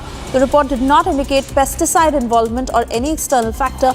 The suspended officials include Reserve Director Gaurav Chaudhary and Assistant Conservator of Forest Fateh Singh Ninama.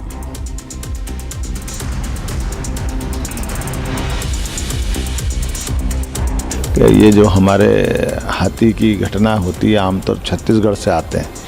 मैं मुख्यमंत्री के सामने भी ये विषय लाऊंगा कि ये छत्तीसगढ़ से आने वाले दलों के माध्यम से जब हाथी हमारे इधर आते हैं, दोनों सरकारें मिलकर के फॉरेस्ट का ऐसा कोई तालमेल बनाएं कि ऐसे बड़े जानवरों के बड़े दल आने के कारण से आकस्मिक रूप से जो दूसरी स्थिति बनती है उससे बचने के लिए हम एक दूसरे के संपर्क में रहें।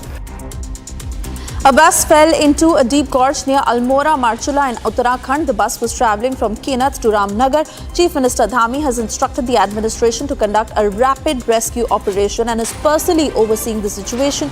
Meanwhile, CM Pushkar Singh Dhami directed to suspend RTO enforcement of the concerned are from Elmore. CM also directed to provide assistance of 4 lakh rupees each to the families of the deceased and 1 lakh rupees to those who are injured.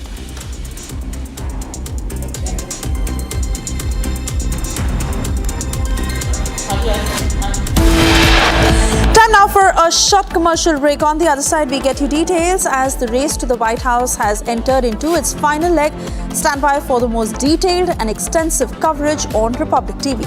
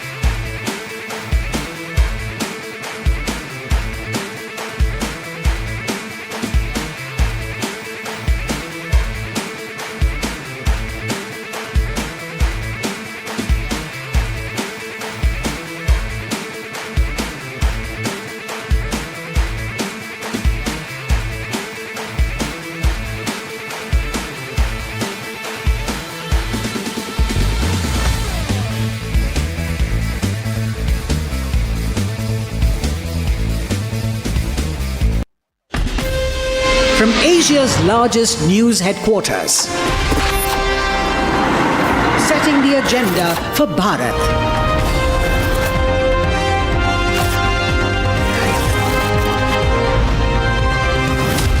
You're watching Republic.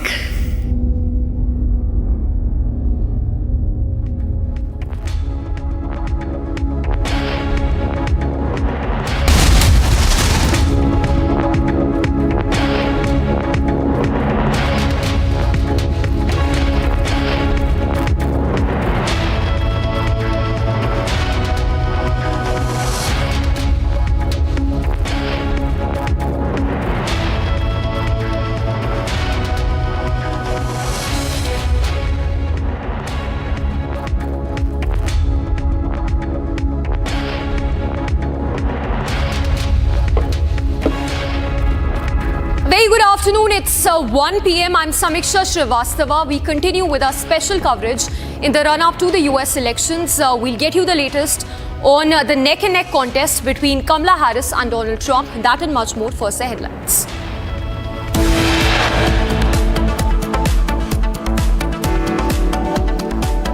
Under Trudeau's watch, Khalistani terror at play again. Temples attacked in Brampton and Surrey.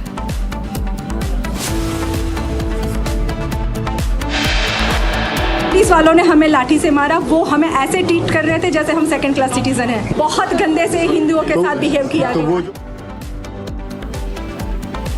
Eyewitnesses recount horrific assault by Trudeau's corpse. Devotees attacked by Khalistanis.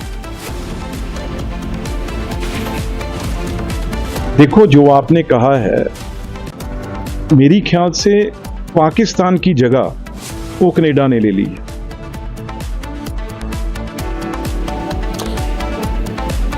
And amid backlash over Khalistani terror in Canada, Union Minister Rallies says Canada is another Pakistan. Prime Minister Modi campaigns in Jharkhand takes on sovereign government over rising infiltrations in the state.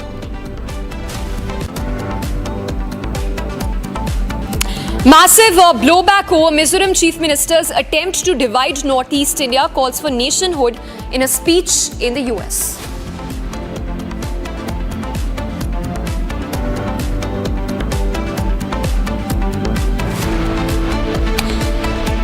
And blowback over Mizoram Chief Minister's attempt to divide Northeast India, calls for nationhood in a speech in the US. You're the worst vice president in the history of our country. It's the worst administration in the history of our country. Kamala, you're fired. Get out. Get out. You're fired. And as a race to the White House enters its final leg, Republic continues with its special broadcast, its coverage from the US.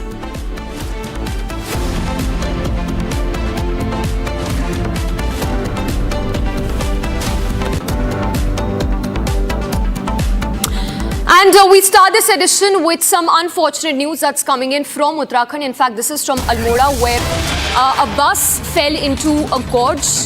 The death toll has now risen to 36, while 19 people have been injured, transferred to hospitals in Rishikesh. An unfortunate news that's coming in. This is from Uttarakhand in Almora, where bus fell into a gorge. It's said that at least 36 people have lost their lives in this untoward incident, and 19 others who've been taken to the hospital in Rishikesh. All right, we will just play out that statement also that's coming from Pushkar Singh Dhami, the Uttarakhand Chief Minister, on this tragic incident that's coming to light from Almora. Meanwhile, Prime Minister Modi has announced a compensation of 2 lakh rupees for the next of the kin of each deceased in the mishap. The injured would be given 50,000, but unfortunate to say the least, 36 people who've lost their lives in this unfortunate incident. So as we speak, Chief Minister Pushkar Singh Dhami, who's assessing the situation on the ground as rescue operations are still underway. 19 people who've been taken to the hospital. Listen in to that statement coming in from the Chief Minister. पास अल्मोड़ा जनपद में बहुत ही दुखद घटना घटी है। एक गहरी खाई में बस गिर गई, जिससे अनेक लोगों को अपनी जान से हाथ धोना पड़ा है और कई घायल हुए हैं। उन सभी घायलों को तत्काल स्वास्थ्य सुविधाएं मिले, उपचार मिले, उसके लिए सभी एम्बुलेंस इत्यादि की व्यवस्था तत्काल वहां पर की जा रही है। सभी को भेजा गया है, सभी अफसरों को मौके पर जाने के निर्देश दिए हैं और इस पूरी घटना के लिए कुमाऊं कमिश्नर को मजिस्ट्रियल जांच के आदेश दिए हैं और संबंधित विभाग के लोगों को निलंबित करने के भी आदेश दिए हैं जो भी इस घटना से संबंधित हैं। कहीं भी कोई लापरवाही होगी तो उसके खिलाफ सख्त कार्रवाई की जाएगी और जल्दी से जल्दी लगातार हमारा प्रयास है कि कहीं पर अगर हेली एम्बुलेंस की आवश्यकता है तो हेली एम्बुलेंस के लिए भी वहाँ पर कह दिया गया है। जो गंभीर रूप से घायल होंगे उसको तत्काल इमरजेंसी में अस्पतालों तक पहुँचाया जाएगा। And let's now shift focus to news that we are tracking from Kolkata. In fact, this is related to the Arjikar case. The doctors of Arjikar Hospital will today stage a protest, in fact, this evening at around 4:30 p.m. And all of this while in a parallel development, the formal framing of charges will take place against primary accused in this case, Sanjay Roy. And this in the backdrop of the deadlock with the Mamata government over the demands that have not been met so far that were made by the doctors in the state. In fact, let's go across to Ridhita. She's joining us live from the Republic Bangla newsroom. Ridhita, good afternoon. A lot of developments expected today, but talk to us about that protest that will take place at 4:30 p.m. this evening. Right, Samiksha, very good afternoon to you from the Bangla newsroom. So as we get to know that at around 4:30 today, the West Bengal Junior Doctors Front is going to stage their protest. As we recollect from the last date's PC by the Junior Doctors Front, one of the representative, Dr. Debashish Haldar, has stated that 9th of November will be marking the 90 days of the Abhaya's tragic incident, the rape and murder case. So on 4th of November, they have called for a candle march, and so they are going to start from Arjikar itself at 4:30 p.m. today, and after that finishes from 7 to 9 p.m. we are expecting them to hold this candle march, which they have named as the light of treachery. So this they are going to hold in a process of house to house in different areas of Kolkata. There will be various areas like Jadavpur, Rajbihari, Dhakuria, Park Circus, Park Street, and a lot more. Like every part of Kolkata, and civilians from there will be involved. Again, the people of Kolkata is going to come up and light in justice, to seek justice in the protest that is going to happen, in the protest which is ongoing for Abhaya. Back to you. All right, Ridhita, thank you for the moment. In fact, trial that is set to begin today in the same case, but let's also listen in to that statement that's coming in from Shubhendu Adhikari, once again questioning the West Bengal government for not meeting the demands that have been made by the doctors in the state. देखिए, इस परिवार का साथ पहले दिन से मैं और पश्चिम बंगाल भारतीय जनता पार्टी, हम सब लोग एक परिवार का साथ है। हमारी प्रदेश अध्यक्ष स्टेट का minister of state 2 time visit किया। मैं पूजा का दौरान, दुर्गा पूजा का दौरान, जब सप्तमी में उनका फैमिली यहाँ धरना अवस्थान में बैठा हुआ था, तब भी मैं मुलाकात किया। हम लोग नवान्न विजन से लेकर बंगाल में हड़ताल से लेकर इस इशू में वी वांट जस्टिस नारा के ऊपर हमारा लड़ाई चल रहा है। परिवार मेरा साथ बात किया, उन्होंने पूरा मदद मांगा है।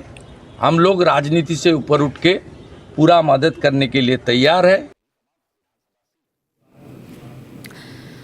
And let's now switch focus to news that we've been tracking from J&K. In fact, this is from Srinagar, where a grenade attack was carried out. The CRPF bunker was targeted, in which 11 civilians sustained injuries. In fact, this also came a day after one Lashkar terrorist was neutralized by the forces in the valley. So, concerns being raised at this stage over back-to-back terror attacks taking place in the valley. The latest, of course, being one in Srinagar near the Lal Chowk, where a CRPF bunker was targeted. 11 civilians sustained injuries in this attack, while forces go all out to eliminate the terrorists and thwart those infiltration attempts that have been on the rise lately. So security, of course, that's been heightened in Srinagar following a CRPF attack grenade attack on a CRPF bunker near a flea market in Srinagar, very close to Lal Chowk. The incident that occurred near a heavily guarded area housing the All India Radio and Doordarshan Kendra, as per reports. So while we will keep a track on those developments from J&K, where security has been heightened and high-level meetings that have been taking place, let's now switch focus to other stories that we're tracking. This is Bharat in 2 minutes. External Affairs Minister Dr. S. Jaishankar officially inaugurated the new Consulate General of India in Brisbane, Australia today, expressing his delight, noted that this development would strengthen India's ties with Australia, while adding that it would promote trade and educational connect between both the countries. In a shocking case of hit and run that came to light from northwest Delhi, 2 traffic police personnel who were dragged 20 meters by a car while on duty. 2 minors have been apprehended and the vehicle has been recovered and seized. The assistant sub-inspector and head constable were conducting routine traffic checks near southwest Delhi when the driver attempted to flee after running a red light, dragging both officers before speeding away. Uttar Pradesh Chief Minister Yogi Adityanath convened a cabinet meeting in Lucknow today with over 24 proposals on the agenda. Discussions would include proposals related to excise, industrial development, public works, higher education and other areas. Notable proposals include new Shira policy, land use policy and the UP Global Capability Center Policy 2024.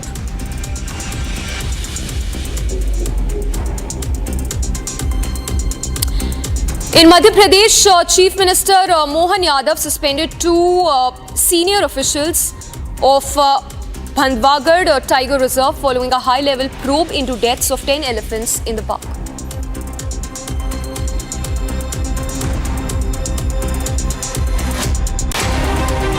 ये जो हमारे हाथी की घटना होती है आमतौर छत्तीसगढ़ से आते हैं।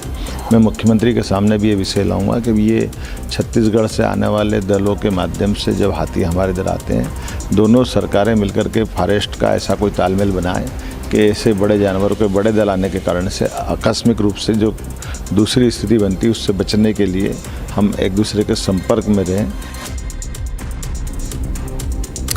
In an unfortunate news, it's coming from Almora, Uttarakhand, where 36 people are feared dead after a bus fell into a gorge near Almora district in the state.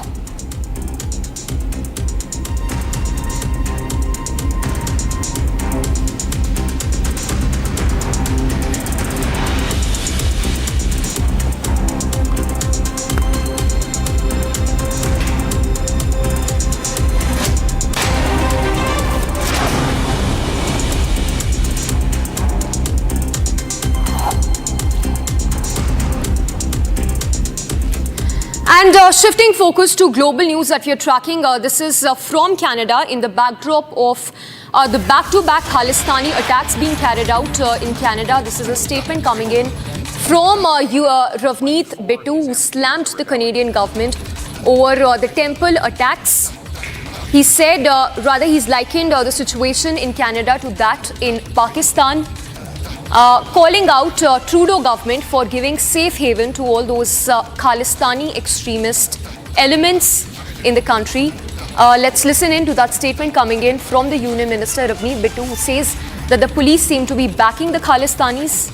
In fact, we've seen the proof of how the Trudeau government, Trudeau police, they've essentially turned into mute spectators while Hindus were being targeted by Khalistani leaders outside a temple in Brampton. Listen in to that statement coming in.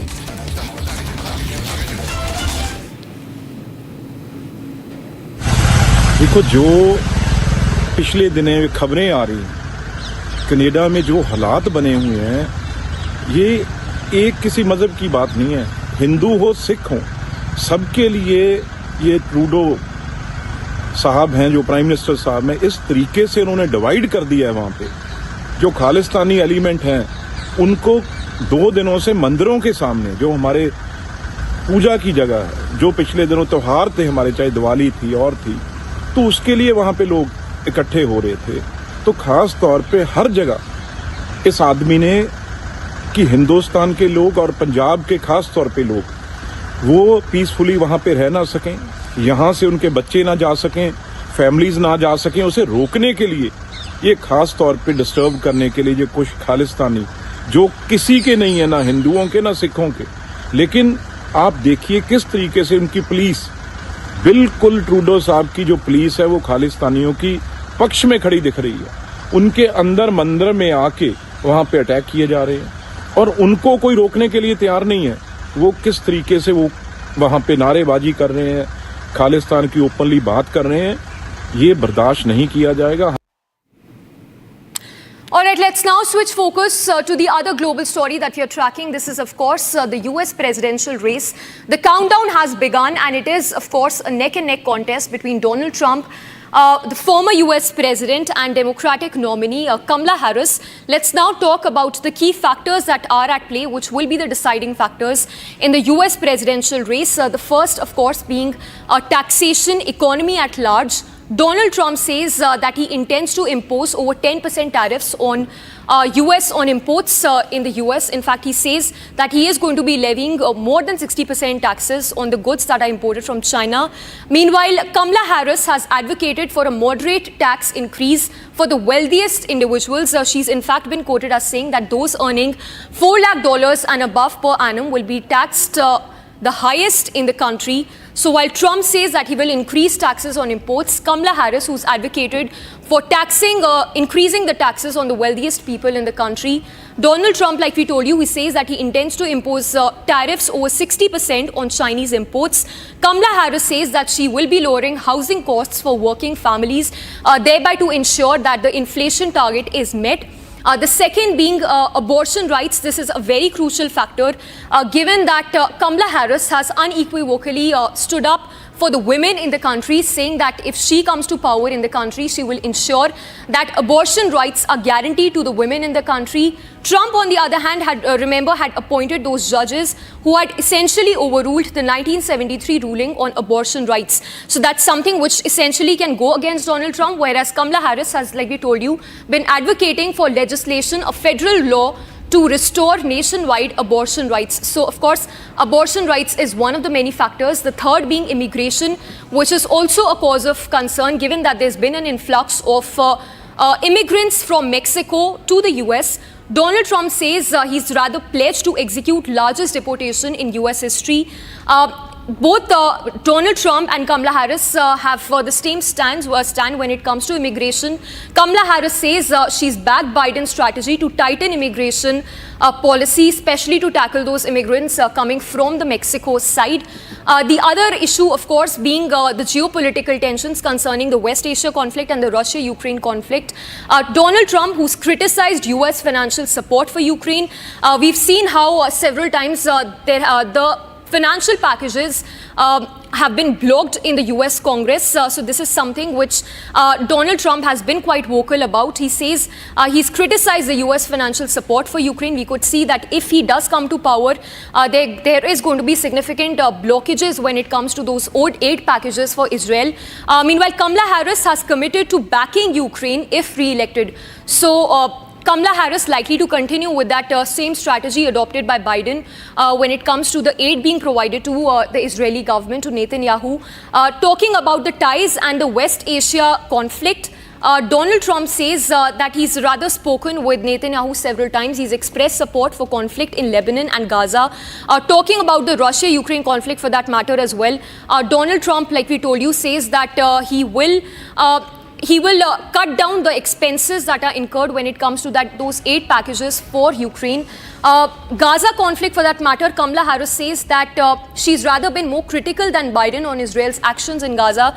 She's expressed support for the Palestinians who've been at the receiving end of the refugee crisis along the Gaza conflict zone, the Khan Yunis region specifically. The last, of course, being climate change. It's important to note here that US is the second largest emitter of greenhouse gases. So this is one of the major factors, and this is something which essentially both Biden, neither Trump nor Kamala Harris have been quite vocal about. Donald Trump says he aims to eliminate the subsidies for renewable energy and electric vehicles, whereas Kamala Harris says that she's not presented a detailed strategy to address climate change. So this is also one of the many factors which is going to be considered by the people in the US. Let's also now play out those statements coming in, rather the highlights of the campaign rally both by Donald Trump and Kamala Harris in the swing states, the 7 swing states in the US, who will be the key factors, the deciding factors when it comes to the outcome of the US elections. Let's use our power to advance the cause of freedom, opportunity, and justice. Yes, let us turn the page and write the next chapter of our history, a chapter grounded in a divine plan big enough to encompass all of our dreams, a divine plan strong enough to heal division, a divine plan bold enough to embrace possibility, God's plan. On Tuesday, you have to stand up and tell Kamala or Harris. You know, when I say Harris, nobody knows who the hell I'm talking about. I said Harris was out tonight. Who's Harris, sir? Nobody knows who she is. But on Tuesday, you have to stand up and tell Harris that you've had enough. You can't take it anymore. You're the worst vice president in the history of our country. It's the worst administration in the history of our country. Kamala, you're fired. Get out. Get out. You're fired.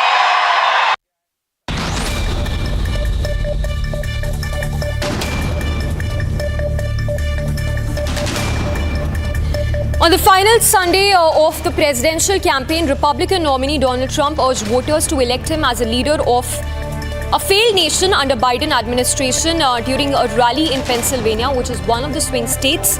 Donald Trump strayed from his recent focus on the economy and immigration to launch a rant questioning the legitimacy of US elections. We've been working for 9 years. We did a great job. We had the best economy ever. We had the wall. We had everything. I built over 500 miles of wall. They don't even talk about the wall. But we had the best border, the safest border. I won't pull down my world's favorite chart because I don't want to waste a lot of your time. But my world's favorite chart, done by the Border Patrol, it said we had the safest border in the history of our country the day that I left. I shouldn't have left. Donald Trump, during his speech, made outrageous claims about reporters being shot and suggested he shouldn't have left the White House after his 2020 loss to Joe Biden. He expressed doubt about the integrity of the vote and revived grievances about being prosecuted after trying to overturn that defeat. Trump's rally also included verbal attacks on national leadership and the media, even speaking about the past threats to its safety.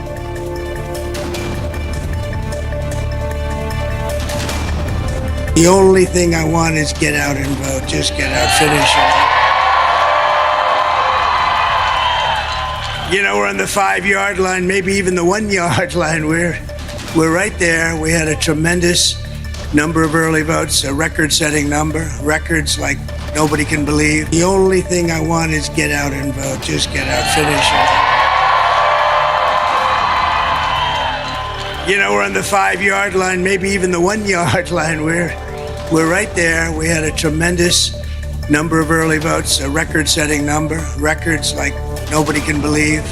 West Palm Beach officials held a press conference to outline security measures for election night, where Trump would attend a watch party. Mayor Keith James warned anyone thinking of causing trouble that it would not go down well for them, emphasizing the city's safety and global attention on it during the election process.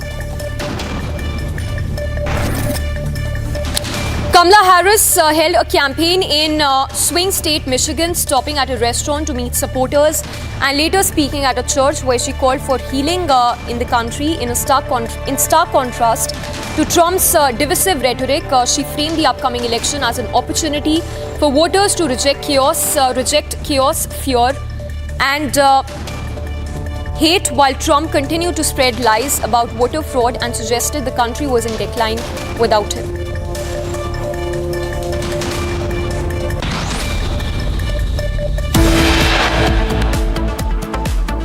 And with that, we head into a very short break. Our focus remains on the back-to-back attacks by Khalistani leaders in Canada, Hindus targeted under Trudeau government's watch.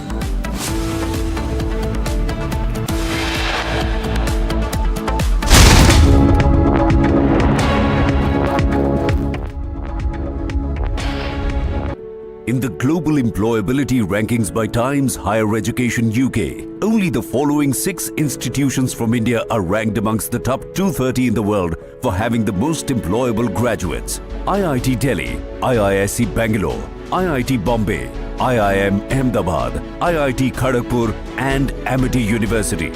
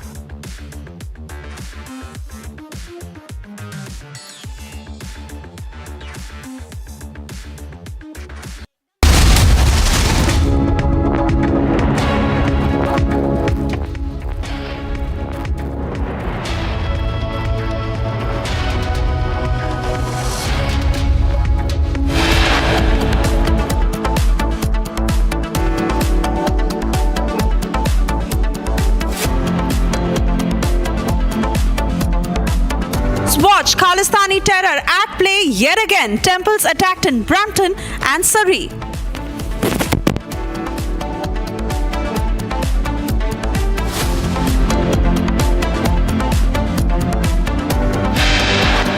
Police वालों ने हमें लाठी से मारा, वो हमें ऐसे treat कर रहे थे जैसे हम सेकंड क्लास सिटीजन हैं। बहुत गंदे से हिंदुओं के साथ बिहेव किया गया। Eyewitnesses recall horrific assault by Trudeau's cops. Hindu devotees attacked by Khalistanis.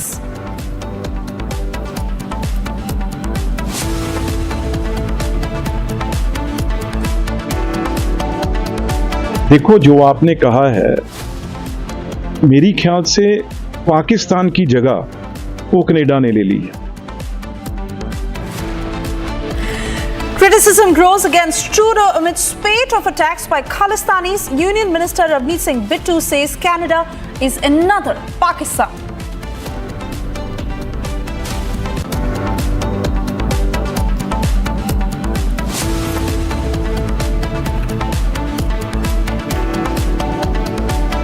Prime Minister Modi campaigns in Jharkhand, takes on Soren government over infiltration. This is the true agenda of MVA Mahavibhajan Agadi, Maha Vote Bank Agadi. For the sake of vote bank, they can put Muslim first above nation first. They can put religious kind benefits first rather than constitution first. BJP calls out minority appeasement after SP demands common minorities program in MVA manifesto.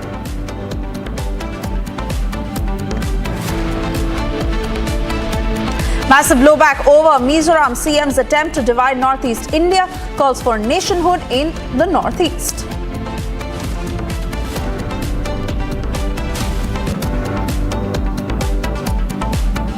You're the worst vice president in the history of our country. It's the worst administration in the history of our country. Kamala, you're fired. Get out. Get out. You're fired. And as the race to the White House enters its final leg, stand by for the most detailed and extensive coverage on Republic TV.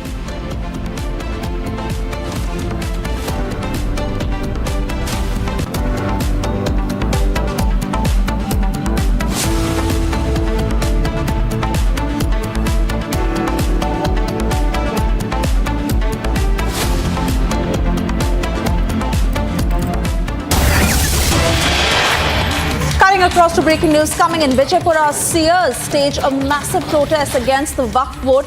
Agitation was led by the Bharatiya Kisan Union, where seers of prominent mutts participated in this protest, including Sri Kanheri Mutt seer Sri Basava, Jaya Murti Yojana Swamiji, Jagat Guru Basava, Jaya Murti Yojana Swamiji of Panchmasili Peetham, and president of Janana Yogashram, and several other seers who were a part of this protest. Pictures on your screens of this massive protest that was staged by seers joining the Bharatiya Kisan Union as a mark of protest against the Waqf board.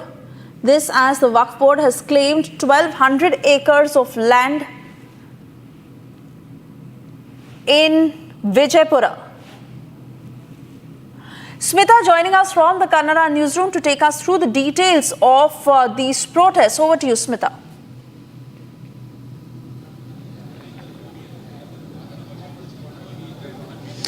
There is a massive protest not only in Vijaypur but throughout the state, especially in Mangalore to Shivamogga and also from Vijaypur to Mandya, protesting against the Congress-led government, accusing that Zamir Ahmed Khan, who is also the Waqf board minister, has led to severe distress and also anxiety in farmers, claiming the farmers' land to be Waqf property. And also now this protest, which was called by BJP, which is the opposition party in Karnataka, has been joined and supported by the Shris of several mutts, because we have also seen that especially in Vijaypur, several mutts property were declared as Waqf property and have been served notice to give proper documentation to prove that the land which belongs to the mutt, where devotees were serving their offerings and the prayers since more than 400-500 years. But what's more shocking from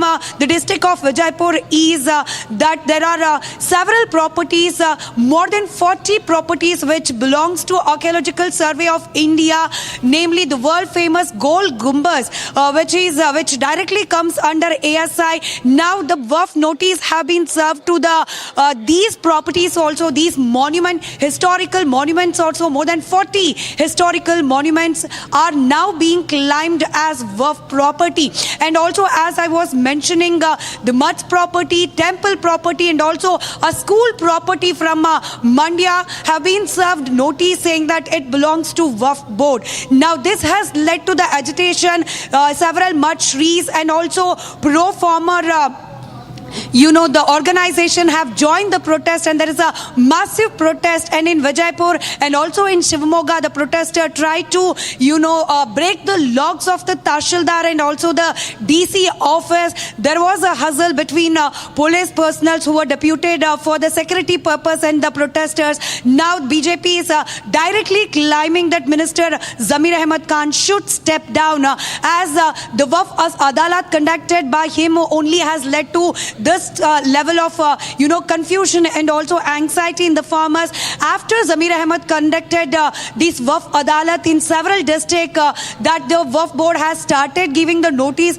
and the government has started giving notice on behalf of Waqf board is what BJP is claiming. So they are directly asking the government to take the resignation of Minister Zamir Ahmed Khan, whereas we have heard Chief Minister Siddaramaiah saying that this is purely the election propaganda, as there is 3 by-elections in 3 constituencies on 13th of this month. So Siddaramaiah and also the Congress leaders are claiming that BJP is just using the weapon of Waqf for the advantage, political gain in the by-election is what Chief Minister Siddaramaiah and also the other Congress personals are claiming. But as we are seeing the pictures from the ground, visuals from the ground, this is not only limited to the political blame game between 2 parties, BJP and Congress, but now people are getting involved in it.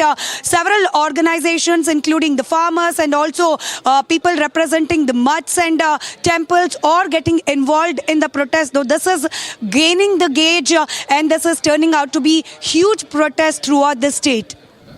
Oh yes, absolutely, Smita, and it is only a matter of time because the Congress-led Karnataka government cannot keep passing the buck like that.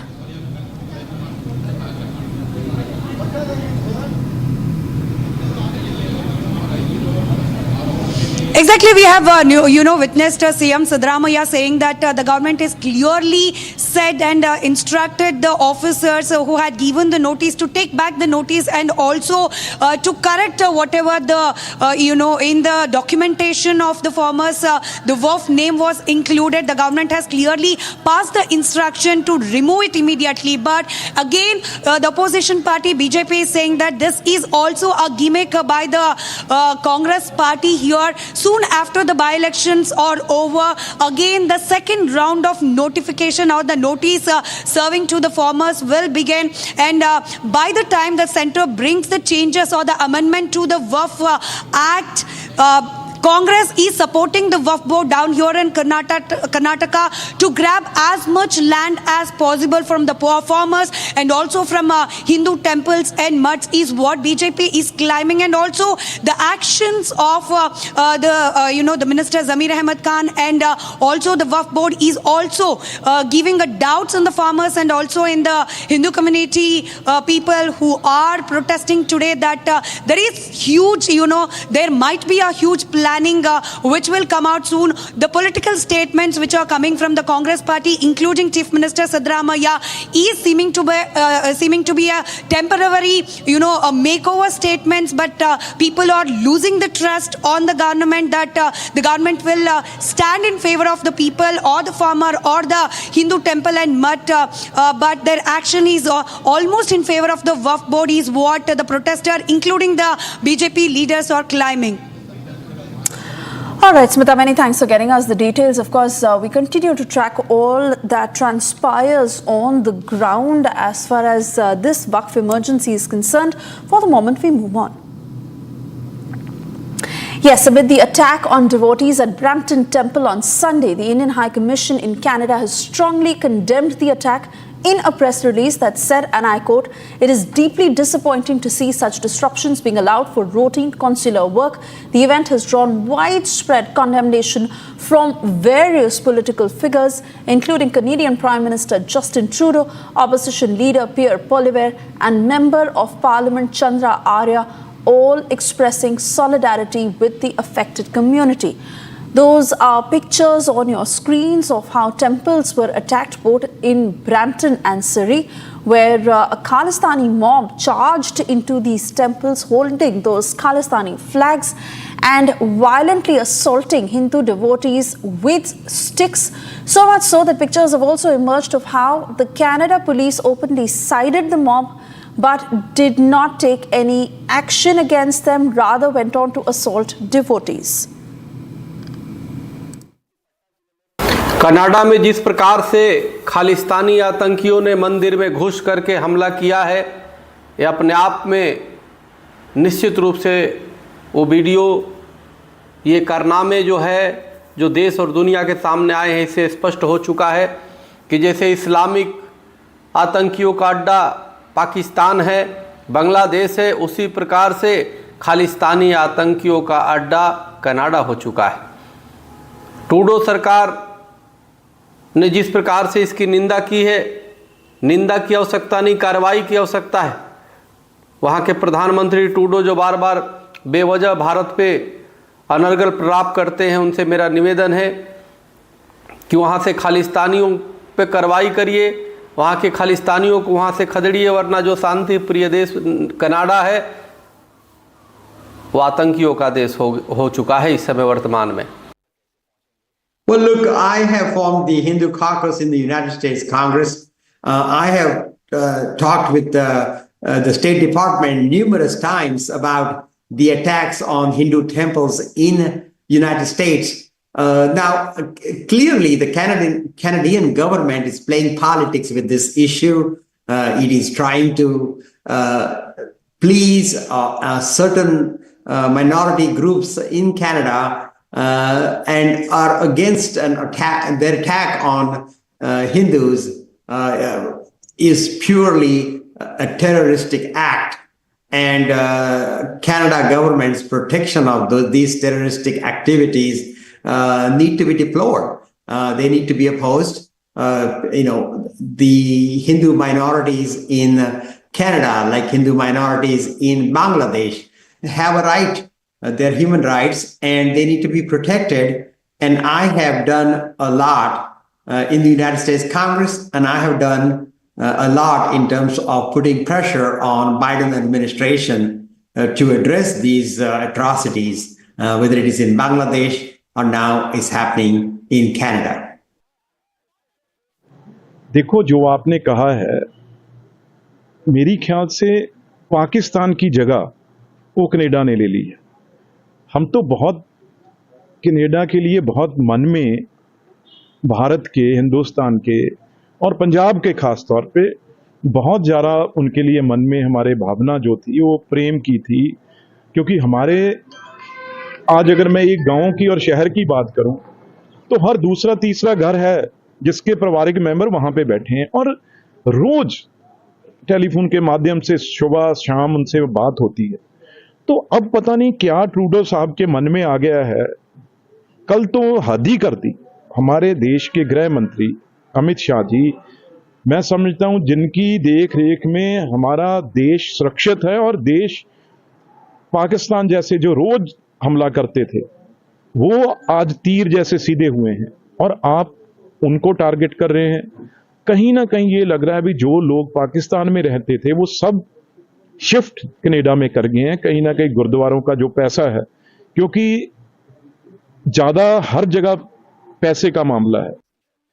Khalistan की बात है और जहाँ तक कि यह जो हिंदुओं के ऊपर हमला होता है वो जानबूझ के किए जाते हैं। कनाडा के मंत्री जी ने जो बोला है, निंदा किया है, निंदा करने से ही काम नहीं चलता, उनके अधिकार है, वो मंत्री हैं वहाँ के, इसलिए तुरंत उस पर कार्रवाई किया जाए। कनाडा के जो लोगों ने आतंकवाद फैला रहा है और जहाँ हिंदू मंदिरों पर, हिंदू आस्था पर, हिंदुओं के ऊपर इस प्रकार से आक्रमण हो रहे हैं, उस पर बहुत ही निंदनीय है, बहुत घोर निंदा करना चाहिए। We'll continue to get you more details on this story and pictures that have emerged, but for the moment we also shift our focus to all that is making news across the country. These are stories in brief in Bharat in 2 minutes. External Affairs Minister Dr. S. Jaishankar officially inaugurated the new Consulate General of India in Brisbane. He expressed his delight, noting that this development will strengthen India's ties with Queensland, promoting trade and educational linkages. Dr. Jaishankar also met with Dr. Janet Young, the Governor of Queensland, to discuss opportunities for enhancing economic collaboration. A shocking hit-and-run incident in New Delhi involved 2 traffic police personnel who were dragged 20 meters by a car while on duty. 2 minors responsible have been apprehended and the vehicle has been recovered and seized. The assistant sub-inspector and head constable were conducting routine traffic checks at the Bersarai traffic light near Vedant Deshika Marg when the driver attempted to flee after running a red light, dragging both officers before speeding away.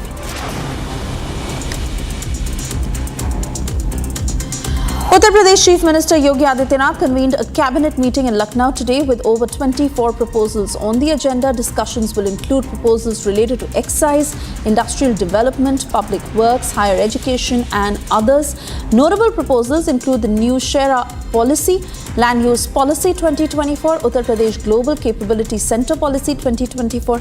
In a previous meeting, the cabinet decided to exempt stamp duty for the establishment of private universities to encourage investment in higher education. In Madhya Pradesh, Chief Minister Mohan Yadav suspended 2 senior officials of the Bandhavgarh Tiger Reserve following a high-level investigation into the deaths of 10 elephants in the park. The report did not indicate pesticide involvement or any external factors. The suspended officials include Reserve Director Gaurav Chaudhary and Assistant Conservator of Forest Fateh Singh Ninama. ये जो हमारे हाथी की घटना होती है आमतौर छत्तीसगढ़ से आते हैं। मैं मुख्यमंत्री के सामने भी ये विषय लाऊंगा कि ये छत्तीसगढ़ से आने वाले दलों के माध्यम से जब हाथी हमारे इधर आते हैं, दोनों सरकारें मिलकर के फॉरेस्ट का ऐसा कोई तालमेल बनाएं कि ऐसे बड़े जानवरों के बड़े दल आने के कारण से आकस्मिक रूप से जो दूसरी स्थिति बनती है उससे बचने के लिए हम एक दूसरे के संपर्क में रहें।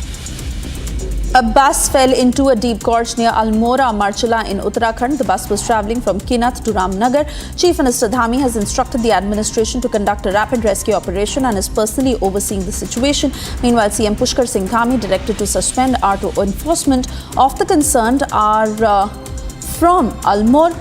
Chief Minister also directed to provide assistance of 4 lakh rupees each to the families of the deceased and 1 lakh rupees each to the injured.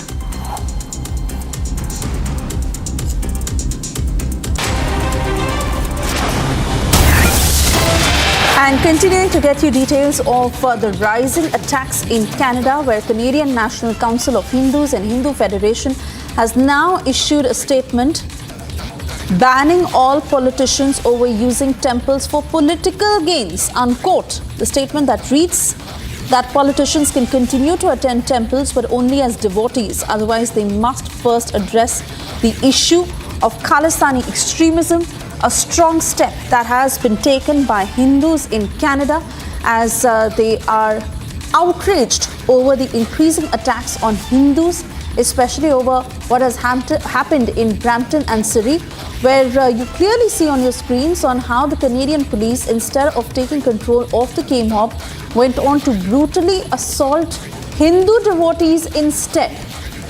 The Hindu community that has now come out strongly against not just over what has happened, but even Canadian politicians saying that Hindu temples cannot be used for mere politics anymore. In fact, the statement that clearly reads, and I quote, banning all politicians over using temples for political gains. The statement that reads that politicians can only attend temples as devotees. Otherwise, they must first address the issue of Khalistani extremism and how Canada is continuing to foment Khalistani terrorists in their backyard despite India warning them over and over again.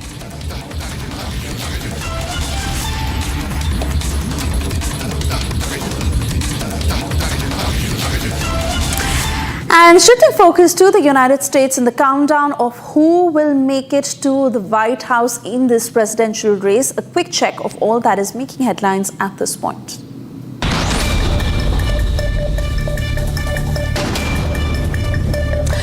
final Sunday of the presidential campaign, Republican nominee Donald Trump urged voters to elect him as the leader of a failed nation, unquote. During the outdoor rally in Pennsylvania, he strayed from his recent focus on the economy and immigration to launch a rant questioning the legitimacy of U.S. elections.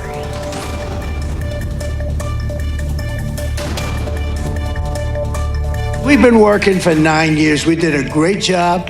We had the best economy ever. We had the wall. We had everything. I built over 500 miles of wall. They don't even talk about the wall. But we had the best border, the safest border. I won't pull down my world's favorite chart because I don't want to waste a lot of your time.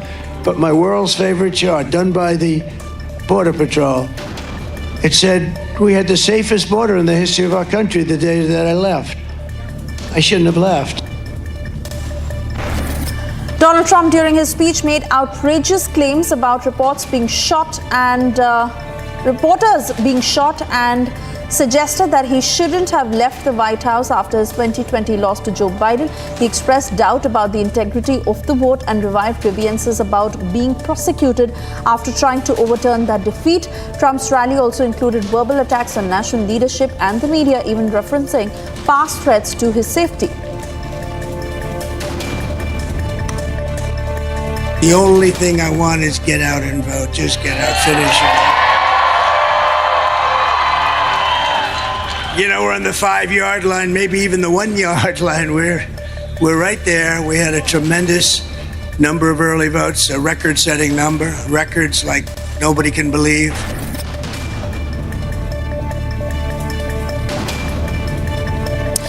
In West Palm Beach, officials held a news conference to outline security measures for election night, where Trump will attend a watch party.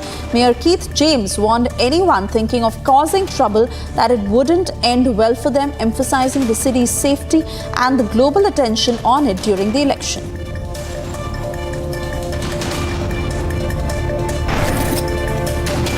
Kamala Harris held a campaign in Michigan, stopping at a restaurant to meet supporters and later speaking at a church where she called for healing in the country. In stark contrast to Trump's divisive rhetoric, she framed the upcoming election as an opportunity for voters to reject chaos, fear and hate, while Trump continued to spread lies about voter fraud and suggested the country was in decline without him.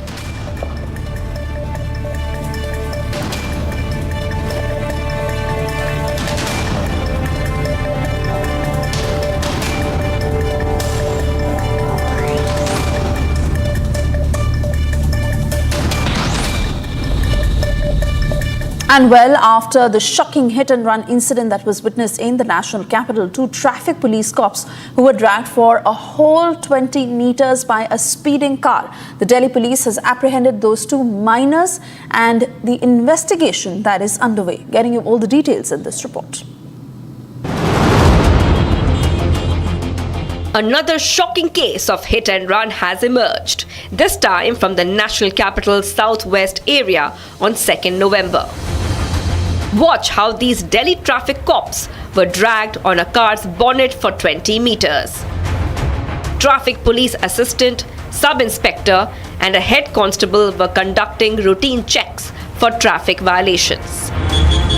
Suddenly, a vehicle ran a red light, speeding away and dragging the cops as they attempted to stop the vehicle. Republic spoke to the eyewitnesses who narrated how the event unfolded.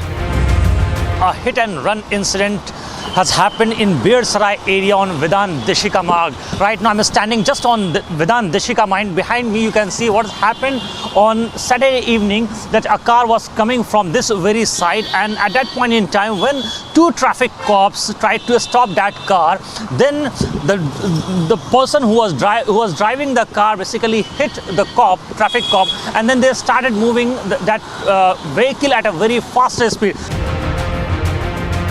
Both traffic cops sustained minor injuries and were taken to the Safdarjung hospital for further treatment.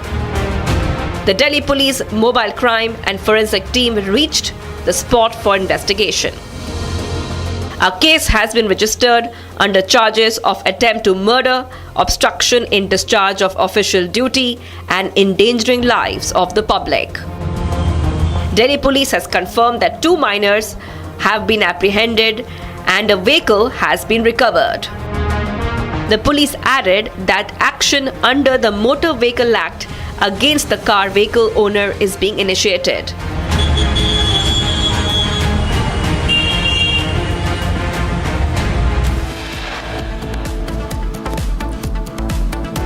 Time now for a short commercial break. On the other side, we continue to get you these videos that have emerged from Brampton and Surrey, where Hindu devotees were openly assaulted by cane mob.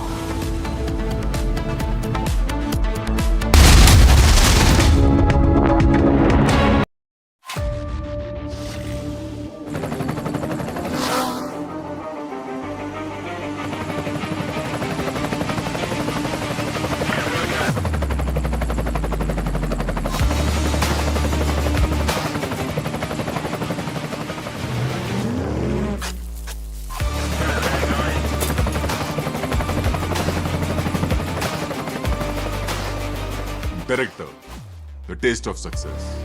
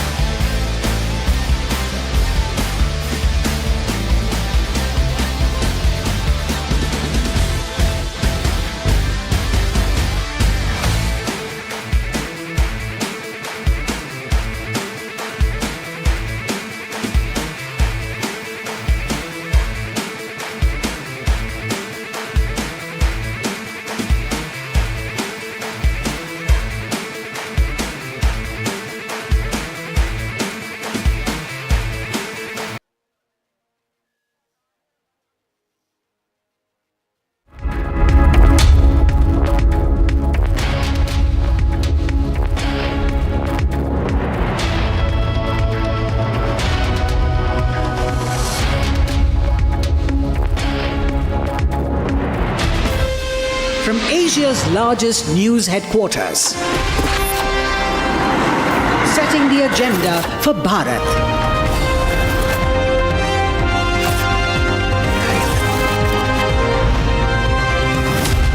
You're watching Republic.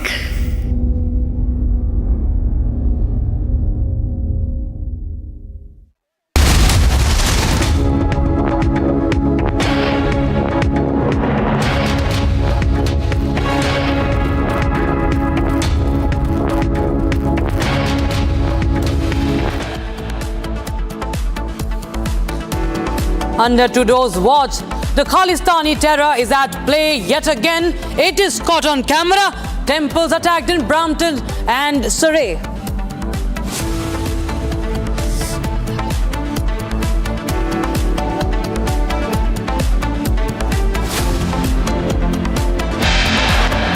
Police वालों ने हमें लाठी से मारा, वो हमें ऐसे treat कर रहे थे जैसे हम सेकंड क्लास सिटीजन हैं। बहुत गंदे से हिंदुओं के साथ बिहेव किया गया।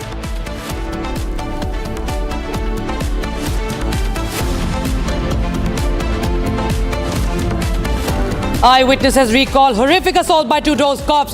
Hindu devotees attacked by Khalistanis.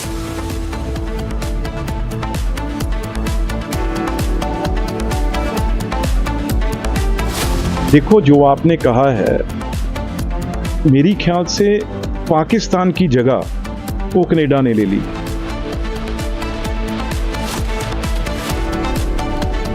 Criticism grows against Trudeau amid spate of attacks by Khalistanis. Union Minister Rajnath Bittu says Canada is another Pakistan.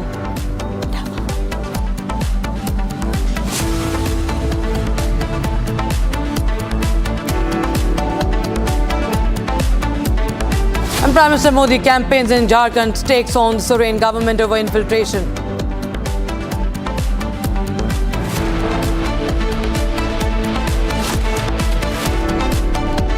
This is the true agenda of MVA Mahavibhajan Agadi, Maha Vote Bank Agadi. For the sake of vote bank, they can put Muslim first above nation first. They can put religious kind benefits first rather than constitution first. BJP calls out the minority appeasement after Samajwadi Party demands common minority program in the MVA.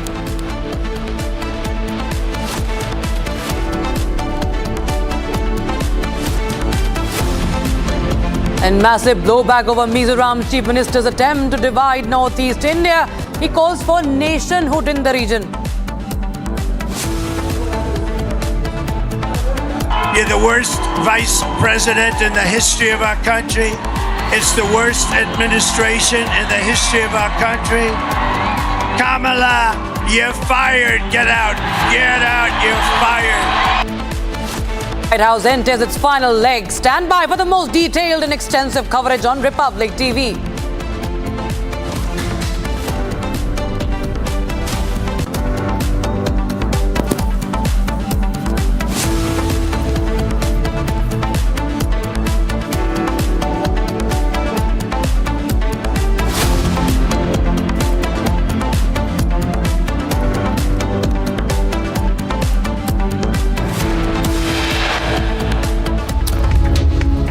Viewers, you're watching Republic TV and I'm Rajnath with you. We continue to get you the latest updates coming in on the United States presidential race. But first up, we will get you the latest news that is coming in from the neighboring Canada, where once again we see that how Hindus are being terrorized by the Khalistan. The Trudeau administration, once again, is a mute spectator to that. In fact, Trudeau's cops, the Canadian cops, the RCMP, has attacked the Hindu devotees in Brampton, in Surrey. That has been caught on camera. You know, the Canadian Prime Minister, viewers, has a habit of making allegations without any evidence. But the evidence against his administration attacking the Hindus is there, right there on your screens. It's for the world to see what's happening on Canadian soil. How the temples have been vandalized, devotees have been attacked by the Khalistanis, and also how the cops have cracked down mercilessly, brutally, on the Hindu devotees who were pleading for life, who were pleading for their safety to the policemen who were there for the sake of the safety of civilians, for those who are visiting the temple there for worshipping their own Lord, for practicing their faith. And two temples, viewers, this is a case of two temples, and the attack by the Khalistani goons happening once again there. And Hindus were cracked down, the devotees were cracked down. You can see the way the flags were raised, and they were all the devotees are being beaten up mercilessly by those Khalistani terrorists holding those flags, and they were beaten up brutally. And you can see the devotees running for their lives. There is no police in there, if you see, nobody to stop those Khalistani groups. But we do see in another video how the Khalistani sympathizer, Trudeau administration cops, the RCMP have been targeting the devotees. In fact, we are being joined by a special guest. Narayan Brahmabhat exclusively joins us on the broadcast. He is the priest of that temple in Brampton. Thank you so much, Mr. Brahmabhat, for joining us on Republic TV. He is a Hindu Sabha temple member. Sir, first of all, I would want to understand from you, were you there at the spot? Were you present at the time of this incident? And what have you picked up from those people who were part of the prayers that were going on in the temple? Well, thank you very much for having me on Republic TV. My name is Naim Brahma, and I'm a member and devotee. I'm not a priest, so please just need to correct. First of all, I strongly condemn this violent protest that took place today at the Hindu Sabha temple. There is no place for the violent in Canada and anywhere in the world. This was sudden and really an alarming situation for the Hindu community in Canada, which is technically peaceful and known for the prosperity and progress. So today incidents, I think around the afternoon time when Hindu Sabha temple, the devotee was visiting the temple. I visited the temple around 1 o'clock, and I've seen the group of protesters was protesting outside of the temple. And then all of a sudden the group become violent and they enter into the premises. And the video discovered from the local members that shows that they started entering and become violent. There was a life certificate camp took place today in Hindu Sabha temple from Consulate General of India officials. And basically the life certificate camp is for the people who really want their life certificate for pension in India. And protester then stayed almost 2 to 3 hours. The same time, the devotees and members and all other community members came together and asked the police officials to de-escalate the tension and disperse both sides of the group. But very sadly, the police was not, technically able to manage that task particular for at least 3 to 4 hours. In this is we cannot order anyone to leave the premises. Although they were out of the premises, but yeah, this is really, I think the family who is visiting the temple is really fearing for that. An absolute act of terror indeed there. But tell us more about the police deployment, because we see the moment these Khalistani goons enter, they start right away. They unleash terror on the Hindu devotees. They beat them up mercilessly, and we do not see anyone stopping them. We do not see any RCMP or any police personnel stopping those men who were attacking the Hindu devotees. What is your information on the number of police that were deployed out there? Well, exactly when that incidents happened, when I was not there, but as I just came to know about the community members was there that the group of Hindu protesters was doing counter protest just to protect themselves, and they were there and they just tried to ask the police that this is not the right way to protest, and they were asking peacefully that people should not be here. But the police somehow, for whatever the reason, police asking the group of Hindu community members to go aside and that is a questionable things, that why it took place and why the police was not able to dismantle those group over there. Was there any provocations, sir? Because this completely, what we are picking up is an attempt, is an unprovoked attack. And also the fact that the case of police bias is coming in, as you pointed out, that the devotees were actually asking for help. There's a video doing the rounds where one woman is pointing at a particular police officer and saying, get him out, take him out, get out. And we can see the terror amongst the devotees and how they were actually fearing for their lives. Yeah, actually, that exactly from that video that people try to understand, and this is a matter of investigation. And at the same time, when the local member of the community asked over there to the police, they said this is matter of the investigation. And this is the laughing point when something happening in front of you and the police is there and they are saying that this is a matter of investigation. So this is what we as a community do not want any such a violent and intimidation between these two communities, because we live together since very long time. People to people ties are very strong. Some group of people, just trying to, derive the community and set their goal agenda. But I again request I'm a law-abiding Canadian citizen, and we request all Canadians to, peacefully come together and give your best. Mr. Brahmbhatt, because it is now looking like it has become a crime to visit temples and practice your own faith when it comes to Canada. Even MP Chandra Arya has said that the red line has been crossed. We see the anger in the Hindu community, and we are getting to know that there will be nationwide protests of the Hindu community across Canada are going to take place. What are you picking up and what do you see? What is your thought on this? What do you demand as a member of the Hindu Sabha? So, well, across the Canada, the most of the leader of the political party has condemned this incident. But, Hindu community wants something more, not only condemning that will work. They have to make the administration responsible.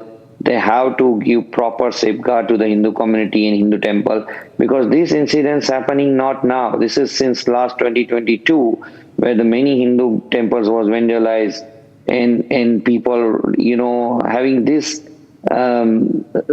predicted that this may happen, and now even this state police is also inactive and helpless.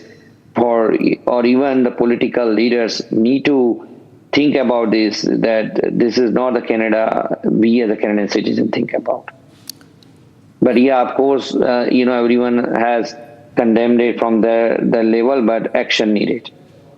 Absolutely, of course. Even the Indian High Commission, sir, has strongly condemned this attack in a press release, saying that it is deeply disappointing to see such disruptions. In fact, we are getting multiple reactions. So I request you to please stay on with us. Just hold on for a moment. We'll just get a viewers some reactions that have come in condemnation of what's happened in Canada today. Canada में जिस प्रकार से खालिस्तानी आतंकियों ने मंदिर में घुस करके हमला किया है, ये अपने आप में निश्चित रूप से वो वीडियो, ये कारनामे जो देश और दुनिया के सामने आए हैं, इससे स्पष्ट हो चुका है कि जैसे इस्लामिक आतंकियों का अड्डा पाकिस्तान है, बांग्लादेश है, उसी प्रकार से खालिस्तानी आतंकियों का अड्डा कनाडा हो चुका है।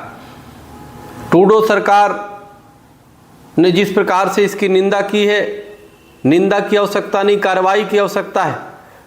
वहाँ के प्रधानमंत्री ट्रूडो जो बार बार बेवजह भारत पे अनर्गल प्रलाप करते हैं, उनसे मेरा निवेदन है कि वहाँ से खालिस्तानियों पे कार्रवाई करिए, वहाँ के खालिस्तानियों को वहाँ से खदेड़िए, वरना जो शांति प्रिय देश कनाडा है वो आतंकियों का देश हो चुका है इस समय वर्तमान में। खालिस्तान की बात है, और जहाँ तक कि यह जो हिंदुओं के ऊपर हमला होता है वो जानबूझ के किए जाते हैं। कर्नाटक के मंत्री जी ने जो बोला है, निंदा किया है, निंदा करने से ही काम नहीं चलता। उनके अधिकार है, वो मंत्री हैं वहाँ के, इसलिए तुरंत उस पर कार्रवाई किया जाए। कर्नाटक के जो लोगों ने आतंकवाद फैला रहा है और जहाँ हिंदू मंदिरों पर, हिंदू आस्था पर, हिंदुओं के ऊपर इस प्रकार से आक्रमण हो रहे हैं, उस पर बहुत ही निंदनीय है, बहुत घोर निंदा करना चाहिए। Now, Mr. Bamput, there has been a lot of talk about Justin Trudeau and his sympathies for the Khalistanis, the political pressure that he has been under, and time and again he has made baseless allegations against India. We've seen the latest in the face of there have been a strong protest lodged by New Delhi.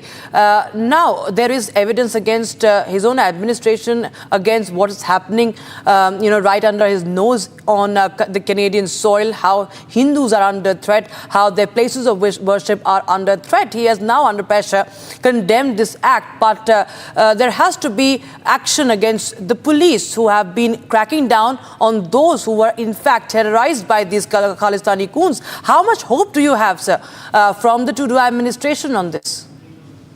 Well, it's a long pending demand from the Hindu community with all level of police, like you say Peel Police, Toronto Police, or you ask RCMP. This has been, Hindu community demanding since a very long time, since 2022, July, then first vandalism happened, the temple in Markham and in Toronto BAP's temple, Windsor, Triveni temple here in Brampton. And since then, there was committee made from Peel Police and they invited some community member. But surprisingly, there is no, as per my information, there is no, any person has been arrested under that.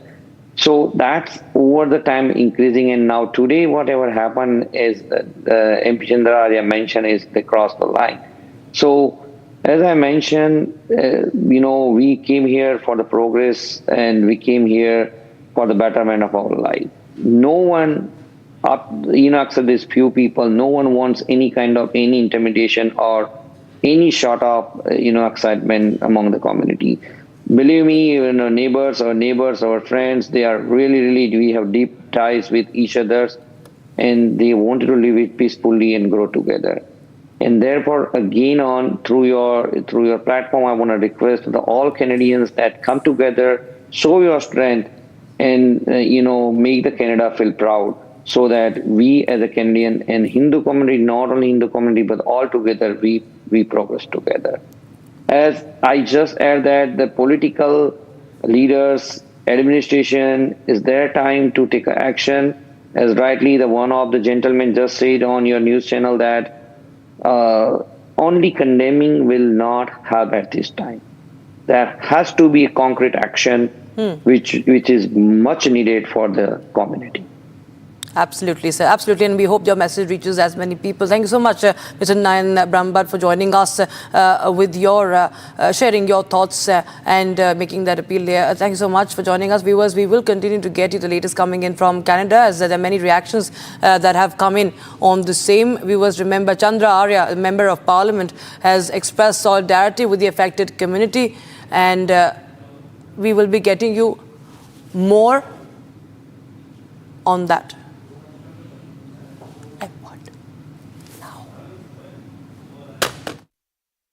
Video डाल रहा था वो तो कि पहले fighting हुई थी यहाँ पे, अंदर घुस गए थे और उसके बाद फिर ये। तो बेटा डरा हुआ था, क्या हुआ था जब बेटे ने आपसे बात की? वो करना हमें एक्चुअली डराया पुलिस ने है। पुलिस ने डराया? पुलिस ने हमें डराया, पुलिस ने हमें मारा है। पुलिस ने, वो तो खालिस्तानी तो मार रहे थे, चलो वो तो सुना खालिस्तानी मार रहे, पर पुलिस हमें मार रहे थे।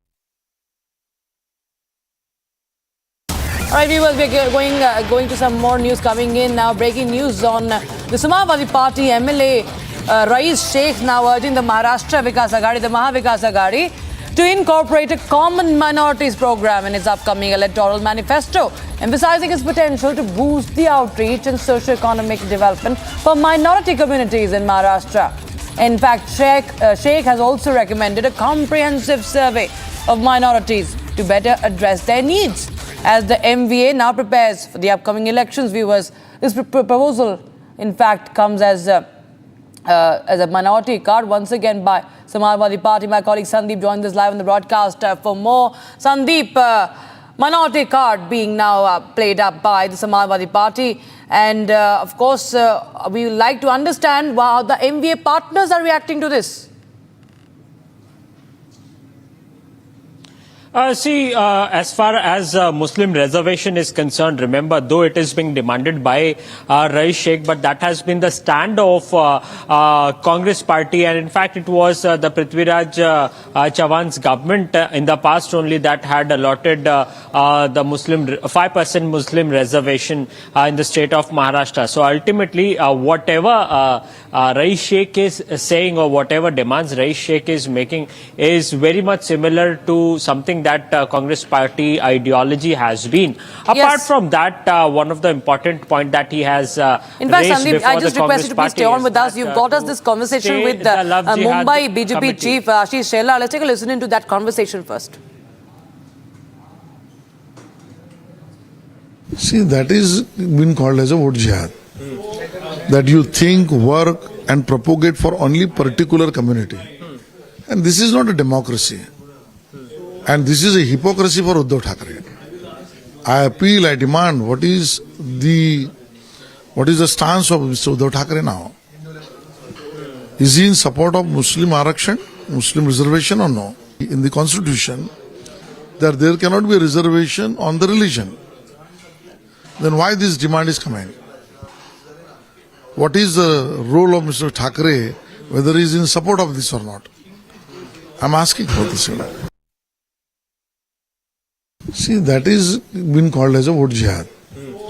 That you think, work and propagate for only particular community. And this is not a democracy. And this is a hypocrisy for Uddhav Thackeray. I appeal, I demand, what is the stance of Mr. Uddhav Thackeray now? Is he in support of Muslim Arakshan, Muslim reservation or no? In the constitution, that there cannot be a reservation on the religion. Then why this demand is coming? What is the role of Mr. Thackeray, whether he is in support of this or not? I am asking for this. All right, my colleague Sandeep is back with us. Now, Sandeep, as you just heard, the BJP, of course, once again asking the MV partners what do they have to say on this demand, because clearly this will be putting them in a spot ahead of the elections. See, definitely, because this attack has been made on Uddhav Thackeray, as Uddhav Thackeray is one of the partner of Mahavikas Aghadi, and ultimately Balasaheb Thackeray, the founder member of Shiv Sena, was always against of the Muslim reservation or appeasement politics that is being done on the name of Muslims. So ultimately this question is being raised up by Bharatiya Janata Party over Uddhav Thackeray regarding his stand on Muslim reservation, regarding his stand on Love Jihad committee, or what is his say over the allocation of 10,000 crore for specifically for Muslim community. So ultimately, yes, there are a lot of questions that is being raised by Bharatiya Janata Party, but so far the manifesto of Mahavikas Aghadi is yet to come, and it will be crucial to see whether Uddhav Thackeray makes any provisions for Muslim community specifically, because Uddhav Thackeray is also trying to encash the Muslim votes. So that would be very much interesting to see, that apart from Sharad Pawar's NCP or Congress party's manifesto, whether there is any arrangement made for Muslim community in the manifesto of Uddhav Thackeray or not. Right, Sandeep, thank you so much for joining us with those details coming in on that story. In fact, viewers, we have more reactions coming in from the BJP on the same. Let's take a listen in. See, this is totally ploy of dividing voters on the religious basis. As on today, there is no question of anything, but right now Rais Sheikh is demanding all these things. Why they have not did it all these things in 2.5 years in their rule? And so this is nothing but trying to divide voters on religious, caste basis. But this will not happen. 13 crore Maharashtra will stand behind Mahayuti, and that's why Pradhan Mantri very aptly, rightly said, एक रहेंगे तो safe रहेंगे.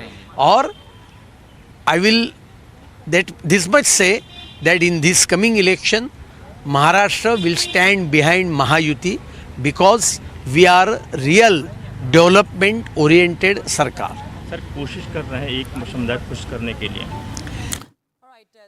Atul Batalkar of the BJP. Now, viewers, this is of course a minority card that is now being raised by the Samajwadi Party in Maharashtra ahead of the assembly elections, and BJP is now calling this appeasement by the Indi partner. Of course, remains to be seen how the Indi partners, the Congress and the NCP Sharad Chandra Pawar and of course Uddhav Sena reacts to this, as Samajwadi Party has made this demand. Remember, there have been divisions, there have been cracks within the Indi, there have been cracks within the MVA already visible ahead of the assembly elections, and now this is the minority card being raised by SP demanding a common minorities program in the MVA manifesto to include the rights of Muslims, to spell it out there, calling for a committee on interfaith marriages, scrapping the government proposal of invalidating the admission of tribal ITI students by linking them with religion, reservation for Muslims, very importantly they mentioned, and also the socio-economic survey of the Muslim community among the other that have been raised. And now, viewers, in the run-up to the presidential elections, let's take a quick roundup of what's making news from America. On the final day of, on Sunday, the final day of final Sunday of presidential campaign, Republican nominee Donald Trump urged the voters to elect them as the leader of a failed nation. During the outdoor rally in Pennsylvania, he strayed from his recent focus on the economy and immigration to launch a rant questioning the legitimacy of United States elections.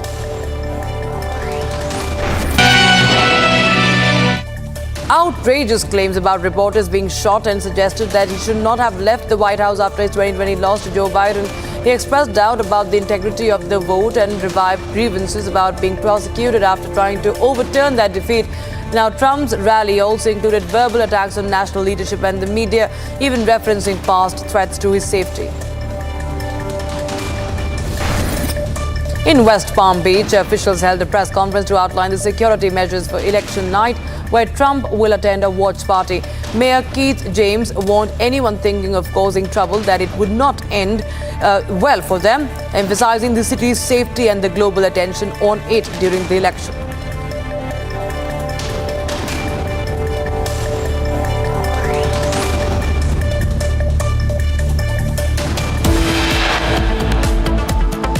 All right, viewers, we're simply a very, very short break, but the Prime Minister is in Jharkhand today campaigning ahead of the assembly elections, and he has launched a scathing attack on the Hemant Soren government. We'll get you details of that. Stay tuned, don't go anywhere.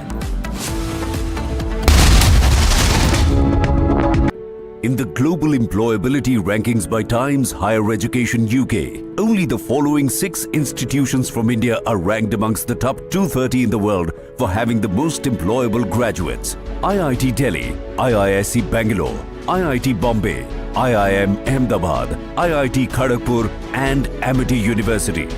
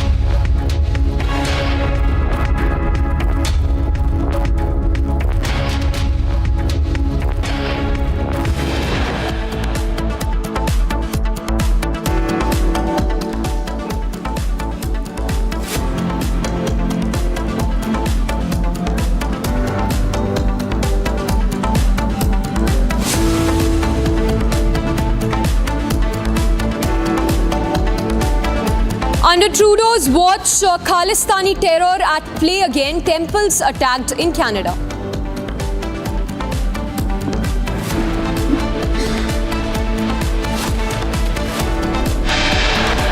Police वालों ने हमें लाठी से मारा, वो हमें ऐसे treat कर रहे थे जैसे हम सेकंड क्लास सिटीजन हैं। बहुत गंदे से हिंदुओं के साथ बिहेव किया गया। Eyewitnesses recount horrific assault by Trudeau's corpse. Hindu devotees attacked by Khalistanis, police near mute spectators.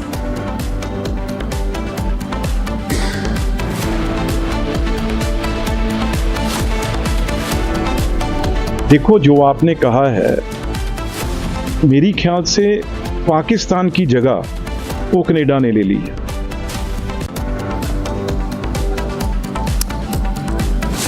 Criticism grows against Trudeau government amid spate of attacks by Khalistanis. Union Minister Rajnath equates Canada with Pakistan.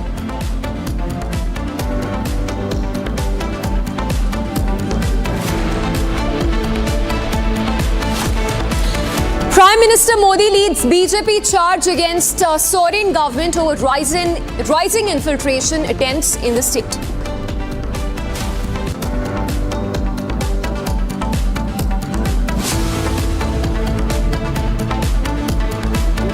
Is the true agenda of MVA Mahavibhajan Agadi, Maha Vote Bank Agadi. For the sake of vote bank, they can put Muslim first above nation first. They can put religious kind benefits first rather than constitution first.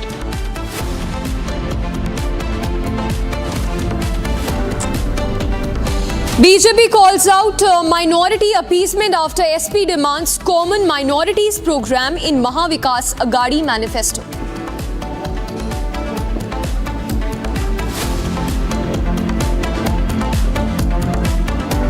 Massive blowback over Mizoram Chief Minister's attempt to divide Northeast India, calls for nationhood in the Northeast in a speech in US.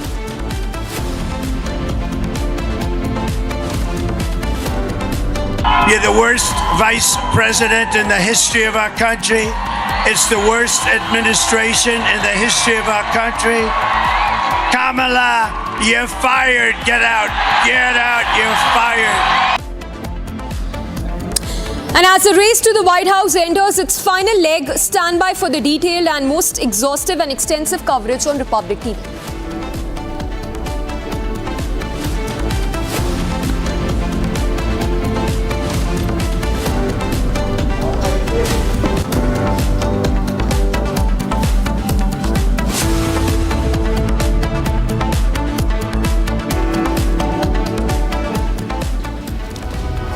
And we begin first up with newsbreak that's coming in from poll-bound Maharashtra amid the feud that's only been widening in the Mahayuti camp over Nawab Malik's candidature. It's the first confirmation that is coming in from the Ajit Pawar NCP faction, confirming that Nawab Malik will not withdraw his candidature and that he is a very senior leader. He will not back down. So it's a statement that's coming in from Ajit Pawar faction.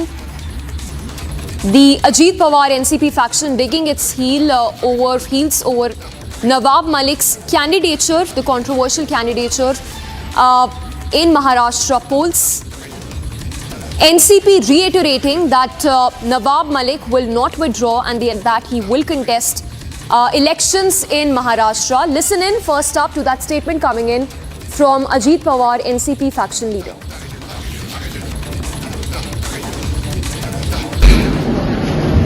Sir, is Nawab Malik contesting this election from Manpur Shivajinagar constituency? Nawab Malik is a senior leader. He has been multiple times MLA and multiple times minister. He is contesting, he is very much contesting as an NCP candidate from Shivajinagar, and there is no question of him withdrawing from the fray.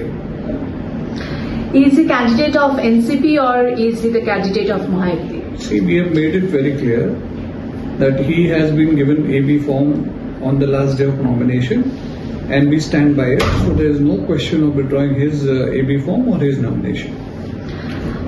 Sir, on reaction on it, Kirit Somaiya is saying that Ajit Pawar has betrayed the alliance. See, we don't know who Kirit Somaiya is. Our leader Ajit Dada is in constant talks with Devendra Fadnavis ji and Eknath Shinde ji, and our alliance is strong together, and we'll see to it that Mahayuti comes back to power in Maharashtra. But Fadnavis is not supporting Nawab Malik, your candidate. That let's see, let the campaigning begin, and let's see what happens.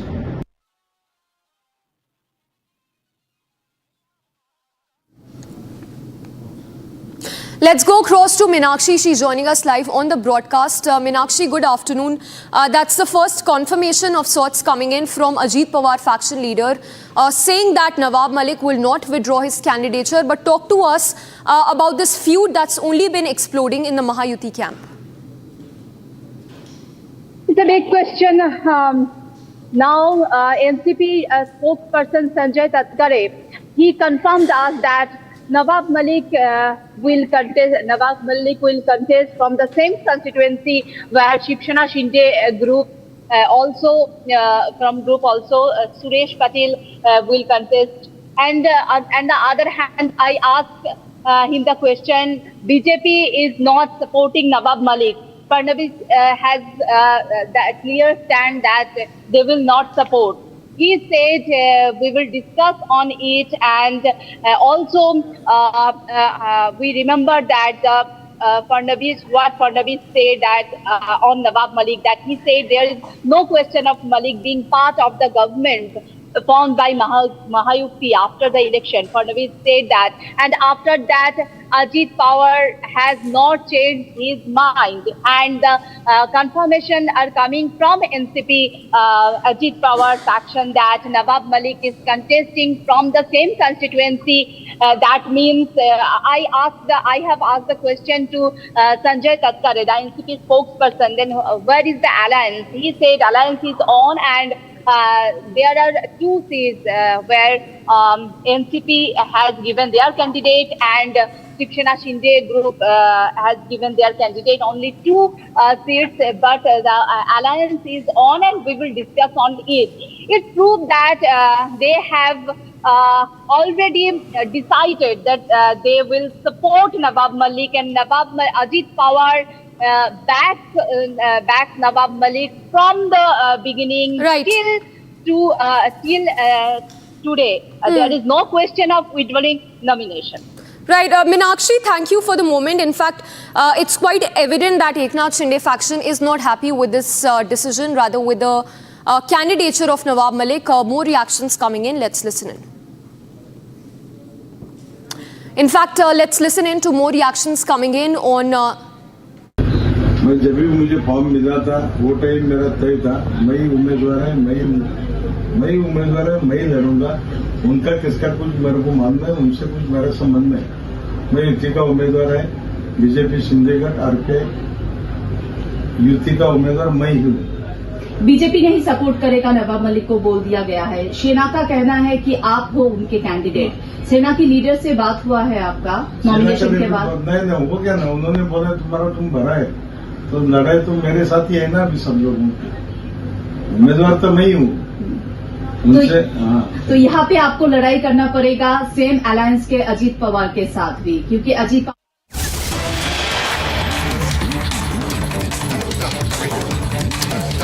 And let's put out more news break coming in. This is from the state of Karnataka, where the Waqf showdown continues. The BJP having staged a protest against State Minister Zamir Ahmed, demanding resignation of Zamir Ahmed over the Waqf showdown that we've been seeing in Vijaypura, for that matter. The visuals on your screens, how the BJP has been piling pressure on Karnataka government, demanding resignation of Zamir Ahmed. In fact, note that these are protests, these are statewide protests taking place across Canada. Let's go across to Smita. She's joining us live on the broadcast. Smita, we are given to understand that now the Karnataka Waqf Board has claimed historic monuments in Vijayapura. Talk to us more about these historic monuments that the Karnataka Waqf Board is now eyeing.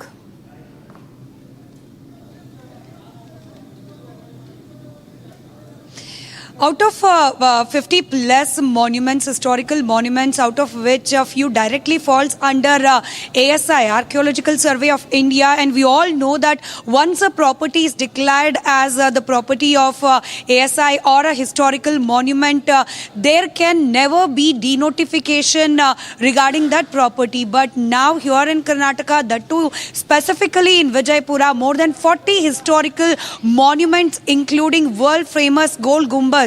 Now Waqf Board is claiming that property also should belong to Waqf and it should be evacuated and should be handed over to Waqf Board. This has led to severe agitation, and now as BJP, the opposition party down here in Karnataka, called for an statewide protest, asking for resignation of Zamir Ahmed Khan, who is the in-charge minister of the Waqf department.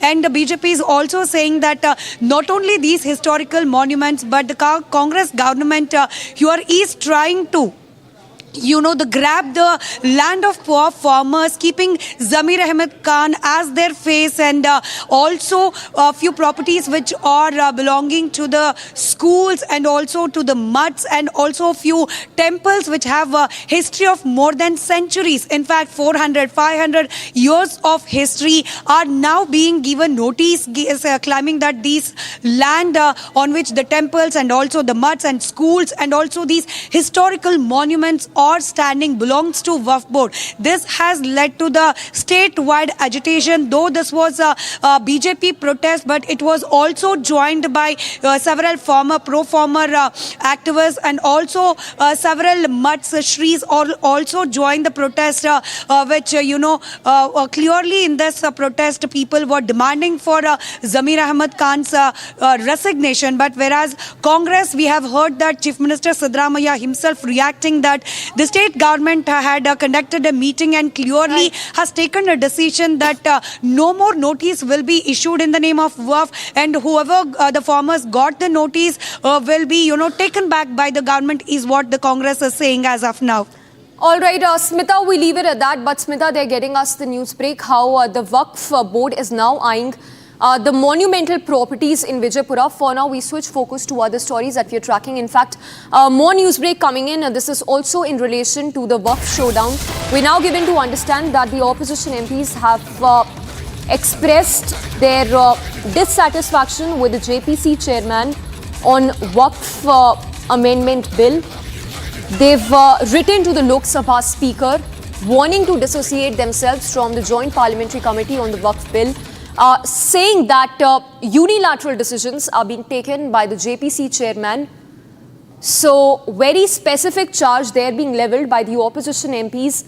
One, they've warned of disassociating themselves from the JPC, and the second, they alleged that there have been unilateral decisions taken by the JPC chairman on Waqf bill and the amendments that have been proposed. Listen in to that conversation we had with Prakash Javadekar on the Waqf showdown in the country. Any land as Waqf land, anytime. JPC is at full speed work. JPC is going ahead, meeting all people, meeting all views, taking cognizance of all views. But there are determined opposition party without any agenda and without any logic and argument. They are creating chaos there, and more importantly, they are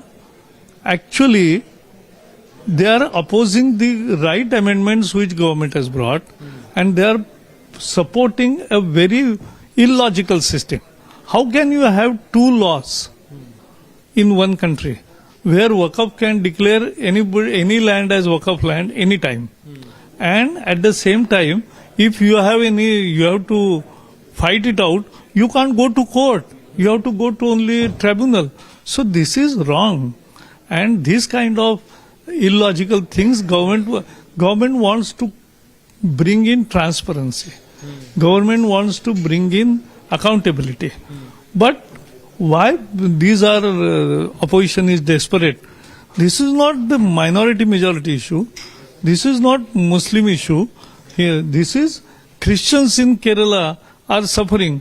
There are all people are suffering throughout the country. When JP's report will come, we'll know how much private land, how much government land has been declared as Waqf land and how it is creating problems, which must be solved.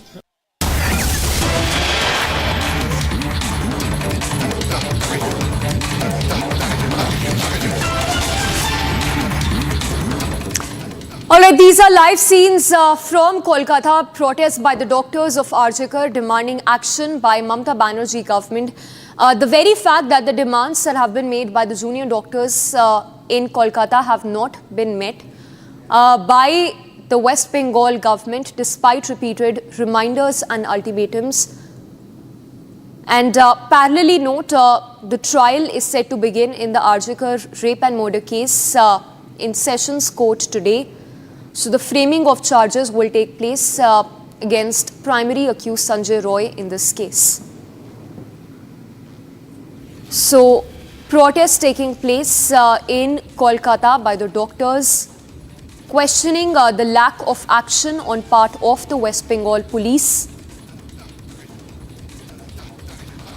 And this is another attempt by the doctors in the state to pile pressure on Mamata Banerjee government to initiate action to ensure that safety measures are in place at government and private hospitals in Kolkata, in fact, across the state of Bengal. Let's try and see if we can get Kishle live or Ridita live from the Bangla newsroom. But as we speak, these are protests taking place by scores of doctors who've taken to streets again, questioning as to why has Mamata Banerjee government failed to initiate action and safety protocols that should have been in place at government hospitals. In fact, note that the doctors had earlier staged fast unto death, as a result of which 2 doctors were also admitted in intensive care unit in the ICU as a result of that fast unto death protest. So despite massive pressure, despite these protests, the fast unto death protests by the doctors in the state, Mamata Banerjee government has failed to initiate any sort of action against those culprits, the perpetrators.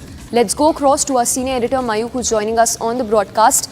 If you can talk to us more about what's exactly happening on the streets of Kolkata. As we understand, it's once again the chorus for safety in government hospitals in Kolkata. Well, right now what we are getting in from these visuals, you can see on air, these are doctors, nurses, as well as health workers. They have all marched towards CGO complex, that's the CBI headquarters in Kolkata, where they are demanding speedy justice for Abhaya. What we have seen before the festive season began in Kolkata, that's the Durga Puja, we have seen several protests, we have seen a hunger strike of doctors, we have seen Mamata Banerjee giving assurances. But the fact that what is right now the status of this case, what is right now the status of the hospitals that were assured to be changed, the hospitals, the facilities that were assured to be changes.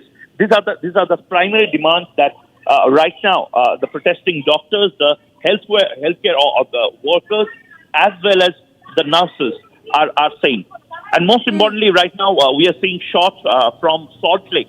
This is the place where the CGO complex or the CBI headquarters is there. Right. Mayuk, requesting you to stay with us. If you can talk to us more about the trial that is set to begin today in the Sessions Court on the Arjikar rape and murder case. Well, the trial in this case has already begun in the lower court in Kolkata. What we are getting in is that it's going to be an in-camera hearing, and the judicial magistrate will be there. The charges will be framed against Sandeep, Abhijit Mandal, as well as Sanjay. All 3 accused arrested in the case. Sanjay arrested in the rape case, and Sandeep and Abhijit Mandal, the officer of Kolkata Police, arrested in larger conspiracy cases. So we need today, we are going to find out what CBI is submitting in court today. Yes. Ma'am, just last question before we let you go. If you can talk to us more about the CBI charge sheet that has been filed in this case, how they've exposed that collusion between Sandeep Ghosh and Sanjay Roy.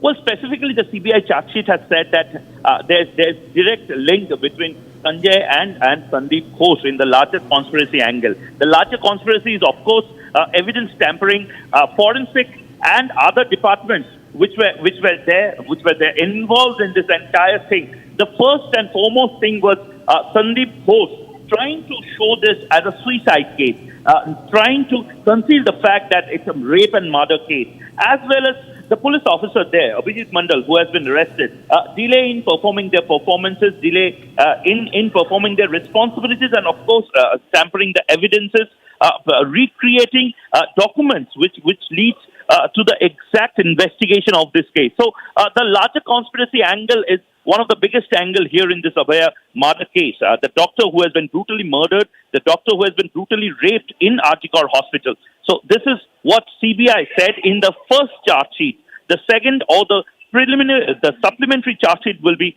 filed after the charge is being framed today against the three accused. Appreciate you giving us all those details. So as you see, these are protests taking place on the streets of Kolkata, demanding action by West Bengal government and questioning as to why has there been lack of accountability on part of the West Bengal government.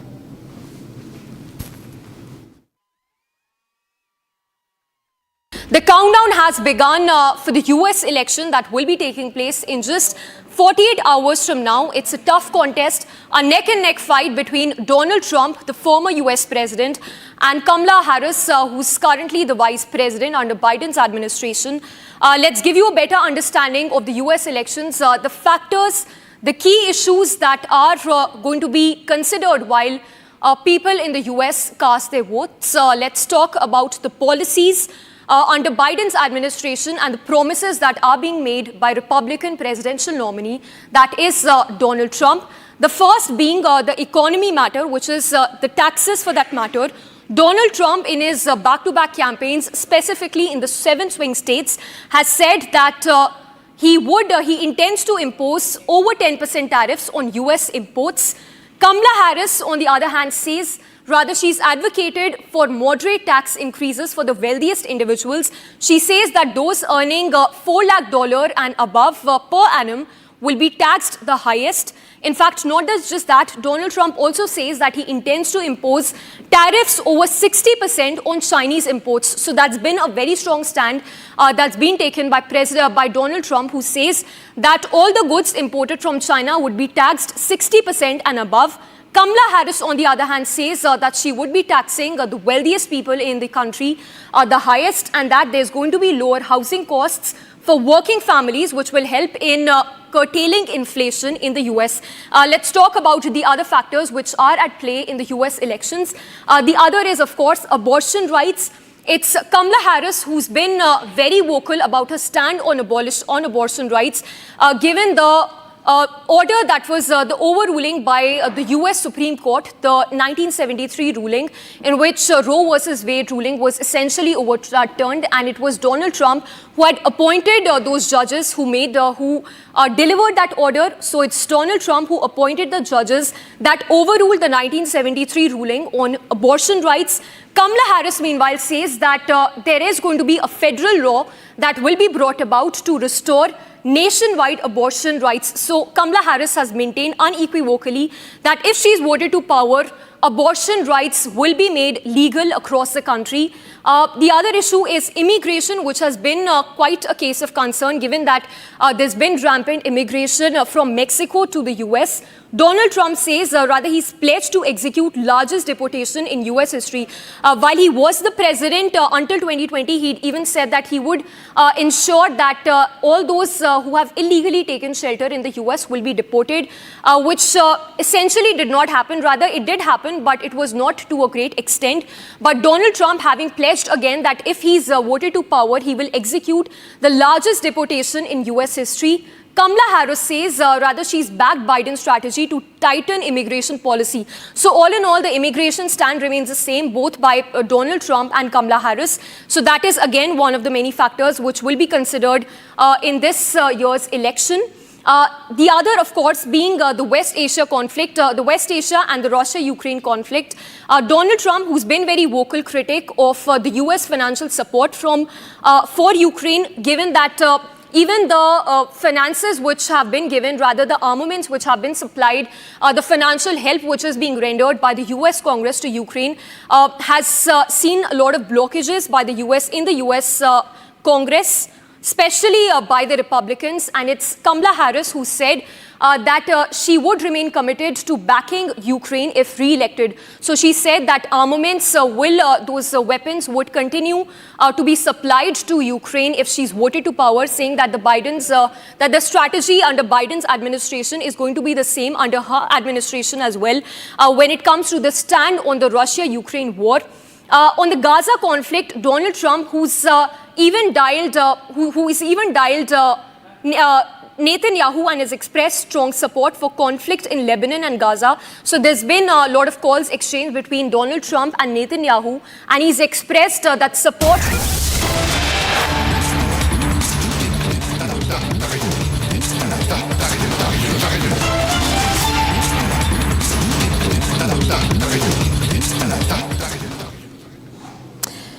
All right, so we've cut to these live visuals. Prime Minister Modi, who's been campaigning in Jharkhand, two public rallies rather, that are to be addressed. The one that has happened and the second that will happen in a while from now. But this is a road show that the Prime Minister is taking part in, and a wave of supporters who are seen gathered to catch a glimpse of the Prime Minister.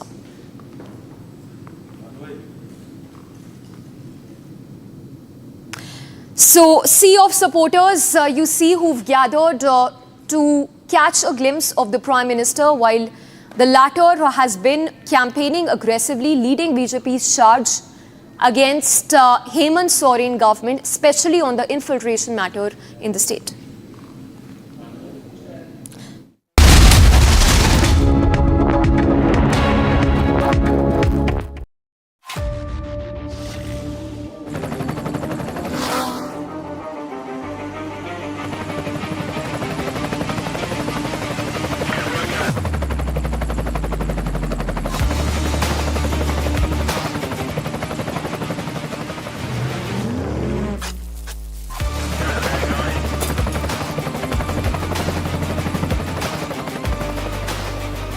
Director, the taste of success.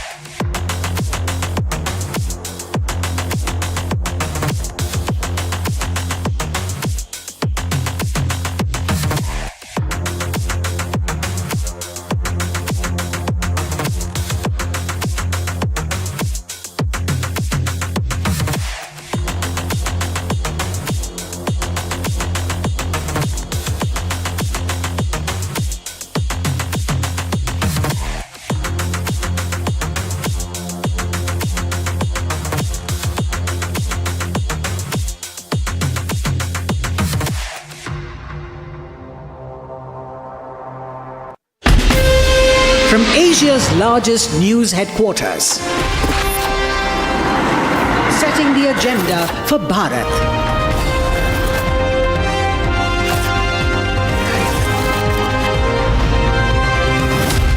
You're watching Republic.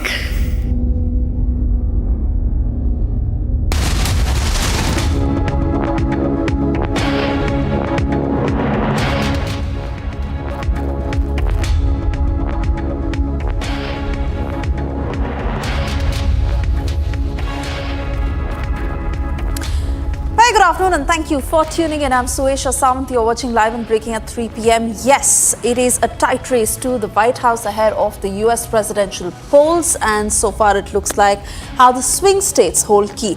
We'll keep you up to speed with every single detail coming in. First, a quick check of the headlines we're tracking at this hour.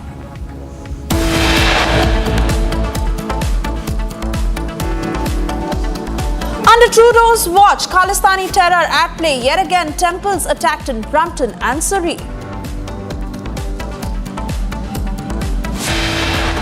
Police वालों ने हमें लाठी से मारा, वो हमें ऐसे treat कर रहे थे जैसे हम सेकंड क्लास सिटीजन हैं। बहुत गंदे से हिंदुओं के साथ बिहेव किया गया। Eyewitnesses recall horrific assault by Trudeau's cops. Hindu devotees attacked by Khalistanis.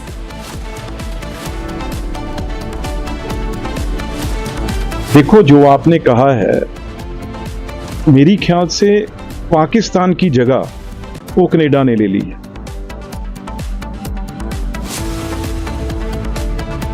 Criticism grows against Trudeau amid spate of attacks by Khalistanis. Union Minister Rajnath Singh Bittu says Canada is another Pakistan.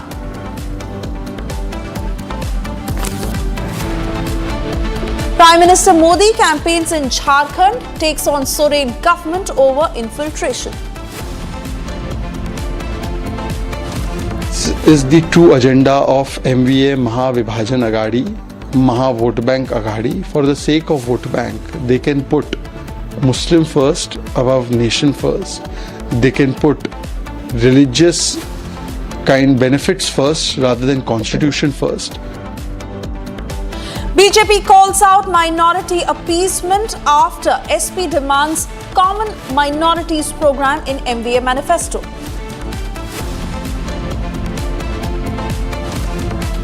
Massive blowback over Mizoram. CM's attempt to divide Northeast India, calls for nationhood in the Northeast. You're the worst vice president in the history of our country. It's the worst administration in the history of our country. Kamala, you're fired. Get out. Get out. You're fired. And as the race to the White House enters its final leg, stand by for the most detailed and extensive coverage on Republic TV.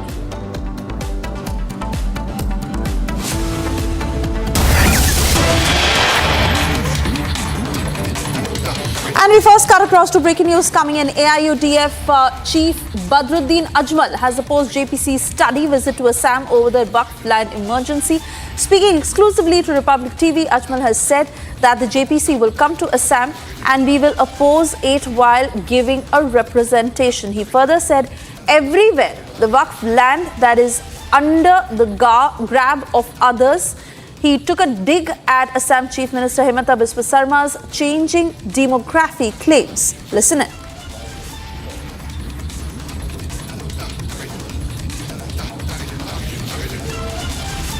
इससे पहले भी आया था, हम लोगों ने इसका 100% खिलाफ किया और हमने अपना सजेशन रखा। इस मर्तबा भी आज भी जेपीसी का दिल्ली में मीटिंग है। मैं जेपीसी के कमेटी के हर मेंबर से, वो चाहे बीजेपी के हो चाहे ओपोजिशन को, जो भी हो, कि भाई मुसलमानों का ये मामला बड़ा नाजुक है। मुसलमानों का एक ही प्रॉपर्टी है जिसको वक्फ प्रॉपर्टी बोलते हैं। आप लोग इस मामले में कोई कमज़ोरी ना दिखाएं और 100% मुसलमानों के हक़ में, बल्कि इंसाफ के हक़ में आप लोग फैसला दीजिए। आप लोग इसको पास मत करिए, इसको रिजेक्ट कर दीजिए। कई स्टेट में इसको लेकर के तनाव का माहौल आ गया है। तमिलनाडु में देखे, आंध्रा में देखे। बीजेपी शासक जहाँ जहाँ है वो लोग तो उसको पास करेंगे। इसलिए जो लोग भी बीजेपी के नहीं हैं, उन लोगों से, सेकुलर लोगों से मेरा अर्नेस्ट रिक्वेस्ट है कि आप लोग इसका खिलाफ करें और इसको रिजेक्ट कर दें। असम में खास तौर पे देखा गया है कि एक और बात सामने आई है कि असम में खास तौर पे वक़फ़ के प्रॉपर्टीज पर कब्जा दूसरे लोग करके बैठे हुए हैं। इस पर में पूरे हिंदुस्तान में है, कहाँ नहीं है। कुछ हमारे मुसलमान भी गद्दार जो थे उन्होंने कब्जा कर रखा है और कुछ नॉन मुस्लिम भाई लोग भी कर रहे हैं। मुफ्त में माल मिलता है तो कौन नहीं खाएगा बगैर मेहनत के। इसलिए उसके खिलाफ हमने जमीयत की कमेटी बना दी है और इंशाल्लाह हम लोग इसके खिलाफ असम में भी लड़ेंगे। ऑल इंडिया जमीयत में हमारी जमीयत लड़ रही है और हम लोग इसके पीछे नहीं जाएंगे। असम के मुख्यमंत्री हिमंत बिस्व शर्मा कई दफ़ा डेमोग्राफी सेंस को लेकर के एक बवाल खड़ा कर रहे हैं, बार बार कह रहे हैं कि मुसलमानों की संख्या बढ़ रही है, हिंदुओं की घट रही है। इस पर आप क्या टिप्पणी करेंगे? इसके ऊपर मेरा इतना ही कहना है कि जितने लोग बढ़ गए हैं, हिमंत बिस्व शर्मा साहब के पास बहुत पैसा है, बहुत पैसा है, बहुत पैसा है, बेहिसाब पैसा है। वो सारे मुसलमान चूँकि भारतीय तो उनको वो अपने घर में ले जाके जगह दे दे, अपनी सारी प्रॉपर्टीज उनको दे दे और झगड़ा खत्म करे once for all.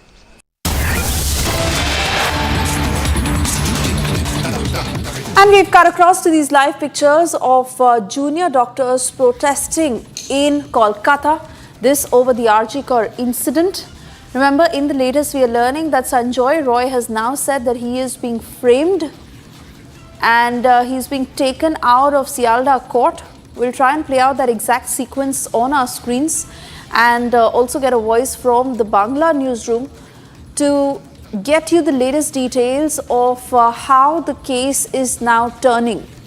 Sanjoy Roy, the prime accused in the Arjikar case, the man allegedly who carried out that act against Dr. Abhaya, committing that rape and murder, has now pleaded not guilty, and in the sequence he has allegedly said that he is being framed. We'll play out that entire sequence. This even as we understand that junior doctors are up in arms against the Mamata government yet again, and they're all set to stage a strike where they say that they're unhappy with the progress of the investigation. They need speedy justice for Dr. Abhaya, and as they are in process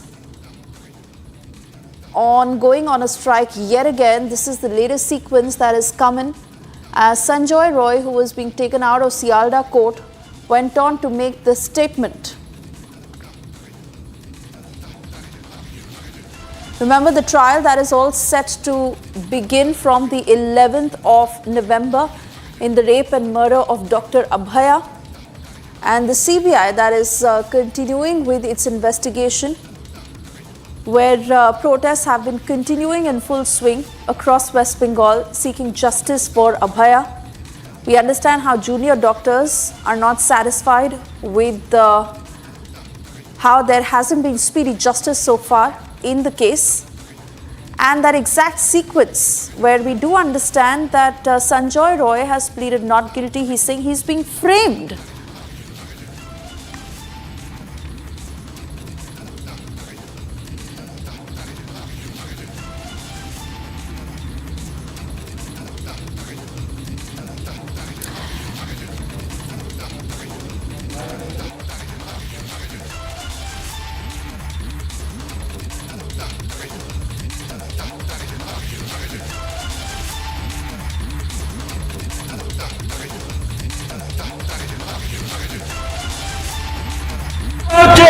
আমি কিন্তু rape and murder করিনি, আমি বললাম, আমাকে সেখানেও সে বলতে চাইনি, আমাকে মিশে নামিয়ে দিল, আমার কথা শুনছে না, পুরো সরকারি আমাকে পাঠাচ্ছে। আমি এতদিন চুপ ছিলাম, আমাকে সব জায়গায় ভয় দেখাচ্ছে যে না তুমি কিছু বলবে না, তুমি কিছু বলবে না। আমার এই ডিপার্টমেন্ট আমাকে ভয় দেখিয়ে আমাকে এ করেছে। আমি কিন্তু পুরোপুরি নির্দোষ, আমাকে ফাঁসানো হয়েছে। বলছি আমার কথা চুপচাপ ছিলাম, আমার কোনো কথা শুনিনি, আমাকে বিনা কারণে ফাঁসানো হয়েছে, আমার নামে সবকিছু দেওয়া হচ্ছে। আমি কিন্তু রেপ এন্ড মার্ডার করিনি, আমি বললাম, আমাকে সেখানেও সে বলতে চাইনি, আমাকে মিশে নামিয়ে দিল, আমার কথা শুনছে না, পুরো সরকারি আমাকে পাঠাচ্ছে। আমি এতদিন চুপ ছিলাম, আমাকে সব জায়গায় ভয় দেখাচ্ছে যে না তুমি কিছু বলবে না, তুমি কিছু বলবে না। আমার এই ডিপার্টমেন্ট আমাকে ভয় দেখিয়ে আমাকে এ করে। And while we get my colleague from Republic Bangla to take us through the exact details of what Sanjoy Roy said, the key accused in this case, who was being taken out of Sialda court, went on to clearly speak to the camera saying that he is being framed. Is this yet another attempt to derail the investigation? Because there have been flip-flops as far as Sanjoy Roy is concerned. Reports that clearly suggest how he had first accepted that he was the one who had committed the crime. Then later he went on to take the same position as he is taking now. And yet again in this sequence he is saying that he is not guilty, he is being framed. Let's once again listen into this sequence, after which I cut across to Hridita from the Bangla newsroom. আমি কিন্তু rape and murder করিনি, আমি বললাম, আমাকে সেখানেও সে বলতে চাইনি, আমাকে মিশে নামিয়ে দিল, আমার কথা শুনছে না, পুরো সরকারি আমাকে ফাঁসাচ্ছে। আমি এতদিন চুপ ছিল, আমাকে সব জায়গায় ভয় দেখাচ্ছে যে না তুমি কিছু বলবে না, তুমি কিছু বলবে না। আমার এই ডিপার্টমেন্ট আমাকে ভয় দেখিয়ে আমাকে এ করেছে। আমি কিন্তু পুরোপুরি নির্দোষ, আমাকে ফাঁসানো হয়েছে। বলছি আমার কথা চুপচাপ ছিলাম, আমার কোনো কথা শুনিনি, আমাকে বিনা কারণে ফাঁসানো হয়েছে, আমার নামে সবকিছু দেওয়া হচ্ছে। আমি কিন্তু রেপ অ্যান্ড মার্ডার করিনি, আমি বললাম, আমাকে সেখানেও সে বলতে চাইনি, আমাকে মিশে নামিয়ে দিল, আমার কথা শুনছে না, পুরো সরকারি আমাকে ফাঁসাচ্ছে। আমি এতদিন চুপ ছিল, আমাকে সব জায়গায় ভয় দেখাচ্ছে যে না তুমি কিছু বলবে না, তুমি কিছু বলবে না। আমার এই ডিপার্টমেন্ট আমাকে ভয় দেখিয়ে আমাকে এ করেছে। আমি কিন্তু পুরোপুরি নির্দোষ, আমাকে ফাঁসানো হয়েছে। বলছি আমার কথা শুনিনি, এতদিন পর যখন চার্জ গঠনের প্রক্রিয়া শুরু হয়েছে, এই দিন তাকে আদালত থেকে বার করার সময় তিনি বলছেন, বা নিয়ে যাওয়ার সময় তিনি বলছেন তিনি কিচ্ছু করেননি। এই নিয়ে কথা বলবো, আমাদের সঙ্গে টেলিফোনে রয়েছেন সৈকত পাল, আমাদের প্রতিনিধি। সৈকত, সঞ্জয় রায় আজ মুখ খুললেন, বিস্ফোরক কথা বলছেন, তিনি নাকি কিছু করেননি সরকার। All right, let me cut across to my colleague Ritita joining us on the phone line. Ritita, first up from you, the exact translation of what Sanjay Roy has said. Exactly, Suresha. As we can see, this is the first time that he has opened up his mouth, and we can see him screaming from the prison van, and he's saying very clearly that he is not guilty, he is innocent, and he's saying that he has not done anything. He's repeatedly saying that I have not done anything, I have been framed by my department, I have been entirely framed by the government has asked me to keep quiet. He repeatedly has said that the government has scared him, has threatened him to not open his mouth, and he was said by the government that you will not say anything, you have to keep your mouth shut. He's repeating himself and saying that I have not committed the murder or rape. And it was the government that has forced him to keep quiet and take on the allegations of the rape and murder case. So that is what we are getting, that exact translation that we are getting from him, that he is innocent and he has been pressurized by Mamta's government and the department which was run by Sandeep Ghosh and his goons. And he's stating that he is completely made innocent and he is completely made a scapegoat into the issue. And this is what the assumption has been from all these days, but now it is clear, as it is coming from the first time from Sanjay Roy, who has been the first accused in the case, and we get to hear that he is completely innocent. It was the government who has pressurized him to consider this as his fault in committing the rape and murder case of Abhaya. We can see him exiting from the Shialda court where he was produced today, and from the prison van he is screaming and saying that the Mamta government has been framing him. Back to you, Suresha. Continue talking to me, Ritita, because we have also seen how reportedly Sanjay Roy first accepted to what he had done. And then reports also suggested that he said he was being framed. Today, yet again, he's towing the same line. Given the pace of the investigation, given what the CBI has said in court until now, what's expected as far as the next legal pursuit is concerned? Absolutely. So as we get to know, this was today. It marks to be the first day when the CBI's charge sheet is accepted and the committee has been formed. But what we are getting to know that Sanjay Roy, even after so many inspections and interrogation, has not opened up his mouth. But for the first time, we are getting to hear from him. He has opened up his mouth after the first CBI's charge sheet is formed today, and we get to hear from 11th of this month. The procedures or the processings are going to start. But from Sanjay Roy, we are getting to hear that he is innocent. It is again a question that why was he quiet? Probably it was the government's pressure that scared him enough to stay quiet on this, because he has repeated himself saying that I'm scared of the government. Mamta's government has scared me. My department, which was run by Sandeep Ghosh and his goons, has scared me. So, of course, we are understanding something. All right, Ritita, do stay on with us. Shukanta Majumdar is with us on the phone line. Mr. Majumdar, what do you make of this statement by Sanjay Roy? See, it's a great allegation, it's a big allegation rather, and it should be investigated as he is the prime accused of the incident of rape and murder. And remember, in this case, in Arjikar case, the case has been investigated by the state police first for 5 days, and after that, the case has been handed over to CBI by the Honorable Court. So within that 5 days, the kind of allegations coming now, it is now quite evident, as already stated by the CBI, that the West Bengal State Police has covered up the whole thing. They have created an atmosphere that the evidences have been destroyed by them. And now this allegation by the Sanjay Rai that the West Bengal government is keeping him to keep shut down his mouth, and he has been framed by the state government. So obviously it's a big allegation, and it should be investigated properly. But do you think this is also an attempt to derail the investigation? So that will be decided by the investigation agencies, whether it is if it is a ploy or not to derail the investigation. That also should be taken into consideration. The main thing is that if some amount of truth is in it, then it's a matter of great concern. The state government has tried already, and they are trying to cover up the actual culprit. You know, Mr. Majumdar, the Mamata government has already been facing the heat given the lapses in the investigation and all that has happened. Junior doctors who are planning to go on a protest again because they have been demanding speedy justice in the case, which has not happened yet. Now, we understand that the CBI is investigating the case. The top court is also looking into the case very closely. But with regards to this particular statement coming in from Sanjay Roy, how would you as the opposition in West Bengal take it?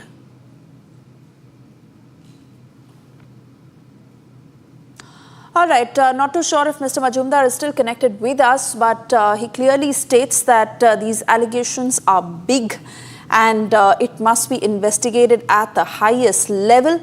This sequence of prime accused in the Abhaya rape and murder case, Sanjay Roy, while leaving from Sialda court, went on to say that he was being framed by the Mamata government, and there is a lot of pressure from the Mamata government.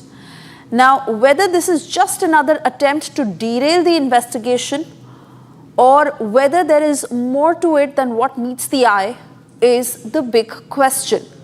This particular sequence coming in from Republic Bangla, where my colleagues are trying to get to the bottom of what exactly was said, certainly marking a huge twist as far as the investigation is concerned. Now, while the entire country is awaiting a word from the CBI and what happens in the top court in this case, let's once again listen into this sequence. Sanjay Roy pleading not guilty, most importantly saying that it is the Mamata government framing him.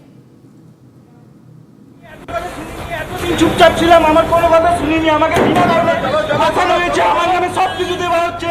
আমি কিন্তু rape and murder করিনি, আমি বললাম, আমাকে সেখানেও সে বলতে চাইনি, আমাকে মিশে নামিয়ে দিল, আমার কথা শুনছে না, পুরো সরকারি আমাকে ফাঁসাচ্ছে। আমি এতদিন চুপ ছিলাম, আমাকে সব জায়গায় ভয় দেখাচ্ছে যে না তুমি কিছু বলবে না, তুমি কিছু বলবে না।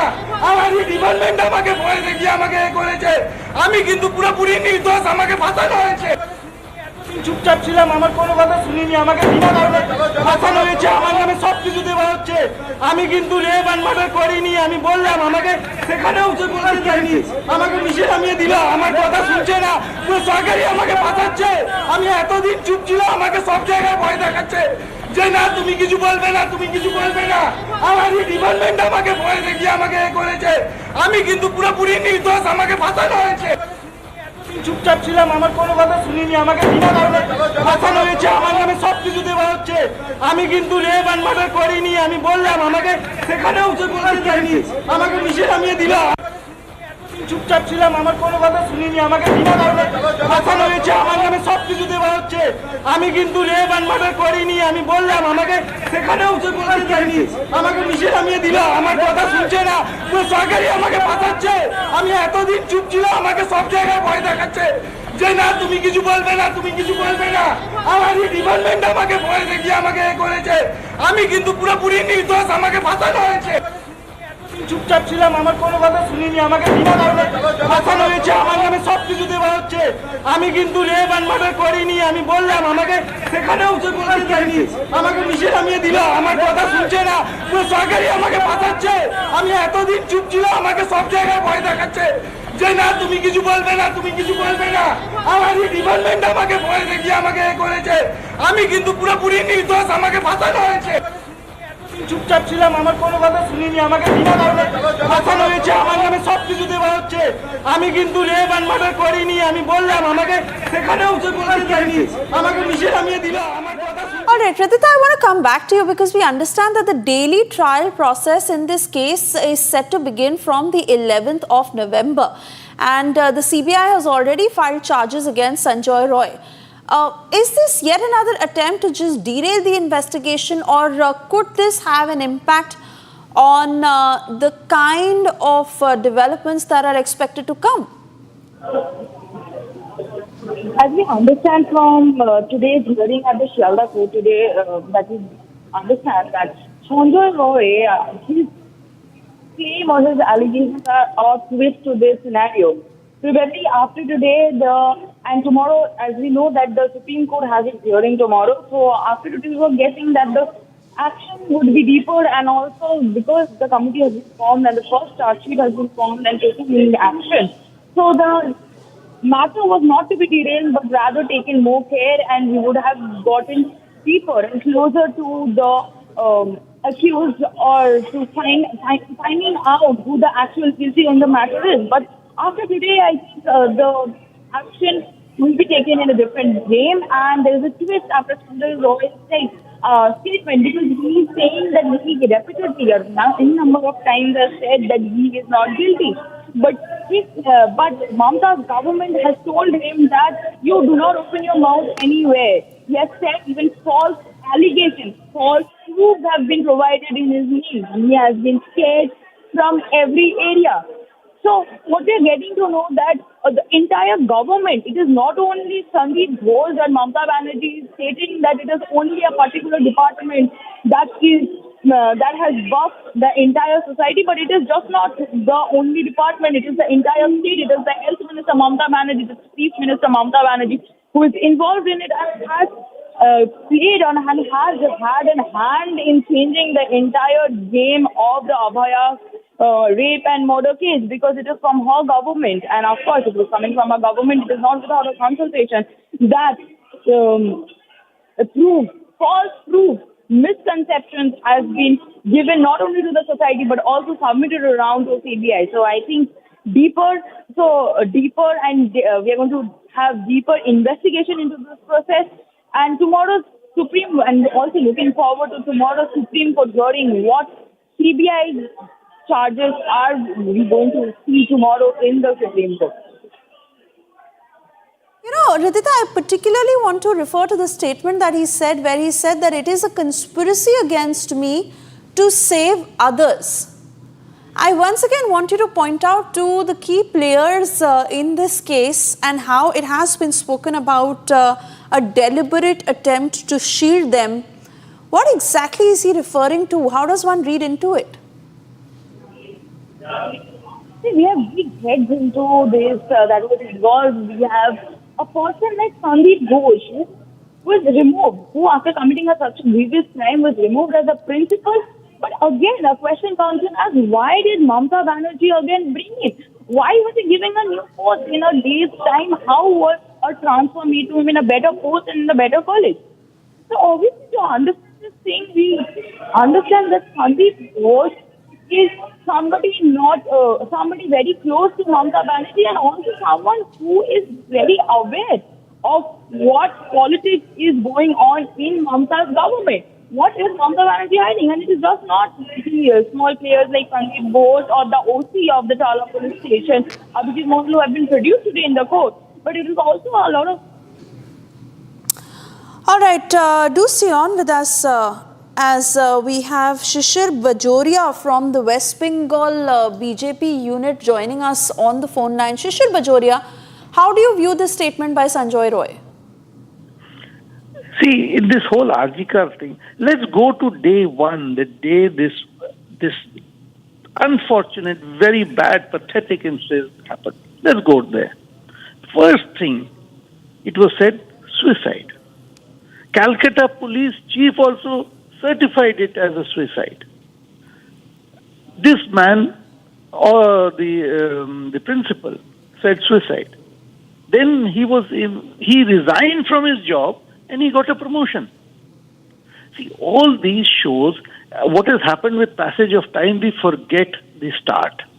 After all, Ganga flows through the country because it started from Gangotri. It's the purity of the river. But here, the sin, the heinous sin that was committed, the day it happened, let's go back. Let's not forget that incident.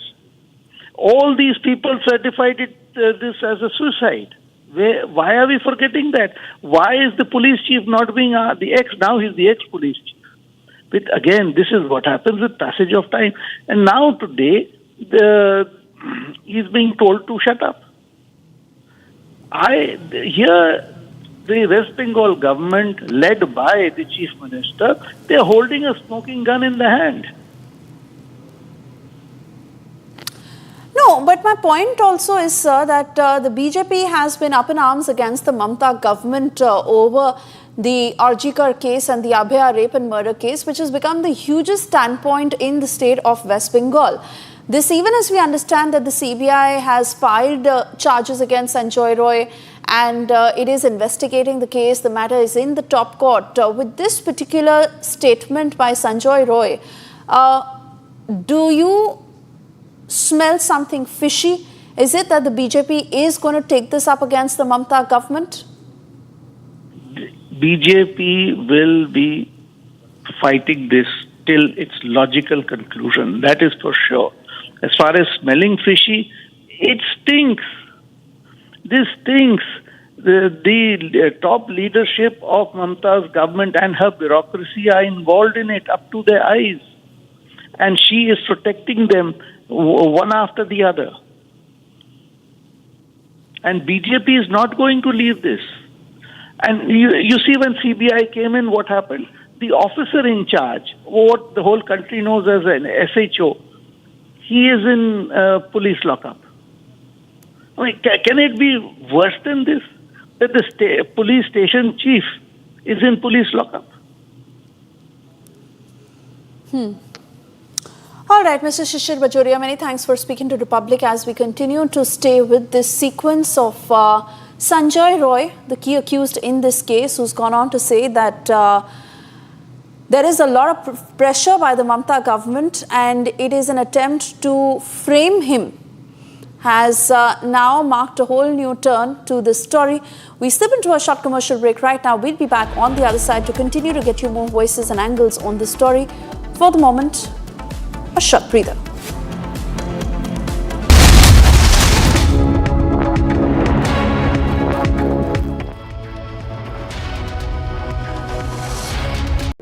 In the global employability rankings by Times Higher Education UK, only the following 6 institutions from India are ranked amongst the top 230 in the world for having the most employable graduates. IIT Delhi, IISc Bangalore, IIT Bombay, IIM Ahmedabad, IIT Kharagpur and Amity University.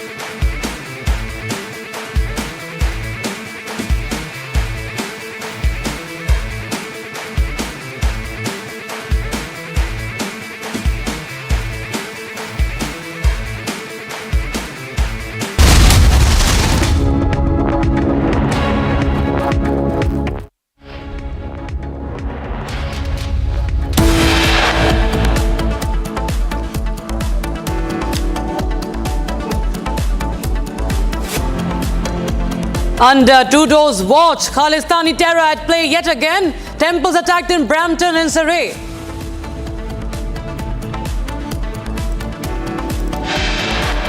Police वालों ने हमें लाठी से मारा, वो हमें ऐसे treat कर रहे थे जैसे हम सेकंड क्लास सिटीजन हैं। बहुत गंदे से हिंदुओं के साथ बिहेव किया गया। Eyewitnesses recall the horrific assault by Trudeau's cops. Hindu devotees attacked by Khalistanis and brutalized by the police. देखो, जो आपने कहा है, मेरी ख्याल से पाकिस्तान की जगह वो कनाडा ने ले ली है।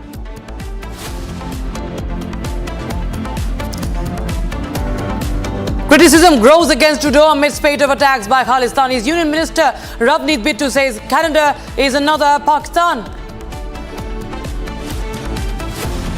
Prime Minister Modi campaigns in Jharkhand, takes on the serene government over infiltration. This is the true agenda of MVA Mahavibhajan Agadi, Maha Vote Bank Agadi. For the sake of vote bank, they can put Muslim first above nation first. They can put religious kind benefits first rather than constitution first. BJP calls out minority appeasement after SP demands common minority program in MVA manifesto that includes the demand for Muslim reservation. Massive blowback over Mizoram Chief Minister attempt to divide the Northeast, calls for nationhood in Northeast India.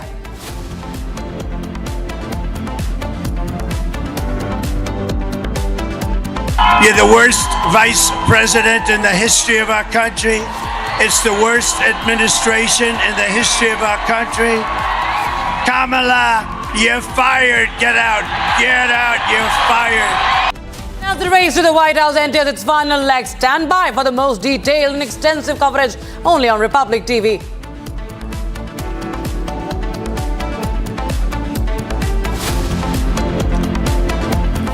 To start with the top story of the day, we're tracking viewers amid the attack on devotees at Brampton Temple on Sunday. The Indian High Commission in Canada has strongly condemned the attack in a press release, saying that it is deeply disappointed to see such disruptions being allowed to routine consular work. In fact, the event has drawn widespread condemnation from various political figures, including the Canadian Prime Minister Justin Trudeau, who is under immense pressure now. And he, who is in fact quite evidently known to give that shelter and sympathies to the Khalistanis, now was pushed and compelled to, in fact, condemn this incident. In fact, opposition leader Pierre Poilievre has also condemned this incident. Member of Parliament Canada Chandra Arya has expressed solidarity with the affected community. In fact, he has gone on to say that the red line has been crossed this time, viewers, because here, viewers, we're not only talking about what the Khalistani goons have done, but what followed was the police cracking down on the devotees. The devotees who were under attack, who were fearing for life, who were under attack by the Khalistani goons, were in turn cracked down, lathi charged, picked up, brutally assaulted by the police. And there you have those videos, viewers. One after the other, we are showing you these visuals. See, look how, take a closer look on how those Khalistani goons enter the temple and start left, right and center attacking whichever devotees they spot. After that, we see the police pushing away the women devotees. And this after they failed to control the Khalistani goons. They were supposed to ensure the security of those inside the temple and the consular camp. There we see how the devotees are being hit on the head, and the police later on just pushes away. They push away the kids, the women devotees outside the temple after they were terrorized by these Khalistanis. And in fact, you can see they were brutalized. They were picked up by the police. Instead of taking into account what has happened, taking action against the Khalistani goons, we see that the officers are taking away the devotees who were attacked. In fact, they have suffered body blows. They have suffered injuries after the lathi charge. And viewers, we have multiple reactions that have come in, and especially leaders from the Hindu community have also big time condemned what has happened. They have lashed out against the Trudeau government. Listen in. Canada में जिस प्रकार से खालिस्तानी आतंकियों ने मंदिर में घुस करके हमला किया है, ये अपने आप में निश्चित रूप से वो वीडियो, ये कारनामे जो है जो देश और दुनिया के सामने आए हैं, इससे स्पष्ट हो चुका है कि जैसे इस्लामिक आतंकियों का अड्डा पाकिस्तान है, बांग्लादेश है, उसी प्रकार से खालिस्तानी आतंकियों का अड्डा कनाडा हो चुका है। ट्रूडो सरकार ने जिस प्रकार से इसकी निंदा की है, निंदा की आवश्यकता नहीं, कार्रवाई की आवश्यकता है। वहाँ के प्रधानमंत्री ट्रूडो जो बार बार बेवजह भारत पे अनर्गल प्रलाप करते हैं, उनसे मेरा निवेदन है कि वहाँ से खालिस्तानियों पे कार्रवाई करिए, वहाँ के खालिस्तानियों को वहाँ से खदेड़िए, वरना जो शांति प्रिय देश कनाडा है वो आतंकियों का देश हो चुका है इस समय वर्तमान में।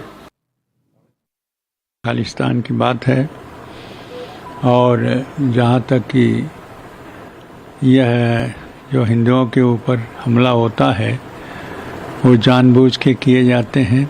कनाडा के मंत्री जी ने जो बोला है, निंदा किया है, निंदा करने से ही काम नहीं चलता, उनके अधिकार है, वो मंत्री हैं वहाँ के, इसलिए तुरंत उस पर कार्रवाई किया जाए। कनाडा के जो लोगों ने आतंकवाद फैला रहा है और जहाँ हिंदू मंदिरों पर, हिंदू आस्था पर, हिंदुओं के ऊपर इस प्रकार से आक्रमण हो रहे हैं, उस पर बहुत ही निंदनीय है, बहुत घोर निंदा करना चाहिए। Well, look, I have formed the Hindu caucus in the United States Congress. I have talked with the State Department numerous times about the attacks on Hindu temples in United States. Now, clearly, the Canadian government is playing politics with this issue. It is trying to please certain minority groups in Canada and are against their attack on Hindus is purely a terroristic act, and Canada government's protection of these terroristic activities need to be deplored. They need to be opposed. The Hindu minorities in Canada, like Hindu minorities in Bangladesh, have a right. They're human rights, and they need to be protected. And I have done a lot in the United States Congress, and I have done a lot in terms of putting pressure on Biden administration to address these atrocities, whether it is in Bangladesh or now is happening in Canada. देखो, जो आपने कहा है, मेरी ख्याल से पाकिस्तान की जगह वो कनाडा ने ले ली है। हम तो बहुत कनाडा के लिए बहुत मन में भारत के, हिंदुस्तान के और पंजाब के खास तौर पे बहुत ज़्यादा उनके लिए मन में हमारे भावना जो थी वो प्रेम की थी, क्योंकि हमारे आज अगर मैं एक गांव की और शहर की बात करूं तो हर दूसरा तीसरा घर है जिसके पारिवारिक मेंबर वहां पे बैठे हैं और रोज टेलीफोन के माध्यम से सुबह शाम उनसे बात होती है। तो अब पता नहीं क्या ट्रूडो साहब के मन में आ गया है। कल तो हद ही कर दी हमारे देश के गृह मंत्री अमित शाह जी।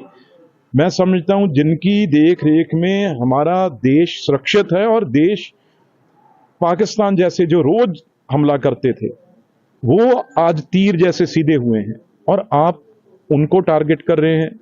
कहीं ना कहीं ये लग रहा है भी जो लोग पाकिस्तान में रहते थे वो सब शिफ्ट कनाडा में कर गए हैं, कहीं ना कहीं गुरुद्वारों का जो पैसा है, क्योंकि ज्यादा हर जगह पैसे का मामला है। Let's hear it from those who were witness to this horrific crime, this incident, in fact, who had even experienced this. We're getting in exclusive reactions from the devotees as well as those who are bearing the brunt of the Khalistani terrorism under Trudeau's watch. Listen in. Video डाल रहा था वो तो कि पहले fighting हुई थी यहाँ पे, अंदर घुस गए थे और उसके बाद फिर ये। तो बेटा डरा हुआ था, क्या हुआ था जब बेटे ने आपसे बात की? वो करना हमें एक्चुअली डराया पुलिस ने है। पुलिस ने डराया? पुलिस ने हमें डराया, पुलिस ने हमें मारा है। पुलिस ने, वो तो खालिस्तानी तो मार रहे थे, चलो वो तो सुना खालिस्तानी मार रहे, पर पुलिस हमें मार रहे थे। हमें मारा, बहुत मारा। 2-3 पुलिस वाले थे, उन्होंने हमें लाठी से मारा। पुलिस वालों ने लाठी से हमें मारा। मेरे पास वीडियो है जी। पुलिस वालों ने हमें लाठी से मारा। वो हमें ऐसे ट्रीट कर रहे थे जैसे हम सेकंड क्लास सिटीजन हैं। बहुत गंदे से। It's biased police ever in Canada I have seen in my life. Biased police, बहुत गंदे से हिंदुओं के साथ बिहेव किया गया। वो जो खालिस्तानी जो अटैक कर रहे थे उनको कुछ नहीं बोला उन्होंने? कुछ भी नहीं बोल रहे थे। हम बार-बार और दूसरी बात, चलो आ भी गए वो लोग, हम बार-बार उनको आराम से कह रहे थे कि आप लोग, पुलिस वालों को कह रही थी, आप लोग उनको बोलो कि चले जाए। वो बोलते नहीं, हम नहीं कह सकते। चलो नहीं कह सकते, मेरे पास वीडियो है कि उन्होंने हमें मारा है। वो सारे अभी यहाँ पर खड़े हैं, आप कुछ तो एक्शन लो। बोलते हम एक्शन नहीं, हम पहले तहकीकात करेंगे फिर एक्शन लेंगे। ऐसे थोड़ी ना होता है। आपके पास वीडियो है, लोग सामने खड़े, फिर भी वो लोग उन्हें अरेस्ट नहीं कर रहे थे। एंड तक अरेस्ट नहीं किया उन्होंने, क्योंकि वो पैसों वाले लोग थे। पैसों के लिए वो लोग प्रोटेस्ट करने आए थे। $50 वाले वो लोग थे। जब उनका टाइम खत्म हो गया, फिर वो चले गए, तब जाके हम लोग वापस आए। पूरे 4 घंटे हमें प्रोटेस्ट करना पड़ा। The eyewitnesses there, the devotees there, clearly alleging that there was inaction on the Khalistanis. In fact, there was brutality against the devotees who were already under attack. Now, viewers, we shift our focus to some more stories that are making news from across the country. External Affairs Minister Dr. Jaishankar officially inaugurated the new Consulate General of India in Brisbane of Australia. He expressed his delight, noting that this development will strengthen India's ties with Queensland, promoting trade and educational linkages. Dr. Jaishankar also met with Dr. Janet Young, the Governor of Queensland, to discuss opportunities for enhancing economic collaboration. A shocking hit-and-run incident in New Delhi involved 2 traffic police personnel who were dragged 20 meters by a car while on duty. 2 minors responsible have been apprehended. Vehicle has been recovered and seized. The assistant sub-inspector and head constable were conducting routine traffic checks at the Bear Sarai traffic light near Vedant Deshika Marg when the driver attempted to flee after running a red light and dragging both the officers before speeding away. Chief Minister Yogi Adityanath convened a cabinet meeting in Lucknow today with over 24 proposals on the agenda. Discussions will include proposals related to excise, industrial development, public works, higher education and other. Notable proposals include the new Shira policy, land use policy and the Uttar Pradesh Global Compatibility Centre policy. In a previous meeting, the cabinet decided to exempt the stamp duty for the establishment of private universities to encourage investment in higher education. In Madhya Pradesh, Chief Minister Mohan Yadav suspended 2 senior officials of the Bandhavgarh Tiger Reserve following a high-level investigation into the deaths of 10 elephants in the park. The reports did not indicate pesticide involvement or any other external factors. Suspended officials include Reserve Director Gaurav Chaudhary and Assistant Conservator of Forest Fateh Singh Ninama. ये जो हमारे हाथी की घटना होती है आमतौर छत्तीसगढ़ से आते हैं। मैं मुख्यमंत्री के सामने भी ये विषय लाऊंगा कि ये छत्तीसगढ़ से आने वाले दलों के माध्यम से जब हाथी हमारे इधर आते हैं, दोनों सरकारें मिलकर के फॉरेस्ट का ऐसा कोई तालमेल बनाएं कि ऐसे बड़े जानवरों के बड़े दल आने के कारण से आकस्मिक रूप से जो दूसरी स्थिति बनती है उससे बचने के लिए हम एक दूसरे के संपर्क में रहें। And an unfortunate incident took place in Uttarakhand's Almora. A bus fell into a deep gorge near Almora, Marchula in Uttarakhand. The bus was travelling from Kinnath to Ramnagar. Chief Minister Dhami has instructed the administration to conduct a rapid rescue operation and is personally overseeing the situation. Meanwhile, Chief Minister Pushkar Singh Dhami directed to suspend the ARTO enforcement of the concerned for Puri and Almora.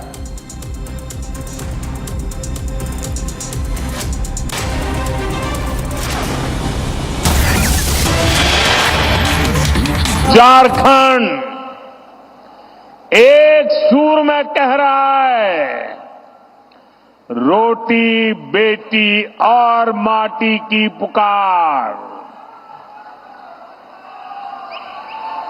Jharkhand में Bhajpa NDA सरकार, रोटी बेटी माटी की पुकार।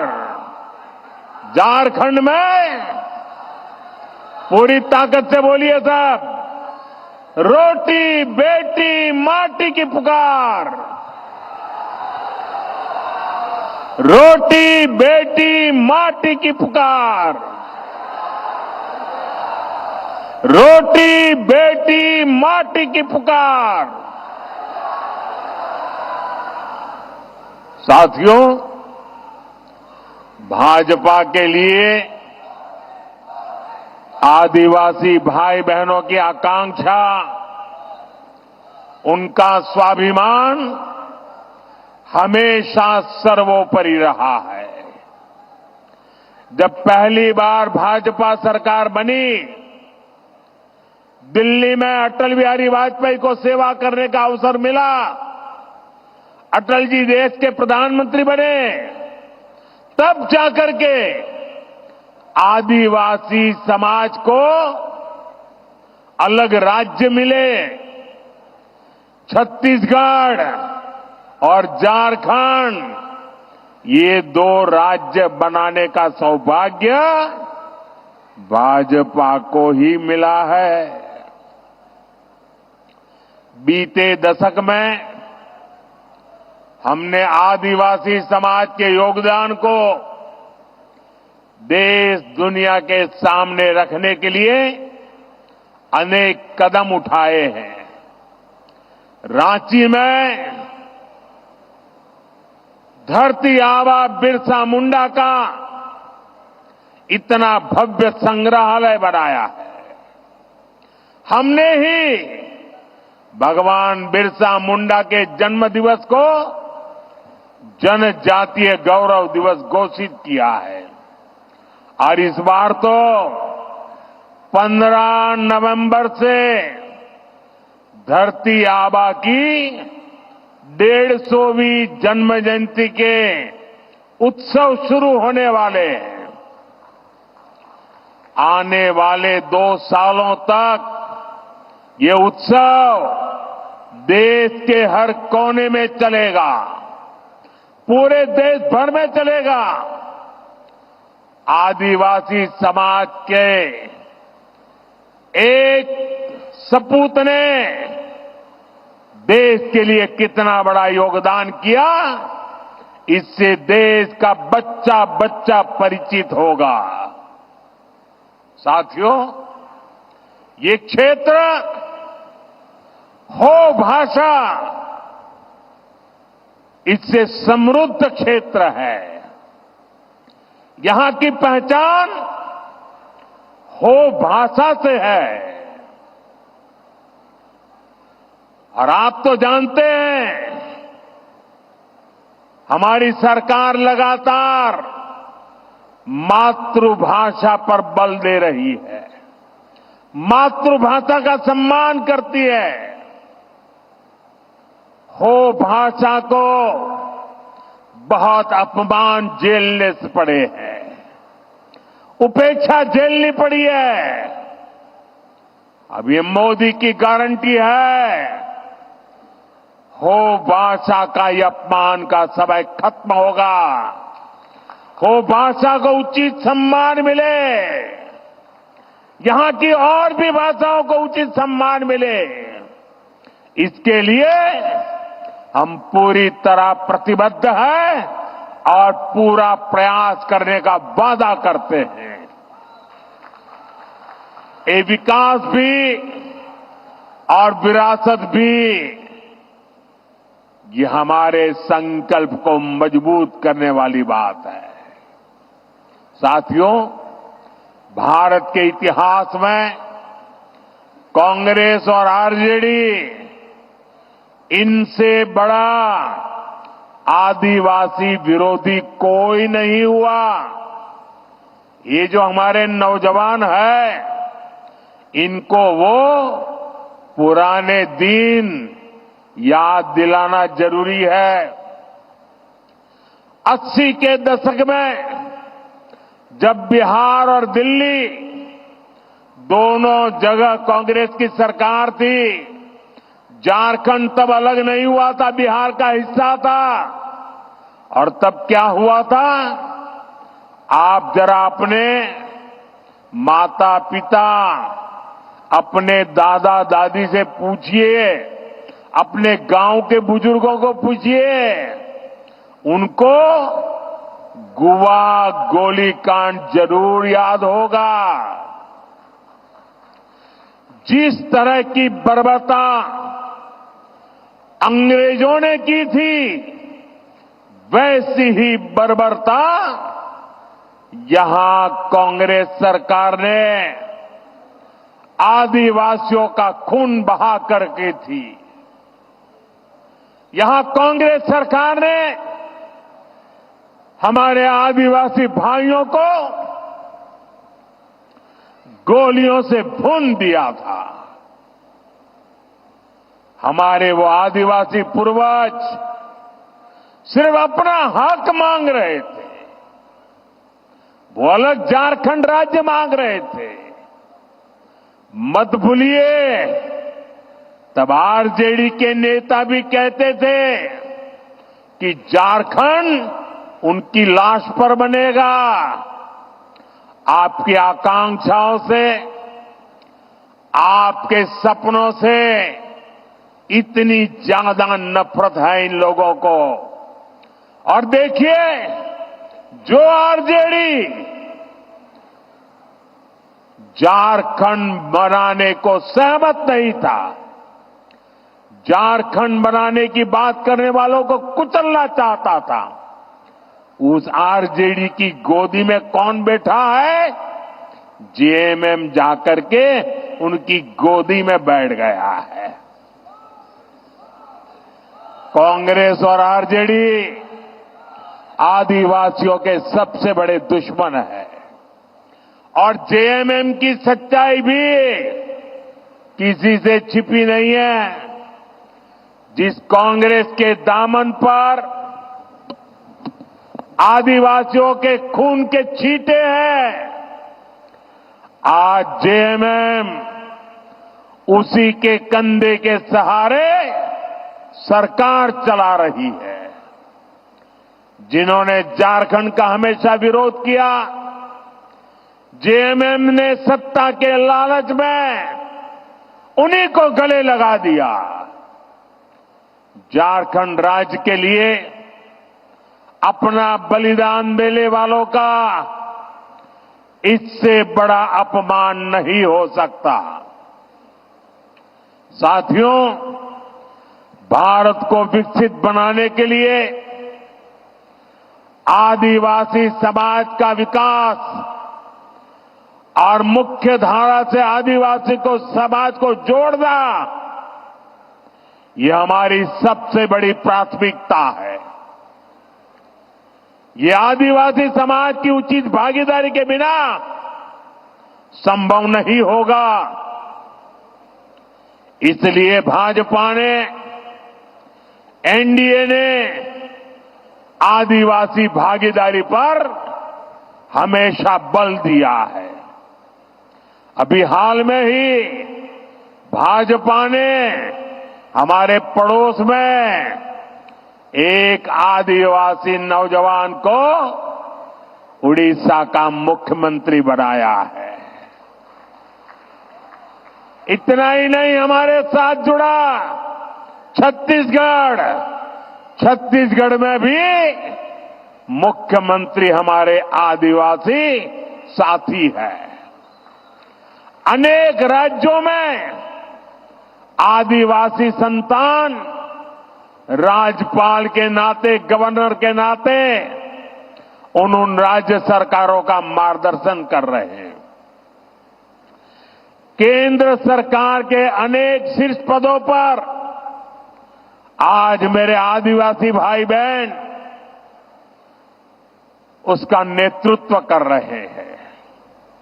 आज देश भर के आदिवासी कल्याण की जिम्मेदारी उड़ीसा के हमारे जुएल ओरांव जी और मध्य प्रदेश के हमारे दुर्गादास उइके जी के पास है। देश भर को पोर्ट शिपिंग के विकास की जिम्मेदारी, हिंदुस्तान को पूरी दुनिया से जोड़ने की जिम्मेदारी हमारे सर्बानंद सोनोवाल जी जो आदिवासी समाज का गौरव है, वो संभाल रहे हैं। देश में महिला और बाल कल्याण की जिम्मेदारी हमारी आदिवासी बहन सावित्री ठाकुर जी के पास है। साथियों, दूसरी तरफ कांग्रेस आरजेडी को देखिए। कांग्रेस ने किसी आदिवासी को अपना अध्यक्ष नहीं बनने दिया। कांग्रेस ने कभी किसी आदिवासी बेटे बेटी को देश का राष्ट्रपति भी नहीं बनने दिया। इतना ही नहीं, हम जब एक आदिवासी महिला को देश का राष्ट्रपति बनाने निकले तो उन्होंने उनका भी घोर विरोध किया, उनको पराजित करने के लिए षड्यंत्र किए। ये एनडीए है, भाजपा है, जिसने देश को पहली आदिवासी महिला राष्ट्रपति दी है।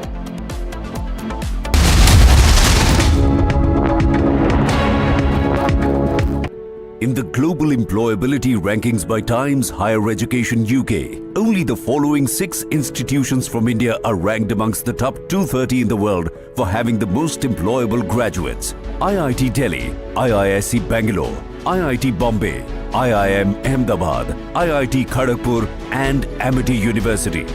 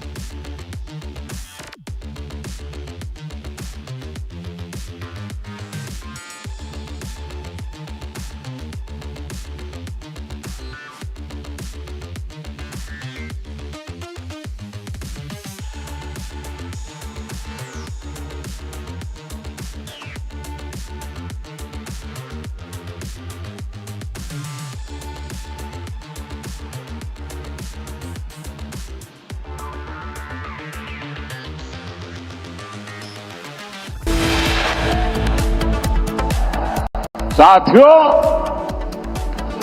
वोट के लिए ये जेएमएम और कांग्रेस वाले आदिवासी बेटियों का अपमान करने से भी नहीं चूकते।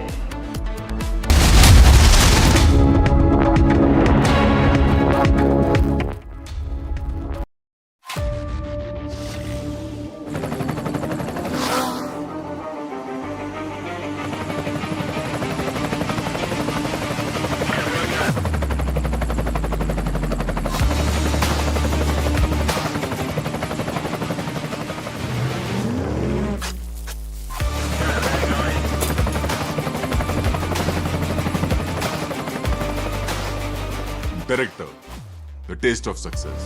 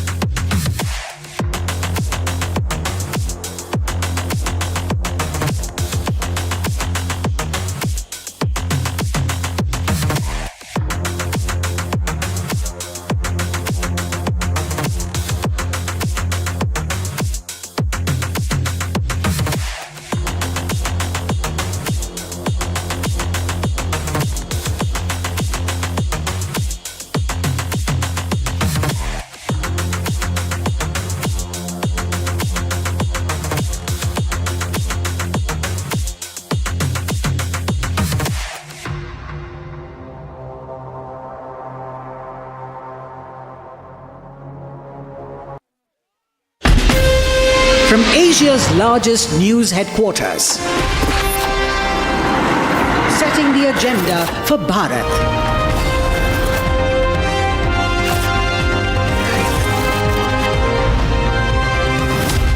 You're watching Republic.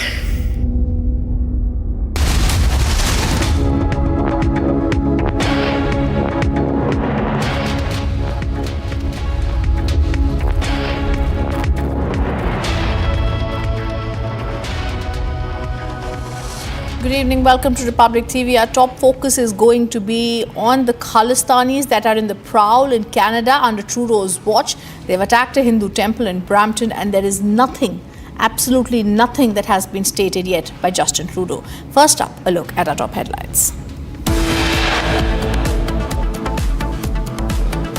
RG car case prime accused Sanjay Roy's big allegation says being framed by Mamata government and being forced to keep shut. Under Trudeau's Khalistani terror at play yet again, temples attacked in Brampton and Surrey.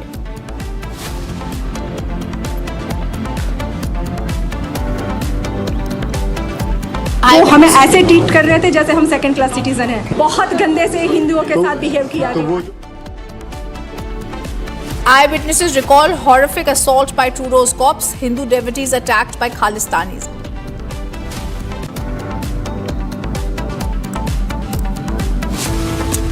Fold back and trace करो. Put the first row. Fold back and trace कर दो. करण की नीति को चरम पर पहुंचा दिया है। ये इन घुसपैठियों को पूरे झारखंड में बसा रहे हैं।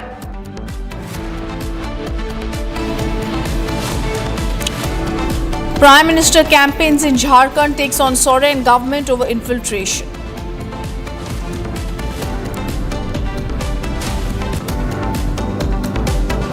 BJP calls out minority appeasement at SP demands common minorities program in MVA manifesto.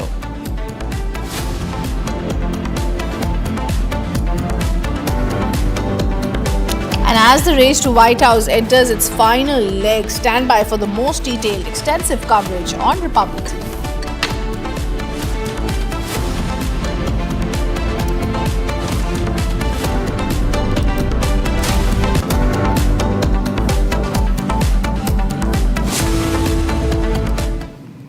Viewers, a big update coming in on the temple attacks in Canada. We have now learned the Peel police has made 3 arrests.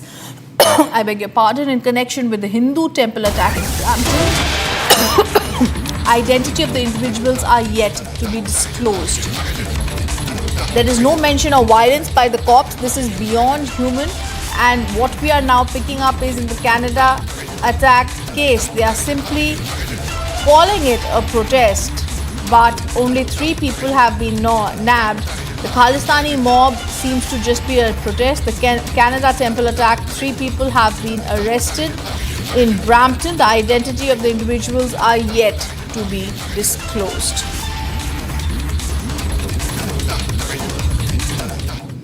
And let's show you how the Canadian police have been brutal. The brutality on the camera is caught. The Trudeau's cops are now assaulting the Hindus. The visuals on the screen are showing the aggression, the brutality and the inhuman behavior and the way in which the Canadian police are acting. Let me also tell you and show you pictures of how the Khalistani goons attacked the Hindu devotees, and nothing was done at that time. The police just called it a protest. And all these temple details coming in as 3 people only have been arrested. These are visuals that are showing the shocking behavior of the Khalistani goons. Let me show you a third picture where Canadian police pinch Hindu devotees. As you can see, the Canadian police officer who's been circled and how he has pinched the Hindu devotees. The Trudeau's cops are now also assaulting Hindus. It's a very, very, very clear diktat they seem to be following. There seems to be no end. The fourth visual, the Canadian police drag and detain the Hindu devotees. It's the Khalistani mob that needs to be arrested and questioned. The Canadian police is now detaining Hindu devotees, and Trudeau's cops are assaulting Hindus. The Canadian police have here detained the Hindu devotees.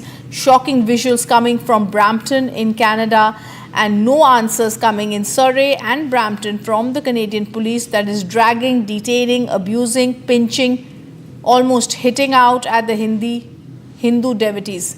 Let me go across to Arth, who's joining us live from the newsroom. Arth, what is the latest details you've picked up? What sort of action, if any, is the Canadian police taking? Has there been any statement from Justin Trudeau?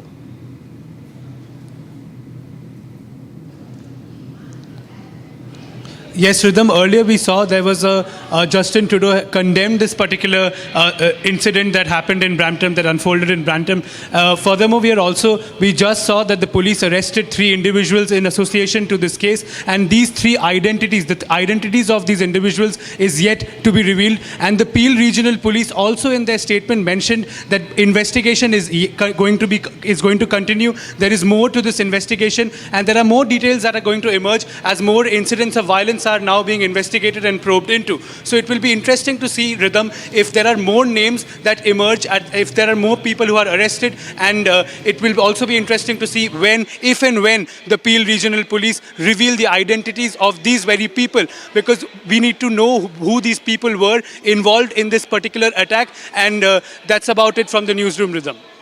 In fact, viewers, now by attacking the Hindu temple, Khalistanis have confirmed they are only supporting Khalistan. And also Justin Trudeau, we are clearly being shown, instead of taking steps against the Khalistanis, his police is attacking and arresting Hindus.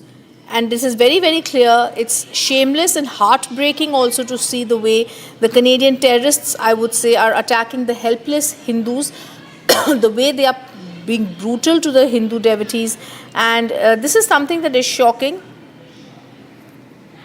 Let me first go across and get you a reaction of a Hindu devotee. Video डाल रहा था वो तो कि पहले fighting हुई थी यहाँ पे, अंदर घुस गए थे और उसके बाद फिर ये तो बेटा डरा हुआ था, क्या हुआ था जब बेटे ने आपसे बात की? वो करना हमें एक्चुअली डराया पुलिस ने है, पुलिस ने डराया, पुलिस ने हमें डराया, पुलिस ने हमें मारा है। पुलिस ने, वो तो खालिस्तानी तो मार रहे थे, चलो वो तो सुना खालिस्तानी मार रहे, पर पुलिस हमें मार रहे थे, हमें मारा, बहुत मारा। 2-3 पुलिस वाले थे, उन्होंने हमें लाठी से मारा। पुलिस वालों ने लाठी से हमें मारा, मेरे पास वीडियो है जी। पुलिस वालों ने हमें लाठी से मारा, वो हमें ऐसे ट्रीट कर रहे थे जैसे हम सेकंड क्लास सिटीजन हैं। बहुत गंदे से, it's biased police ever in Canada I have seen in my life. Biased police, बहुत गंदे से हिंदुओं के साथ बिहेव किया तो गया।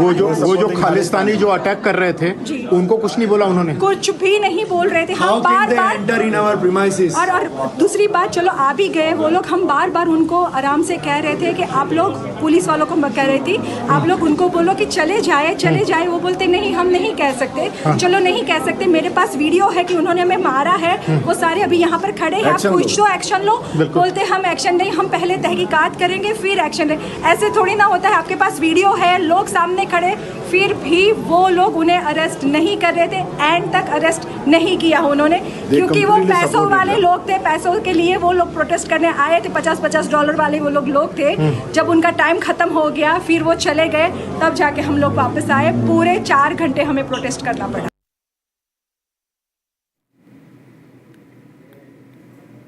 It's a shocking and very clear anti-Hindu sentiment that we are seeing in Canada. The rise of this sentiment is deeply concerning, viewers, and we're also going to be condemning the hate speech and attack on the Hindu temples, the way that Hindu devotees spoke. And I'm going to quickly go across to my colleague Abhishek Kapoor also to get a sense. Abhishek, you were the first person to break this story. This is a community that needs to be protected. Hindus in Canada need to be protected, and also promoting religious tolerance. I think Justin Trudeau has forgotten exactly how a leader has to be. But Abhishek, not going to go into the rhetoric, we want to go into the facts. The anti-Hindu sentiment on the rise, no action being taken. In fact, the Canadian police being extremely brutal. What is your sense of how things are going to develop? Are there going to be real, tangible arrests against the Khalistanis in Trudeau's Canada? Well, I don't think the 3 arrested belong to the Khalistani camp, and even if they are, the manner in which the Peel police has conducted itself, Justin Trudeau's police has conducted itself, is a clear case of, pro-Khalistan sentiment seeping into even the police establishment in Canada. And that's a serious situation, Rhythm, panning out, because what we saw yesterday was a clear case of a red line being crossed, where the Hindu temple was attacked, physically attacked. There was violation, there was physical abuse. And we saw when this was happening, when Indian flag was being trampled upon, the police was just standing by for them. That was freedom of expression.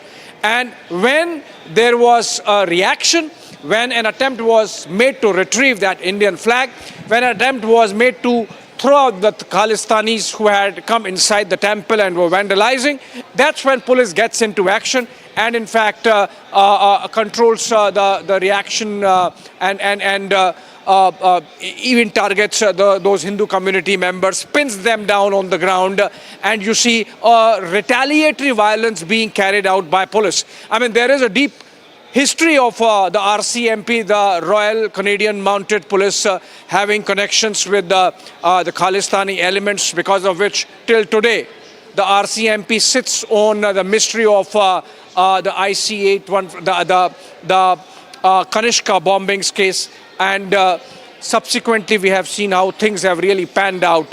But I think this has to be taken up at the topmost levels, Rhythm. The kind of violence we have seen now. This is the same Justin Trudeau government which was saying that some criminal gangs in India are carrying out these acts of violence in Canada. But in the pictures that we have seen, it's the Khalistanis there who have indulged in intimidation and violence. And it's the Canadian police which has in fact not done anything about that violence and pinned the Hindu community down when it came to they trying to protect their temple from further vandalism. So this is not going to die down anytime soon, Rhythm. In fact, we are hearing that there are protests, counter-protests already being panned out. There is a massive demonstration that's happened at the same temple where the Hindu community had mobilized. Unfortunate, because it's actually not Hindu versus Sikh. It's actually Indians versus the Khalistanis. And hopefully, after this counter-mobilization,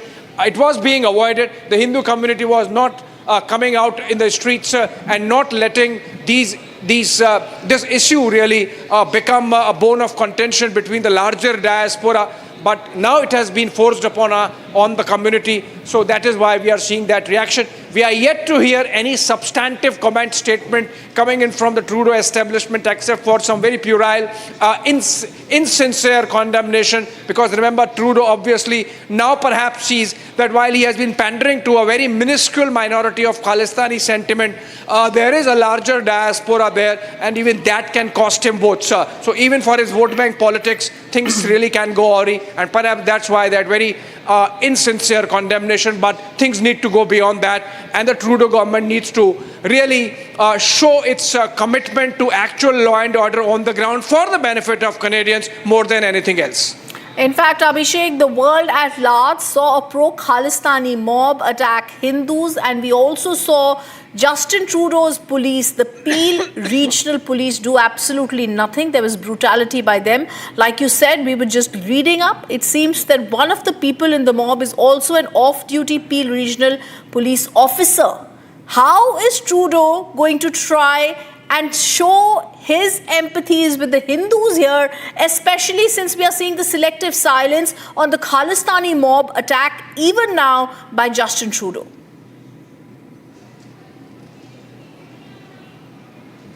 Well, yes, Rhythm. So, as I was mentioning, that this act of police is actually evidence that even the police is compromised, that maybe there are people within the Canadian police at this level, district level, where they have been infiltrated by the Khalistanis, if not Khalistanis, at least the Khalistani sentiment, because it's clear, it can be seen that in the same moment, they are very soft on the Khalistanis, doing nothing when the violence happens, but when there is a counter move to protect the temple property, the police...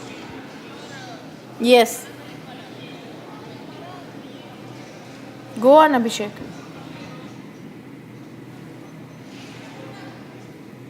As Abhishek was telling us, I'm going to go back to him. Abhishek, this is also rhetoric, also from the Toronto MP, who says Canada is becoming a safe harbour for radicals. There's strong objection coming. Even Kevin Bjork, the Toronto MP, asserted Canada has become a safe harbour for radicals. They've asserted the country's leaders have failed to protect Hindus just like they failed to safeguard Christians and Jewish Canadians.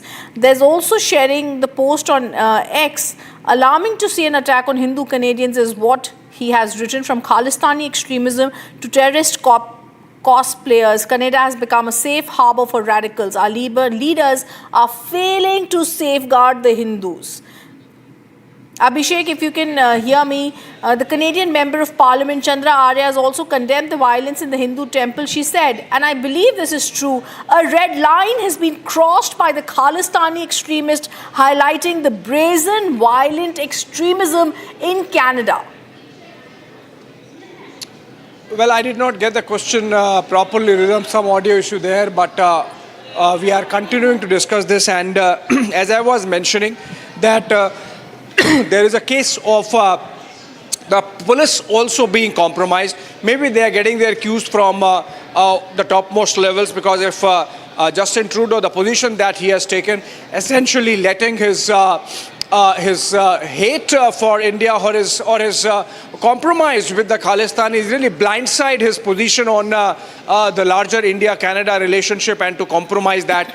I think the cops on the ground are taking their cues from them, from that messaging, and hence not acting when the Khalistanis attack the temple, but act immediately and carry out that brutality, as can be seen in the pictures, against the Hindu community. So obviously, as I mentioned earlier, Rhythm, it's not going to stop at, or should not stop at, a puerile condemnation that we have seen from the Canadian Prime Minister. It's unlikely that he can walk back from the precipice that he has taken India-Canada relationship.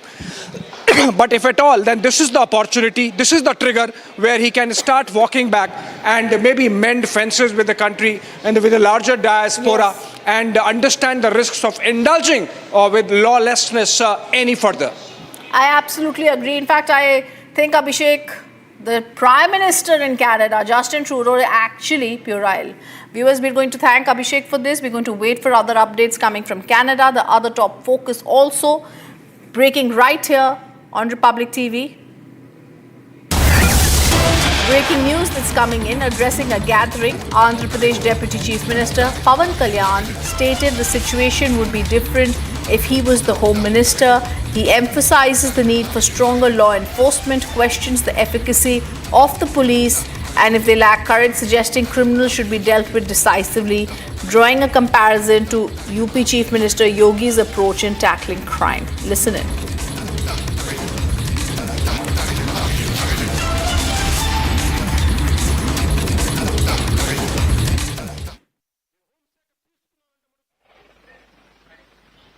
ఇంత మాత్రం ధైర్యం లేని కాడికి ఎందుకు police ఉండటం?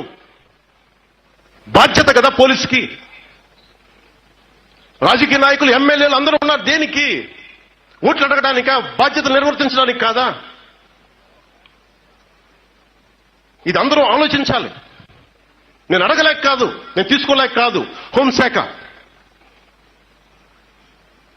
నేను హోంశాఖ తీసుకున్నానంటే మటుకు పరిస్థితులు చాలా చాలా వేరుగా ఉంటాయి. మీకు ఎలా ఉండాలంటే, ఇలాంటి క్రిమినల్స్ కి ఉత్తరప్రదేశ్ లో యోగి ఆదిత్యనాథ్ గారు చేసినట్టుగా చేయాలి మీ అందరికీ. అప్పుడు కానీ మీరు మాటెనరు. అప్పుడు కానీ మాటెనరు. ఇంకా అలాంటి పరిస్థితి నేను నెట్టేస్తున్నారు మమ్మల్ని అందరినీ. మిమ్మల్ని మీరు కంట్రోల్ చేసుకుంటారా? మీరు ఆలోచించుకోవాలి ప్రతి ఒక్కరు.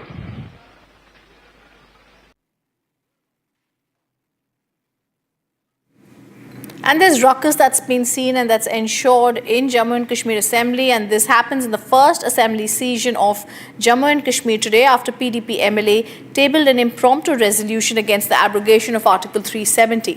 While the BJP has now opposed the resolution, Chief Minister Umar Abdullah has said that the revocation of Article 370 cannot be decided by one member alone.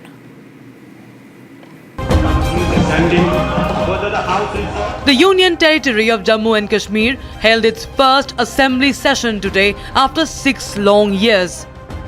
This after Umar Abdullah was elected the Chief Minister in the recently concluded elections. The highly anticipated session was marred by ruckus and chaos after People's Democratic Party lawmaker Wahid Parra tabled a resolution against the scrapping of Article 370. The PDP MLA had earlier said that the silence of Jammu and Kashmir will be broken in this session. हमें उम्मीद है कि जम्मू कश्मीर में जो खामोशी रही पिछले 5 साल और आवाम की खामोशी इस सेशन में टूटेगी और लोगों के मसाइल की, उनके सेंटिमेंट्स की बातचीत करेंगे। इंशाल्लाह हमें उम्मीद है कि कश्मीर के आवाम की जो एहसासात है, सेंटिमेंट्स है और जो खामोशी है यहाँ पिछले 5-6 सालों में, वो इस हाउस की वसादत से टूटेगी और कश्मीर की आवाम की बात होगी और ताकि ये जो डर, खौफ हिरास का माहौल है वो ख़त्म हो जाए। While BJP lawmakers opposed the resolution, newly elected Speaker Rahim Abdul denied admitting such a resolution. 5 years ago, the BJP-led central government revoked Jammu and Kashmir's special status, splitting the former state into 2 union territories. राष्ट्रपति संसद की सिफारिश पर यह घोषणा करते हैं कि यह दिनांक जिस दिन भारत के राष्ट्रपति द्वारा इस घोषणा पर हस्ताक्षर किए जाएंगे और इसे सरकारी गैजेट में प्रकाशित किया जाएगा, उस दिन से अनुच्छेद 370 के सभी खंड लागू नहीं होंगे। Chief Minister Omar Abdullah expressed his disapproval of abrogation of Article 370, but also added that the decision to revoke this will not be decided by just one member. हकीकत यह है कि जम्मू कश्मीर के लोगों ने 5 अगस्त 2019 के फैसले पे अपना मोहर नहीं लगाया है। अगर लगाया होता तो नतीजे अलग होते। हम इस तरफ बैठे हैं, अक्सरियत उन लोगों की है जिन्होंने 5 अगस्त 2019 के फैसलों के खिलाफ अपनी आवाज बुलंद की। अब हाउस इसको किस तरह रिफ्लेक्ट करेगी, इस पर किस तरह बातचीत होगी, इसको किस तरह रिकॉर्ड पे लाया जाएगा, ये एक सिंगल ऑनरेबल मेंबर तय नहीं करेगा।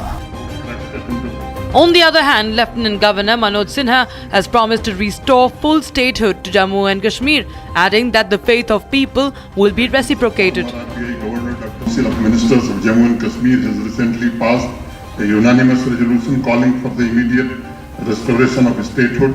This resolution reflects the collective will of the elected representatives, echoing the aspirations of the people for the reinstatement of full democratic governance. My government will make all efforts for restoration.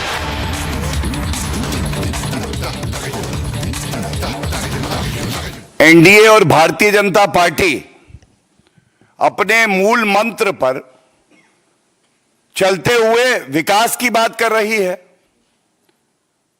देश को, प्रदेश के निवासियों को जोड़ने की बात कर रही है। दूसरी तरफ विपक्ष का एक ही मकसद है और वो मकसद है पहले बांटो, उसके बाद जो घुसपैठिए घुस जाए वो काटे। और झारखंड के परिप्रेक्ष्य में जो वहां की जनता की आवाज है, संकेत स्पष्ट हैं। एक बड़ा बदलाव होगा, एनडीए की और भाजपा की सरकार वहां बनेगी और मैं मुख्य मुद्दों पर आज भारतीय जनता पार्टी के विचार रखूं उससे पहले मुख्यमंत्री भ्रष्टाचारी अभियुक्त हेमंत सोरेन के प्रस्तावक ही उनको छोड़ के चले गए हैं। उनको भी दिखाई दिया जहां श्री नरेंद्र मोदी जी का नेतृत्व है, जीत भी वही है, जनता का हित भी वही है, विकास भी वही है और देश और प्रदेश एकजुट भी वही है। और जैसा गृह मंत्री श्री अमित शाह जी ने अभी एक चुनावी सभा में इस मुद्दे को पुरजोर तरीके से उठाया, उन्होंने कहा घुसपैठियों को चुन चुन कर बाहर करेंगे। मैं दोहरा देता हूं क्योंकि यह मूल मंत्र है, यही भाव है आज की प्रेस वार्ता का। गृह मंत्री श्री अमित शाह जी ने कहा घुसपैठियों को चुन चुन कर बाहर करेंगे, और जेएमएम और कांग्रेस का मूल मंत्र है घुसपैठियों का चुन चुन कर ब्याह करेंगे। घुसपैठियों का चुन चुन कर ब्याह करेंगे। अनुसूचित जनजाति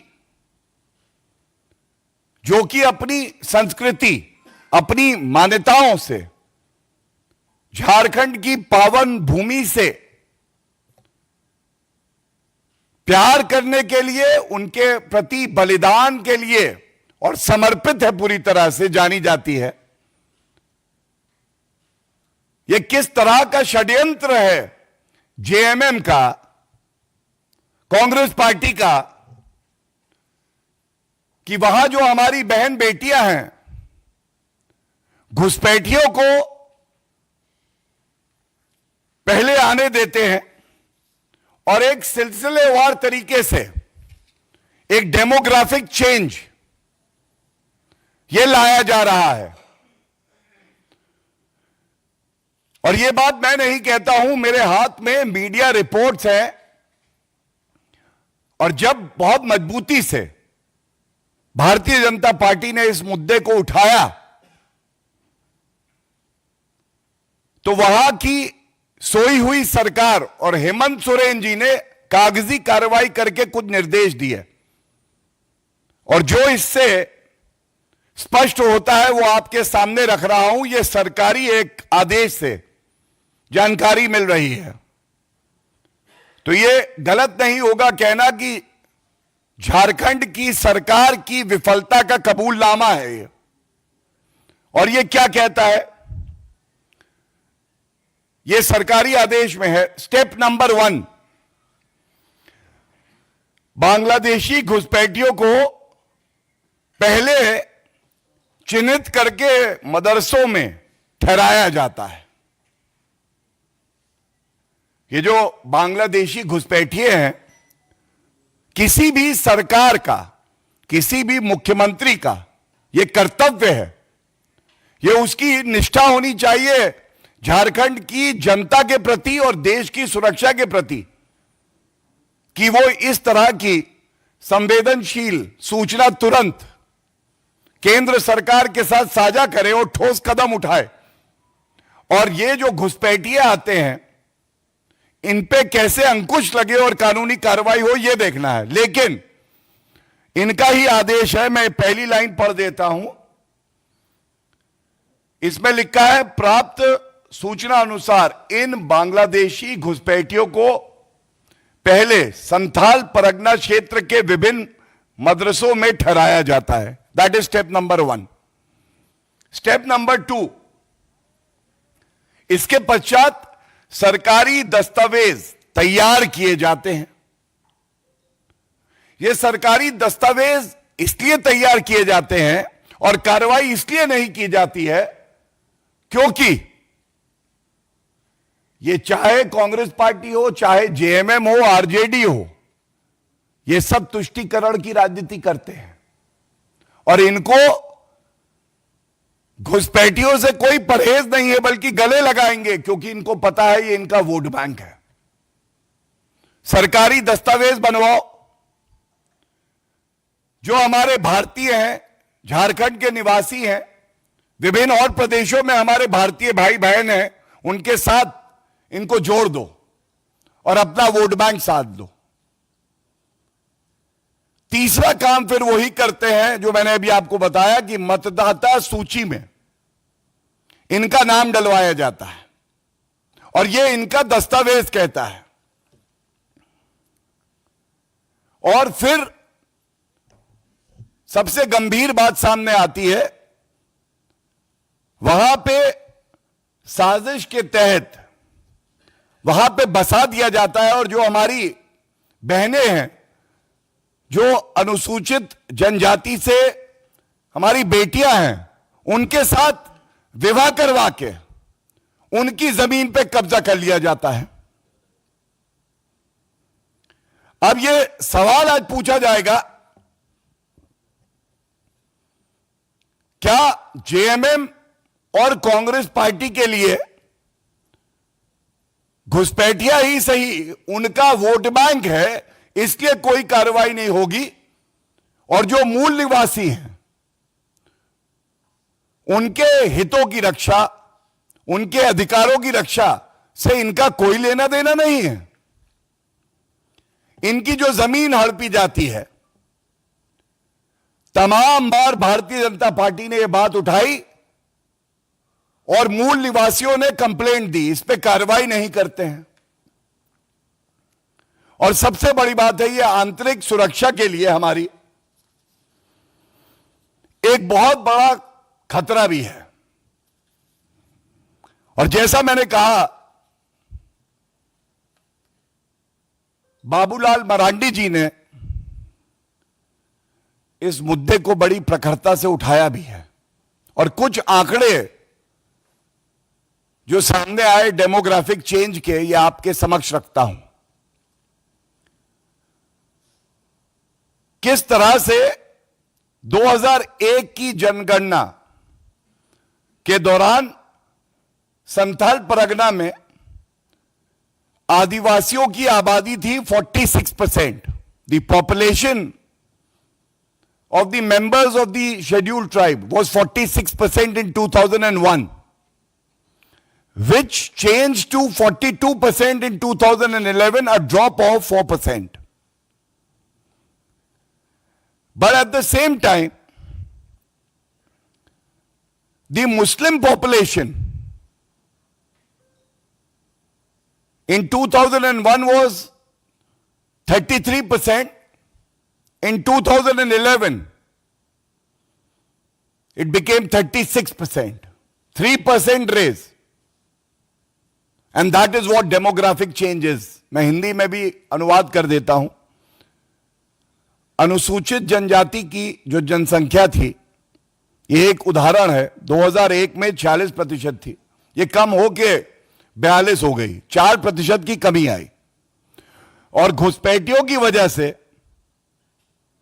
जो मुसलमानों की जनसंख्या थी, और जो मैंने अभी आपको इनकी एक कार्यशैली बताई अपना वोट बैंक तैयार करने की, चाहे वो भारतीय ना भी हो, वो 2001 में 33% थी और 36% हो गई 2011 में, 3% की बढ़ोतरी हो गई। और इसीलिए जब भारतीय जनता पार्टी कहती है रोटी बेटी और माटी, तो झारखंड के जो निवासी हैं उनकी खाकर रोटी जेएमएम और भ्रष्टाचारी कांग्रेस हो गई मोटी। बेटी की बात करें तो बेटी की अस्मिता और बेटी का जो सम्मान होना चाहिए वो तो इनके लिए मायने ही नहीं रखता है। घुसपैठिया भी हो तो निकाह करा के और उस बेटी की अस्मिता को छीनते हैं और उसके बाद जमीन छीनते हैं, जिसके लिए भारतीय जनता पार्टी ने झारखंड की जनता से वादा किया है। सरकार तो एनडीए और भारतीय जनता पार्टी की ही आने वाली है, और जो ये जमीन कब्जाई गई है, ये सब जो झारखंड के निवासी हैं, अनुसूचित जनजाति के हमारे भाई बहन हैं, उनको वापस जमीन मिलेगी। और तीसरा, माटी। तो जमीन पर अवैध कब्जा करना, किस तरह से बालू माफिया, खनन माफिया जमीन हड़प रहे हैं, और मुख्यमंत्री हेमंत सोरेन खुद अपने आप को खनन का पट्टा दे देते हैं। न्यायालय में जब फटकार लगती है तो कहते हैं गलती से मिस्टेक हो गया मुझसे और मैं वापस कर रहा हूं। तो आज ये कहना जरूरी होगा, ना हम बटेंगे ना हम कटेंगे। और जो लोग ये षड्यंत्र कर रहे हैं, जो लोग ये प्रयास भी कर रहे हैं,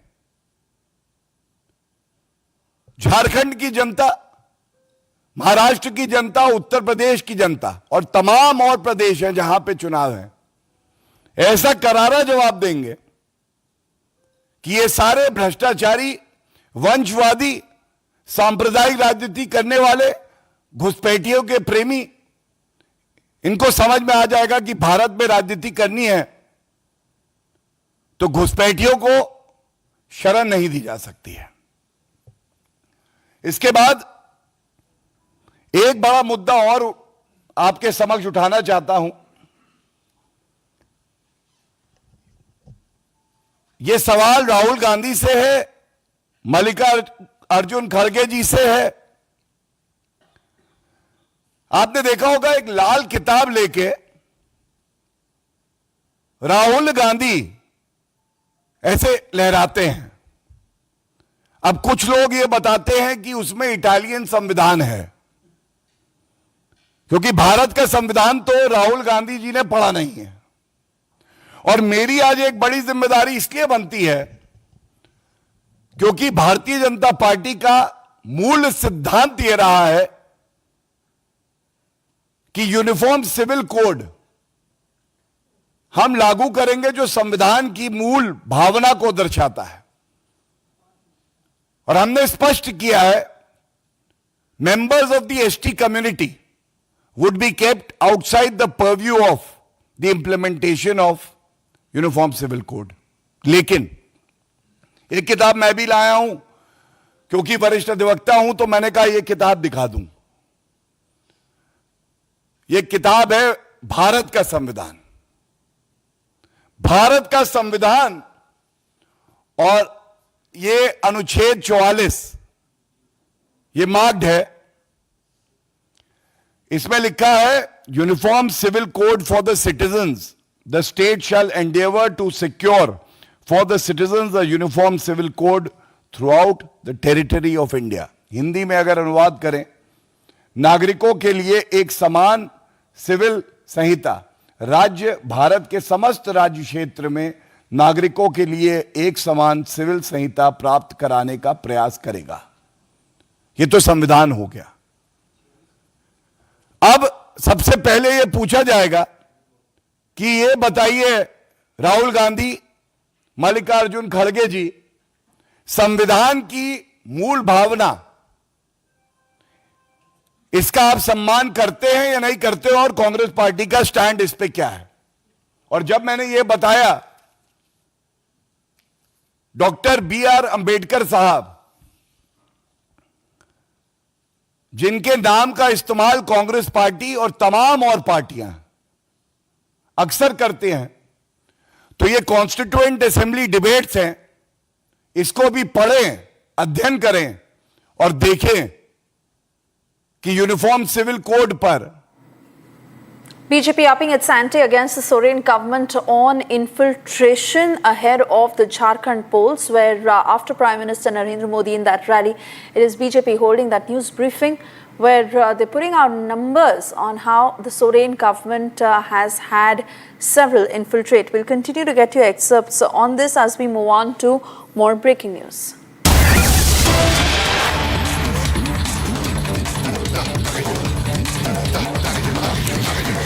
And well, in response to the recent violence at the Hindu Sabha temple in Brampton, MEA spokesperson Ranveer Jaiswal has condemned the attacks by extremists and separatists, urging the Canadian government to ensure the protection of places of worship and prosecute those responsible. Expressing concerns for the safety of Indian nationals in Canada, Jaiswal has emphasized that intimidation and violence will not deter the outreach of Indian consular officers in providing services to both Indian and Canadian citizens.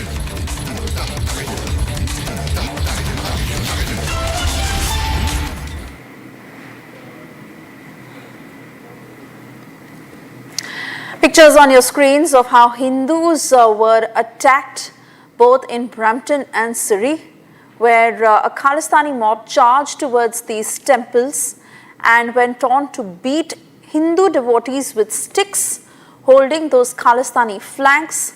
Not just that, even the Canadian police that should have come out in support of the Hindu devotees went on to openly side the Khalistani mob, rather unleashing brutality on Hindu devotees.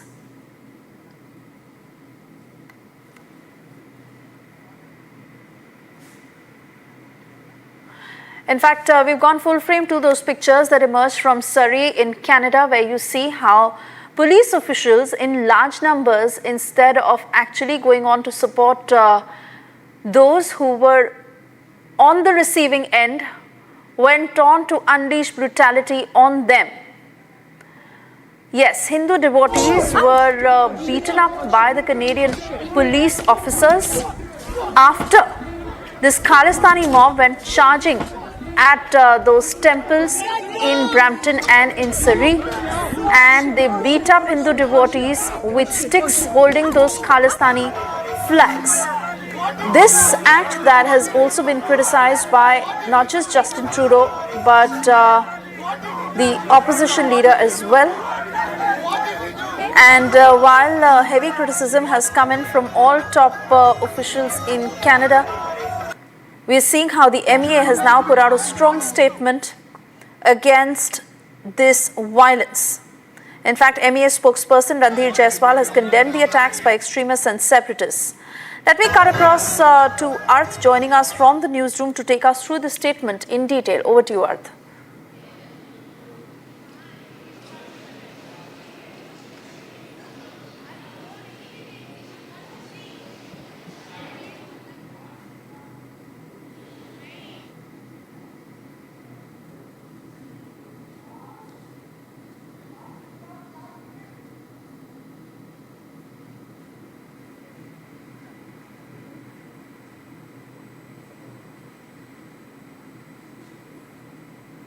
We are seeing the statement by the Ministry of External Affairs about the situation in Canada, a clear condemnation. The Ministry of External Affairs has called upon the government of Canada to ensure protection of Hindus and protection and to ensure that such situations do not unfold again. And it is also mentioned that despite these incidents, despite repeated harassment, despite repeated violence, the consular services will remain undeterred to Indian and Canadian citizens. And we are clearly seeing the Ministry of External Affairs has released a heavy condemnation on the situation, and it has also called upon the government of Canada to ensure utmost protection of Hindus and temples in Canada. Back to the studio.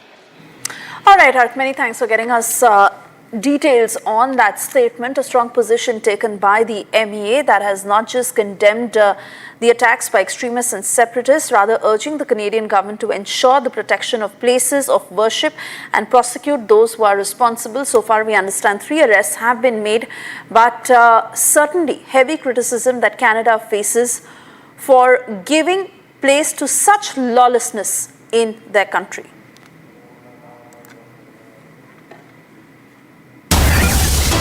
Shifting focus to more breaking news coming in ahead of the Maharashtra polls, we are learning that Shiv Sena Shinde group candidate Avinash Rane, who had filed his nomination against NCP Ajit Pawar group leader Nawab Malik's daughter Sana Malik from Anushakti Nagar Assembly seat, has now withdrawn his name.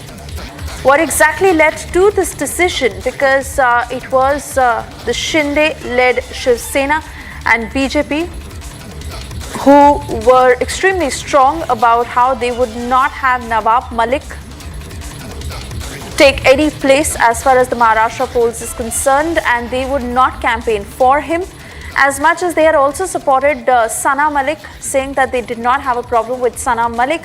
But this Shiv Sena Shinde group candidate Avinash Rane, who had been fielded from Anushakti Nagar Assembly seat, now the candidature has been withdrawn. Let me cut across to Sandeep, joining us live on the broadcast. Sandeep, Ajit Pawar has stood his ground as far as Nawab Malik is concerned. Ajit Pawar has said that Nawab Malik will stay.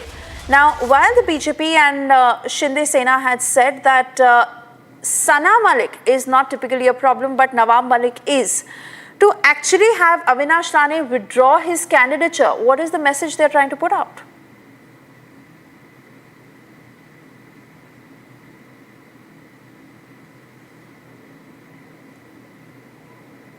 Sandeep.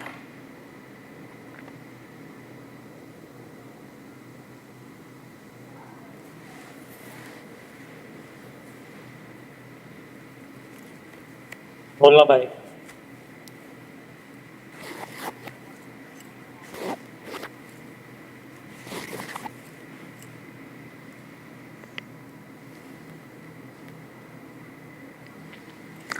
All right, not too sure if Sandeep is able to hear me, but those are the details that Republic is putting out at a time when Nawab Malik has refused to withdraw from the polls and is being backed by the Ajit Pawar faction of the NCP. So much so that Ajit Pawar even put at stake the Mahayuti alliance. It is the Shinde Sena that has pulled out its candidate Avinash Rane, who was contesting against Sana Malik from Anushakti Nagar. What exactly was the reason of this decision, and is it the Shinde Sena and the BJP that are now taking a softer position when it comes to Nawab Malik, given the fact that Ajit Pawar has held his ground on this issue? I want to go back to Sandeep. Sandeep, what is the reason that Avinash Rane has pulled out? See, as far as this decision is concerned, remember Avinash Rane was put into this to put pressure on, in fact, Mahayuti members as well as on, Sana Malik, as she is the candidate from Anushakti Nagar constituency. But ultimately, it seemed that there was a pressure built back on Eknath Shinde faction to pull out the candidate as Avinash Rane, if takes vote from Mahayuti, and if the Muslim votes get divided in that kind of scenario, there would be a possibility that there would have been a possibility, Suesha, which could have led the MVA to get that very constituency. So in such a scenario, when pressure was built, it seems that Mahayuti has in fact convinced Eknath Shinde to pull out the candidate against Sana Malik. But ultimately, on the other hand, they have in fact Nawab Malik is in fact contesting from Mankud Shivaji Nagar constituency. He is still there contesting from Mankud Shivaji Nagar. So ultimately, it is a win-win situation for Mahayuti, but it will be very much crucial to see whether the Eknath Shinde faction would be, working for Sana Malik or not, as Avinash Rane has pulled out of this very constituency.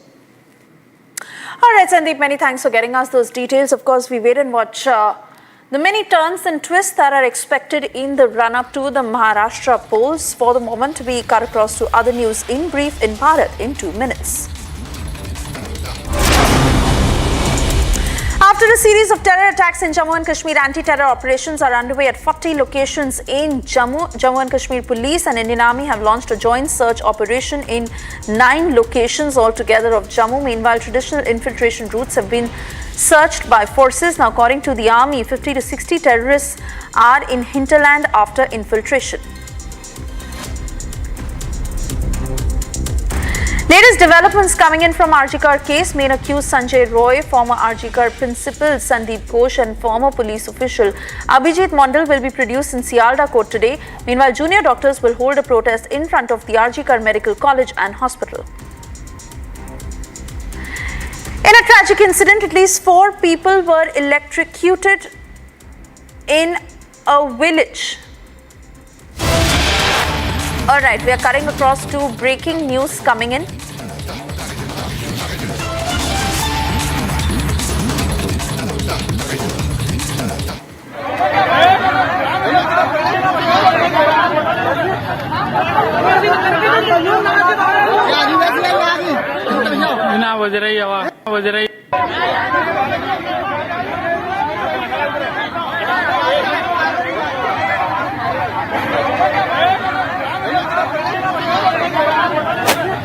Well, viewers, we are getting in visuals right now and from ground zero in Agra, where an Air Force plane has just crashed. It has caught fire while it was flying. So during the flight, it caught fire, and we do not know yet if there is any casualty or not. But the latest is those visuals that are coming in right now on your screens, viewers. This is a field where it crashed, and it caught fire while it was in the air. And this is an IAF plane, an Indian Air Force plane. What we know, there was a pilot, and there were 1 or 2 people people as passengers inside. We do not know about their condition yet. We are waiting for official confirmation, but those are exclusive visuals that we have accessed. And the army plane has crashed in Agra right now as we speak. These are the latest visuals coming in. It has now crashed in a field and it's still burning. The body of the aircraft still burning, as you can see. Huge plumes of smoke erupting. The flames, that blaze is massive as we speak. Do not know yet. We can see the people around in a state of chaos. There is commotion on ground zero as the plane crashed and it fell in a field. And the two people, including the pilot, have saved their lives by jumping. So no casualties. That's what we know. Have they been injured? We do not know. But yes, they have saved. They have escaped. They had a narrow escape as they jumped. They jumped from the aircraft. That includes the pilot and another person. So the pilot and his companion were found 2 kilometers away from the plane. And the plane crashed in an empty field near the Soniga village in Kagarol. And that's the big breaking news. This is coming in from western Uttar Pradesh and Agra.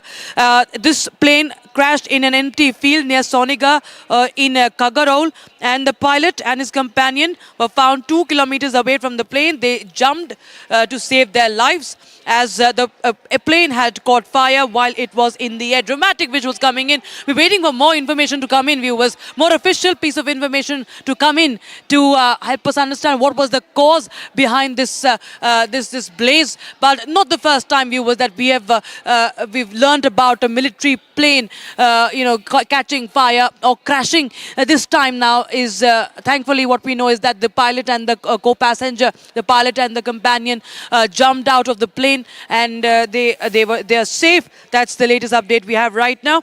And it's an army plane, remember, that has crashed in Agra, and it fell in a field. It was an empty field. Thankfully, not much people. It wasn't a populated place not a populated area. That piece of land where it actually crashed after catching fire in the sky while it was flying. Cause of this flyer on air, we do not know yet. We are waiting for more official confirmation and information. It's a MiG-29 fighter as we speak, viewers. We're getting in information, and MiG-29 fighter jet has now crashed. It's a MiG-29 fighter, pilot ejecting from the plane, and it had taken off from Adampur in Punjab. It was en route Agra, and when an exercise was going to take place. So the plane had taken off for an exercise, and it had taken off from Adampur of Punjab. And court of inquiry has also been ordered. That is the latest we have from the defense officials. So Republic TV is learning that this was a MiG-29 fighter jet that has crashed near Agra in an empty field near a village. Pilot and the co-passenger ejected safely, and it had taken off from Punjab for an exercise while it crashed near Agra. So that's the update we have. Court of inquiry is also ordered. Is all set to be ordered. That's as per the officials from the Defense Ministry. So a big update coming in, dramatic visuals coming in from Agra. It's a big, fire. You can see, viewers, it's a massive fire and huge flames you can see, and plumes of smoke coming out, which this in fact caused a lot of chaos and commotion in that area. The IAF jet crashing in Agra, it caught fire while it was in the air, while it was it was in the skies, while it was being flown by a pilot, and he safely ejected along with the co-passenger to save their own lives. And now, of course, the cause of this fire is yet to be ascertained. We'll get to know more after the officials intimate us with the latest on that. Investigation, of course, is imminent. And what we know is that this is a MiG-29 fighter jet, which was, of course, deployed for an exercise that was for the army.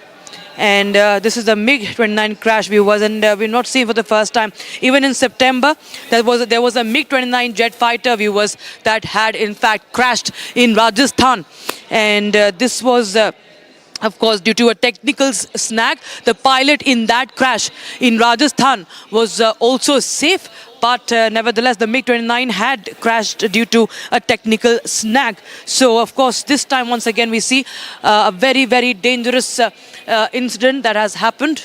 and we will get you more updates. Suyesha, back to you.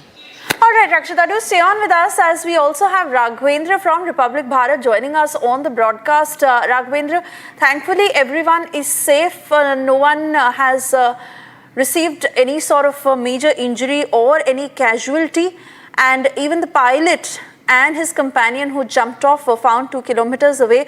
They, of course, would be able to tell the entire story of what caused this. But so far, what is our information on the extent of damage on the villagers there who found this aircraft on fire? And what is the next step? बिल्कुल देखिए, भारतीय सेना का जो ये विमान था ये पूरी तरह से दुर्घटना का शिकार हुआ। जिस तरह से ये जमीन पर गिरा और गिरते ही इसमें आग लग गया, अगर पायलट समय रहते अगर कूद के अपनी जान न बचाए होते तो शायद इस दुर्घटना को शिकार हो जाते और जो 3 लोग उसमें बैठे थे वो वहीं पे खत्म हो जाते। जिस तरह से ये पूरा ये जो लड़ाकू विमान था ये जैसे ही गिरा उसमें आग लग गई उस जहाज में। और दूसरी सबसे अच्छी बात ये है कि पायलट कितने कुशल थे। अभी ये मतलब एक प्रकार से रिहर्सल का माहौल था इंडियन आर्मी का, लेकिन वो 2 किलोमीटर पहले ही यानी कि जमीन टच करने से पहले ही वो खाली जगहों पर यानी कि खाली जगहों पर उन्होंने छलांग लगा दी, खेतों में जाकर गिरे और कहीं न कहीं उनकी जान बच गई। लेकिन प्लेन जो है, लड़ाकू विमान जो है, पूरी तरह से ये जो मिग था ये क्रैश हो गया है। आप इसके विजुअल्स देख रहे होंगे कि किस तरह से धू-धू कर ये जल रहा है। और अगर कूदने में सफल ना हुए होते, किसी तरह से अगर वहां से पहले ही ये फैसला ना लिए होते तो कहीं न कहीं आज भारतीय सेना अपने जाबाज पायलटों को खो देता। इसमें 2 से 3 लोगों की कैजुअलिटी हो जाती और ये एक बड़ी घटना हो जाती। हालांकि ये जो प्लेन क्रैश हुआ है, लड़ाकू विमान जो क्रैश हुआ है, इसकी भरपाई हो जाएगी।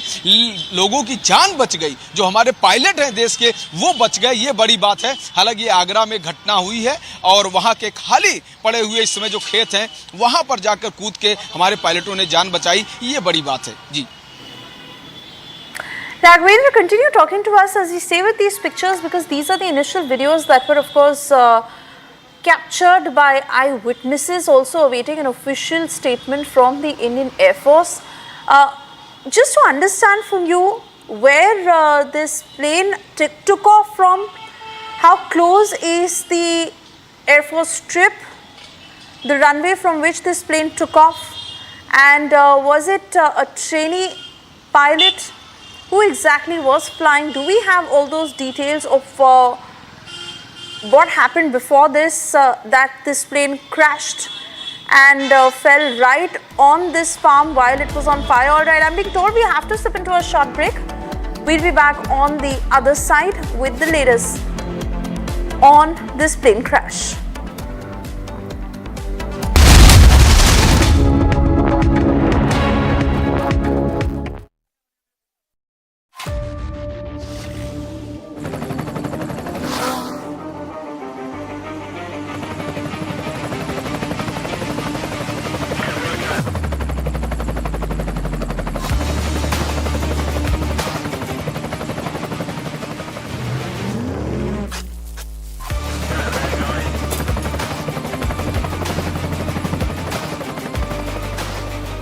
Director, the taste of success.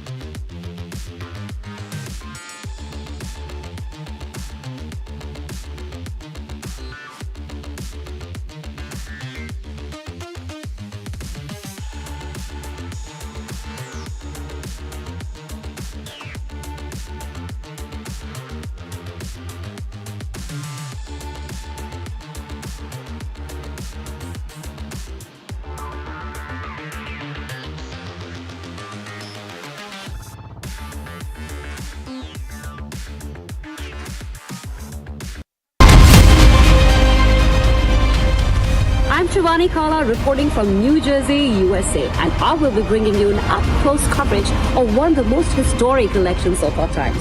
We'll take you right to the pulse of the polling booths and capture all the excitement on the ground. Stay tuned for every moment as it unfolds.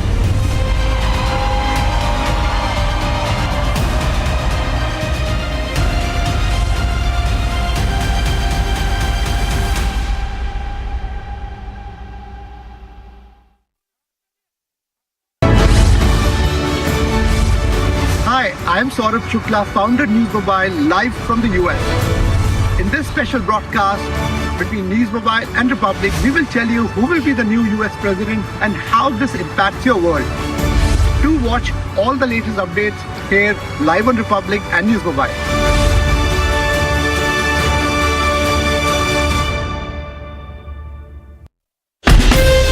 From Asia's largest news headquarters, setting the agenda for Bharat.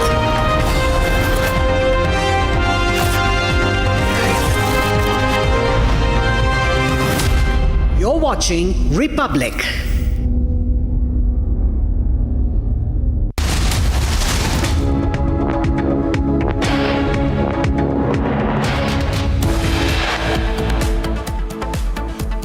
RG car prime accused Sanjay Roy's big allegation says being framed by Mamata government and forced to keep shut.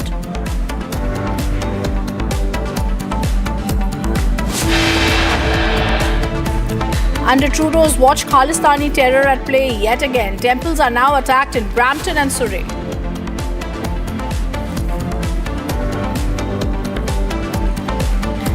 Police वालों ने हमें लाठी से मारा, वो हमें ऐसे treat कर रहे थे जैसे हम सेकंड क्लास सिटीजन हैं। बहुत गंदे से हिंदुओं के साथ बिहेव किया गया। Under Trudeau's watch, eyewitnesses are now recalling horrific assault by Trudeau's cops. Hindu devotees are attacked by Khalistanis.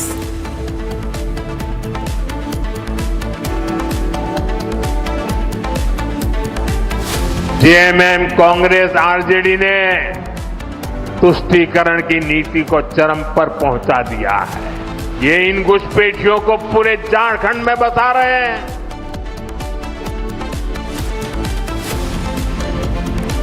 Prime Minister Modi campaigns in Jharkhand, takes on Sora and government over infiltration.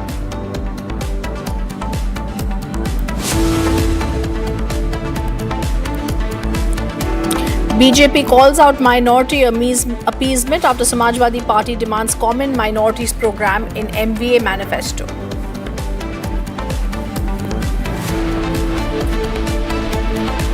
And as the race to White House enters its final leg, stand by for the most detailed, extensive coverage on Republic TV.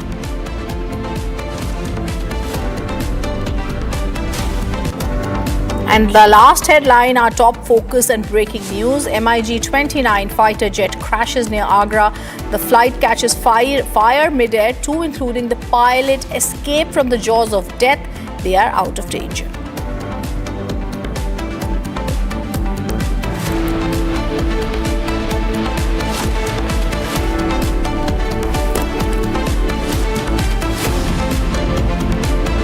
Here's the breaking news coming in. An MiG-29 fighter jet has crashed near Agra in Uttar Pradesh. The pilot has been ejected from the plane.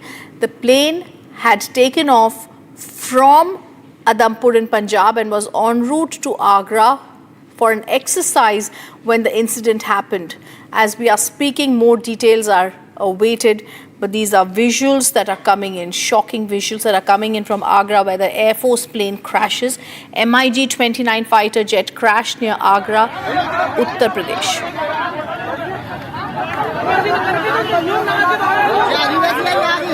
The plane, remember viewers, had taken off from Adampur in Punjab. It was en route to Agra for an exercise when this incident happened. And as these visuals are coming in, we have shocking visuals. It's crashed near Agra. The pilot was ejected from the plane. More details are awaited. A court of inquiry is to be ordered. The Defence Ministry is going to be ordering a court of inquiry. Another bit of breaking news that's coming in as we are speaking. Let me go across to Raghvinder, who's joining us live. Raghvinder, give us more details. बिल्कुल आपने कहा जैसा कि court of inquiry जो Indian army की तरफ से वहाँ पे शुरू हो गई है। हालांकि ये जो विमान था, ये मिग था, इंडियन एयरफोर्स का हिस्सा था। ये जिस तरह से दुर्घटनाग्रस्त हुआ है, अगर पायलट सचेत न होते और वो अपना दिमाग न लगाते, बहादुरी न दिखाते और कुछ दूरी पहले ही अगर वो कूदने का फैसला न लेते, तो शायद हम अपने जाबाज पायलटों को भी खो देते।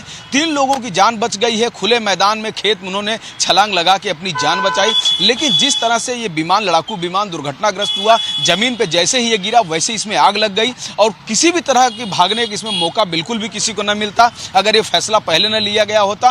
लेकिन ये बड़ी क्षति है। इंडियन एयरफोर्स का जो ये मिग है, ये पूरी तरह से जल चुका है, ध्वस्त हो गया है, दुर्घटना का शिकार हुआ है। लेकिन इसमें से भी एक अच्छी खबर यही निकल के आई कि हमारे जो पायलट हैं वह जिंदा हैं, वह सुरक्षित बच गए हैं। उन्होंने एक बहादुरी का फैसला लिया है और कुछ मिनट पहले ही उन्होंने छलांग लगाकर अपने बहादुरी का परिचय दिया। कहीं न कहीं ये ट्रेनिंग का हिस्सा था, जिन्होंने एक रियल ये जो घटना हुई है उसको इन्होंने उस अपने इम्तिहान को पास किया है कि किस तरह से दुर्घटना के पहले अपनी जान बचाई, और ये एक बड़ी बात है। लेकिन ये विमान, चूंकि मिग कोई पहली बार दुर्घटनाग्रस्त नहीं हुआ है, मिग की अपनी एक श्रेणी है। कई बार ऐसा हुआ है जब जो मिग है वो दुर्घटना का शिकार हुआ है, कई पायलटों की इसके पहले जान जा चुकी है। लेकिन आज जो ये इंडियन एयरफोर्स का जो लड़ाकू विमान था जो दुर्घटनाग्रस्त हुआ है, इसमें किसी की जान नहीं गई है। ये एक अच्छी खबर है जी। राघविंदर, ये इंसिडेंट हुआ सोनेगा विलेज कागारोल पुलिस स्टेशन के पास, और जैसे ये एम्प्टी मैदान था यहाँ पे ये हुआ। और सबसे बड़ी बात जो आपने कही, इन्होंने, पायलट ने अपना दिमाग लगाया, छलांग लगाई, 2 लोगों ने छलांग लगाई और ये प्लेन जैसे ही मैदान को छुआ इसमें आग लग गई। तो कुछ खबर कि अभी पायलट्स कहाँ पे भर्ती हैं, जो इंजर्ड है वो कहाँ पे भर्ती है, उनका क्या हाल है? देखिए, फिलहाल वो आगरा में ही उनका प्राइमरी एक इलाज हुआ है, उनका हेल्थ चेकअप हुआ है, जिससे कि ये देखा जा सके कि क्या किसी गंभीर चोट का उनके ऊपर प्रभाव तो नहीं पड़ा है। लेकिन इसके बाद जो रही बात, ये जो लड़ाकू विमान है जो दुर्घटनाग्रस्त हुआ, ये पूरी तरह से जल चुका है। इसमें किसी की भी जान नहीं गई है।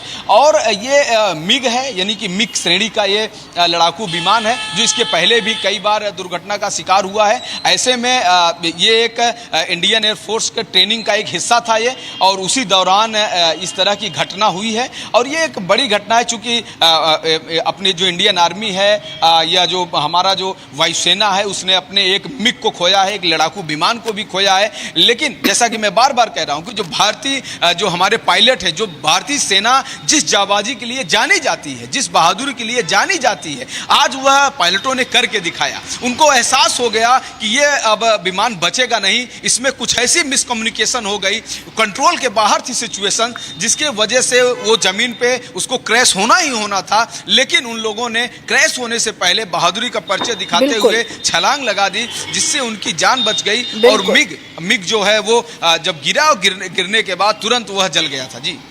All right, thank you, Raghvinder. For details ke liye, we'll come back to you for the latest on that story. Moving on, viewers, Prime Minister Narendra Modi on Monday predicted a certain defeat for the ruling alliance of the Jharkhand Mukti Morcha, the Congress and the RJD in the state. He said the BJP has entered the electoral fray with the guarantee of security, stability and prosperity of Jharkhand. In fact, he also stated that the JMM, the Congress, the RJD have taken the policy of appeasement to its extreme. These 3 parties, he said, are hell-bent on breaking the social fabric as they are supporters of infiltrators. Let's listen in first to what the Prime Minister said.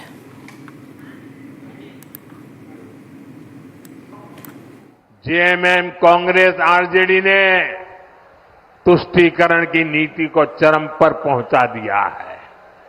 ये तीनों दल सामाजिक तानाबाना तोड़ने पर आमाद है। ये तीनों दल घुसपैठिया समर्थक है। बांग्लादेशी घुसपैठियों के वोट पाने के लिए ये इन घुसपैठियों को पूरे झारखंड में बसा रहे हैं। जब स्कूलों में सरस्वती वंदना तक पर रोक लगने लगे तो पता चलता है कि खतरा कितना बड़ा है। जब तीज त्योहारों में पत्थरबाजी होने लगे, माता दुर्गा को भी रोक दिया जाए,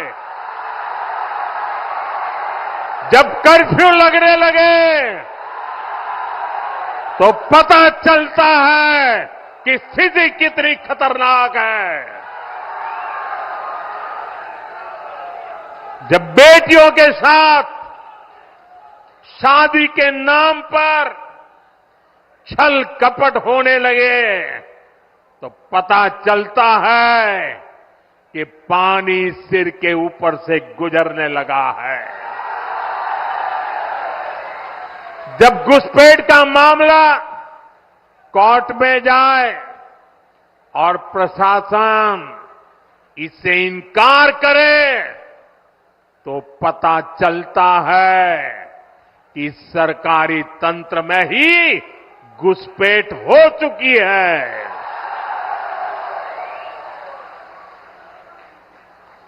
ये आपकी रोटी भी छीन रहे हैं, ये आपकी बेटी भी छीन रहे हैं, और ये आपकी माटी को भी हड़प कर रहे हैं।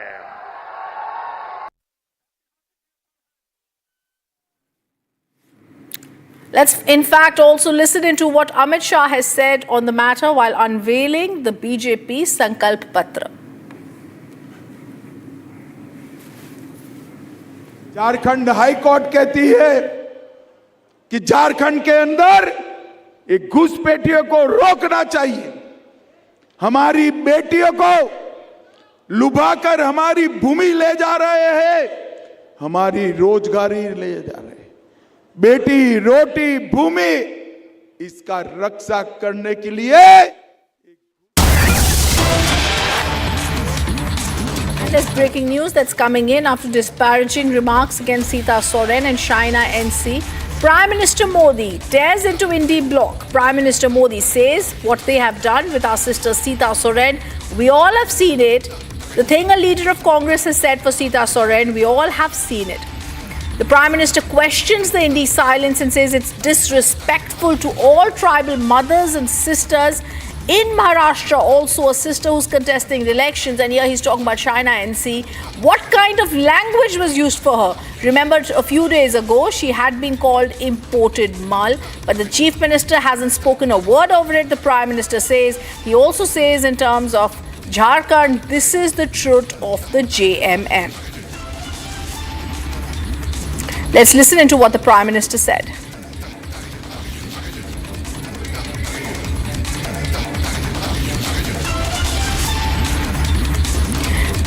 Remember, viewers, this is coming after BJP leader Sita Soren broke down while speaking about the derogatory remarks made by Congress Minister Irfan Ansari regarding her. She's contesting the Jharkhand Assembly polls and he was filing his nomination and he targeted her.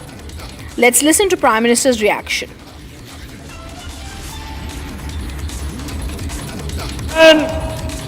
Sita Soren के साथ इन्होंने क्या किया, ये भी हम सभी ने देखा है।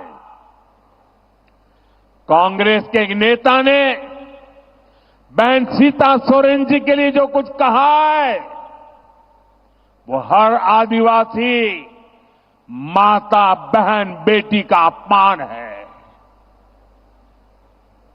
अभी महाराष्ट्र में भी एक बहन चुनाव लड़ रही है,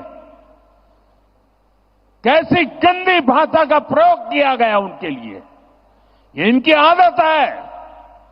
और आप देखिए, यहां के जो मुख्यमंत्री हैं, उनकी तरफ से एक शब्द तक नहीं निकला, और यही जेएमएम की सच्चाई है। Viewers, let's also go across to Shaina NC, BJP candidate, Shiv Sena candidate, fighting in Maharashtra and how the Prime Minister Shaina NC supported all women and the insult that had been done. Also on you, where he said that even in Maharashtra, a sister who's contesting the elections, what kind of language was used for her? The Prime Minister takes on the indie bloc in their silence. Shaina NC, this is clearly an insult. Whether it's in Jharkhand or whether it's in Maharashtra, the terminology being used by the indie leaders is pathetic, derogatory, shocking. Well, at the outset, I'd like to thank our statesman, Prime Minister Narendra Modi ji, because not only is he a great charismatic leader, he has understood how women in public life suffer and the kind of terminology that the opposition chooses to use, whether it's objectifying women, calling them items, calling them mal, and this kind of language only shows you a regressive mindset. This is not about me, but I'd like to thank the Prime Minister for understanding that a lot of women would want to have these perverts of our society who believe that women are mal, women are objects, women are, commodities. They need to be also shown their place. And the Honorable Prime Minister has taken on that cause and has spoken about it, so for which I think every woman of India is indebted. This is absolutely not about me. It's about the women in public space and crores of women per se who are subject to this kind of commentary. And that's why I'd like to say two things. One is that you can have a Prime Minister who chooses not to address or respect women. And the other is you have a Prime Minister like Prime Minister Modi who respects women not just by comments and thoughts as he did at the Lal Killa on August 15th, but even through welfare schemes that empower us and give us dignity, empowerment, etc. And that's why registering this FIR was so necessary, because on the one hand, you had Mr. Arvind Sawant say that he's apologizing, but Sanjay Raut saying just the opposite. I want to ask, where are all those India Alliance leaders? Where are all the women leaders who have chosen to stay mum on this? Is this a non-issue? Because for them, it may be a convenient issue to suit them. But as far as our Prime Minister is concerned, it's an important core issue to ensure women's dignity is always maintained no matter where they are. Absolutely. And this is the same kind of diatribe, Shaina NC, that we're also seeing in Jharkhand, where the Prime Minister tore into the indie bloc, and Prime Minister Modi said what they have done with our sister Sita Soren is also something we have all seen. So this is very clear, Shaina NC, that when Arvind Sawant makes such comments or someone is making the comments in the indie bloc, this is something they forget. It is certain respect of whether it's tribal women or whether it's women anywhere. Like you said, Mahila hu mal nahi. This is something that needs to be remembered and ingrained in their minds. Very true. And when we say ki Mahila hu mal nahi, this is not just a tagline which is meant for one section of society, it's for all women. And trust me, our Prime Minister taking notice of it and understanding that we women want to be respected for what we are, who we are, and the work we do, and not for how we look and who says what, is a great, great comment. And it can only be expected from the Prime Minister. And I'd also like to acknowledge that the Chief Minister of Maharashtra, Eknath Shinde ji, when he impacted lives through Ladakh Behna Yojana, it is another statement of only respect. So you have the Prime Minister and Eknath Shinde ji that have worked collaboratively to ensure women's dignity, whilst the opposition has chosen to do just the opposite. Absolutely. Thank you, Shaina NC, for being with us. This is a story we'll continue following. We was also moving on to the other top focus and the other top story. Samajwadi Party MLA Rai Sheikh has now urged the Maharashtra Vikas Aghadi to incorporate a common minorities program on its upcoming election manifesto, emphasizing the potential to outreach development for minority communities in Maharashtra. He's also recommended a survey of minorities to address their needs. As the MVA is preparing for the upcoming elections, this proposal could solidify, they say, its commitment to minority welfare, with stakeholders keenly awaiting the alliance's response. Getting in more reaction from Mahayuti now, who's hit out at the SP's appeasement politics.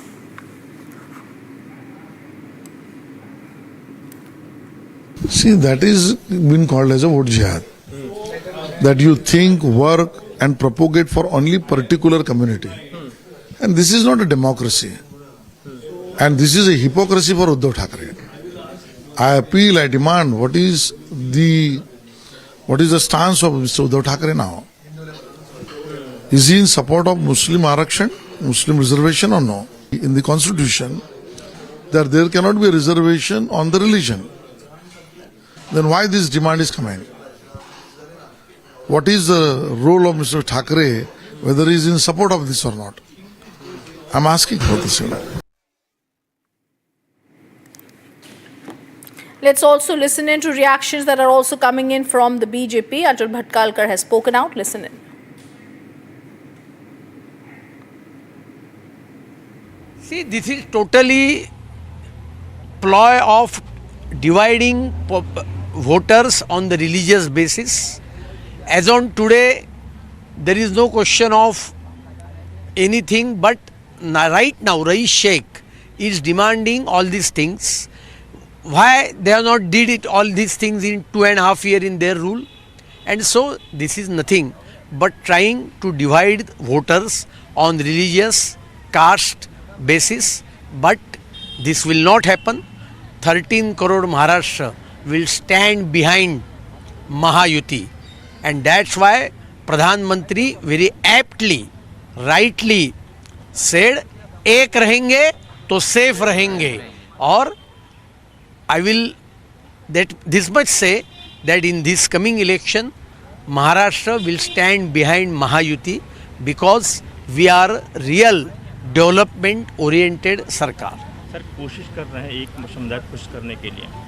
This is the true agenda of MVA Mahavibhajan Aghadi, Maha Vote Bank Aghadi. For the sake of vote bank, they can put Muslim first above nation first. They can put religious kind benefits first rather than constitution first. Rais Sheikh is writing letter and saying that just like UPA government had put Muslims as first for the claim on resources, like that there should be a separate common minority program in the MVA agenda where Muslims should be given religious reservation and other benefits. One question arises that is this constitutional? Is this as per the constitution of Ambedkar ji? And it clearly shows that the agenda of MVA is to snatch away the reservation of SC, ST, OBC and give it to the vote bank. To divide Hindu society and to unite the vote bank in the name of such kind of schemes and such kind of allurements. The question is that why is Uddhav Thackeray ji not saying anything? He claims to be share of Hindutva, but he is allowing such kind of policies. And this is the same Samajwadi party which has even taken stand for Yaqub Memon. Even then Mr. Uddhav Thackeray is silent. We also tell you news in brief that's making headlines across the nation. The Supreme Court has slammed the Delhi government and the police commissioner over the extreme ban on crackers, and yet it's not enforcement. The Supreme Court has also asked for for action needs to be taken. They've also said that this needs to be curbed. They've highlighted steps that need to be proposed, and they have completely ordered the police commissioner of Delhi to file affidavits and the Delhi government about steps taken to curb pollution.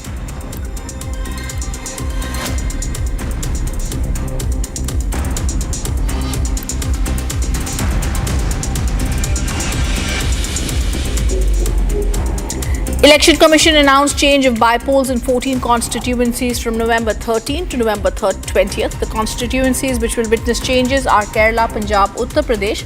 The poll panel earlier fixed November 13 for 48 constituencies. Bypoll dates, however, for 14 constituencies has changed to 20th November.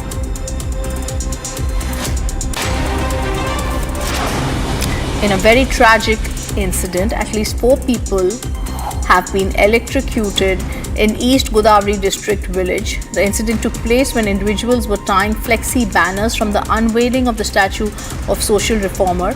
As per reports, the individuals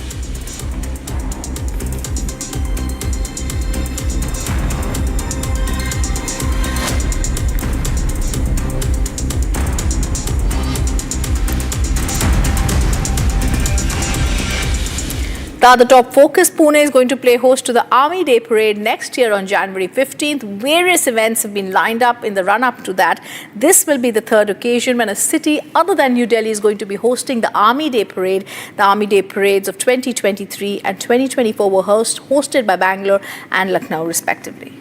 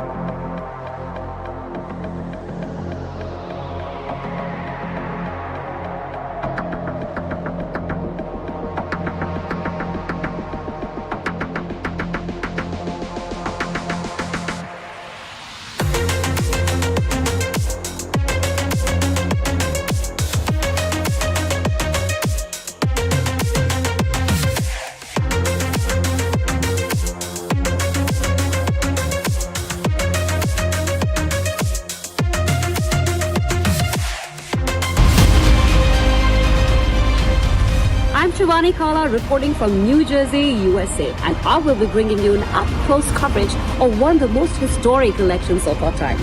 We'll take you right to the pulse of the polling booth and capture all the excitement on the ground. Stay tuned for every moment as it unfolds.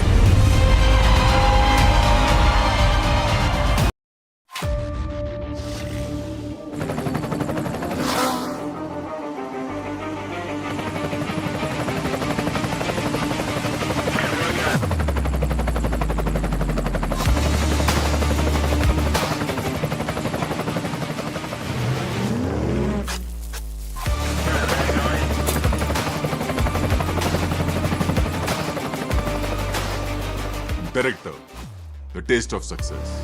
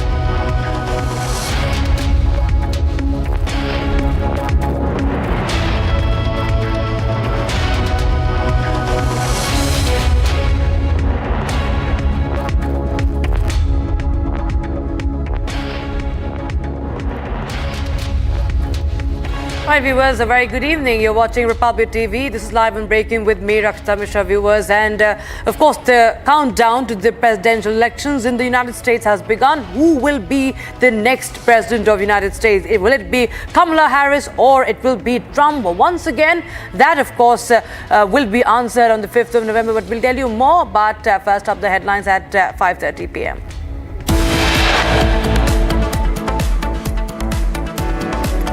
RG Kaur case prime accused Sanjay Roy's big allegation says being framed by Mamata government and being forced to keep shut.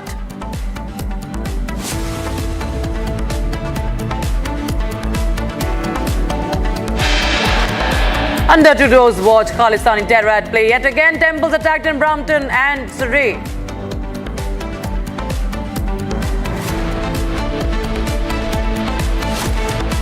Police वालों ने हमें लाठी से मारा, वो हमें ऐसे treat कर रहे थे जैसे हम सेकंड क्लास सिटीजन हैं। बहुत गंदे से हिंदुओं के साथ बिहेव किया गया। Eyewitnesses recall the horrific assault by Trudeau's cops as well. Hindu devotees first attacked by Khalistanis and then they are brutalized by the police.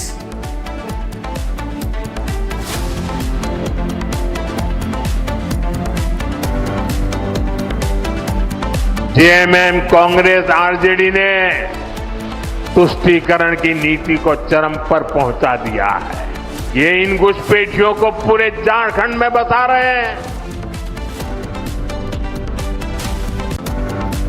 Campaigns in Jharkhand takes on Soren government over infiltration.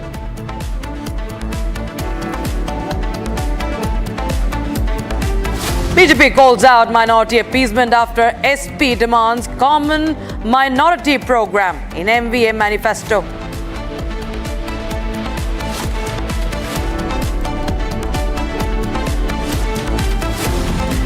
And as the race to the White House enters its final leg, stand by for the most detailed and extensive and insightful coverage only on Republic TV.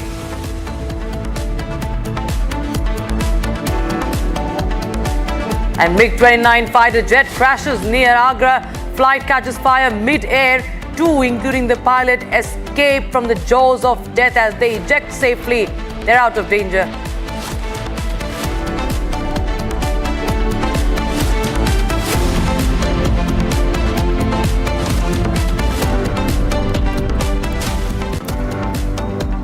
All right, viewers, we start with breaking news coming in from West Bengal. Now, the Shialdah court has framed charges against the RG Kaur Medical College and Hospital rape and murder case accused Sanjay Roy. And let us also tell you that Sanjay Roy has now accused the Mamata Banerjee government of framing him and also silencing him. That he is being forced to keep mum, that he is being forced to keep his mouth shut. There you have Sanjay Roy. When he was taken out of the Shialdah court, he was trying to speak to the media from that police van, and he said that he was being framed by Mamata Banerjee government. And now the latest update we have is that the charges have been framed. Kishore Lai joins in live on the broadcast for more. Kishore Lai, of course, the stage is set for the trial against Sanjay Roy. The charges have been framed. But what we are understanding is that Sanjay Roy has clearly accused Mamata Banerjee government of framing him. Well, exactly. It's a very important point of this investigation, where the prime accused and the only accused in this, who is arrested in this, who was first arrested in this rape and murder case. We know later on there were other arrests made, including Sandeep Ghosh. Now, Sanjay Roy is saying, very specifically saying, I have been framed. I did not do it. The government is pressurizing me to keep my mouth shut. I am innocent and I am being framed.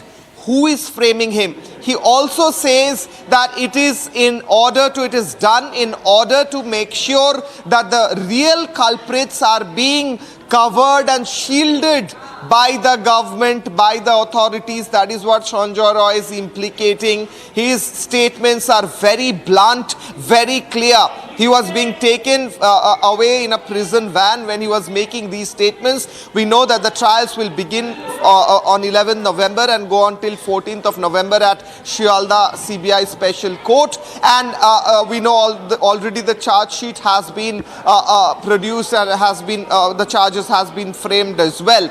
But this is one of the points where a very important piece of information is coming in, and it is a allegation on the Mamata government directly by the prime accused in this case, Sanjay Roy, who is saying that I have been framed by this by this government, by this administration, and they are trying to hide the real accused. Who are these real accused? Who are the real people behind, real culprits behind the murder and rape is a question that remains. We have to look at the trials, which will begin on 11th November. But Sanjay Roy has made an explosive statement. Right. Absolutely. Thanks so much, Kishore Lai, for joining us with those details coming in on that big development. Viewers, let's take a listen into what the BJP is saying on the big sensational claim by Sanjay Roy. The smoking gun, the proof, the main accused, Sanjay Roy, who was himself getting the patronage from the West Bengal police, has testified that he is being pressurized to keep mum by the government. Why is it being done? Is it to protect the other people and the high and mighty? That after this disclosure has come to the fore, it is clear that evidence was destroyed. People were threatened to make them quiet. The doctors were threatened. Jawar Sarkar resigned because he also testified as to how the entire approach of TMC was. TMC means Talibani Mansikta and culture. That means they allow such things to happen and then they defend the rapists, from Shah Jahan to rapists in Arjikar case. And now, viewers, news from Canada now. It's a big update coming in on the attacks in Canada on temples. Now, we have learned the Peel police have made 3 arrests in connection with the Hindu temple attack in Brampton. Identity of the individuals are yet to be disclosed, but viewers, this is a big a story of the day that we are tracking. In fact, there has been this attack on a Hindu temple. Devotees have been under attack by the Khalistani goons. As you can see to the left side of your screens, they were beaten up. And to the right side of your screens, you can see the police brutality on the devotees. And this was caught on camera, viewers. First, you see the way Khalistani goons are attacking the Hindu devotees. They just storm inside that temple and they just start beating up all the devotees, left, right and center, whoever comes to their side with that stick, with that flag. And there you have this scene where the cops, the RCMP, is in an altercation with the devotees who were under the attack. They are pushing them away, and that's not all, viewers. They have brutalized the devotees. In another video, we'll show how the Indians, the devotees Hindu devotees were pinned down. They were pinned down forcefully, and the way they were dragged away, they were taken away by the police. There was no action, at least visible by then, on those people who have in fact attacked those devotees, Hindu devotees inside the temple. But we did see very much of a visible and a brutal action against the Hindu devotees, viewers. And now we know that at least 3 detentions have been made. We're getting exclusive reactions also from the devotees who were an eyewitness to this incident, and who have also borne the brunt of the Khalistani extremism, Khalistani terrorism under Trudeau government. Listen in. Video डाल रहा था वो तो कि पहले fighting हुई थी यहाँ पे, अंदर घुस गए थे और उसके बाद फिर ये। तो बेटा डरा हुआ था, क्या हुआ था जब बेटे ने आपसे बात की? वो हमें एक्चुअली डराया पुलिस ने है। पुलिस ने डराया? पुलिस ने हमें डराया, पुलिस ने हमें मारा है। पुलिस ने, वो तो खालिस्तानी तो मार रहे थे, चलो वो तो सुना खालिस्तानी मार रहे, पर पुलिस हमें मार रहे थे।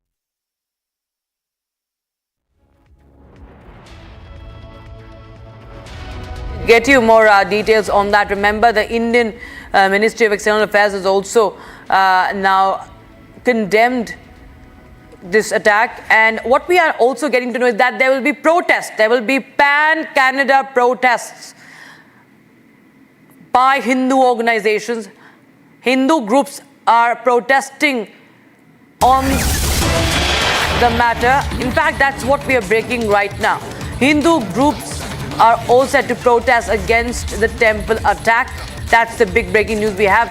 The community is now uniting, for there have been multiple attempts to target them. Their places of worship, they are under threat in Canada. So Hindu groups are protesting against the temple attack at the temple sites, in fact. And this is going to be, viewers, a nationwide protest. Canada-wide, pan-Canada protests are going to take place. The pressure is mounting on Justin Trudeau today. The man was compelled to condemn what was caught on camera. And let's take a listen into the reactions that have come in on this development.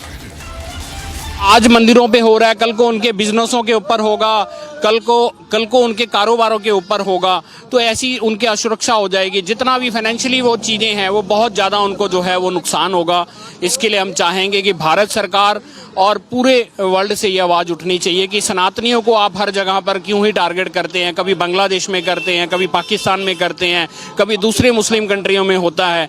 आज ये इन कंट्रियों में शुरू हो गया। अब England के अंदर जाइए, वहाँ बुरा हाल है। कभी झंडे वो कर दिए जाते हैं कि मंदिरों के ऊपर जगह जगह पर जो कुछ ऐसे स्लोगन लिख दिए जाते हैं जिससे कि एक डर का माहौल पैदा हो जाए, बच्चे मंदिरों में ना जाएं।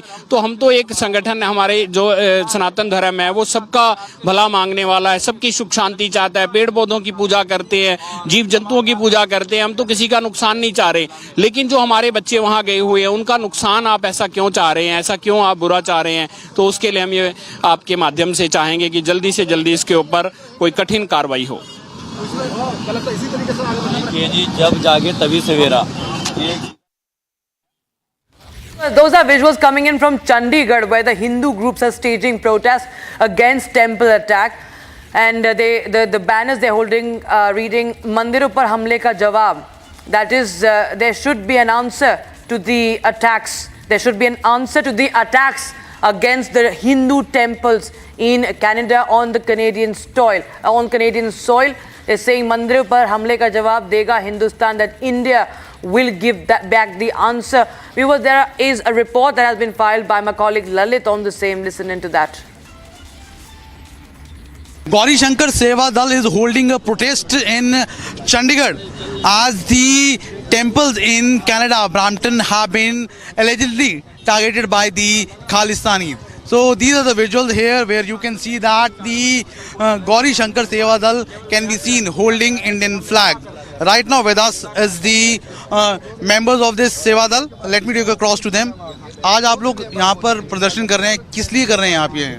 आज ये प्रदर्शन जो है, जो कनाडा के ब्रैम्पटन शहर के अंदर जो हमारे मंदिरों का अपमान हुआ है, वो तोड़फोड़ हुई है, दीपावली का त्यौहार वहाँ पर मनाने के लोग इकट्ठा हुए थे, तो वहाँ पर जो ये बहुत ज़्यादा निंदनीय घटना हुई है उसका हम पुरजोर यहाँ पर विरोध दर्ज करवाने के लिए आज शांतमय तरीके से यहाँ पे कर रहे हैं। तो जो खालिस्तानी आतंकवादी हैं वो बार बार ऐसी हैं जो घटनाएं हैं वो घटता रहते हैं। हमारा बहुत ज़्यादा वहाँ पर हमारे जितने बच्चे हैं वो वहाँ पढ़ने के लिए गए हुए हैं, उनका वहाँ पर कारोबार है, तो उनको असुरक्षा की भावना जो है वो पैदा हो रही है। तो ऐसी असुरक्षा की भावना पैदा ना हो, हम ये भारत सरकार से चाहेंगे कि ये सख्त से सख्त इसके ऊपर निर्णय ले। जैसे हमारे योगी जी जो कठोर निर्णय लेने वाले हैं, ऐसे ही मोदी सरकार, अमित शाह जी ये कठोर निर्णय लें ताकि हमारे बच्चों को वहाँ असुरक्षा महसूस ना हो। वहाँ पर उन्होंने घर, कारोबार सब कुछ खड़े कर दिया। आज मंदिरों पे हमला हो रहा है, कल उनके वहाँ पे घरों के ऊपर भी ऐसे हमले होंगे। तो ये चीज़ों के लिए हम आपका ये करना चाहेंगे। हो इसका पूरा प्रबंध करना चाहिए। ये ना हो कि सनातनी वहाँ मंदिरों में जाने से ही डरने लग जाए, ऐसा ना हो। क्या एक सूझबूझ के तहत और किसी षड्यंत्र के तहत किया जा रहा है? बिल्कुल षड्यंत्र, बिना प्लानिंग के तो इतना बड़ा जो मैं कांड ही कहूंगा कि नहीं किया जा सकता। इसके पीछे अच्छी प्लानिंग है खालिस्तानियों की, और इसमें कहीं ना कहीं कनाडा सरकार की इन्वॉल्वमेंट जरूर रही होगी। तो अभी क्या उम्मीद करते हैं, किस तरीके क्या सजेशन है आपका? उम्मीद तो हम यही करते हैं कि भारत सरकार इसको जो है पूरी जोर शोर से उठाएगी इंटरनेशनल प्लेटफॉर्म के ऊपर, और हमारे मंदिरों को सुरक्षा मुहैया कराई जाए। सनातन धर्म का अपमान नहीं सहेगा हिंदुस्तान। सनातन धर्म का अपमान नहीं सहेगा Hindustan.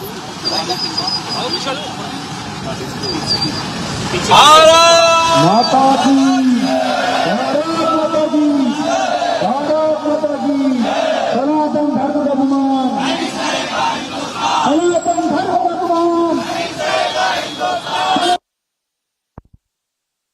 Those the voices, viewers, coming in from the Hindu community as Hindu community unites in India, in Canada, to stage protest, to raise their voice against the injustices, to the brutality under Trudeau administration. Remember, Trudeau police was a mute spectator when these Khalistani goons stormed into the temple, the Hindu Sabha temple in Brampton. But they were quick to react, they were quick to crack down, lathi charge, beat, assault, brutalize the devotees who were in fact terrorized by these Khalistani goons. So that's the big update we have right now, viewers. 3 people have been arrested, and now what we know is that the RSS is also reacting now. That's what we are breaking right now, viewers. The Rashtriya Swayamsevak Sangh, the RSS, has condemned the attack on a temple in Canada. Indresh Kumar of the RSS is demanding strict action against the perpetrators. Now, he says, and I quote him here, "The attack is unfortunate. I'm sure Khalsa Samaj would condemn this attack. Khalsa Panth was established to protect humanity, and strict steps should be taken to avoid such unfortunate incidents," unquote. So the RSS is also now stepping in and raising the voice against the attack. RSS condemning attacks in Canada on the Hindu temples, on the Hindu devotees. And Naresh Kumar now calling for strict action, strict action against what has happened in Canada. Let's take a listen in. RSS's National Executive Member Indresh Kumar has reacted. Listen in. Bharat का ही नहीं, दुनिया का खालसा समुदाय यानी सिख समुदाय, सिख धर्म के लोग पूरी तरह से इसकी निंदा ही नहीं करेंगे। आगे ऐसी दुर्घटनाएं ना हो, इसके लिए भी ठोस कदम उठाएंगे।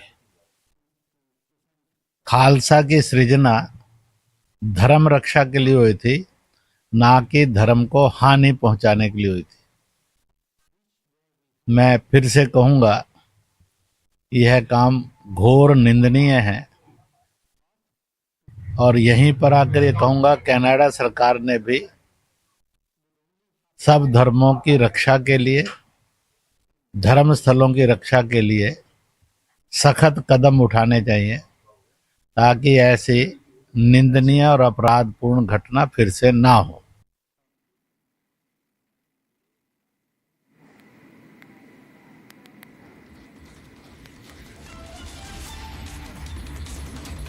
So that was Indresh Kumar, member of National Executive at the RSS, now condemning the attack. Remember, viewers, there are protests that are going to take place tomorrow in Canada.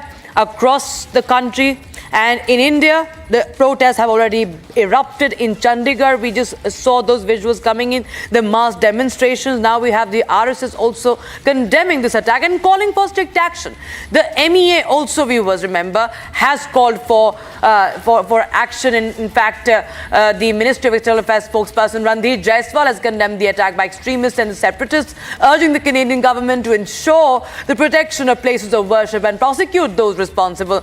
And expressing concern for the safety of Indian nationals in Canada, Jaiswal has emphasized that intimidation and violence would not deter the outreach of Indian consular officers in providing services to both Indian and Canadian citizens. Because, viewers, this is coming in right on the heels of this escalation between India and Canada, the escalation in the diplomatic standoff, and now we see it's only somehow we see that the Khalistanis have come down to this provocation inside the temples now and directly targeting with force. And viewers, now we shift our focus to the big story we're tracking from Agra in Uttar Pradesh. A MiG-29 fighter jet has crashed near Agra and the pilot ejected safely from the plane along with his companion. Now the plane had taken off from Adampur in Punjab and was en route to Agra for an exercise when the incident happened. And viewers, remember that this is the video of that place coming in. The pilot and the co-passenger, in fact, ejected safely. This happened while this jet was in the air. It was flying. It's a mid-air fire. When this plane was flying, it caught fire, and the pilot ensured that this landing is made in this field where people were not present. Thankfully, it was an empty, vacant land, the field where it crashed, and before it could turn fatal, the pilot and the passenger ejected. In fact, we're getting more breaking news on the same story, viewers, from Agra. And what we are getting to know is that this was a MiG-29 flight. This was a MiG-29 aircraft of the Indian Air Force, and that the statement coming in from the IAF says that it has ordered a court of inquiry to ascertain the cause of the crash. The IAF has ordered a court of inquiry to ascertain the cause, the reason behind this mid-air fire. Suyesha is joining us. Suyesha is joining us live on the broadcast from Newsroom. Suyesha, of course, now a court of inquiry, as per procedure, has been, ordered by the Indian Air Force. And remember, this is coming in right after, a month after Rajasthan saw a MiG-29 crash. That too, thankfully, there were no casualties. Once again, we see this IAF fighter jet could have turned very, very fatal as per the visuals. Oh yes, absolutely, and the consequences could have been much worse. But Rakshita, quickly to update our viewers on the statement that has been released by the Indian Air Force that reads, and I quote, a MiG-29 aircraft of the Indian Air Force crashed near Agra during a routine training sortie today. After encountering a system malfunction, the pilot maneuvered the aircraft to ensure no damage to life or property on ground before ejecting safely. An inquiry has been ordered by the Indian Air Force to ascertain the cause of the accident. So far we understand, and even the visuals that came out, Rakshita, that thankfully there was no damage to any human because the pilot safely landed on the farms, which was absolutely empty, and it was the plane that had already caught fire mid-air, and when the chunks of that aircraft landed on the farm, they were already on fire, which was of course caught by the locals and the farmers there, who also made videos of that air crash.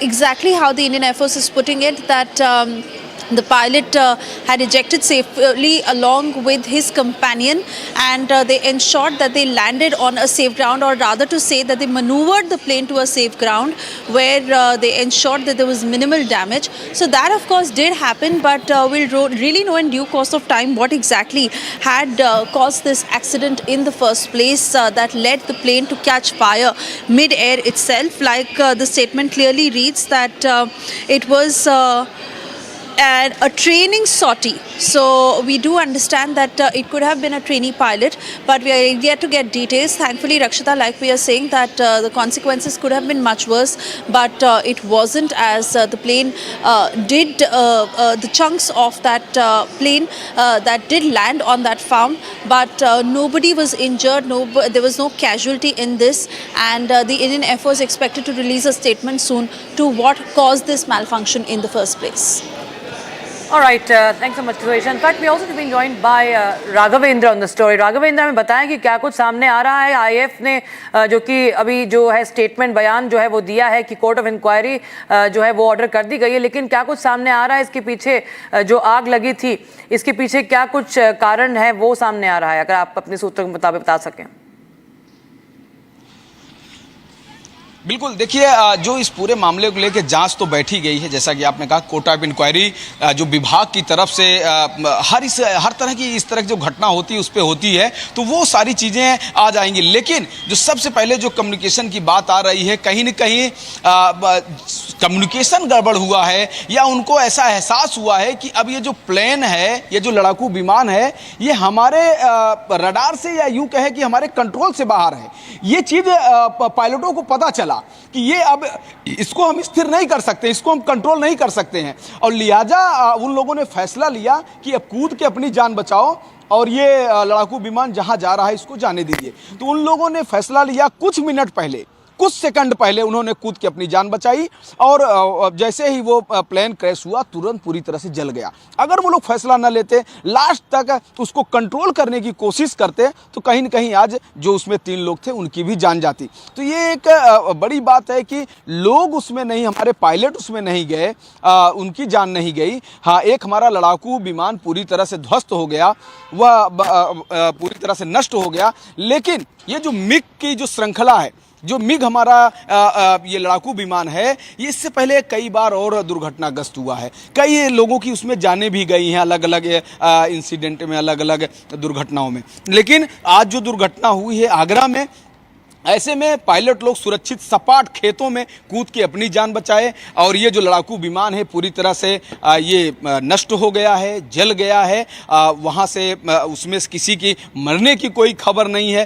Primary इलाज जो है जो हमारे pilots थे उनकी वहीं आगरा में हुई थी. और पूरी जो इस पूरे घटना की, यानी जो आपने कह रही है ना कि आखिर हुआ क्या था, किस तरह से क्या कम्युनिकेशन की वहाँ पे कमी रह गई थी, या किसी तरह की और कोई दिक्कत हो रही थी, या जो सारी जो वहाँ की स्थिति थी उनके कंट्रोल की बाहर थी, एक्चुअल क्या रीज़न था, वह जांच हो रही है. उसमें निश्चित रूप से कुछ दिन बाद वो सारी बातें सामने आ जाएंगी. जी.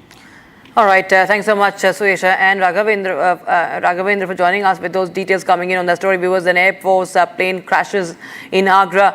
Pilot and the companion have saved themselves, ejecting at the right time, and court of inquiry has been now ordered. Now, in a shocking accident, a bus carrying 60 passengers fell into a gorge near Almora, Marchula in Uttarakhand. As many as 36 people have been killed, 19 are injured. Rest are believed to be trapped in the bus. Take a look at this report.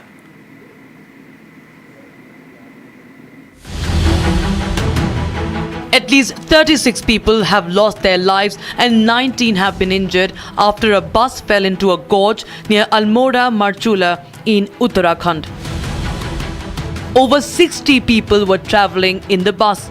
Rescue teams were rushed to the site immediately and relief operations are underway. 3 injured people have been airlifted to AIIMS Rishikesh. Many are feared to be trapped inside the bus which fell into the gorge. NDRF and SDRF teams have reached the spot. Injured are rushed to the hospital for treatment while local villagers are assisting the rescue teams in locating the passengers who are still trapped. Prime Minister Modi has announced an ex gratia of 2 lakh rupees from PMNRF for the deceased family, while 50,000 rupees ex gratia has been announced for the families of injured. Meanwhile, Uttarakhand Chief Minister Pushkar Singh Dhami spoke to Secretary Disaster Management of Kumaon Division and Almora DM over phone call to take stock of the situation. Chief Minister Dhami has directed to provide 4 lakh rupees ex gratia to the families of the deceased and 1 lakh rupees for the assistance of the families of the injured. उन सभी घायलों को तत्काल स्वास्थ्य सुविधाएं मिले, उपचार मिले, उसके लिए सभी एम्बुलेंस इत्यादि की व्यवस्था तत्काल वहां पर की जा रही है।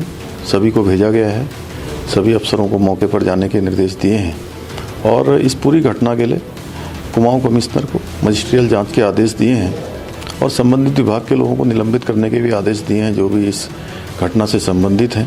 कहीं भी कोई लापरवाही होगी तो उसके खिलाफ सख्त कार्रवाई की जाएगी। The Uttarakhand Chief Minister has instructed the Commissioner of Kumaon Division to conduct a magisterial inquiry into the incident.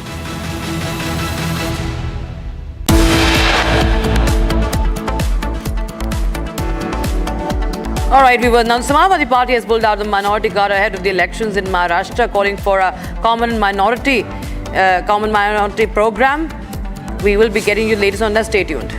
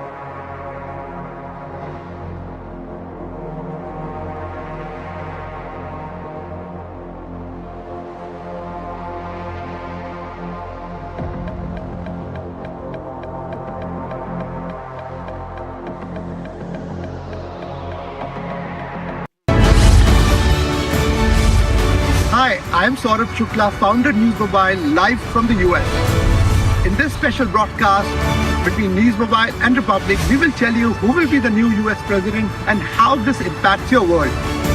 Do watch all the latest updates here live on Republic and News Mobile.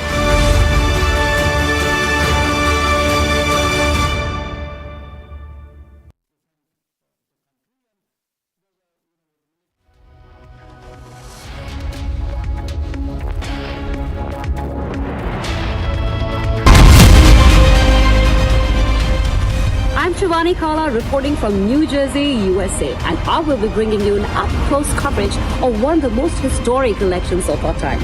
We'll take you right to the pulse of the polling booth and capture all the excitement on the ground. Stay tuned for every moment as it unfolds.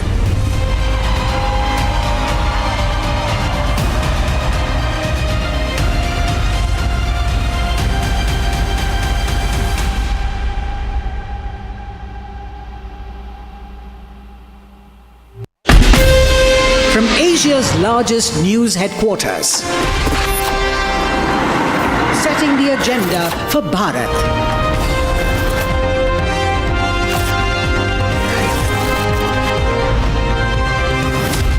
You're watching Republic.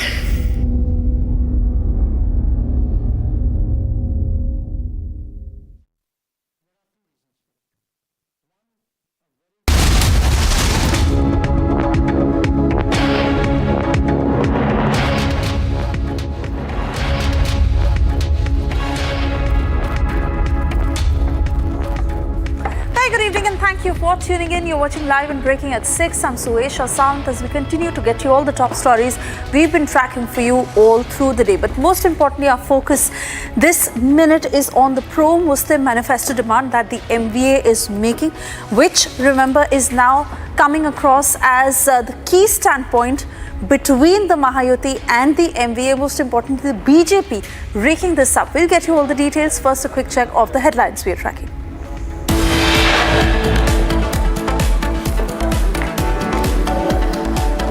RG Kar case, prime accused Sanjoy Roy's big allegation says being framed by Mamata government and being forced to keep shut. Under Trudeau's watch, Khalistani terror at play yet again. Temples attacked in Brampton and Surrey. Police वालों ने हमें लाठी से मारा, वो हमें ऐसे treat कर रहे थे जैसे हम सेकंड क्लास सिटीजन हैं। बहुत गंदे से हिंदुओं के साथ बिहेव किया गया। Eyewitnesses recall horrific assault by Trudeau's cops, Hindu devotees attacked by Khalistanis. JMM Congress RJD ने तुष्टीकरण की नीति को चरम पर पहुंचा दिया है। ये इन घुसपैठियों को पूरे झारखंड में बसा रहे हैं। Prime Minister Modi campaigns in Jharkhand, takes on Soren government over infiltration.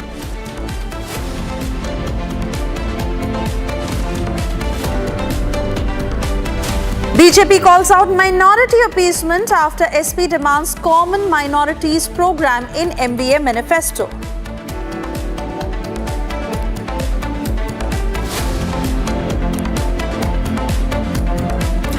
The race to the White House has entered into its final leg. Stand by for the most detailed and extensive coverage on Republic TV.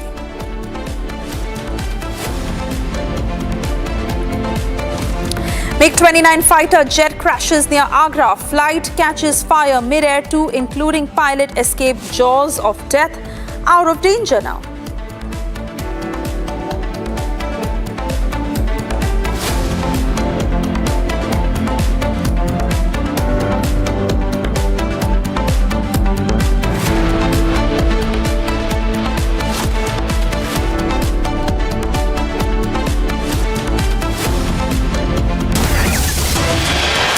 And we cut across to breaking news coming in. Lokayukt Police has issued a notice to Chief Minister Siddaramaiah.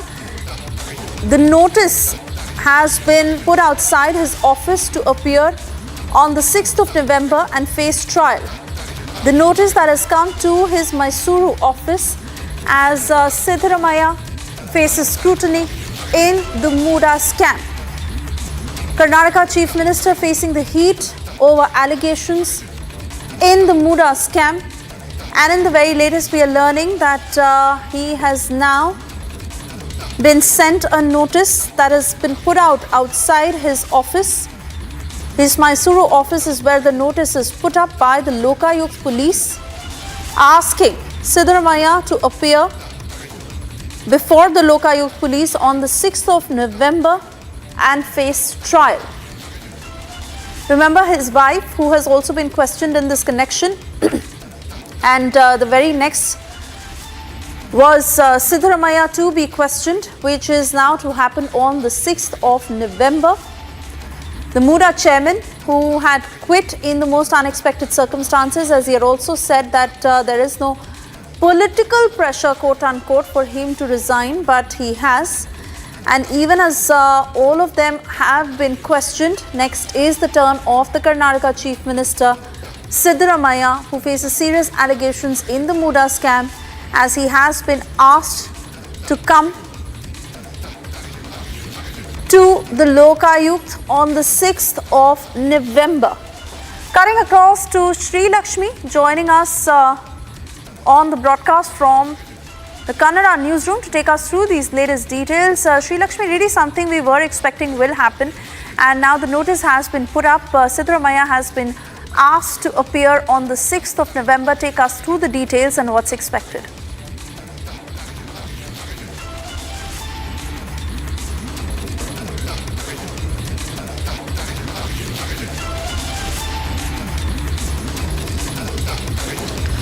Right. Well, Suesha, Karnataka CM is up to receive the notice that he has to come to Muda office and face investigation. Lokayukta Police now has issued the notice to CM Siddaramaiah, and on November 6th he has to face a trial. But this was expected earlier itself since a court here has directed Mysore Lokayukta to investigate the Muda case within the time span of 3 months and to submit the report back to the court. Now the question is, Muda is also being raided by Enforcement Directorate officials and Enforcement Directorate officials may also give a notice to Siddaramaiah for investigation if there is any evidence of illegal money being involved, find out. Then, as I said earlier, it was expected that after Diwali, this Muda pressure may mount against Siddaramaiah and that way political pressure also may mount on Siddaramaiah and it may get difficult for Siddaramaiah to retain his seat because he has to prove himself right. Though his wife has returned all those 14 sites which have been received by Muda back. Still, Siddaramaiah is up to, prove himself right. He was there as a Muda member and he was evident for all these. It is said that he and his son was evident for all the Muda proceedings. Now, not many chief ministers have faced such situation. Not many chief ministers in Karnataka have undergone this kind of Lokayukta investigation. But still, it is still doubtful that whether he appears for the investigation or he may, go to the court again. He has already filed a writ application to Karnataka High Court against this investigation, against the order given by Raj Bhavan here. Before that only, is there any chance of court hearing this case is a bit doubtful, Swesha. So it is up to us to wait and watch what may happen. This will definitely impact on political happenings here in Karnataka in a big way. Oh yes, of course it will, because we understand how Siddaramaiah has been calling this a political conspiracy. But given the kind of allegations that already stare at him, we wait and watch whether he actually cooperates with the Lokayukt police and answers all that will be asked of him as far as the Muda scam is concerned. I want to thank you for speaking to us and getting us these latest details.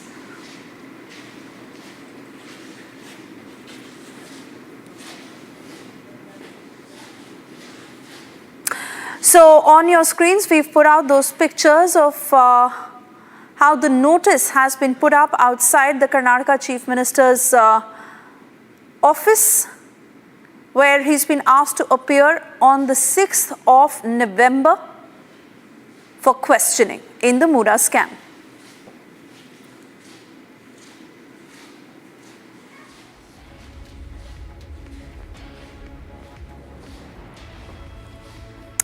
And we now move on to the latest update that is coming in ahead of the Maharashtra polls. Yes, the Congress is all set to back the Samajwadi Party on the Muslim quota demand that the SP is making. On Rais Sheikh demanding Muslim quota in the Mahavikas Aghadi manifesto, Congress's Udit Raj has gone on to say, and I quote, he is free to express his opinion. The party is free to entertain it or not. It is within the party and the party is democratic. Definitely, there will be voices that will have demands to place ahead before the party. But I don't think it is a very extraordinary situation. You're trying to find out such things from India Alliance. What about Shiv Sena NCP is the response that is coming from Udit Raj, who says that it is very normal to make whatever demands and it is up to the party to accept it or not, rather trying to pass the buck on the Mahayuti. Let's listen into that entire statement. He is free to express his opinion, party is free to entertain or not to entertain, but it is their affair. How do I enter? How do I come in the picture? Nobody comes in the picture. That it's a within the party, and of course it's a party, the democratic, definitely there will be voices, there will be concern, there will be demand from the party, from the leader, and as we do in Congress party also, that if certain things are omitted, then we definitely take it up and try to get those things included. I don't think that's a very extraordinary situation or very uncommon. This is very common thing. Since you're saying that you don't think it might be an extraordinary situation, then is it safe to say that it seems like India Alliance leaders are not on the same page, because MV Alliance leaders have very comfortably distanced themselves from this demand. On one hand, Sanjay Raut was heard saying that he's not aware only of such demands, and Congress has distanced itself from these statements. You're trying to find out such things from India Alliance. What about Shiv Sena, NCP? Such a bad blood is there in Maharashtra election that they are openly criticizing each other. They are openly campaigning against each other. And NCP candidate Nawab Malik said not that he has been targeted by BJP, but even his daughter also. So those are the major contradictions, and this is very minor contradiction comparing to that contradiction. So NDA contradiction you people don't highlight. You just try to peep only inside India Alliance. Even a minor contradiction there, minor differences are there which you try to blow it up.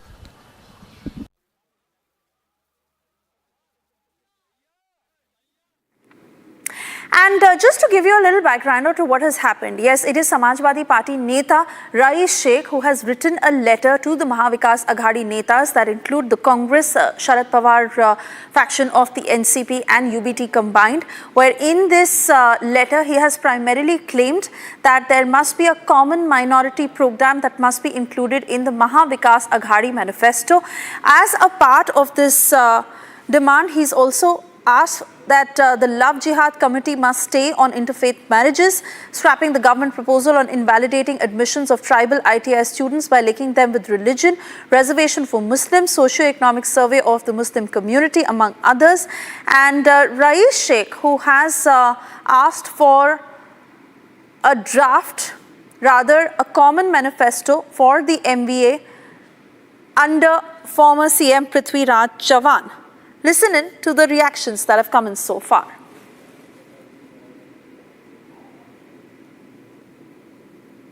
See, that is been called as a vote jihad. That you think, work and propagate for only particular community. And this is not a democracy. And this is a hypocrisy for Uddhav Thackeray. I appeal, I demand, what is the stance of Mr. Uddhav Thackeray now? Is he in support of Muslim Arakshan, Muslim reservation or no? In the constitution, that there cannot be a reservation on the religion. Then why this demand is coming? What is the role of Mr. Thackeray, whether he is in support of this or not? I am asking for this.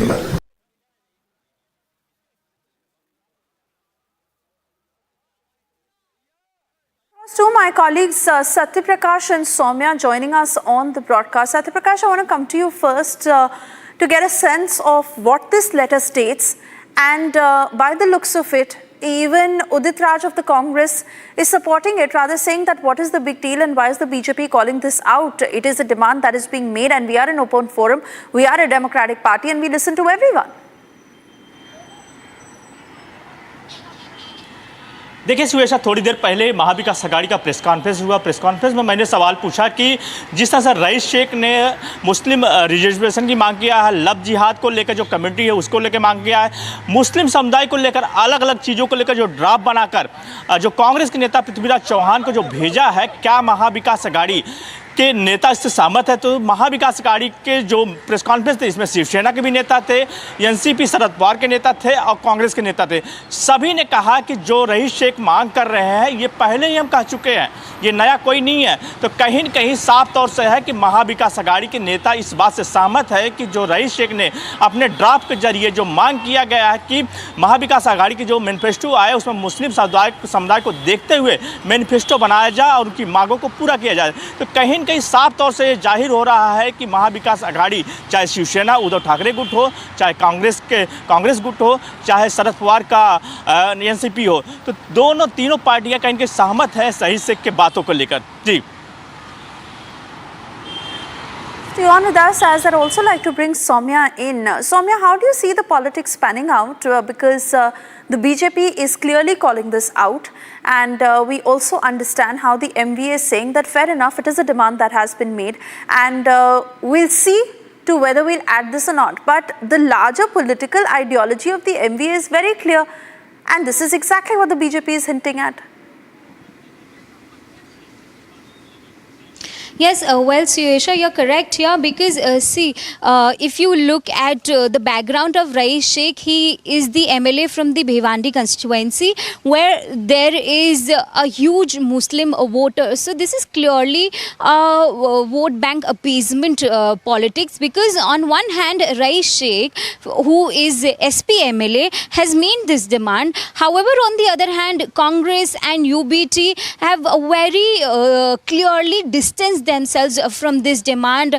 On one side, Sanjay Raut was heard saying that he's not aware of any such demands because Sanjay Raut is one such political leader, one such political personality who's always up to date with what is happening, what is not happening. So this was bizarre statement that came out from Sanjay Raut's However, on the other hand, Congress has very clearly and categorically distanced itself from the statement, whereas its leaders are saying that it's no big deal, it's a democratic setup and people are free to make such demands. It's up to the party whether they want to entertain this or not. Back to you. Yes, absolutely. Well, that is what the Congress is saying, but the BJP is certainly levelling the appeasement politics charge. Let's listen in to those responses that have come in so far. This is the true agenda of MVA Mahavibhajan Aghadi, Maha Vote Bank Aghadi. For the sake of vote bank, they can put Muslim first above nation first. They can put religious kind benefits first rather than constitution first. Rais Sheikh is writing letter and saying that just like UPA government had put Muslims as first for the claim on resources, like that there should be a separate common minority program in the MVA agenda where Muslims should be given religious reservation and other benefits. One question arises that is this constitutional? Is this as per the constitution of Ambedkar ji? And it clearly shows that the agenda of MVA is to snatch away the reservation of SC, ST, OBC and give it to the vote bank.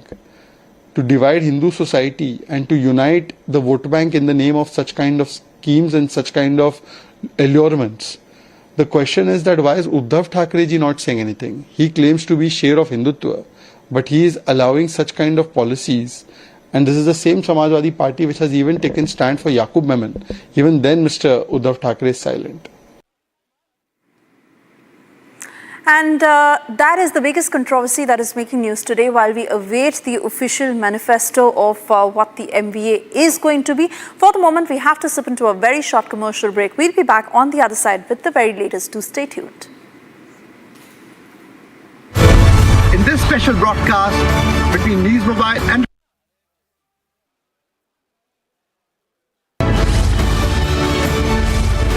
Hi, I am Saurabh Shukla, founder News Mobile, live from the US.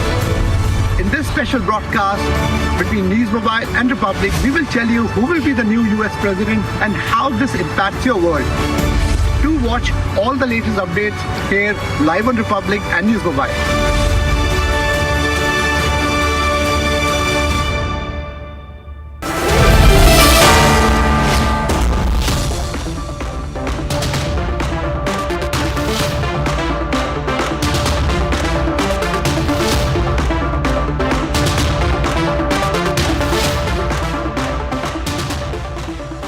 In the global employability rankings by Times Higher Education UK, only the following 6 institutions from India are ranked amongst the top 230 in the world for having the most employable graduates. IIT Delhi, IISc Bangalore, IIT Bombay, IIM Ahmedabad, IIT Kharagpur and Amity University.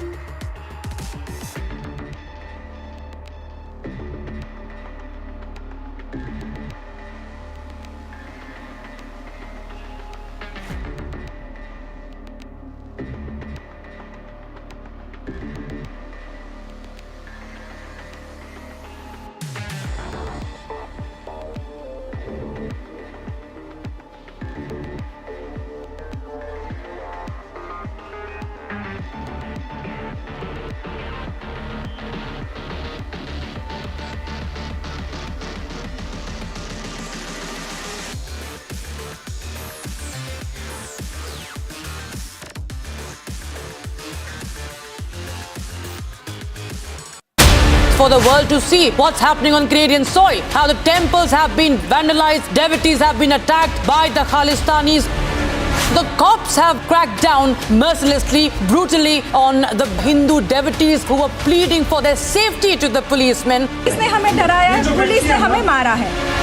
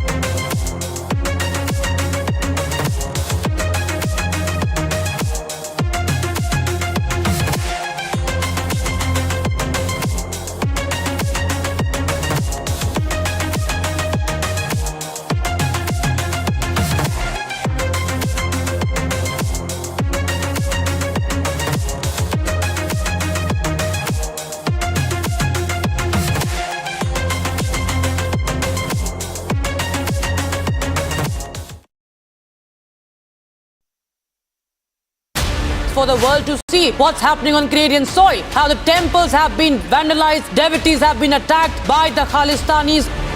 The cops have cracked down mercilessly, brutally on the Hindu devotees who were pleading for their safety to the policemen. Police ने हमें डराया है, police ने हमें मारा है.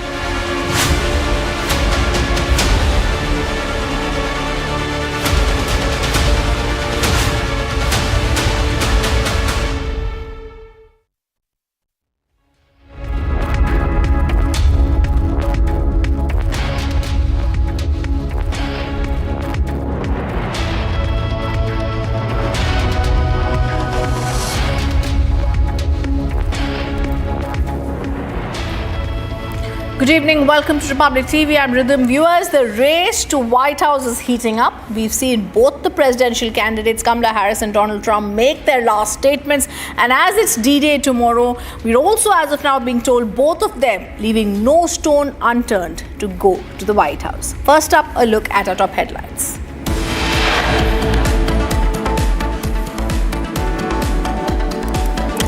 RG car Prime accused Sanjay Roy's big allegation says being framed by Mamata government and being forced to keep shut.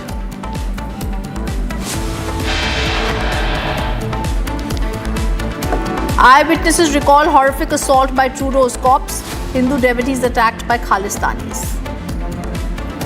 And under Trudeau's watch, Khalistani terror at play yet again. Police वालों ने हमें लाठी से मारा, वो हमें ऐसे treat कर रहे थे जैसे हम सेकंड क्लास सिटीजन हैं। बहुत गंदे से हिंदुओं के साथ बिहेव किया गया। Hindus are brutalized and assaulted by Trudeau's cops. Hindu devotees are attacked by Khalistanis. JMM Congress RJD ने तुष्टीकरण की नीति को चरम पर पहुंचा दिया है। ये इन घुसपैठियों को पूरे झारखंड में बता रहे हैं। Prime Minister Modi campaigns in Jharkhand, takes on Soren government over infiltration.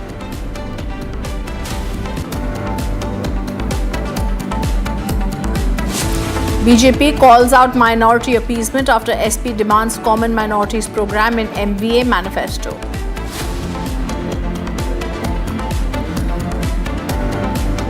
As the race to the White House enters its final leg, stand by for the most detailed, extensive coverage on Republic TV.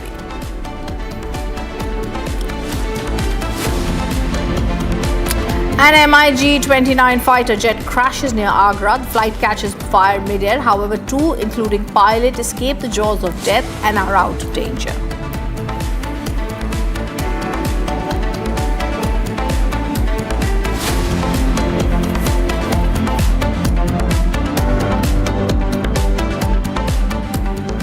Viewers, our top focus, the race to the White House is now heating up. The battle lines are drawn between the Republicans and the Democrats, with both candidates in the final leg of campaigning. Donald Trump eyeing a second term as US President, while US Vice President Kamala Harris is leaving no stone unturned to retain power. Vote, vote, vote. Gonna win it. Let me ask, anybody here already voted? As the United States gears up for election, the race between Democratic candidate Kamala Harris and Republican former President Donald Trump is heating up. Both candidates are making their final pushes in key swing states, emphasizing on key issues such as the economy, abortion rights, immigration, and international conflicts, including the situations in Ukraine and Gaza.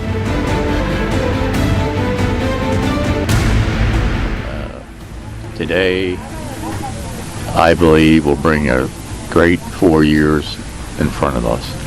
We are here to support our president because he is the one who is going to give us a bright future. In a critical final campaign blitz, Donald Trump held a rally in Macon of Georgia, stating that he will end invasion of massive number of criminals coming into the country. With your vote on Tuesday, I will end inflation. I will stop the invasion of criminals coming into our country. And I will bring back the American dream. We're going to bring back the American dream. Fight, fight, fight! Trump's rhetoric reflects a broader strategy as he attempts to sway voters by framing the election as a stark choice. After all we have been through together, we stand on the verge of the 4 greatest years in American history. You watch. It's going to be so good. It's going to be so much fun. It'll be nasty a little bit at times, and maybe at the beginning in particular, but it's going to be something that we're going to go to heights that this country never has reached and nobody ever even thought it could. You're going to see things that you're not going to believe. Trump asserts that the country faces a decision between 4 more years in gross incompetence and failure and the 4 greatest years in the history of the country. Meanwhile, Kamala Harris is campaigning in Michigan, vowing to turn the page on a decade of politics driven by fear and division. We have the momentum because our campaign is tapping into the ambitions, the aspirations, and the dreams of the American people. Because we are optimistic and excited about what we can do together. Both candidates are targeting crucial swing states. Harris is focusing on uniting voters around progressive policies, while Trump promises a stronger and wealthier America. The US presidential elections are being watched closely, with many anticipating a major impact on the world stage.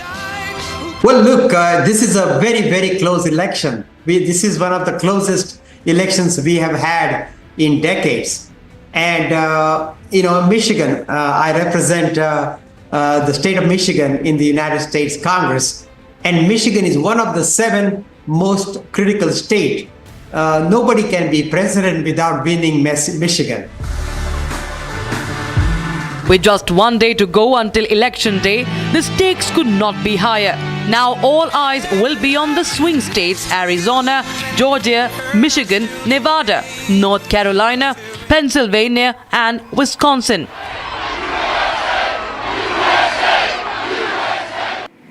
It's the final countdown to the presidential campaign that has finally ended, and tomorrow the final countdown, the curtains up on who really is going to be the President of the United States.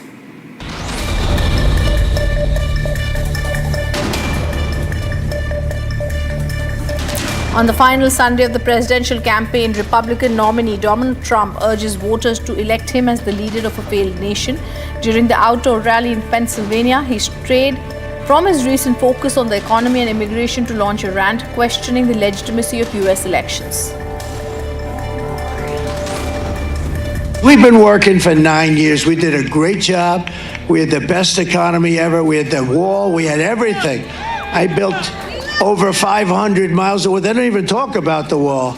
But we had the best border, the safest border. I won't pull down my world's favorite chart because I don't want to waste a lot of your time. But my world's favorite chart